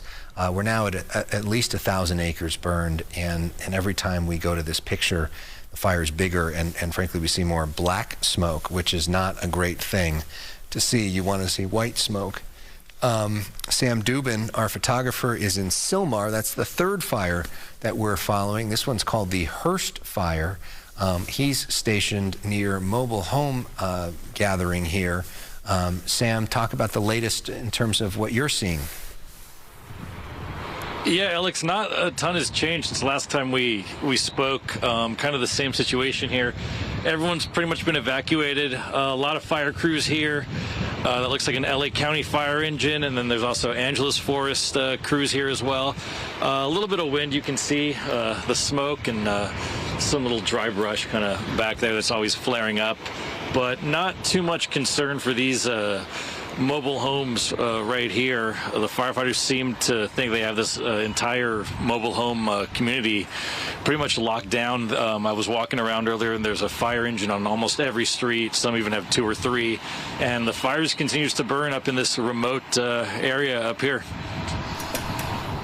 Sam Dubin, thank you for that. And I am about to pass the baton to my colleague Bob DeCastro. I've been on since 2 o'clock p.m., and we're now in the 2 a.m. hour. So thank you to all of you that have been with me as we've gone through this this crazy night together. Our coverage is going to continue throughout the night, and I will see you again tomorrow afternoon, if not before, with more coverage. But Bob DeCastro, good to see you. Not good to see you under these circumstances, and what an extraordinary night. Extraordinary, to say the least, and I think at the end of the day, in the days to come, this will be looked at as a historic day here in Southern California, where there's been so much devastation, so much destruction, and yeah, exhausting for you and all of our crews out there. Right. Everyone's been doing a fantastic job. At the same time, we know that so many lives have been changed dramatically after a day and a night like tonight, and we still have another full day ahead of us as well. So we're going to stick with you here. And the first responders are doing the important work out there. The real work, and the guys in the crew. There's a tremendous amount of work being done out there to try to save home and save lives. Our best to them, and our best to you. Good luck. Have a nice rest. We'll see you here shortly here, I'm sure. Thank you, Bobby. Yeah, so we're looking right now at the Eaton fire, as we said, one of our Mount Wilson cameras here looking at that fire still raging out of control. The winds certainly still a situation for this area and throughout Southern California. It looks like these plumes of smoke now rising vertically, which is some good news here, but as the National Weather Service has warned us, this wind event and high wind alert is going to stick with us throughout the day today. So Samada Khan has come in here also early to tell us a little bit more about that wind situation. Has that wind alert been extended, or are we looking at that wind alert taking place till this afternoon or this evening? Yeah, high wind warnings are still in place through about 6 p.m. this evening for pretty much just about everywhere across Southern California. Good morning to you, Bob and Alex, and all our colleagues out in the field. They've been doing a tremendous job under these circumstances where, especially when we're dealing with these powerful Santa Ana winds, it has come into fruition. What we have been fearing is if there was just a minor spark, that it could explode, and this has been quite an event so far. We now have, as to Bob's point, with 3 fires actively burning. Palisades fire in Pacific Palisades. We have the Eaton fire in the Altadena, just north of the Pasadena area. And the latest fire, the Hearst fire, burning near Sylmar. Please be extra cautious as you're hitting the roadways and those winds, as we had just talked about.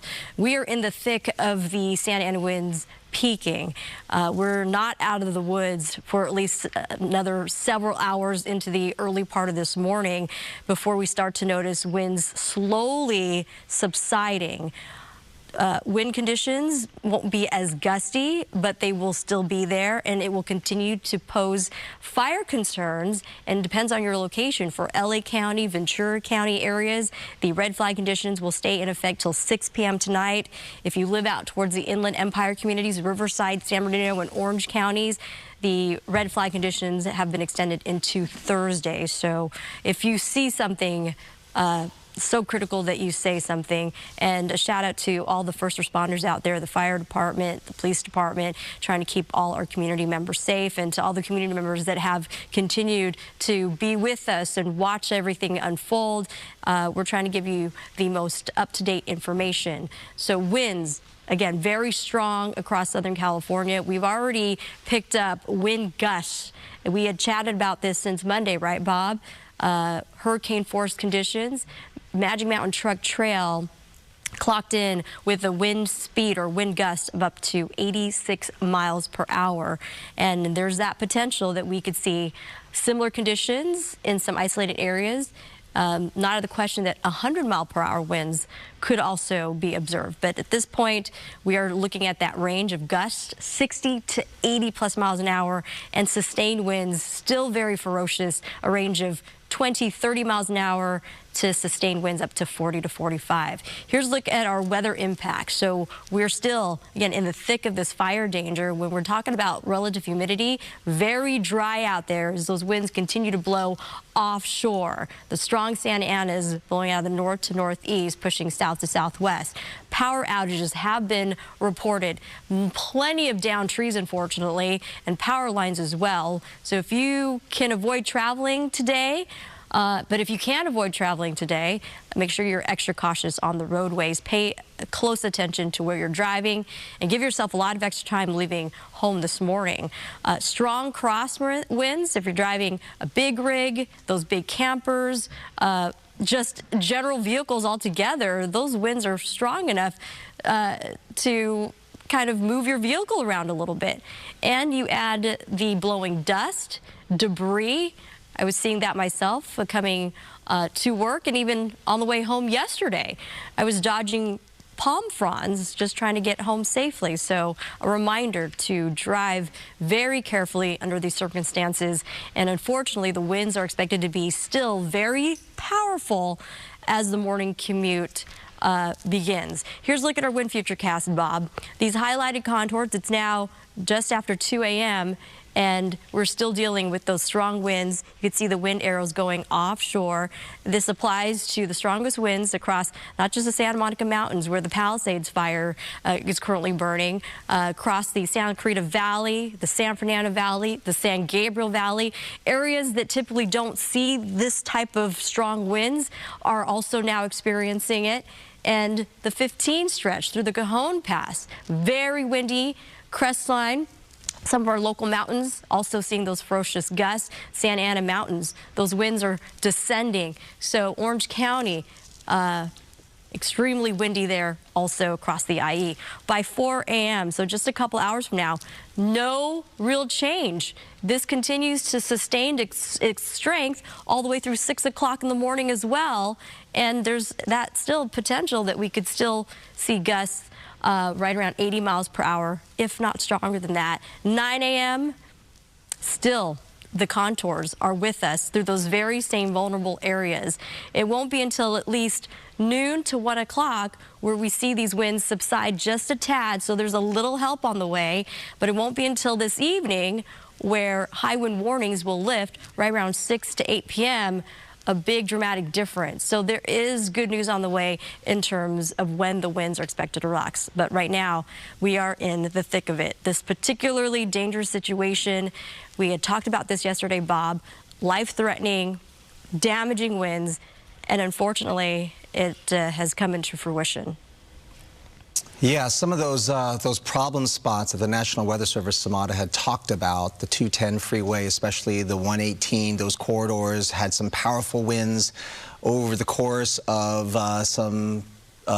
a whole day yesterday. And to your point, on my drive to work this morning, yeah, I saw a lot of trees down, branches down. So just shows how significant that this windstorm was, how widespread it currently is. But definitely in some of those problem spots there, we saw that the winds, as powerful as they may have been in your area, in these areas where we have these fires that have broken out, you have one spark, and if you have these gusts, 60, 70, 80 miles per hour, and you can certainly have a major conflagration blowing up in that area very quickly with so much fuel and so much area to burn, especially with these relative low humidities. So all of those communities there, where the Eaton Canyon is, where the Hearst fire is, along the 210 freeway, along the 210 corridor, definitely were big problem spots that the National Weather Service had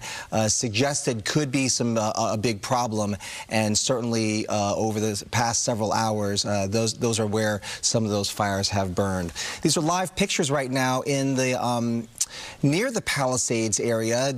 Interesting to me as I saw this picture here this morning, because this is on Sunset and remind me here where this is. It's near the Riviera area, Amalfi. So near the golf course there, which interesting to me is because if you had this fire that was breaking out in the Palisades area, in the hills, and the fire moved to the west, to the south, to the west, to the north, it was very erratic. You would think that those Santa Ana winds, which pushed westward and west and south, would have pushed this toward the ocean. Now that did in fact happen, and we saw those fires moving, and I think with daylight, we're going to see all of the damage that this fire had caused as it moved so quickly through some of Malibu, jumping Pacific Coast Highway, hitting a large part of Pacific Coast Highway, even on the ocean side of Pacific Coast Highway. We'll see that this morning. But to see this as it traveled sort of southwards and now threatening the Brentwood area. You know, these are areas to sort of the east and towards the south, and you think that those folks would feel a little safer in the sense that they were not in the direction of the winds, Samada, but now we're looking at these winds being so erratic and so strong that these embers, you know, the spotting can certainly happen almost anywhere within this 2 to 5 mile vicinity of where this fire is burning. Absolutely, Bob. Did you see those embers? We talked about the possibility of long-range spotting, and that just applies to, with the strong winds, it can drive embers miles down. And to your point, with the chaotic wind conditions and the quick change in wind direction that could pose a hazard to areas that you would think would not be in the path of fire. But with one little spark, it could create a separate fire, a whole separate issue. And we have been dealing with, unfortunately, erratic winds. Hence, the National Weather Service has not only issued high wind warnings and red flag conditions for a particular area, but this is widespread. With the dry fuels, one little spark, any fire ignition source could lead to explosive, unpredictable fire behavior. I saw this modeling once where someone showed me exactly what we were dealing with this fire, and they said they likened it to if you had thousands and thousands and thousands of individual matches, and you took those individual matches and you blew them under a high wind tunnel and just threw them into any sort of area.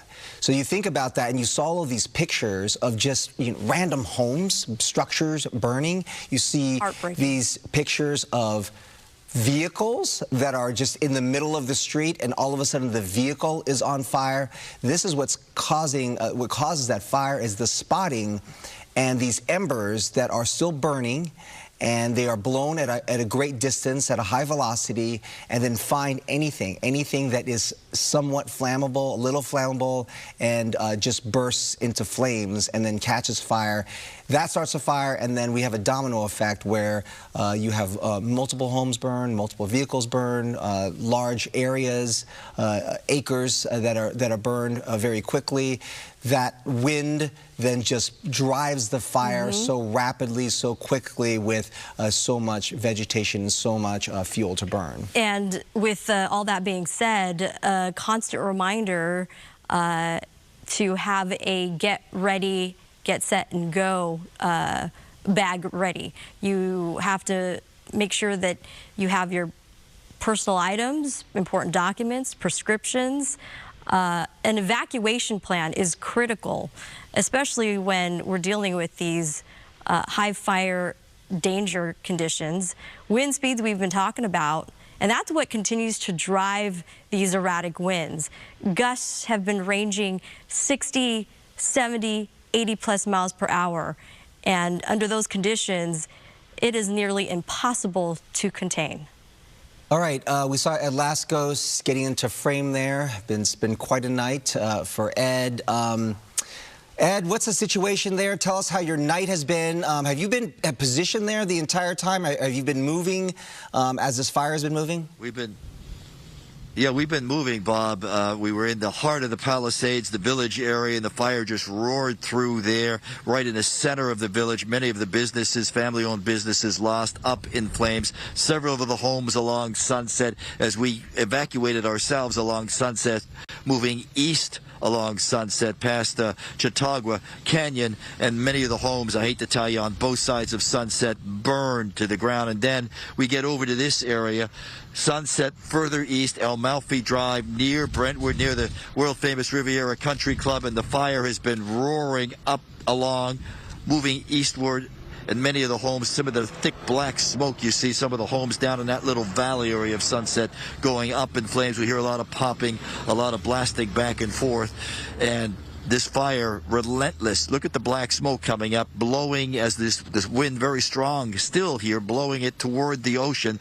but continuing its march slowly eastward along Sunset, moving dangerously close now to the Brentwood area, the hills here. A lot of fire engines who were stationed down in that area somewhat evacuated themselves. Maybe we've seen about 12 or so engines here in the last 5 minutes or so move along Sunset, move further east up along Sunset over toward 26th Street in that area of Brentwood. So the fire here slowly moving in this direction, but also blowing down, moving toward the ocean itself. Several of the homes in that area are lost. We thought when we left the Palisades area itself, the eastern side of the Palisades, that we would have left that tremendous fire zone and left the area where we saw so many of the homes and businesses gone, and then these more homes continue to burn here. And when you talk about the businesses, we see fires like this sadly many times in canyons or in the wooded areas high up on the mountainside, the ridges. But when you see a fire actually burning here through neighborhoods like this, through the center of a community, Pacific Palisades,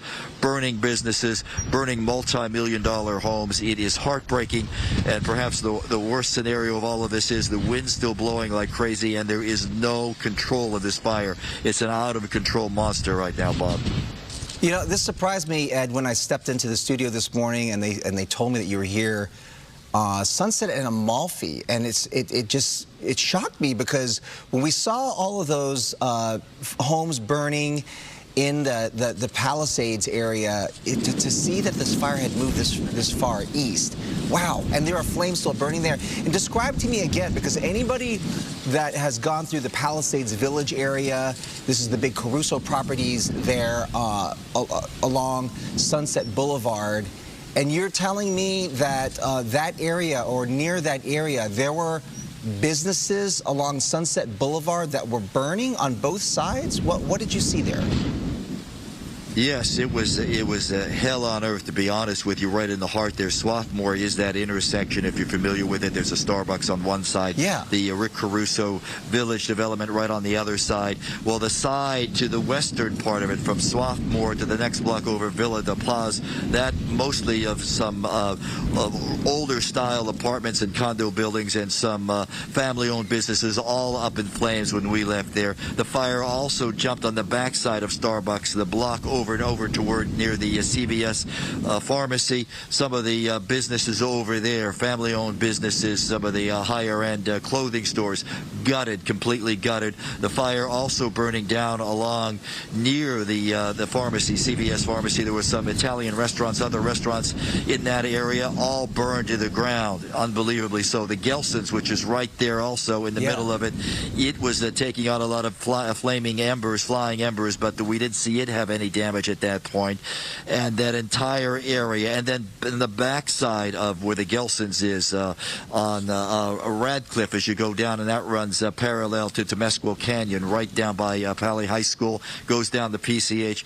That block on both sides, more than a dozen homes. We were there through the late afternoon, early evening hours, burning one after another as it was a firestorm. And the only fire truck at that point, the only fire engine we saw there came from Long Beach, of all places. Whoa. Long Beach Fire Engine 10. Some of the firemen got there and they tried to hook up some hoses to try to help some of the homes that were not burning yet, structure protection, and it appeared that they hooked up the hoses, but they had no water. There was not much they could do, so they pulled back and did the best they could. But unfortunately, those homes continued to burn from the west side to the east side of the street, only because it was a rain of flaming embers with these winds blowing. And that's pretty much what we've been seeing here as this fire continues its march eastward along Sunset, if you will. These embers blowing up. Mike Armijo, the photographer, saying they almost look like missiles flying into the air at some point, pushed up by these winds that continue to gush here, the gust. And then these embers maybe go a mile or so down and light up another area. So many spot fires what we're dealing with now, and this fire down in the area here along Sunset. But again, moving closer to Amalfi, closer over to the Brentwood area per se, near the Riviera Country Club. Fire engines have moved over. They're doing some structure protection the northern side of Sunset up near El Malfi, and many other of the engines now have moved further east over toward 26th Street, staging over there. But there's not much they can do. This thing is just burning, and the winds continue to blow through here, and everybody's just holding their breath pretty much. I mean, I think we can see that really clearly with Mike's pictures there, and of those burning embers and how far they appear to be traveling, and that scene that you're describing is just crazy, especially when you think that some of these communities likely thought they might be not in harm's way with those Santa Ana winds pushing westward. What was the scene like there in terms of the evacuations? Because people were probably caught off guard. Maybe they weren't under evacuation orders. Maybe they saw the flames but thought, hey, we're okay right now. And then when you have law enforcement stretched thin, it's not like they have time to go door to door knocking on people's doors. Along that area in the Palisades, was that a rush and a scramble to get out as well, as we saw earlier during the day when people were trying to get out of the Palisades area and going down Palisades Drive onto Sunset Boulevard? Was there a scrum, so to speak, to try to get out of the area? Yeah, very much so. About an hour or so after what you're describing, when the fire first broke out, Palisades, up in the Highlands areas, they call it here, burning down Palisades Drive. You had all the vehicles, and many of the folks just abandoned their vehicles, started running down Palisades Drive, the Sunset, and the ocean. So the fire department had to come in with their big bulldozers, if you will, and they pushed the vehicles out of the way to clear a path for the fire engines to get back up there. But to the point you're mentioning, after that, there was a long line of traffic stretching, snaking, as everybody was trying to evacuate, moving from Sunset over toward Pali High School, over toward Temescal Canyon, and then down the canyon over to PCH. And it was one of the folks was telling me it was maybe like an hour and a half, a ride that normally would take you at the most 10 minutes if you if you didn't get all the lights. At the most, it took well over an hour and a half because of the traffic was so tight. 2 lanes all the way down, because they would stop you right at Temescal and Sunset. They wouldn't let you into the village because they were concerned that there was a fire danger there, so they wanted to get everybody down to PCH as quickly as they could. They finally did that, and then by late afternoon there really wasn't much of an evacuation at all. I did spot several times LAPD with their black and whites going through the area, through the village of the Palisades, on their loudspeakers saying, get out now if you haven't, mandatory evacuations, don't wait. And the evacuation route, they kept saying with their loudspeakers, evacuate Sunset eastbound. That's where we are now, eastbound, just east of the Palisades village, if you will. El Malfi at Sunset, and the fire inching, burning, well, kind of too close for comfort at this point, burning in the easterly direction and also burning down toward the ocean. Sorry to keep you on here, Ed. Honestly, I do want to get your perspective on this, because we've covered, multiple fires over the course of decades, right? I think what makes this fire so different is that, we often go to these fires where you're in the urban wildland interface and we're going up into the mountains, into the hills, and certainly those are always problem spots when it comes to the wind, the fuel, the terrain. And now we're here. These communities, these sprawling communities have been growing for years. So this fire is smack dab in the middle of the Los Angeles region, where everybody works, plays, go to school, go to work. I mean, it has really hit a integral part of Los Angeles, and we're not talking about like some far reach, some community that's a mountain community. So I think that this sort of makes this different. In the time that you've been reporting over the years, don't you get that feeling that this is a lot different or historic in terms of the fires that we've covered? Yeah, historic. We're certainly watching history burn itself into the history books. I've never seen anything like this in the decades. You're right. When we see the fires, remember the fire we saw a few weeks ago over on Malibu Canyon, Las Virgenes, that came down, deep terrain, very rugged terrain. But I never ever have seen a fire where it's in a metropolitan area like this, burning along a major artery like Sunset, burning homes on both sides of Sunset, burning right through the very heart of the Palisades village, burning the businesses, burning the homes that have been there for decades, wiped right off the map. Part of Palisades High School, Pali High School damage, we understand, the classrooms and the football field area there. So, yeah, I've never seen anything like this. Normally you see them up on the hillsides. They come down the foothills. They threaten the communities there, but never in the very heart of a community. Still out of control. And as it marches up Sunset here, it's burning everything on both sides of Sunset. As I mentioned earlier, when we left the Palisades Village to evacuate over in this area further east, driving past Chautauqua on Sunset, both sides of Sunset, you'd look and you'd say, my God, there's no homes. Everything is just smoldering. Everything is just wiped away. It was apocalyptic. Both sides of Sunset, we understand even both sides of Pacific Coast Highway. It is just amazing how this fire has burned. All right, thank you so much, Ed. Great to talk to you. I know it's been a while, but these extraordinary times that we're dealing with right now, and best you and Mike, we will check in with you in just a bit. As we take a look at these pictures again, we want to just remind you that there are multiple school closures as well throughout our region. The superintendent of schools for the LA Unified School District, Alberto Carvalho, he went on the air yesterday and went on social media platforms to notify folks that, yes, many schools in the LAUSD will be closed or campuses were relocated because of this fire. Obviously, most of the schools that are in this region, in the Palisades, will be impacted here. We're talking about multiple schools, including Canyon Charter Elementary School, Marquez Charter Elementary School, the Palisades Charter Elementary School, and the Paul Revere Charter Middle School. All of them will be closed. District officials saying that they will monitor the fire throughout the day today and potentially shift those campuses to remote learning on Thursday. Also, Glendale Unified also announcing that schools, child care operations, and district office will be closed due to high winds and fires impacting the region. We expect that to change as well, just through as the day goes on, as folks wake up this morning and see the wind, the damage, not just from these fires, but the impacts from the smoke and all of that. But we'll keep you updated, and we'll continue to collect that list for you and bring that information as it comes in. Aaron, where did you say we're going to now? We're going to a spokesperson with the LAFD. It's Margaret, give me your name, Stewart? Yes, Margaret Stewart. Hi, Margaret. Thanks for joining us so early this morning. I know it's been a very long night. You're with the LA City Fire Department now, obviously dealing with this major fire, historic fire, as we know now in the Palisades.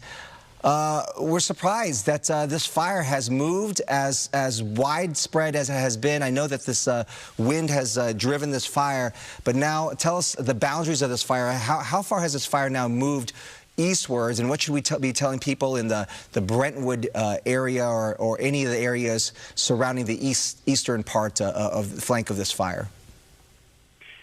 Well, our evacuation zone hasn't changed. Santa Monica, did add to that southeastern portion.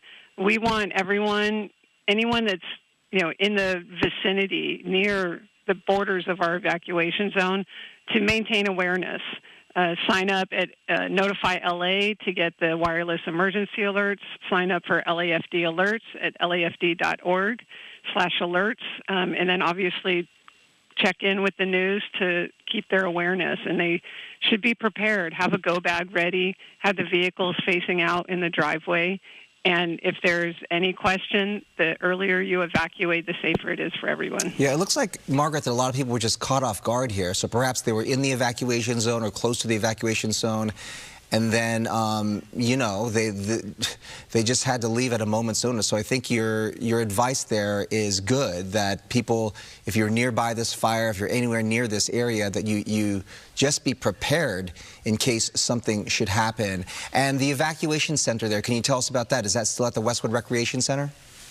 It is. The Westwood Recreation Center is a shelter for overnight, as well as just an evacuation center, so people can remain there overnight. They accept small animals. Any large animals goes to the LA Equestrian Center. And I just want to emphasize what you mentioned about being prepared.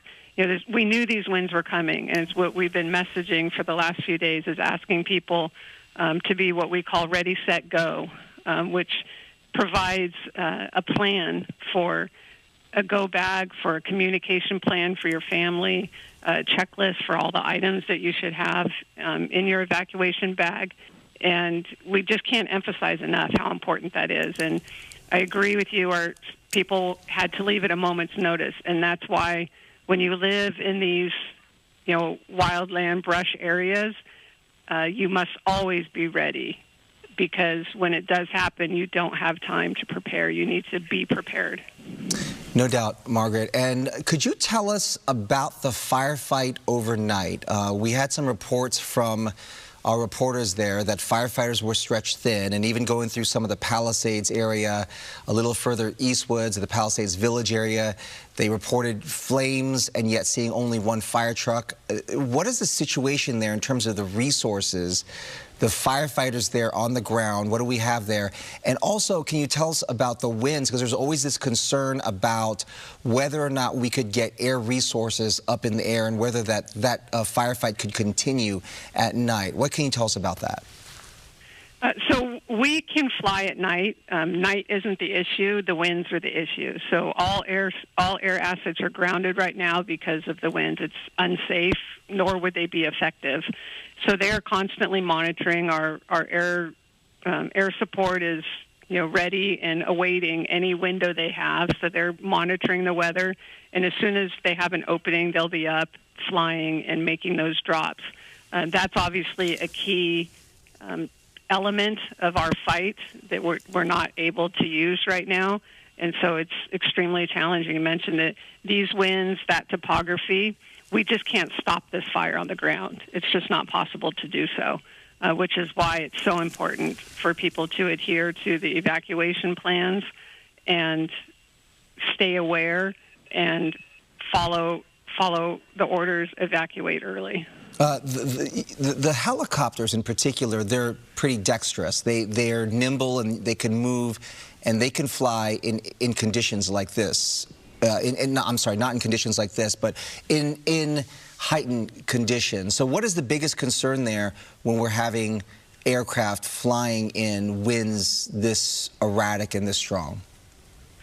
You just can't. We've got winds gusting over 80 miles an hour, and that's unsafe for any aircraft. They're not going to be able to function in that kind of wind. And then they drop in over top of the fire where the wind is even stronger because the fire creates its own weather.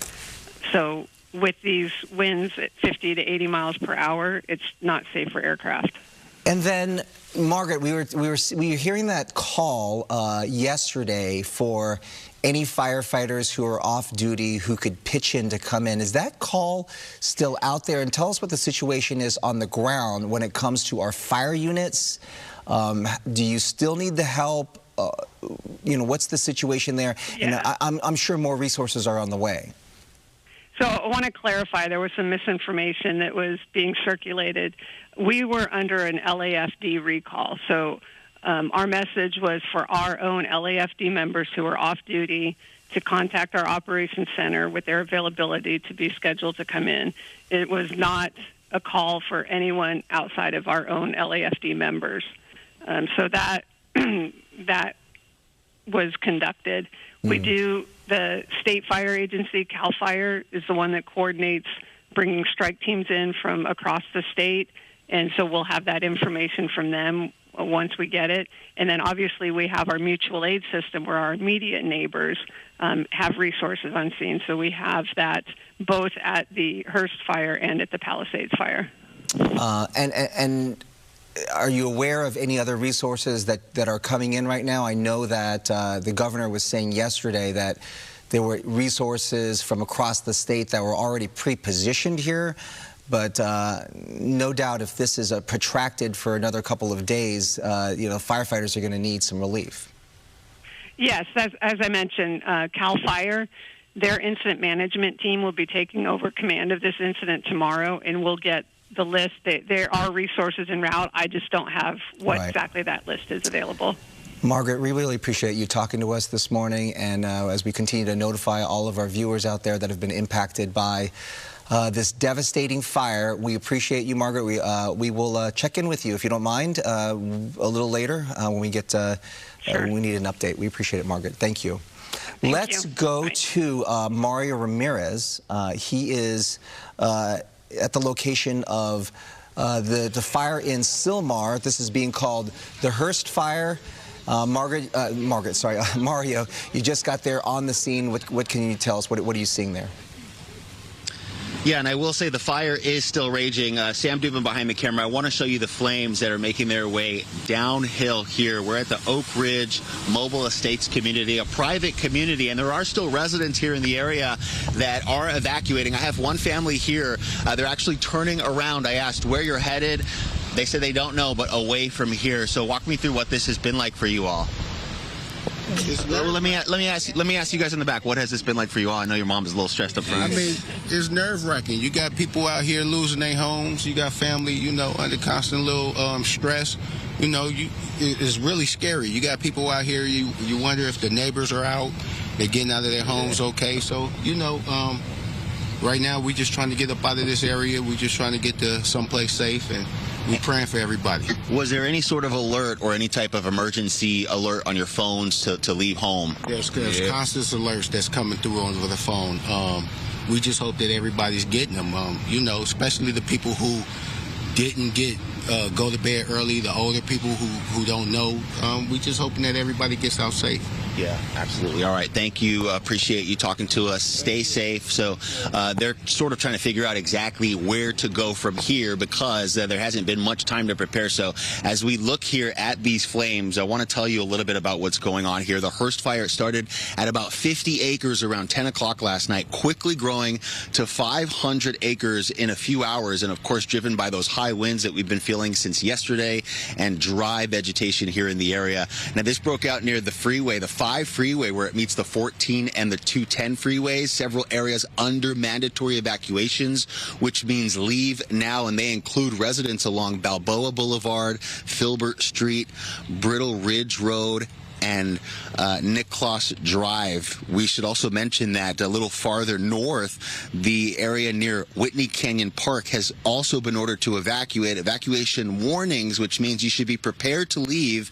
They're in place for the Newhall Pass, Calgrove, and Wildwood areas, and that's basically a large portion, a large area north of the 210 freeway from Roxford Street. 3 evacuation centers have been set up. Richie Valens Rec Center on Laurel Canyon in Pacoima, Northridge Park, and the Sepulveda Recreation Center in Panama City. So we do see Panorama City, I should say. We do see fire crews here, LA County fire crews, but as we've been saying, there really is not much they can do as far as containing the fire. These winds are still whipping around. We talked about how strong they would be yesterday. Sustained gusts or sustained winds at 20 to 40 miles per hour, and those gusts up to 80 miles per hour. So we've definitely been feeling it here this morning.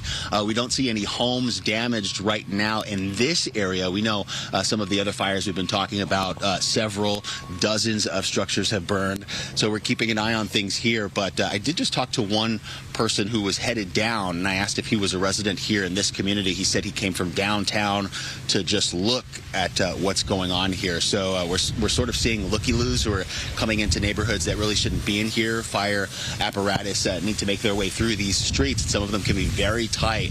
So still very gusty winds out here in Sylmar, and this fire still burning out of control here behind me, Bob. So we just spoke with a fire official with LAFD, and I'm sure it's the same situation there, Mario, that these aircraft had to be grounded because of the heavy winds. And when you have crews there, they're just trying to either save homes, save lives. First of all, there was a line of cars there. Were a number of people alongside the road. These are not evacuees, but you say these might be more looky-loos and the like. You know what? Let's make our way down here because there are a few media cars parked here, but that's what we've been seeing is people driving up. That family we just heard from turning around, they said they live here in this area for a few years and they've never experienced a fire like this. So while you say that, Mario, I just want to, the Oak Ridge Mobile Home Park, over the course of the years, as I seem to remember, there had been a fire here that burned several years ago. the Oak Ridge Mobile Home Park. I seem to remember that. So, but obviously this is a new situation here. Yeah, what are you seeing there? There's some residents there? Yeah, you know what? I'm talking to you now. We're live on Good Day LA here, Fox 11. You say you don't live here in the area. You came to see if you can volunteer. You brought some supplies. Yes, I brought not a lot, but I brought some, like drinks and 3 gallons of water. And what made you do that? You were watching and saw the coverage, or you knew this was happening and thought, let me go out and help? Well, I was figuring, I heard about the coverage that it's being, firefighter being stretched thin. So I had a little experience in the military fighting fires, but on board a ship. So I figure maybe help be an extra eye to keep, look for flare-ups and see if I could either, dig some trenches or something. Yeah, that's much appreciated. I know a lot of these residents here could use the help, but you stay safe. Appreciate you talking to us. So yeah, this car here just pulled up and turned around. So there was it looked like a family in that vehicle, a family of 4 or 5 piled into that vehicle. So they likely drove up, but looked at the activity and said, no, this isn't going to work. We can't go through. There's too many fire trucks, too many flames that are close to these homes. So let me turn around. Yeah. This is Sombrero Street here in the Oak Ridge mobile home community, as you said, Bob. Live TV here, and I know you're just getting there and getting your bearings and taking a look at the things, the situation there firsthand. So we're going to let you go for now and check in with you in just a bit as you assess the situation there. Mario, we appreciate it. Let's go to Samata to talk more about the wind situation there. And we were talking to that fire official who said, you're talking about winds, gusts up to 80 miles per hour, and like any aircraft couldn't fly in that. So absolutely not. There's basically nothing they can do in terms of the air assets, which we need so desperately. So at the same time, you have these crews on the ground. They're just trying to save life and property at this point. And they're working very hard the gentleman that Mario had just interviewed. Now, his heart is in the right place, but he's in the wrong place. This is what you don't want to be doing. You want to stay out of the fire zone if you don't belong there. I know he wants to help, but it's a constant reminder that because we're dealing with erratic winds and the brush fires surrounding the area, it makes it a dangerous situation, and not just for him, but for the fire crews that are working very hard to try to contain that fire. The winds, unfortunately, continue to be very strong. If you're just now waking up with us, you're just now joining us, or maybe you have been with us since yesterday, we certainly do appreciate you, and we're trying to give you the most up-to-date information. And we are in the thick of the peak winds for at least the next several hours into the early part of the morning, where sustained winds continue to be the range of 20, 30 to even 50 miles an hour, gusts 60 to 80 plus. We had been advertising this since the beginning of the week, and unfortunately everything is coming together. The reality is that it continues to be very dangerous. We did clock in, or at least an observation site at Magic Mountain Truck Trail, Bob, clocked in at 86 miles an hour. That is hurricane force winds. Locations outside of the San Gabriel Mountains, the Santa Ana Mountains, Fremont Canyon also had similar wind gusts of up to 80 miles an hour. And the danger continues to be in place. The high wind warning will remain strong, at least again through midday, I would say, before things back off, not until later tonight. But there is some good news. Later this evening, as I showed you earlier, our wind futurecast, winds will slowly start to subside, but that doesn't mean that we're out of the danger zone in terms of fire ignition. Red flag conditions do continue possibly into Thursday for areas of the Inland Empire communities in Orange County. This continues to be a particularly dangerous situation. PDS, when you combine critical fire danger and those damaging winds with low relative humidity, any brand new spark can create, unfortunately, again, the explosive conditions that we have seen already with 3 active fires currently burning across Southern California. We have the Palisades fire, just heartbreaking images coming in, as well as the Eaton fire and the Hearst fire that broke out just recently, just a few hours ago. And we have tabs on all three, and we continue to closely watch our wind conditions. Here's a look at the futurecast.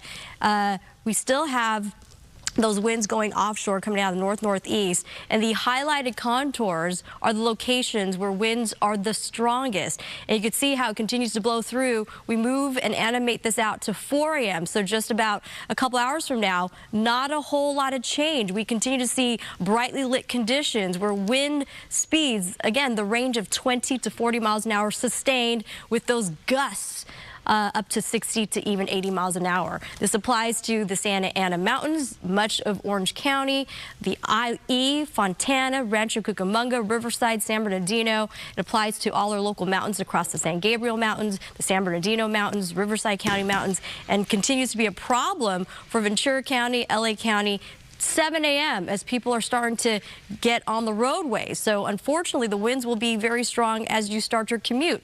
Very dark out right now. Sunrise not until 7 a.m. where we'll get a better look at everything. Simone, I want to ask you while you're on this, because you're at 7 a.m. there, we're now at 1 p.m. But 7 a.m. there is this phenomenon when the sun rises, when we're dealing with these winds, that the wind can pick up. It can in the early morning as the sun rises. When the temperatures start to warm up, the temperature differences going offshore, it actually increases the wind speeds. And unfortunately, that is a possibility even going into the early part of this morning. And that's why we have tabs on that 7 to 9 a.m. hour where we start to see the sunrise and the surface starts to warm up.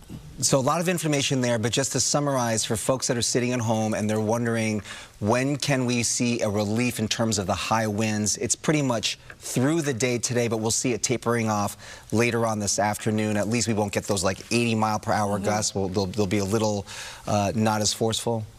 Correct. It will still be windy, it will still be gusty, but not as ferocious as what we're experiencing now. We've been talking about how winds expected to peak, and the time frame was late last night through the overnight hours, which we are in the middle of now, into the early part of the morning, to your point, before winds may get a little better right around your lunch hour today. So there's a glimpse of good news as we get into the later part of this evening. Yeah, we'll take what we can get, right? All right, so let's get through this morning and through the early afternoon. Samantha, thank you. Let's take a look now. Again, this is the Mount Wilson camera, and we're looking at heavy flames there still in the mountains. This is a fast-moving brush fire, the Eaton fire in the Altadena area. This has destroyed buildings. It's forced evacuations, prompted widespread school closures. This is a fire that was first reported after 6 o'clock last night. It was spotted near Altadena Drive and in Midwick Drive, the San Gabriel Mountains. The Eaton fire consumed 1,000 acres by midnight, and again, there are mandatory evacuations that took effect for areas north of New York Drive, east of Altadena Drive, west of Sierra Madre Villa Drive, and eventually expanded to parts of Arcadia and Pasadena. San Gabriel Valley heavily impacted by this. Crews evacuated a senior center in the path of the flames. From what I understand, this was more like also a convalescent home there, so it was very difficult to try and get some of those residents out. They had to bring in buses to help get these folks out and to safety, but a major evacuation taking place there for that senior center. There was also another McDonald's in that area that was burned to the ground. They moved those residents to safety. An estimated 19,000 people are under mandatory evacuation orders. 8,200 structures are now at risk. No injuries were reported so far. This is the good news. But we don't know how many buildings or homes have been destroyed so far, but no doubt there is still a lot of destruction in that area with daylight. And as we get our crews there, we will bring you some of those pictures over the coming hours. Brooke Thomas now joining us here on the set here. Good morning. Good morning. How are you? For our coverage here. We're going to go to Ed Lascos. He is in the Riviera area just east of that Palisades Village area on Sunset Boulevard to give us a look at what's happening there. Ed, how are we doing? And Bob, the wind's still blowing very strongly here, and the fire still exploding along Sunset. Mikey will give you a look. A few more of the homes down here on Sunset. We are east of the village of the Palisades. Our cross street here on Sunset is El Malfi Drive. Another big gust. Listen to these winds as they howl through here, and as you see the winds hit the front flank of this fire, smoke goes straight up, the embers go flying up into the air, and that has been a big problem hour after hour in this firefight, because the embers spot maybe a mile, 2 miles ahead with another spot fire, and there's another big problem in that area. But in terms of the Palisades and the village itself, when we evacuated ourselves a couple of hours ago, many of the buildings and the homes in the Palisades burning, the heart of the Palisades I'm talking about, right at the Sunset and Swarthmore. In that area, some of the family-owned businesses burning along as we drove out along Sunset eastward along Chautauqua. Many of the homes on both sides have been there since the 60s, the 70s.